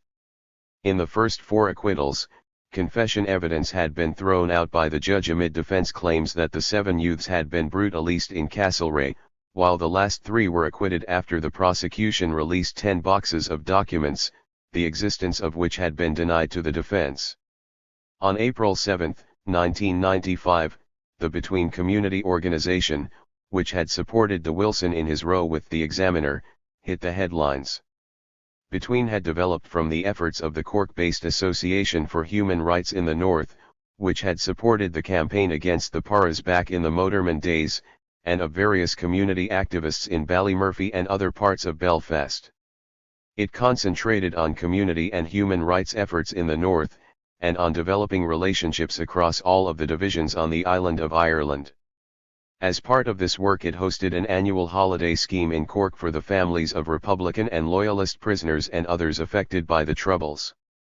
Over a period of 25 years, 10,000 women and children had participated in the holidays, which had created significant bridges between militant Loyalist communities and the South. However, publicity in the North had been avoided for fear of restricting Loyalist participation, particularly if stories were handled 354 insensitively by the media. Now, in the post-ceasefire climate, it was felt that Between could finally go public. An official launch and rededication was arranged for Saturday, April 7, in central Belfast, to be co-sponsored by Tim Falvey, Lord Mayor of Cork, and Hugh Smith, Lord Mayor of Belfast and a member of the Progressive Unionist Party. The event was a huge success, attracting expressions of support and gratitude from Sinn Féin, the UDA-linked Ulster Democratic Party, the command staff of the UVF, and the UVF-linked Loyalist Prisoners' Aid, which, in a historic gesture, invited the Cork delegation to a prisoners' support function in the Shankill Orange Hall that night. At 9:00 p.m. most of the 15-strong Cork contingent, including the mayor and his wife, arrived in the Orange Hall along with Jim and Norma Lynch from Cavan, Peggy Burns and Anval Ellie of Ballymurphy, and the author, also a member of the Belfast Between Committee. Members from the Loyalist Shankill and East Belfast were also present. Free drink was dispatched, the Cork delegation was welcomed, and Between was thanked several times from the stage. At 10:15 p.m., 15 minutes after the Cork delegation had been scheduled to leave, the UVF, in balaclavas and full khakis, arrived. 3 men, armed with rifles, flanked the stage while the fourth read a statement, promising action against drug dealers and continued targeting of Republicans. When the speech was over, all 4 marched down the hall, past the gobsmacked visitors and out through the main door. Afterwards, over a drink in the city centre, the philosophical Tim Falvey commented, "I didn't mind the masks, but I thought the guns were a bit much, they didn't show respect. 2 days later, the story broke in the media amid suggestions that the UVF ceasefire had been violated. And Between was launched from relative obscurity to spotlight notoriety, some of the Cork members suspecting the hand of a secretive PR genius. In May 1995, 8 months after the IRA ceasefire, while White Rock was organising around Macrory Park, Sinn Féin representatives finally met with British ministers. Later that month, during a conference in Washington, Patrick Mayhew shook hands with Gary Adams. In the fight for peace, Eamon Malley and David McKittrick described the moment. Adams arrived and a handshake took place between Sir Patrick Mayhew, Balliol, and the 4th/7th Royal Dragoon Guards, and Gary Adams, of the Falls Road and Longkesh prison camp. 2 Then Drumcree reared its head. The nationalist community of Portadown's Garvady Road decided to confront the annual sectarian Orange invasion of their community, giving rise to a wave of similar nationalist protests over the following months. The essence of the marching conflict that has since rocked the North was later succinctly captured by Dublin journalist, Tom McGurk. 355. Orange marches and their traditions are rooted in immediate post-plantation rural Ulster. In the 18th and 19th centuries, the Orange walks were in fact day-long hikes through the countryside. They were exercises in displaying territorial rights, walks through a landscape already bitterly divided and contested as a result of the plantation of Ulster. In rural Ulster, Orange walks began as a celebration and mapping out of conquered territory. Not only did the marches take in the planted land, but they also marched into Gael unpainted territory, often in the face of violent attack. They were making the point that they owned this land as well, and if the day came when they wanted it, they would take it too. Therefore, the Orange March entering a nationalist area is a deliberately contrived and deeply ritualistic tableau to underline a historically unchanging colonial mentality. To the Orange Marchers it is actually a compelling metaphorical exposition of how they regard the nature of their possession of the 6 counties, but to the nationalist inhabitants of the conquered territory it is the fundamental demonstration of their dispossession. 3. In July 1995, the inhabitants of Garvady Road reasoned that the Orange March should return from Drumcree Church, overlooking their homes, via the route by which it had arrived, and not along the nationalist Garvady Road. In the post-ceasefire climate, the state decided to prevent the march from entering Garvady Road on July 9, and the RUC was deployed accordingly.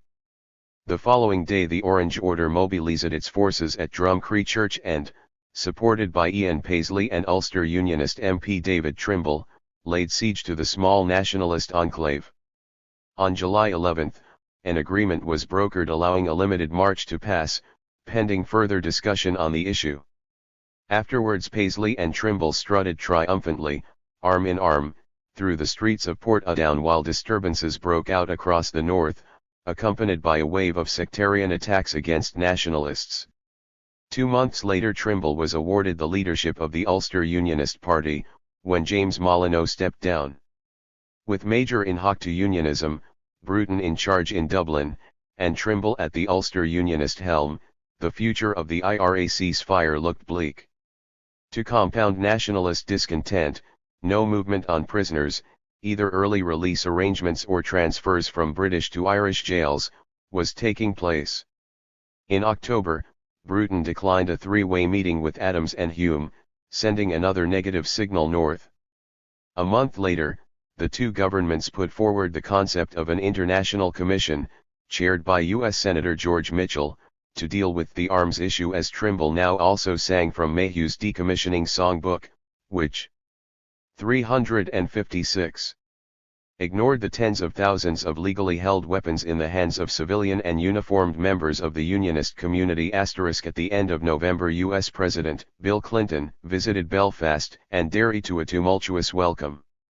On the Falls Road, he jumped from his car and shook hands with Gary Adams in a clearly choreographed prop to the ceasefire. A few weeks later, the first signs came that peace was unraveling. 4 alleged drug dealers and petty criminals were shot dead in Belfast, the killings claimed by Direct Action Against Drugs, DAAD, widely seen as a nom de guerre for the IRA. Then on January 24, 1996, Senator Mitchell published his report on decommissioning. It suggested that the arms issue could be considered in parallel with peace negotiations, and laid out 6 anti-violence principles to be formally accepted by all those engaged in negotiations. Adams welcomed the report as a basis for moving forward. John Major, on the same afternoon, threw it out of the House of Commons, and announced that the road to talks lay through prior decommissioning or through elections. Trimble was delighted at this clear response to Unionist demands. Nationalist Ireland was not. Elections meant a further delay of months before negotiations could begin, and the resurrection of yet another Unionist-dominated forum. Dublin, Hume, and Sinn Féin accused Major of being driven by the need for votes rather than the desire for peace. On February 7, a despairing Dick Spring suggested proximity talks, such as those used to resolve the Bosnian conflict, as a possible way forward. This formula would bring all parties under one roof, with representatives of both governments acting as intermediaries. But it was already too late. On the evening of Friday, February 9, 1996, 17 squandered months after the IRA had declared its ceasefire, a massive lorry bomb exploded close to the towering Canary Wharf building in London's Docklands, killing 2 people, injuring another 100, and causing millions of pounds worth of damage. The experiment with peace appeared to be over. The breakdown of the ceasefire was greeted with general dismay, and in the ensuing apportionment of blame, Major, Mayhew, and the Unionists were roundly condemned on the international stage. In Dublin, the Sunday Business Post accused Major and Mayhew of having attempted to turn a unilateral ceasefire into a unilateral surrender while they heaped insult upon some of the most dangerous people imaginable. This, it said, was the work of malevolent and utterly irresponsible people. As political leaders charged with the awesome responsibility of taking a unique opportunity to stop the killing, they must stand this morning utterly condemned. For over the coming days, as a flurry of diplomatic activity on both sides of the Atlantic attempted to get the peace process back on track, Republican sources were making clear that a new IRA ceasefire was not on the cards. On February 15, this position was underscored by a second bomb, discovered in a London telephone box. The following day, rallies across the north appealed for a restoration of peace, while the loyalist paramilitary groups decided to maintain their ceasefires. On February 18, a third London bomb exploded aboard a bus, killing an IRA volunteer and injuring several other people, some seriously. 4 days later, Dick Spring announced that the British and Irish governments were close to creating a new peace package that could lead to a resumption of the IRA ceasefire. On the 25th there were further peace rallies, many attended by members of Sinn Féin, and on the 28th, Bruton and Major, following a meeting in London, announced June 10, as a date for the beginning of all-party talks, the very move that could have prevented the breakdown of the IRA ceasefire. However, it was also announced that Sinn Féin would be excluded unless the IRA reinstated its ceasefire. On March 4, 1996, at the beginning of intensive consultation designed to lead the North's politicians to the negotiating table, a large Sinn Féin delegation turned up at the gates of Stormont, and was locked out. Meanwhile, the first shots in a new Inla feud had been fired on January 30, when Chief of Staff, Gino Gallagher, was shot dead in Belfast. Just over a month later, the battered body of John Fennell, a founding member of the organisation, was found in a caravan park in County Donegal, and the North braced itself as Gallagher supporters accused Fennell of being party to the first killing. Over the next 6 months the feud would claim 4 more lives, including that of 9-year-old Barbara McAlorum, killed by the Gallagher faction when they fired through the window of a house in North Belfast. A further 4 men were wounded in a series of gun attacks, 2 of them in the Upper Springfield. On March 19, the GHQ staff faction that had killed Gallagher sprayed bullets from a passing car at a group of men on the White Rock Road, wounding one of them, and later describing their action as a direct attack on the remnants of the Gallagher gang. And in the early hours of August 17, the same faction shot and seriously wounded Sean McAvoy, 32, as he left a friend's house in New Barnsley Parade. The following day, they admitted that they had shot the wrong man. The final killing of the feud took place in Lugan on September 3, when Hugh Torney, 42, commander of the GHQ faction, was shot dead as he walked along Victoria Street at 10:30 p.m. A car drew up alongside 358. Torney and another man and fired 2 bursts, hitting both, before driving off. Torney fell mortally wounded, but managed to fire a shot from his own handgun before losing consciousness. 6 days after Torney's death, the GHQ faction disbanded and the feud was over. Hugh Torney, who grew up in Ballymurphy, first came to prominence in March 1971 when, as a 17-year-old official IRA volunteer, he was shot by the British Army while firing at the Taggart with a shotgun. He had also been shot in the hand, while diving to safety through a window at the Rossnary Hotel in Drogheda when John O'Reilly and Thomas Power were killed by the Inla Army Council during the 1987 feud. Since then he had become Inla Chief of Staff, but had been ousted by Gallagher while imprisoned in Portlaoise on arms charges.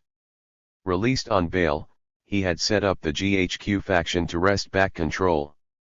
And on a Lugan street, he had died a feudal death. Throughout the duration of the Inla feud, the IRA was sending out peace feelers while maintaining its bombing offensive in Britain. In its Easter message, delivered on the 80th anniversary of the 1916 rebellion, it stated, "The IRA remains ready to help in developing the conditions which will allow for a meaningful negotiating process, free from preconditions of any kind.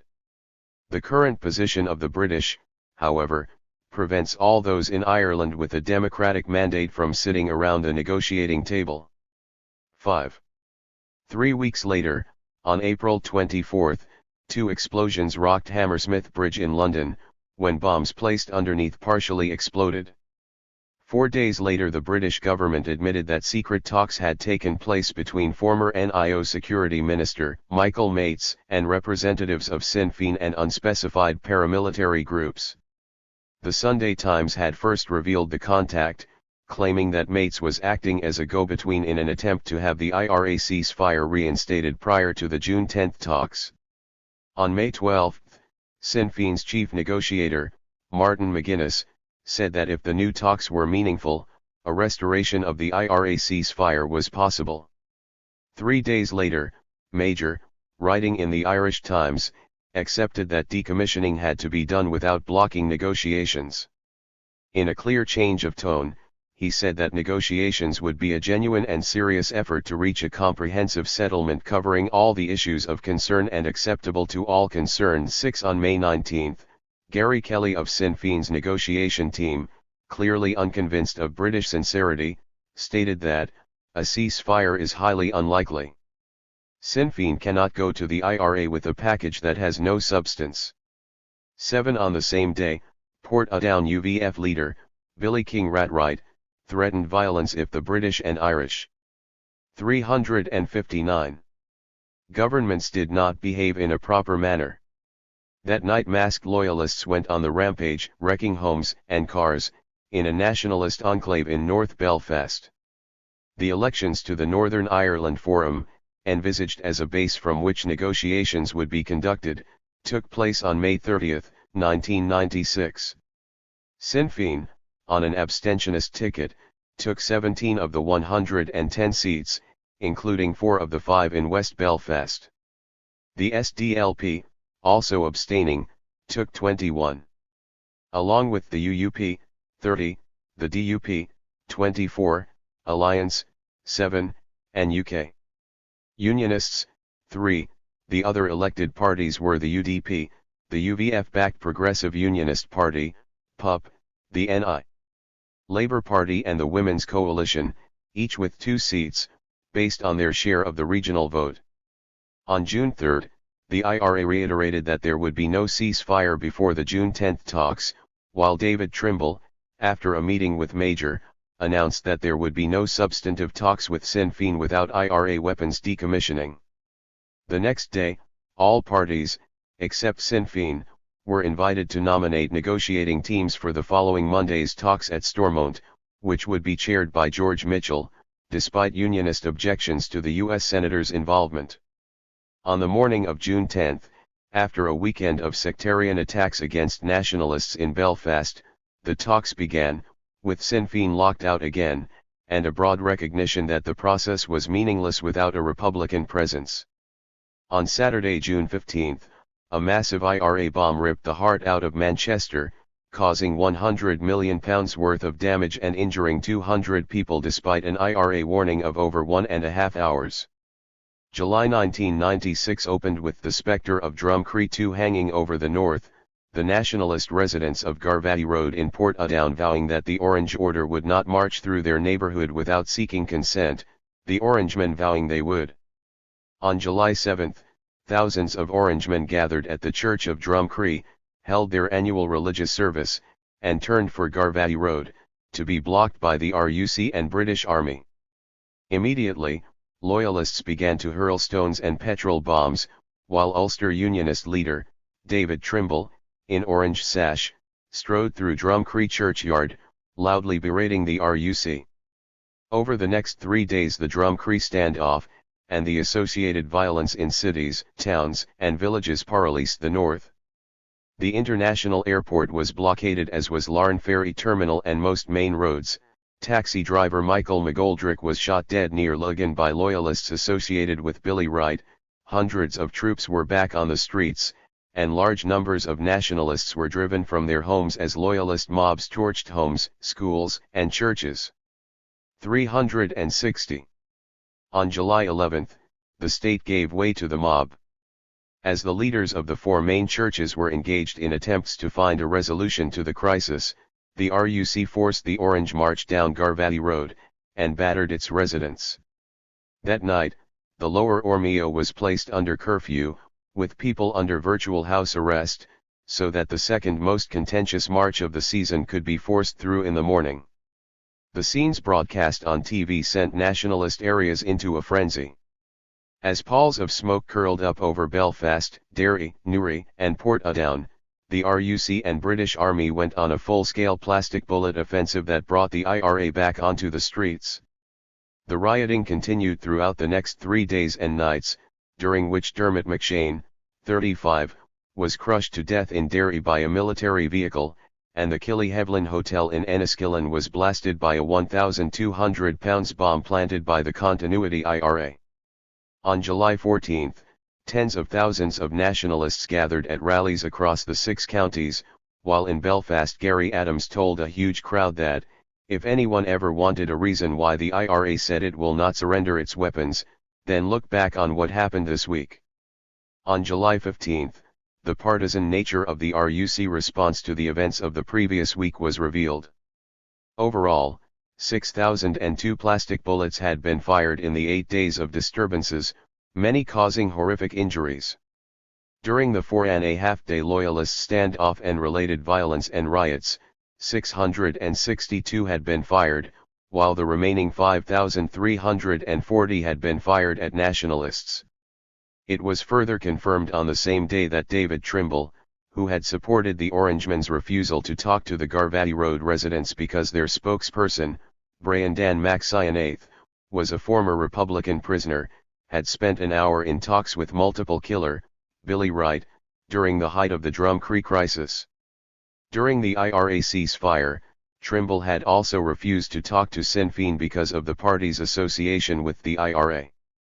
At the beginning of August 1996, it was disclosed that the UVF had stood down its Portadown unit, led by Billy Wright, who had been attacking the general direction of UVF and pub policy, and was responsible for the murder of Michael McGoldrick.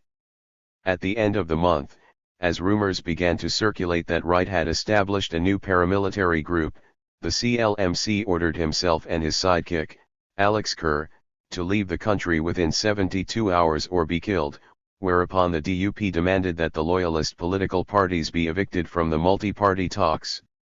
A bomb attack on Kerr's parents' home, on September 2, underlined the CLMC threat.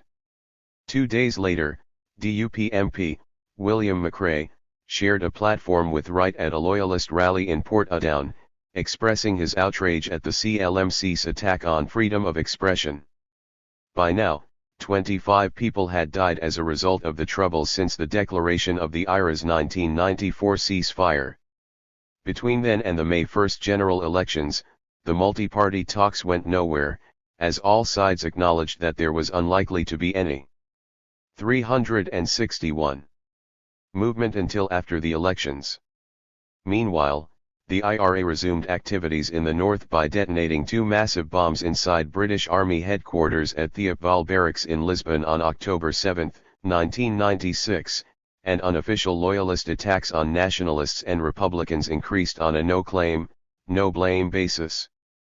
In November, Hume and Adams put forward new proposals to the British government. These suggested that Sinn Féin should enter substantive political negotiations as soon as a new IRA ceasefire was called, that negotiations should take place within an indicative time frame of 6 months, that decommissioning should not get in the way, and that the British should initiate confidence-building measures, including the early release of prisoners. Downing Street rejected the proposals. "All you need is love," said a wall in the Falls. In January 1997, IRA attacks were stepped up into what became the most unsuccessful period of its entire campaign as attacks were foiled, bombs were disarmed, rockets and mortars missed their targets, and several volunteers were captured. Such was the degree of military inefficiency that many observers began to believe that the IRA was engaged in a phony war.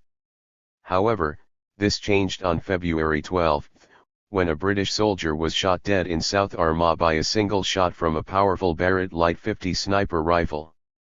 On March 6, the campaign came to Ballymurphy when a bomb exploded behind a garden wall in Glenalina Road as a joint Army/RUC patrol passed.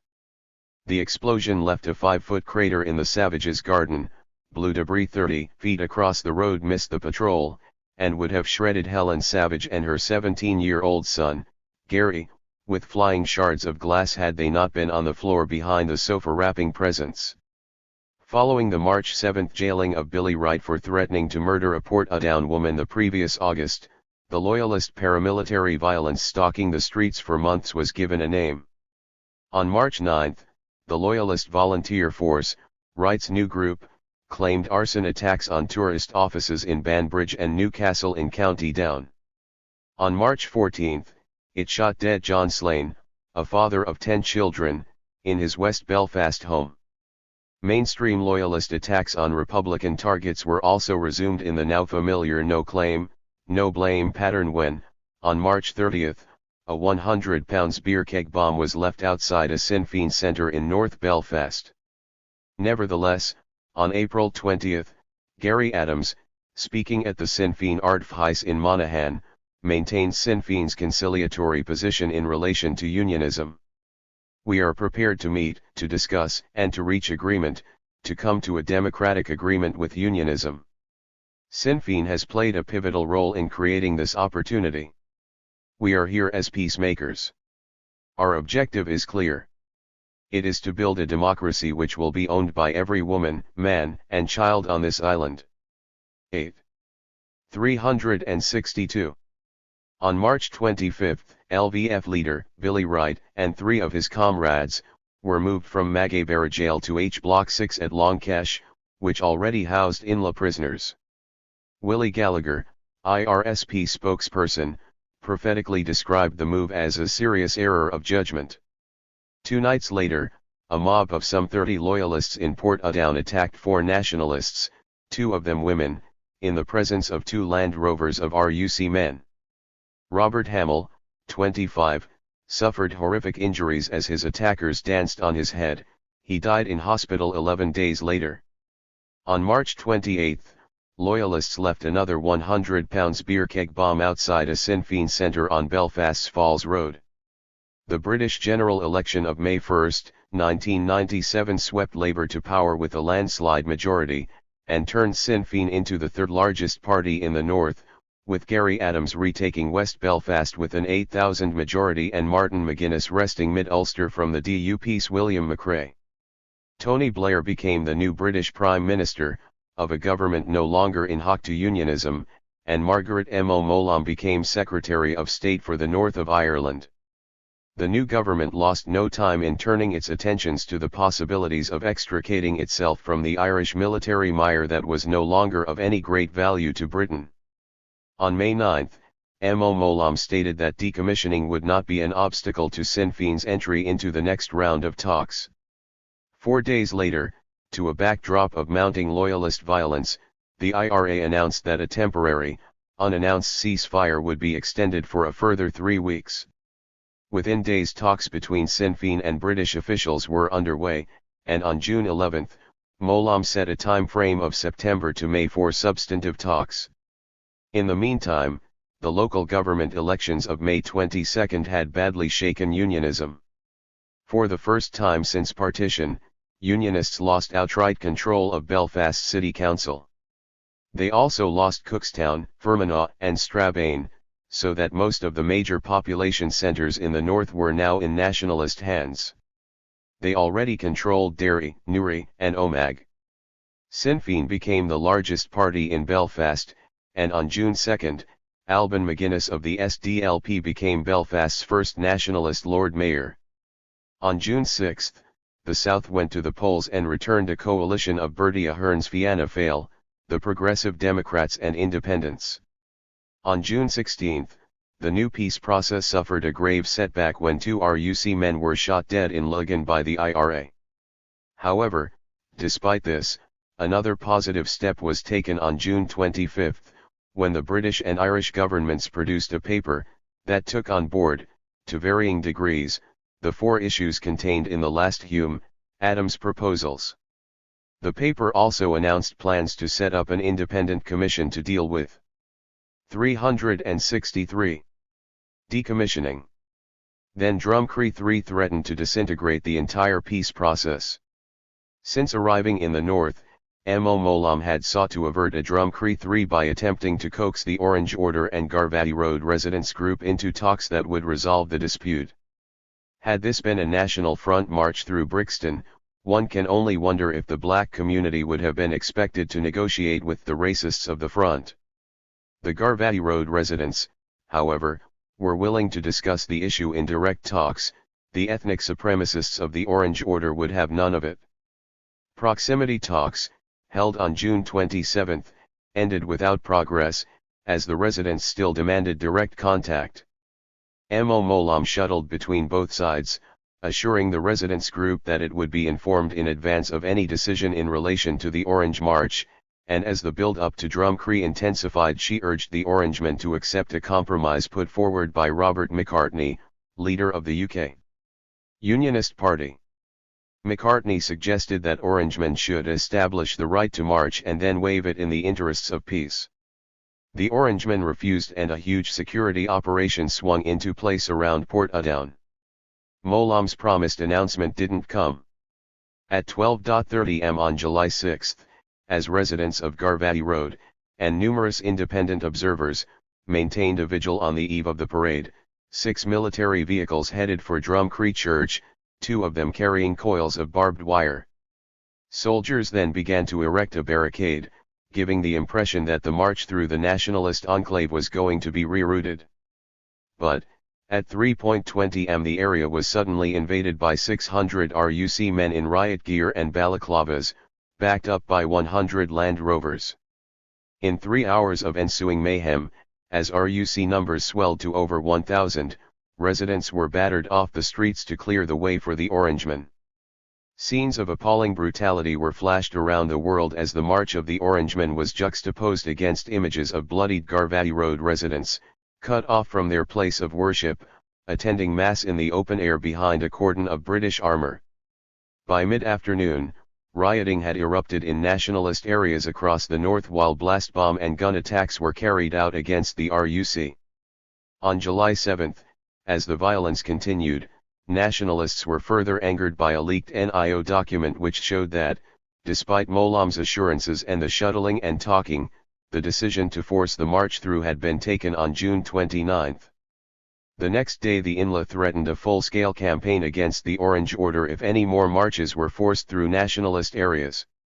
On July 10, as thousands of protesters gathered on the Ormeau Road to oppose a 12th march through the lower Ormeau, the Orange Order announced that it was cancelling or rerouting a number of 12th parades, including the Ormeau Parade. On July 11, Paisley accused the Orange Order leadership of betrayal while 364. Hardline Orangeman and leader of the Spirit of Drum Cree group, Joel Patton, promised hell to pay. On the same day, as nationalist areas came under loyalist attack and sectarian clashes broke out in Belfast, David Cook, former Alliance Mayor of Belfast and former chairperson of the police authority, stated, "The assertion that there is no other reason on the 12th, or at any other time, for Orangemen to walk down, for example, the Garvey Road than to go to and from church to the sound of hymn tunes amounts to a lie told by one community to the other.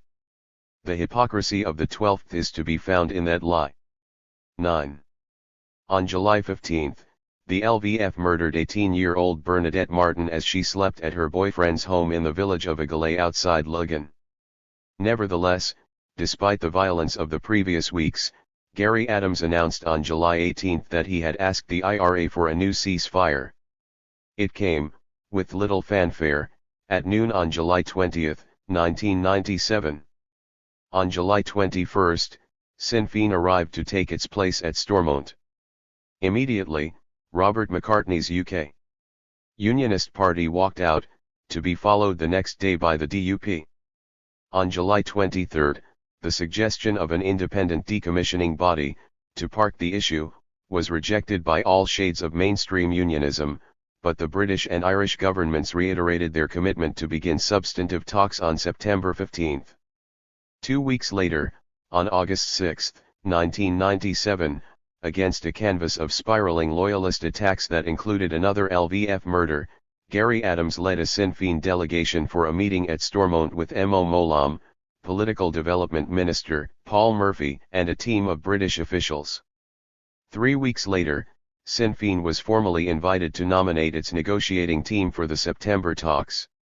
In Ballymurphy the Taggart lay empty, replaced by a massive new RUC fortress, built on the Springfield Park side of the 20-foot brick piece wall that now separated the Frontline estate from Spring Martin. 365.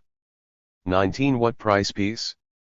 Multi-party talks began on September 15, 1997 with a walkout by the Ulster Unionist Party, protesting at Sinn Féin's presence.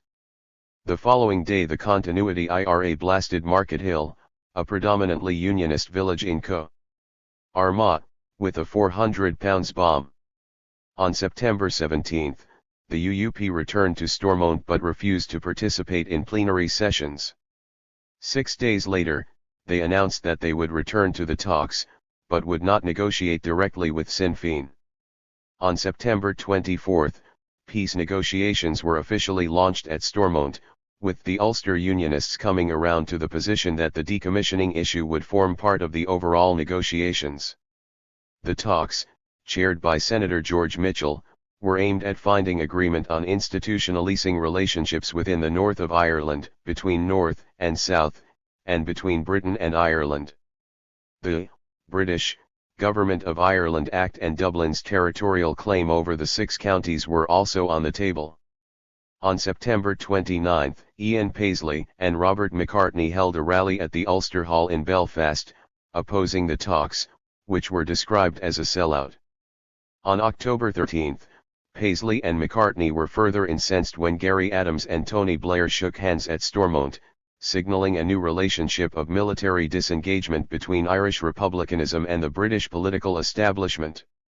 At the beginning of November 1997 the first hints of a Republican fracturing began to emerge when a dozen members walked out of a meeting of the Louth regional branch of Sinn Féin, and some 20 IRA volunteers resigned, in protest at the new Republican direction. On November 7, David Trimble accused Republicans of scripting the departures to strengthen Sinn Féin's bargaining power. 2 days later, on the 10th anniversary of the Enniskillen Poppy Day bombing, Gary Adams apologized to the victims for the IRA attack.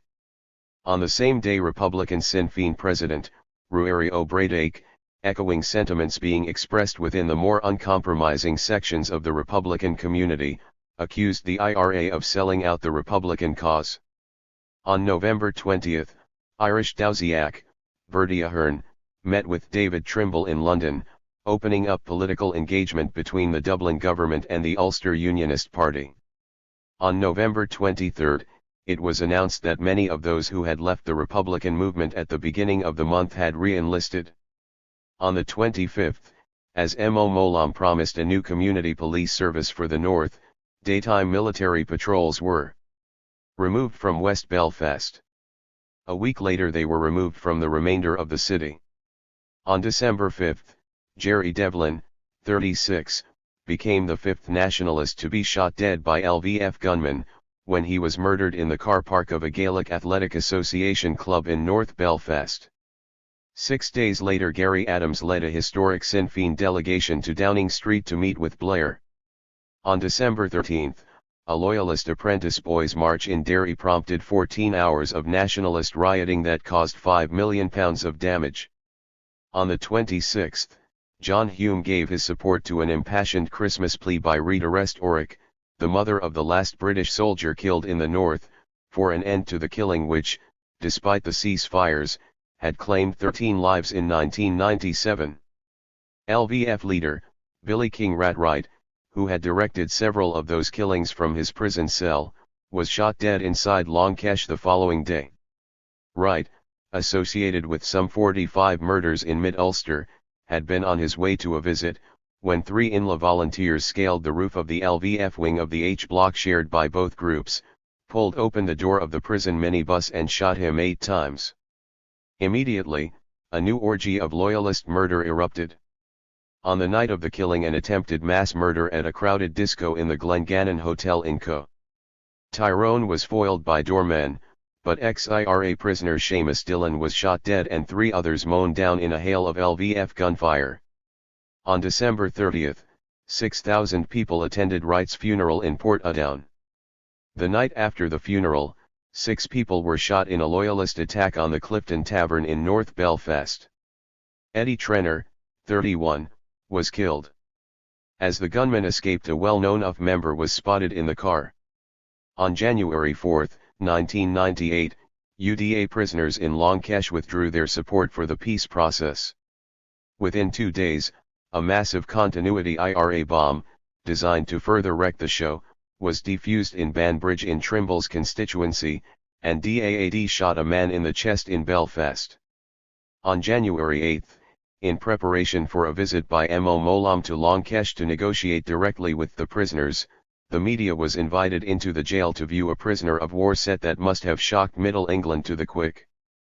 Mowlam's visit on January 9, in which she risked her political career, was a success. The UDA men resumed their support for the peace process, having been assured by the Secretary of State that prisoner issues need to be resolved alongside progress on all other issues. That night, 28-year-old Terry Wright of Dermot Hill was murdered in central Belfast. A father of 2 young daughters, the dead man was a son of Terry Sr. who led the campaign to save Black Mountain. Like both of his parents, young Terry had been involved in community work for several 367 years, earning considerable respect across Belfast, and was now employed by the Upper Springfield Development Trust in its Urban Youth Initiative. He had been earning some extra money over Christmas working as a doorman in a nightclub owned by the sister-in-law of pup leader, David Irvin. As he stood outside the front door, a car drew up and a LVF gunman opened fire. The next day tributes to the young community worker began to pour in from all sides.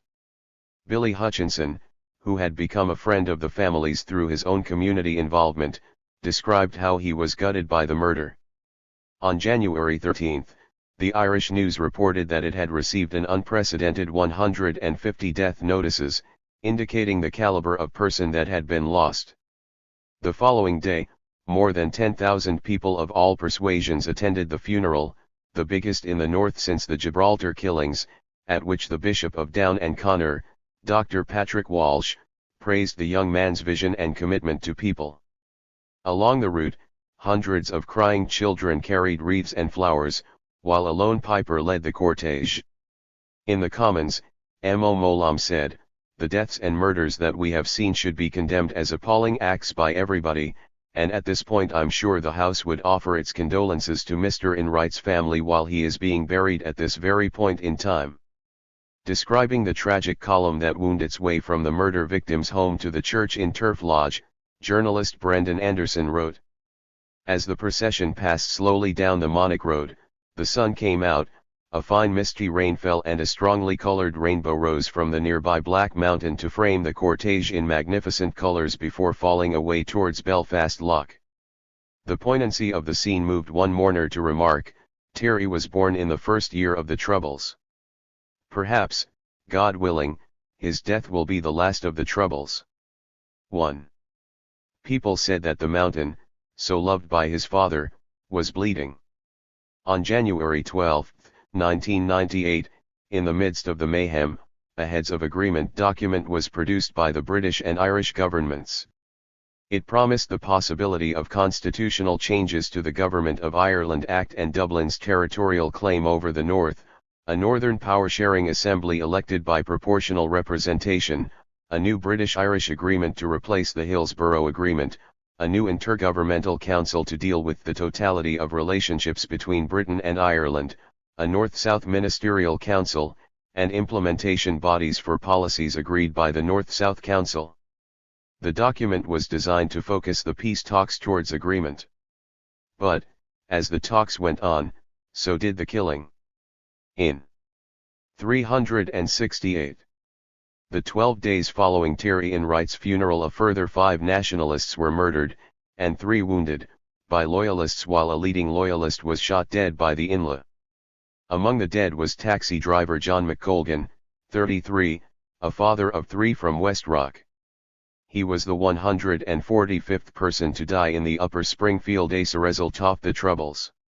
On the night of January 24, a taxi was hailed down outside the White Fort Inn in Andersonstown. The driver, who was picking up a fare, radioed through for a colleague. John McColgan arrived at about 9:00 p.m. and picked up the second fare. A short time later his body was discovered in the middle of the Hannistown Road by 2 friends of his who were driving by. His killers had escaped in his taxi, later found burning on the outskirts of South Belfast. Meanwhile, on January 22, RUC chief, Ronnie Flanagan, had publicly implicated the UF in the killings. 4 days later the Ulster Democratic Party was forced out of the peace talks on the basis of the UF violation of the Mitchell Principles.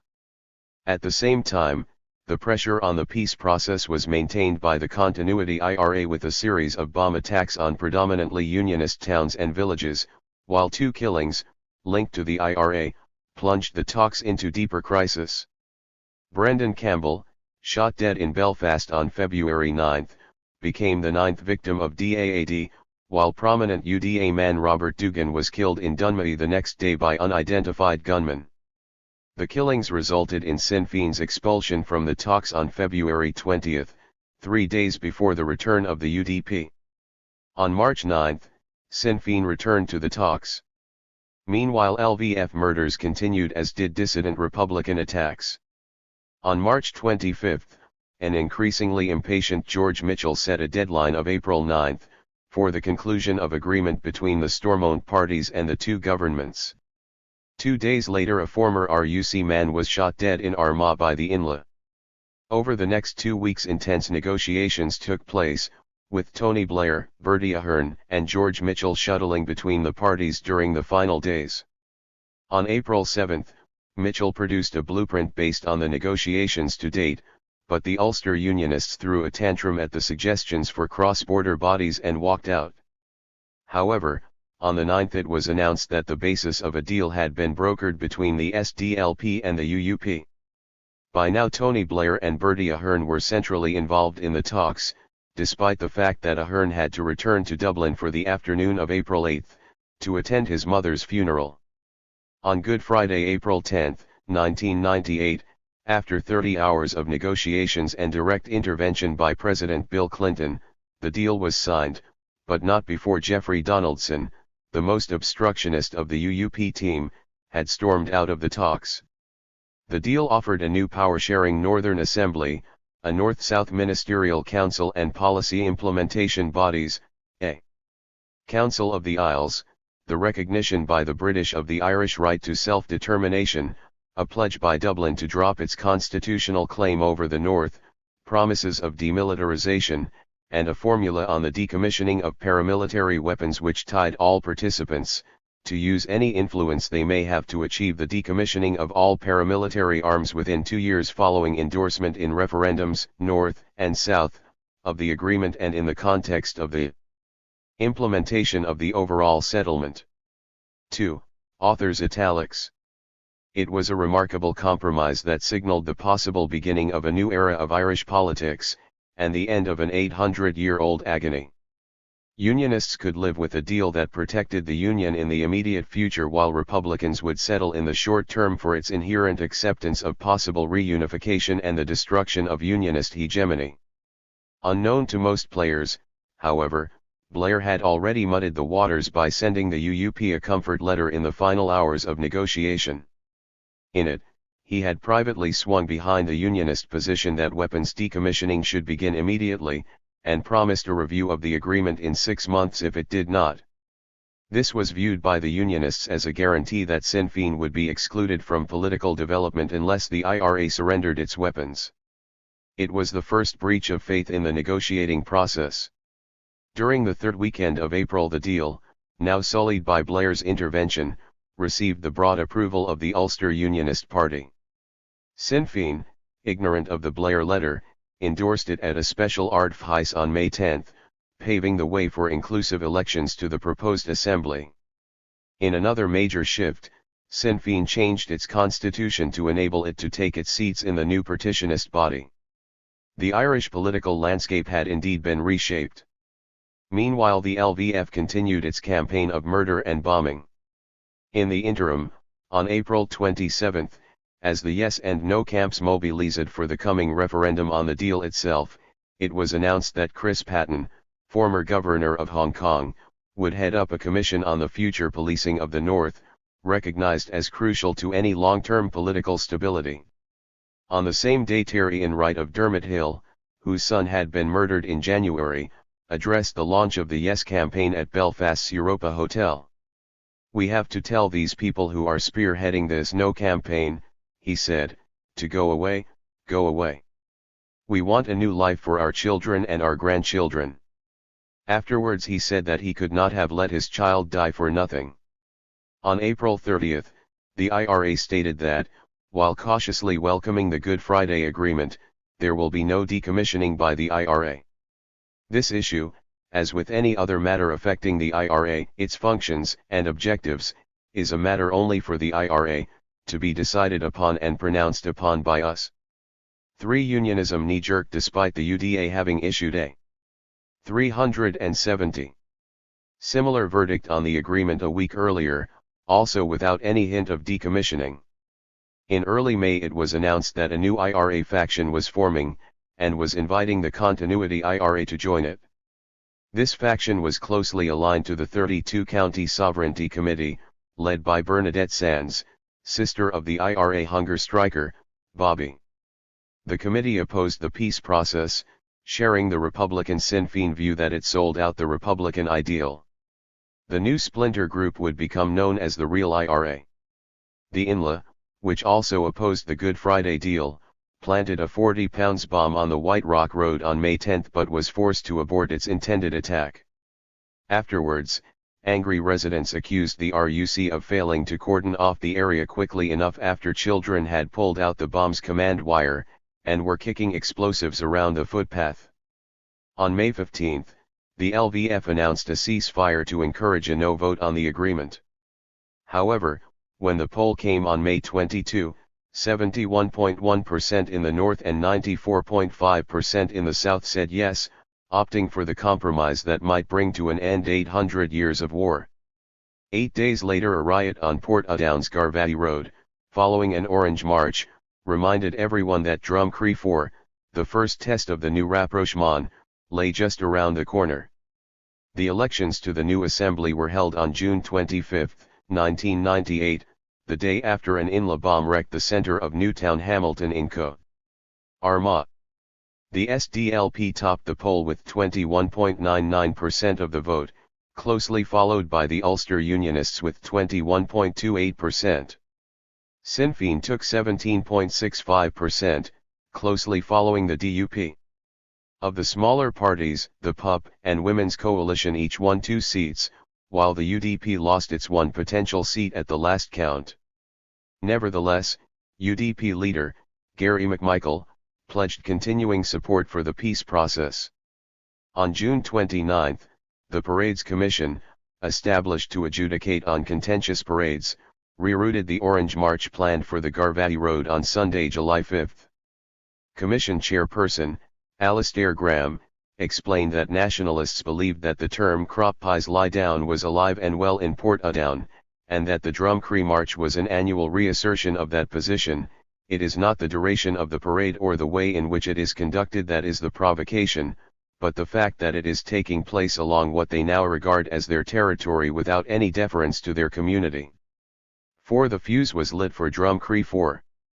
On July 1, David Trimble became First Minister-designate of the Stormont Assembly. Seamus Mallon, Deputy Leader of the SDLP, became Deputy First Minister-designate. Under the agreed system of allocation of 371 ministerial positions according to share of vote, the Ulster Unionists and SDLP were entitled to 3 posts each, and the DUP and Sinn Féin to 2 each. However, further appointments were postponed until after the Orange marching season.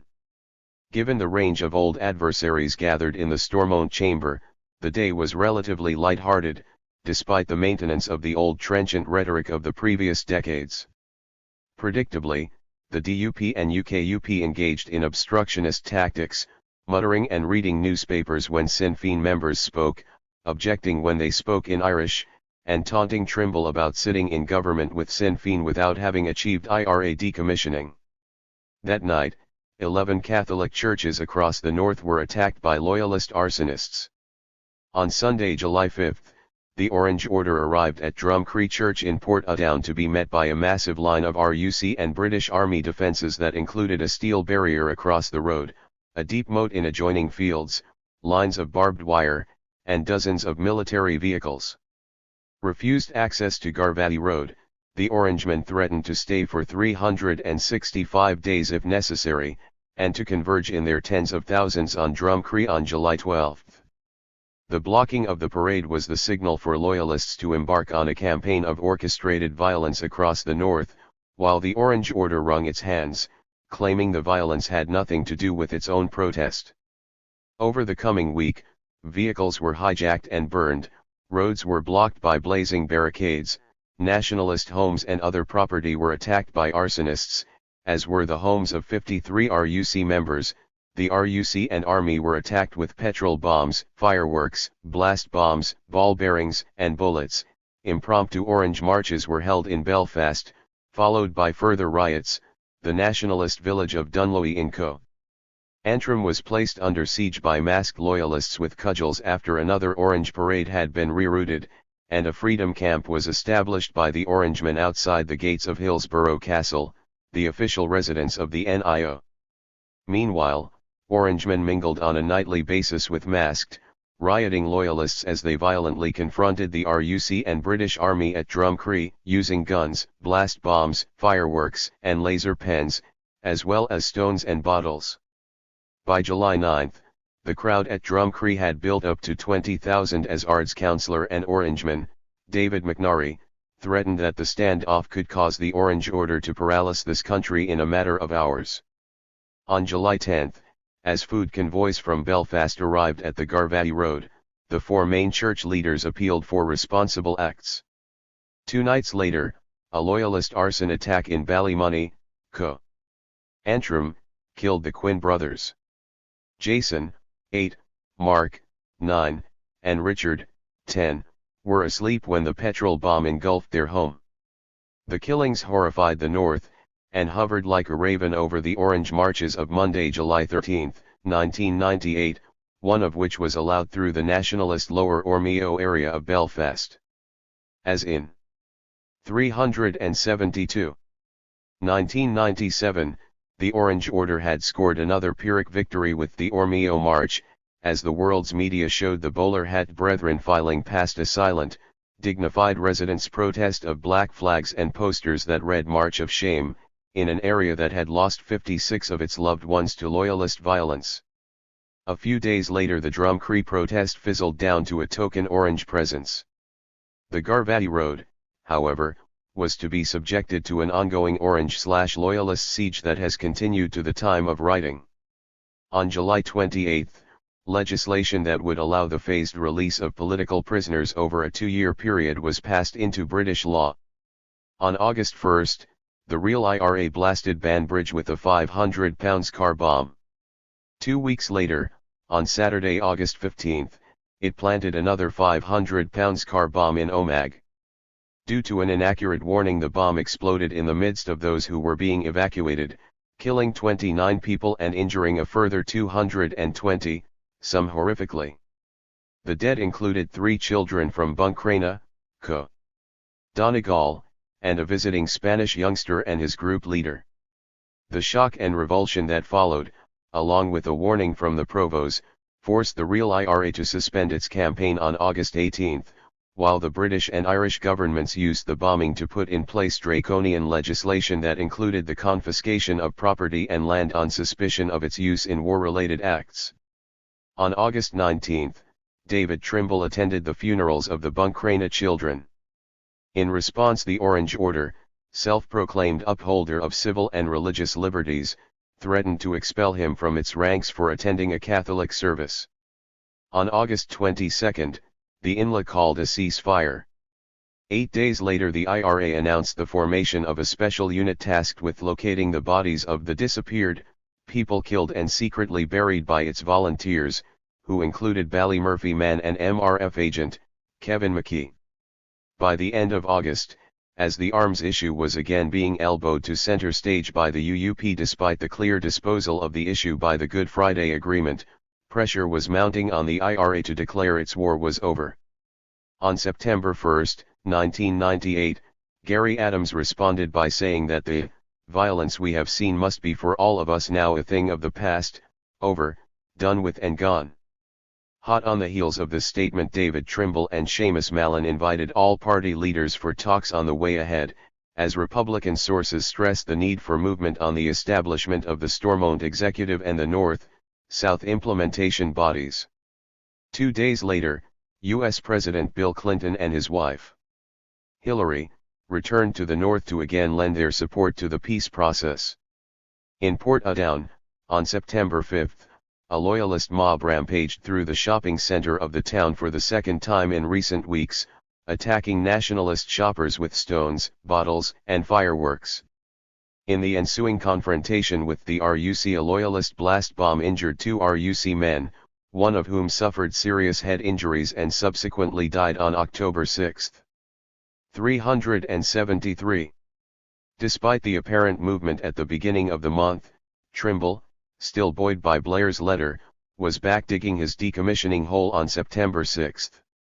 In a prelude to a scheduled meeting with Gary Adams, the Unionist leader stated on the BBC's Breakfast with Frost that he could not enter into government with Sinn Féin unless prior IRA decommissioning had occurred. Trimble, in a pointed deviation from the Good Friday Agreement, was unilaterally turning the surrender of IRA arms into a precondition for Sinn Féin's participation in government. Despite a warning from Gary Adams that the issue must not become a stumbling block to progress, Trimble reiterated the same position on September 10, in advance of his meeting with Adams. However, the meeting itself was, by all accounts, positive, with the Sinn Féin leader emerging to declare, somewhat prematurely, that Trimble was a man with whom he could do business, while again emphasizing that IRA decommissioning was not deliverable by Sinn Féin, and that the removal of the conditions of conflict was essential before the decommissioning issue could be resolved. The following day, the first political prisoners were freed from Longkesh as part of the Good Friday Agreement. On September 14, when the Stormont Assembly reconvened after the summer break, IRA decommissioning was again the dominant issue. Over the coming months of intense shuttle diplomacy, the Good Friday Agreement began to free-fall into potentially terminal crisis as the Ulster Unionists refused to honour their commitments in relation to the establishment of political structures, and Sinn Féin remained adamant that nothing in the agreement, as ratified by the electorates North and South, made IRA decommissioning a precondition of its participation in government. Meanwhile, as Maverick Loyalist attacks continued and the Red Hand Defenders surfaced as a new anti-agreement loyalist terror group at the beginning of October, nationalists were demanding that there should be no return to 1969, when their communities were left unarmed and undefended. Not a bullet, not an ounce, the walls proclaimed. And while demands grew for the surrender of the silent guns of the IRA, the ongoing loyalist violence, and the siege of Garvey Road, were virtually overlooked by the regrouping British Unionist Axis. On October 16, 1998, it was announced in Oslo that John Hume and David Trimble were to be awarded the Nobel Peace Prize. Most observers of the Irish peace process were astounded that Trimble, regarded as a reluctant participant in the process, had been honoured while Gary Adams, a principal architect of the initiative, had been excluded in what appeared to be a sop to unionism.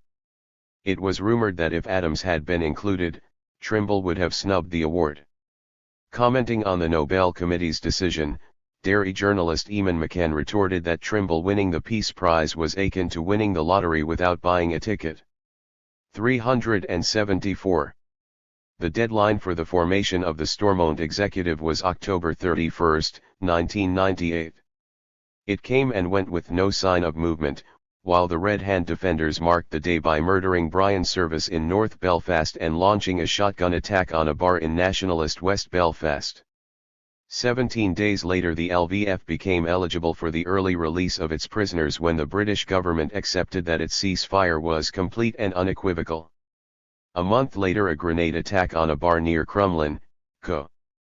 Antrim, and a gun and grenade attack on a nationalist home in South Derry were claimed by the hitherto unheard of Orange Volunteers. Like the Red Hand Defenders, the new group was widely believed to be linked to the LVF. By mid-December, with no movement on the executive or the North, South bodies, Republicans began to suspect that the UUP was attempting to push the IRA back into war in order to resurrect the politics of exclusion. At the same time an exasperated Irish News stated, "The crisis in the political process comes down to one thing, and one thing alone. The Ulster Unionist Party, which signed the agreement, is refusing to implement it fully."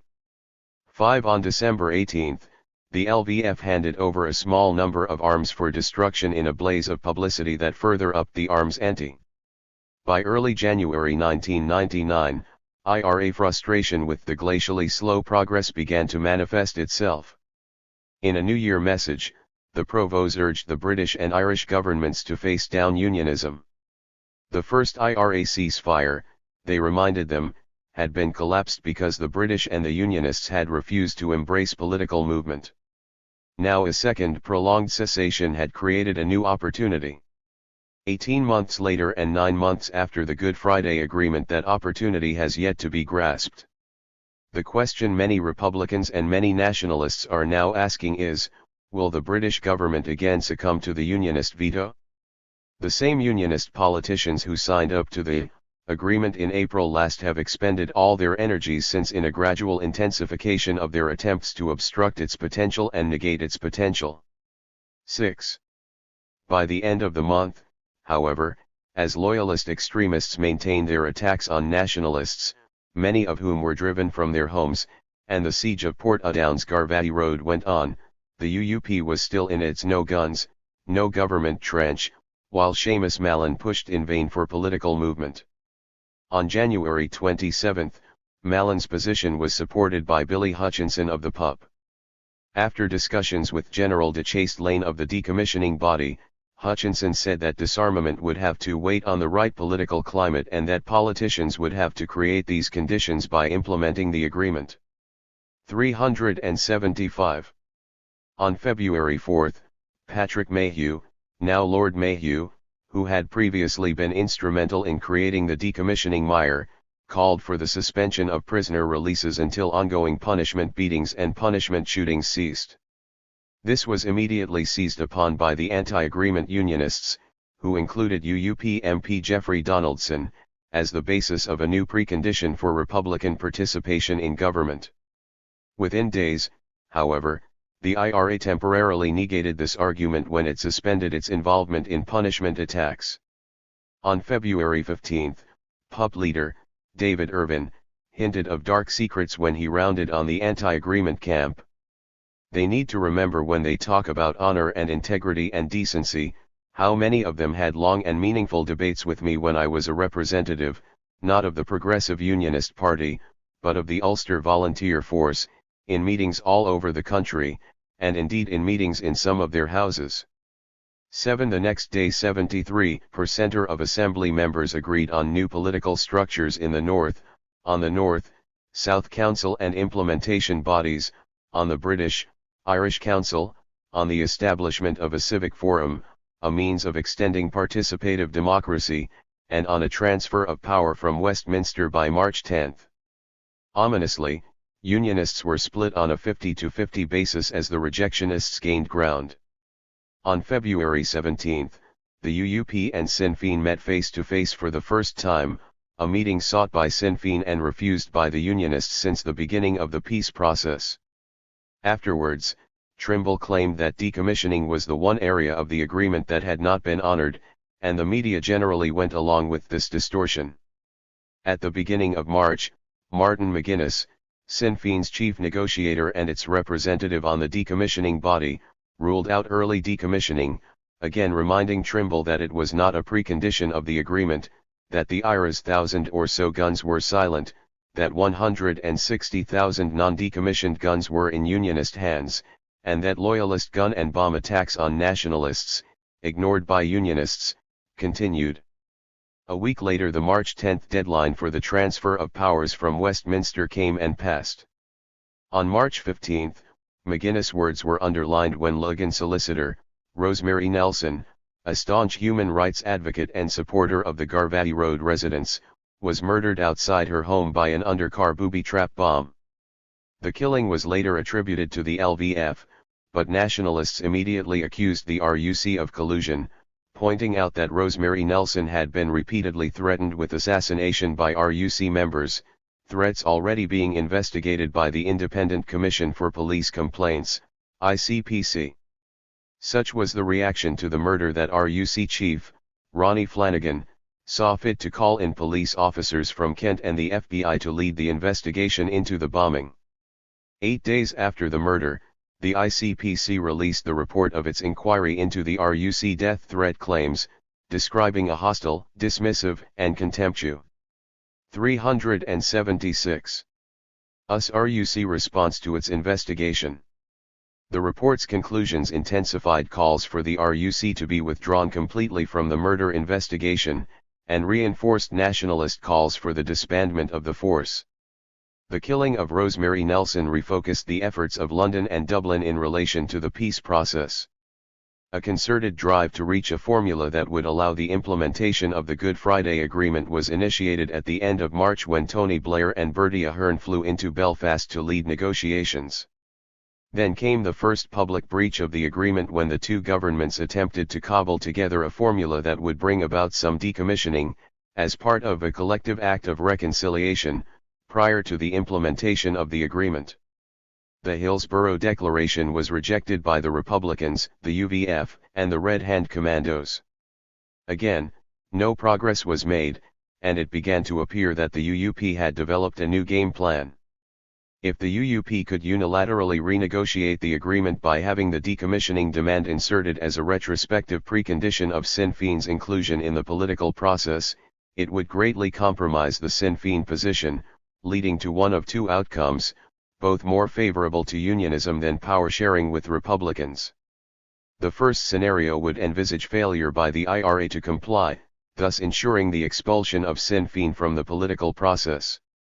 The second would see an IRA attempt to disarm in advance of a comprehensive political settlement, which would split the Republican movement and possibly lead to the disintegration of the Republican political base. Alternatively, if the two governments failed to support the UUP position, the Unionists could refuse to play ball, blame Sinn Féin, and string out the time frame until the whole process collapsed into inertia. Unionism could then pocket the concessions gained to date, including the IRA ceasefire, and begin a new round of negotiations aimed at cobbling together an alliance of mainstream unionism and the more conservative elements of nationalism. Old Stormont writ new. If that failed, nothing would have been lost. The Union would once again have been saved. Whether or not the two governments would allow the Unionists to sabotage political development, however, remained to be seen. On May 16, Blair set June 30 as the absolute deadline for the establishment of the executive and the transfer of powers from London to Belfast. In June, as the wrangling went on, Loyalist attacks continued. On the 6th, Elizabeth O'Neill was killed in Portadown when a pipe bomb was thrown into her house. She became the 7th person to die in incidents related to the ongoing siege of Garvey Road. Meanwhile, on June 1, Marie Moore became Deputy Mayor of Belfast, the first Sinn Féin member to hold the position in the city's history. Just over a week later, the party doubled its number of local government. 377 representatives in the 26 county elections. And on June 10, it doubled its vote in the North in the European elections, while the UUP vote took a tumble. On June 24, as tension mounted in the build-up to Drumcree, a Loyalist Long March set off from Derry, to arrive in Portadown on Drumcree Sunday. The organizers claimed its purpose was to highlight the denial of civil rights to Unionists. On the same day, it was revealed that the Orange Order had applied to hold 1,300 marches over the next 6 weeks. By June 27, the UUP arms precondition was upped again. Guns before government had been stretched to Sinn Féin having to guarantee that all IRA weapons would be decommissioned by May 2000. The next day, the Parades Commission banned the march at Drumcree as Blair and Ahern held a series of meetings with the Stormont parties in the final negotiations prior to the June 30 absolute deadline. It was another deadline that came and passed. By July 1, the Unionist position had become locked, and they were now looking for their decommissioning guarantee to come directly from the IRA. On the same day, Sinn Féin issued a position paper outlining its attempts over previous weeks to break the impasse and try to create space for David Trimble. The document pointed out that agreement had been reached in Downing Street on May 14 between Sinn Féin, the SDLP, the UUP, and the British and Irish governments that the executive would come into place in shadow form the following Thursday and that power would be devolved on July 1.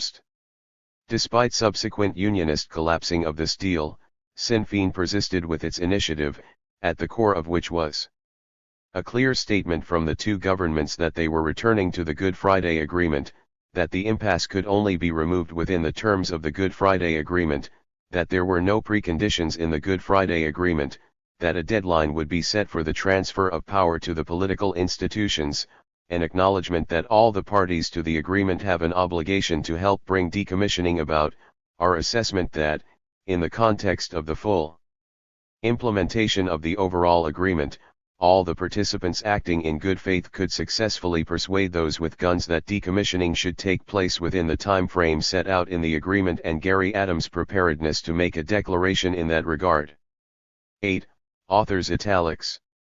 The initiative was to have been expressed in a Sinn Féin declaration and in elements of an independent commission on decommissioning report acceptable to Sinn Féin, which included, the Commission will recommend the earliest possible beginning of decommissioning, noting that decommissioning of all paramilitary arms be concluded by May 2000 as set out above. 378. The above clause was to cause intense media speculation that full IRA decommissioning was being guaranteed by May 2000, whereas Sinn Féin was placing such a proposition within the context of full implementation of the overall agreement, which implied the removal of all causes of conflict and the creation of institutions and security and policing measures that would guarantee the future protection, inclusion, and equal treatment of nationalists. It was a statement made in good faith, but its substance was dependent on a degree and pace of political movement that was unlikely, and beyond the control of Republicans. On the night of June 30, the Sinn Féin proposals were rejected by the UUP, causing an angry Adams to declare that the issue was no longer about guns, but about Fenians in government. The proposals were again rejected on the night of July 1. The following day Blair and Ahern produced a formula of their own. In a document entitled The Way Forward they proposed that, 1. An executive be formed, 2. Within days the process of decommissioning would begin when the IRA would give a clear and unambiguous statement of its intent to decommission, and appoint a representative to discuss its implementation with the Independent Commission for Decommissioning. 3. The Commission would then certify that the process had begun.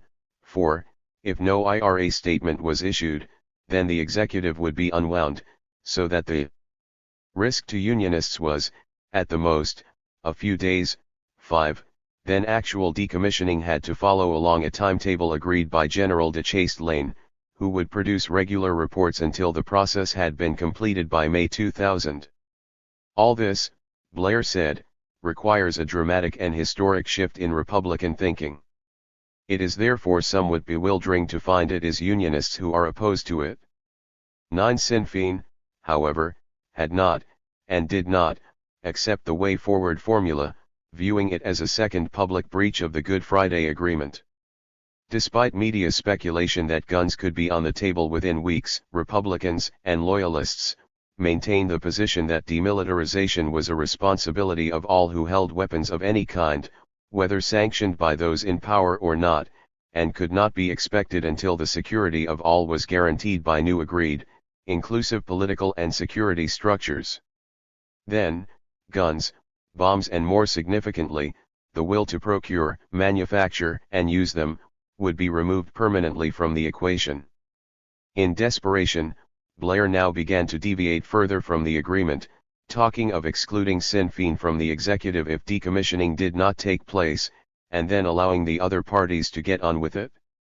The British government, in defiance of its 379 professed recognition of the Irish right to self-determination, was now proposing measures that directly interfered with an international agreement, ratified in referenda by all of the people living in Ireland in order to give one signatory to that agreement additional concessions and an effective veto over the inclusion of another signatory. In addition, Blair was suggesting that continuing prisoner releases might also be linked to decommissioning, another unilateral deviation from the agreement. Following Blair's suggestion, Bertie Ahern emphasized on July 6 that Sinn Féin could not be excluded under the terms of the agreement. Sinn Féin's new position, he said, was a hugely positive and constructive contribution to the search for a compromise. And I know that it was a move not easily made.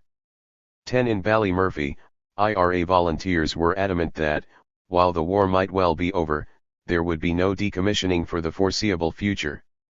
The arms issue was not simply one of principle, the IRA was not defeated and was therefore not surrendering, but one of also maintaining stability. An armed IRA presence reassures the community and keeps things in balance.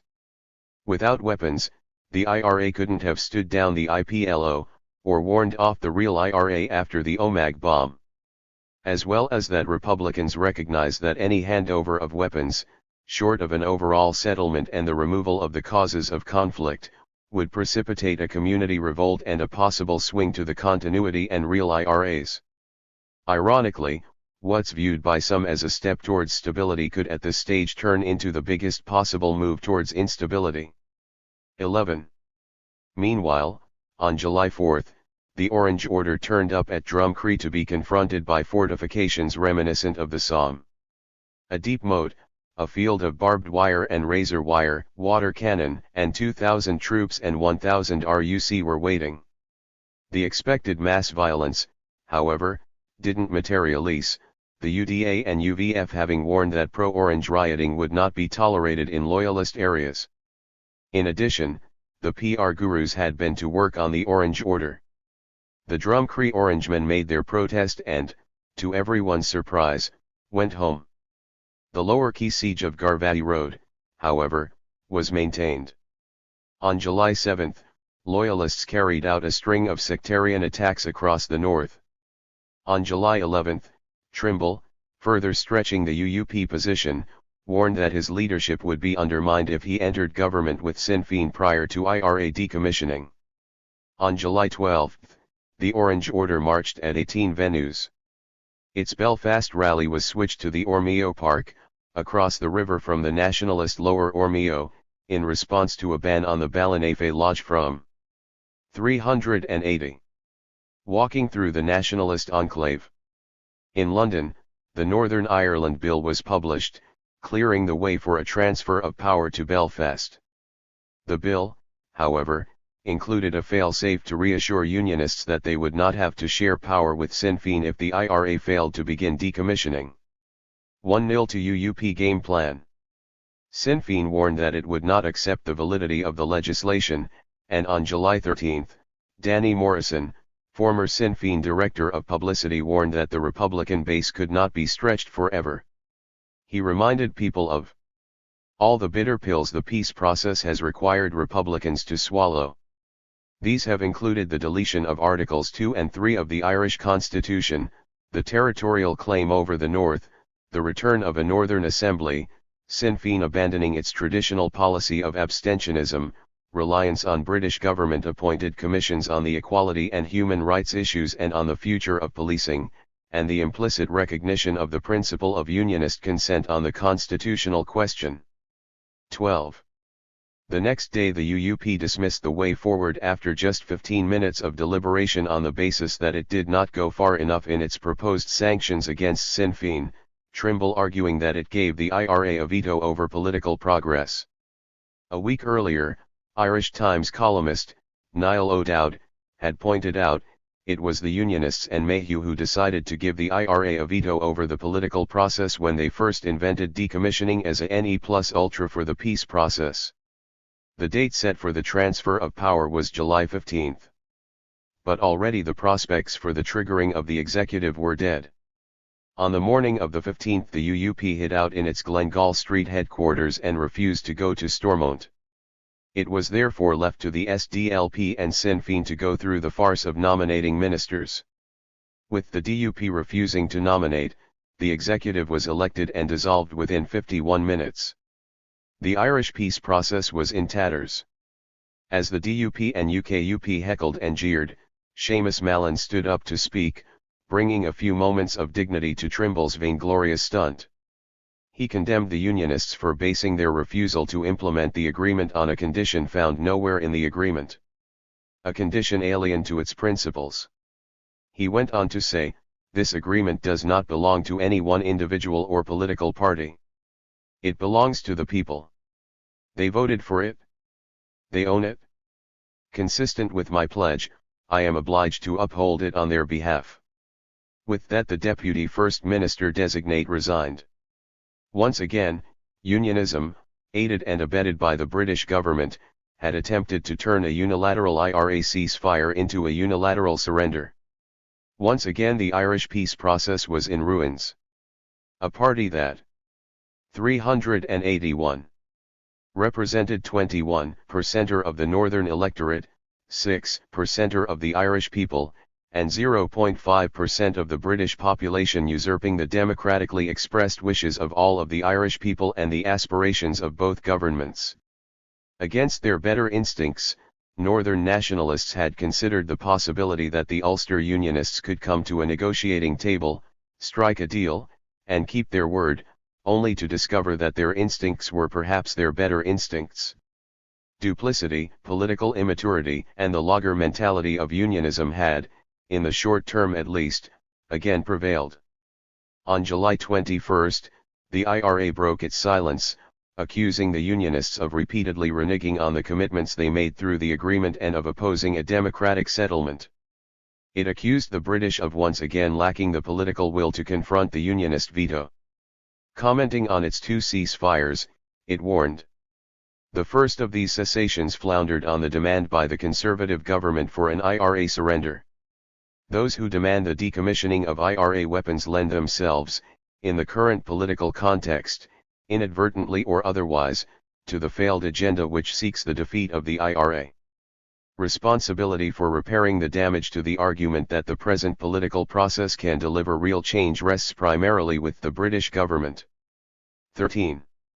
In the Upper Springfield the community, having been angered and disappointed by the British response to the first IRA ceasefire, nevertheless embraced the renewed peace process with a generous commitment to peace building. For a whole generation that had known nothing but war, this was uncharted territory. For those who had been combatants, it was a redefinition of their very existence.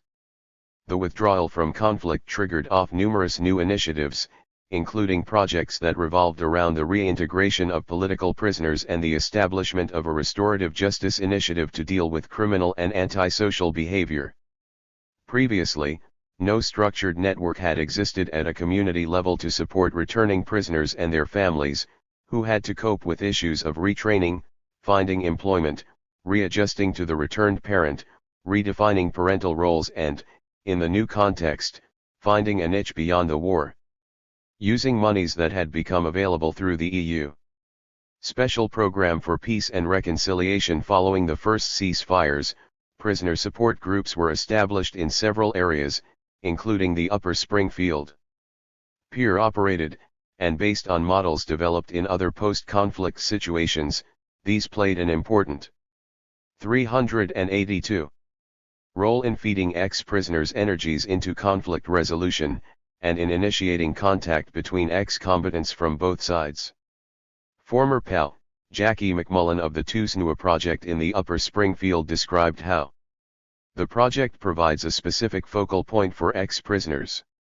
We have over 740 names of ex-prisoners from the Upper Springfield.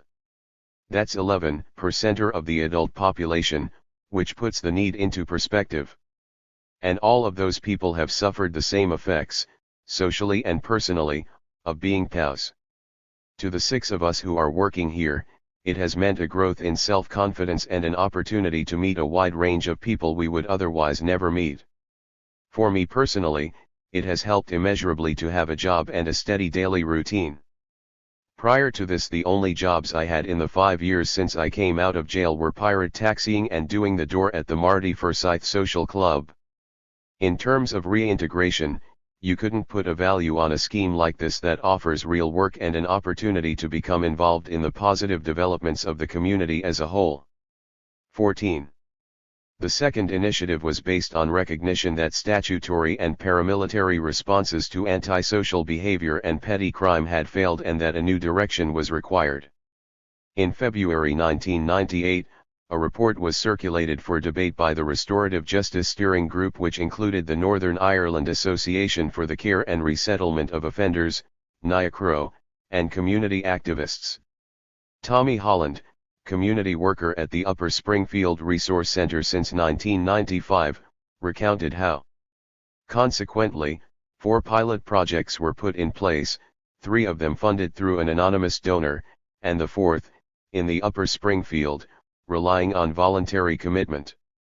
Because the concept had already been embraced by the Upper Springfield through the local community forum and its constituent groups, it was decided to put our initiative in place using our own resources.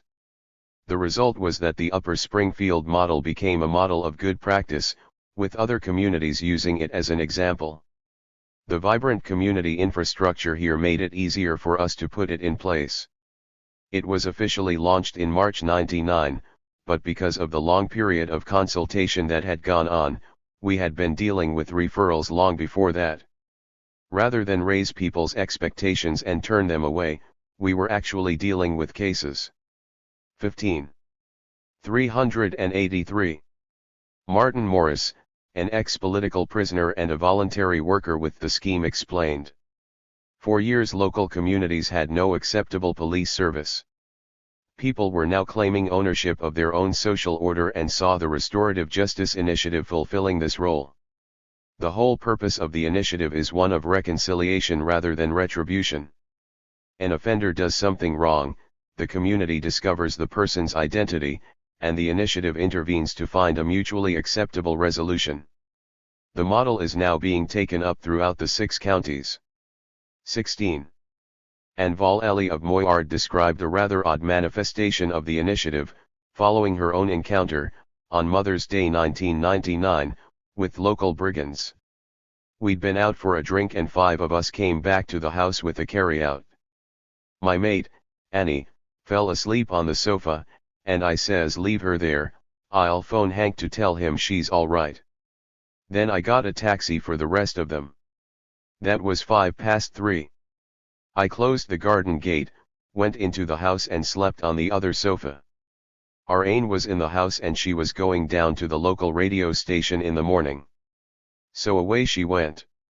Next thing she was back, saying, "Granny, there's soil all over your driveway and your wall."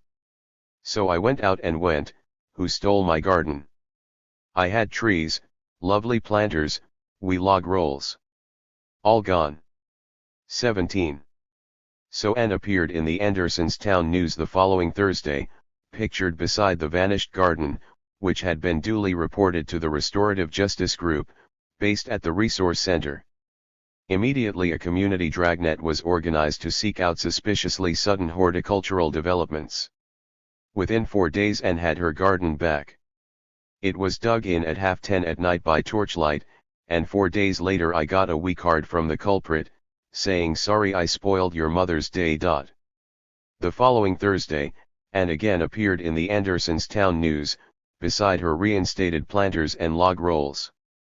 The withdrawal from conflict also meant that, in common with communities across the North, people in the Upper Springfield were suddenly without the cause that had made some sense of the suffering that had been inflicted upon them.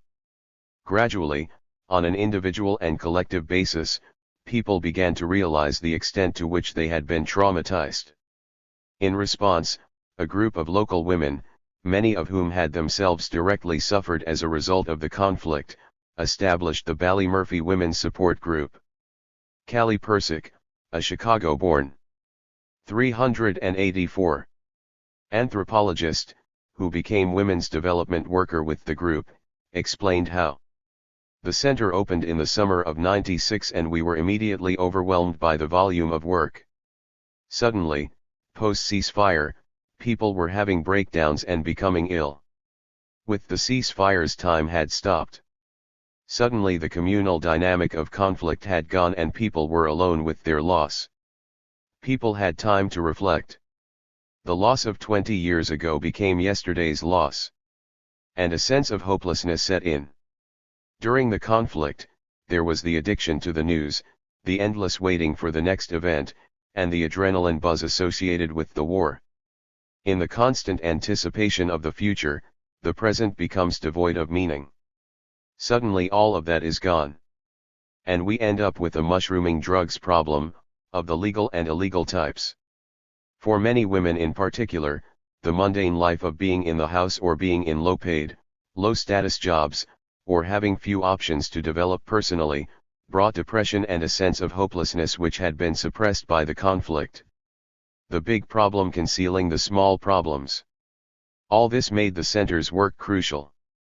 We then realized that men also needed support. For those whose lives had been linked to the conflict, their roles were gone. This has not been addressed. And will have to be addressed. Internal work needs to be done by paramilitary groups. There's a whole generation of 30-something men who need to be reoriented. 18. In an attempt to address some of the issues being unearthed, the women's group established a stress center. The demand from women and men was enormous, emphasizing the depth of the underlying personal tragedy to be addressed in a community withdrawing from 30 years of war. While new initiatives were responding to the changing times, the network of Ballymurphy's community groups continued to provide as it always had. A new park was opened in Spring Hill on the site of the Lazy Acre. A children's playgroup and after-schools club was set up in the former bookies beside the Spar. A creche was built beside the old St. Thomas's School, now a center of further education. Spring Hill Community House and Conway Mill were back in the establishment's good books and eligible again for grants. And every now and then, remarkable personal commitment was given due recognition. In August 1997, John Brown, who had given 30 years of tireless voluntary effort to developing and running facilities for local people with disabilities, was honored with the Frank Cahill Memorial Award, shortly after his work was cut short by the blindness that had been creeping up on him throughout those years. And on October 2, 1998, Gary Adams, 385, presented Kitty McGettigan with the Pat McJown Award for providing 40 years of service to the community, recognizing her work on justice and human rights campaigns throughout the Troubles, and in helping to set up the first credit union in the area. 4 days later, the Sinn Féin leader was back in the area, launching the new community newspaper of the Upper Springfield Development Trust. And the ghosts of the past returned. 20 years after it had been occupied by the military, the White Rock Industrial Estate, which had once embodied the economic hopes of the Upper Springfield, was returned to the community when, on May 18, 1999, the British Army drove the last of its vehicles out through the gates of Fort Jericho. 6 weeks later, the short-lived Stormont executive collapsed and Ballymurphy braced itself for whatever was coming. 50 years have passed since the first houses were constructed in Ballymurphy Estate. For 30 of those years, the area that subsequently became known as Greater Ballymurphy has been to the fore of the present phase of the 800-year-old Anglo-Irish conflict. In that period, British policies in Ireland have transformed a transient working-class community with little interest in politics into a square mile of solid anti-state conspiracy. The boys and girls who roamed the streets of 1968, as the handful of local politicist residents attended the first civil rights marches, have since grown into a deadly efficient guerrilla army, which has now come full circle and laid down its weapons in the hope of peace. In 1 square mile, 145 people have died as a result of the Troubles, hundreds of others have been injured, interned, and imprisoned. During the years of war, much of Ballymurphy has changed beyond recognition. The aluminium bungalows of West Rock are gone, Moyard's flats are gone, new houses have been built in Spring Hill, West Rock, and Moyard. The Bullring flats have been pulled down and the Bullring itself is now a small shopping center. The waste ground that was once the Iris firing range now boasts a council-run community and leisure center, a library, and a family and health center. There are youth groups and social clubs. And there are the huge murals on gable walls depicting the changing images of the war and its related political struggle. The community too has changed. Where transience, apathy, and despair had reigned, there is cohesion, dynamism, and determination. Over 60 community organizations, rooted in the local struggle for dignity, social justice, and a better quality of life, tend to the diverse needs of Ballymurphy's inhabitants. In this staunchly Republican 386 community, there is also an overriding purpose to life that had not been there before, a purpose long encapsulated in 2 lines of graffiti that had adorned a wall of the BTA Community Center until its demolition: the people are the provos, and the provos are the people. The community has endured a long war, and is adamant that it will see the process through, no matter what the cost. 30 years ago, adults in Ballymurphy were set on raising their children in a society free from British and Unionist repression. Today, their children raise families of their own to the pulse of that same inherited goal. It is this that the British, and their allies in Ireland, must ultimately accommodate. They have not simply been attempting to defeat an army, they have been attempting to defeat an ideal in a war that they cannot win. "You may kill the revolutionary," a Falls Road mural screamed during the 1981 hunger strike, but you cannot kill the revolution. For 800 years Irish men and women have resisted British imperial might through force of arms. In the last 4 centuries, more than 3 million Irish people have died as a result of the British presence in Ireland. Some 3,000 of these Irish deaths have occurred in the low-intensity war of the past 30 years, while tens of thousands of others have been injured. There is now a move towards resolving the ancient conflict. Should it succeed, some of Ballymurphy's most renowned offspring may soon be in government. Should it fail, the Irish War may well resurface again in 5 or 10 years' time, with Ballymurphy again in the fray. For, even if the present generation of Northern nationalism could be persuaded or coerced into accepting anything less than full equality and inclusion, and that is highly unlikely, nobody can legislate for the next generation. The British appear to have accepted this inevitability, although their presence continues to muddy the waters. Even at this late stage, Unionism must also recognize what the British have conceded, that military firepower, internment, psychological warfare, diplock courts, criminalization, informers, black propaganda, state murders, public executions, strip searching, supergrasses, and the most brutal repression have failed to deliver a British solution to the Irish conflict. Once the British have accepted this, unionism can no longer hold the line. Letters of comfort and fail-safe mechanisms cannot stem the flow of history, nor hide the fact that only those who share the island can resolve its divisions, and that they will have to be resolved honorably.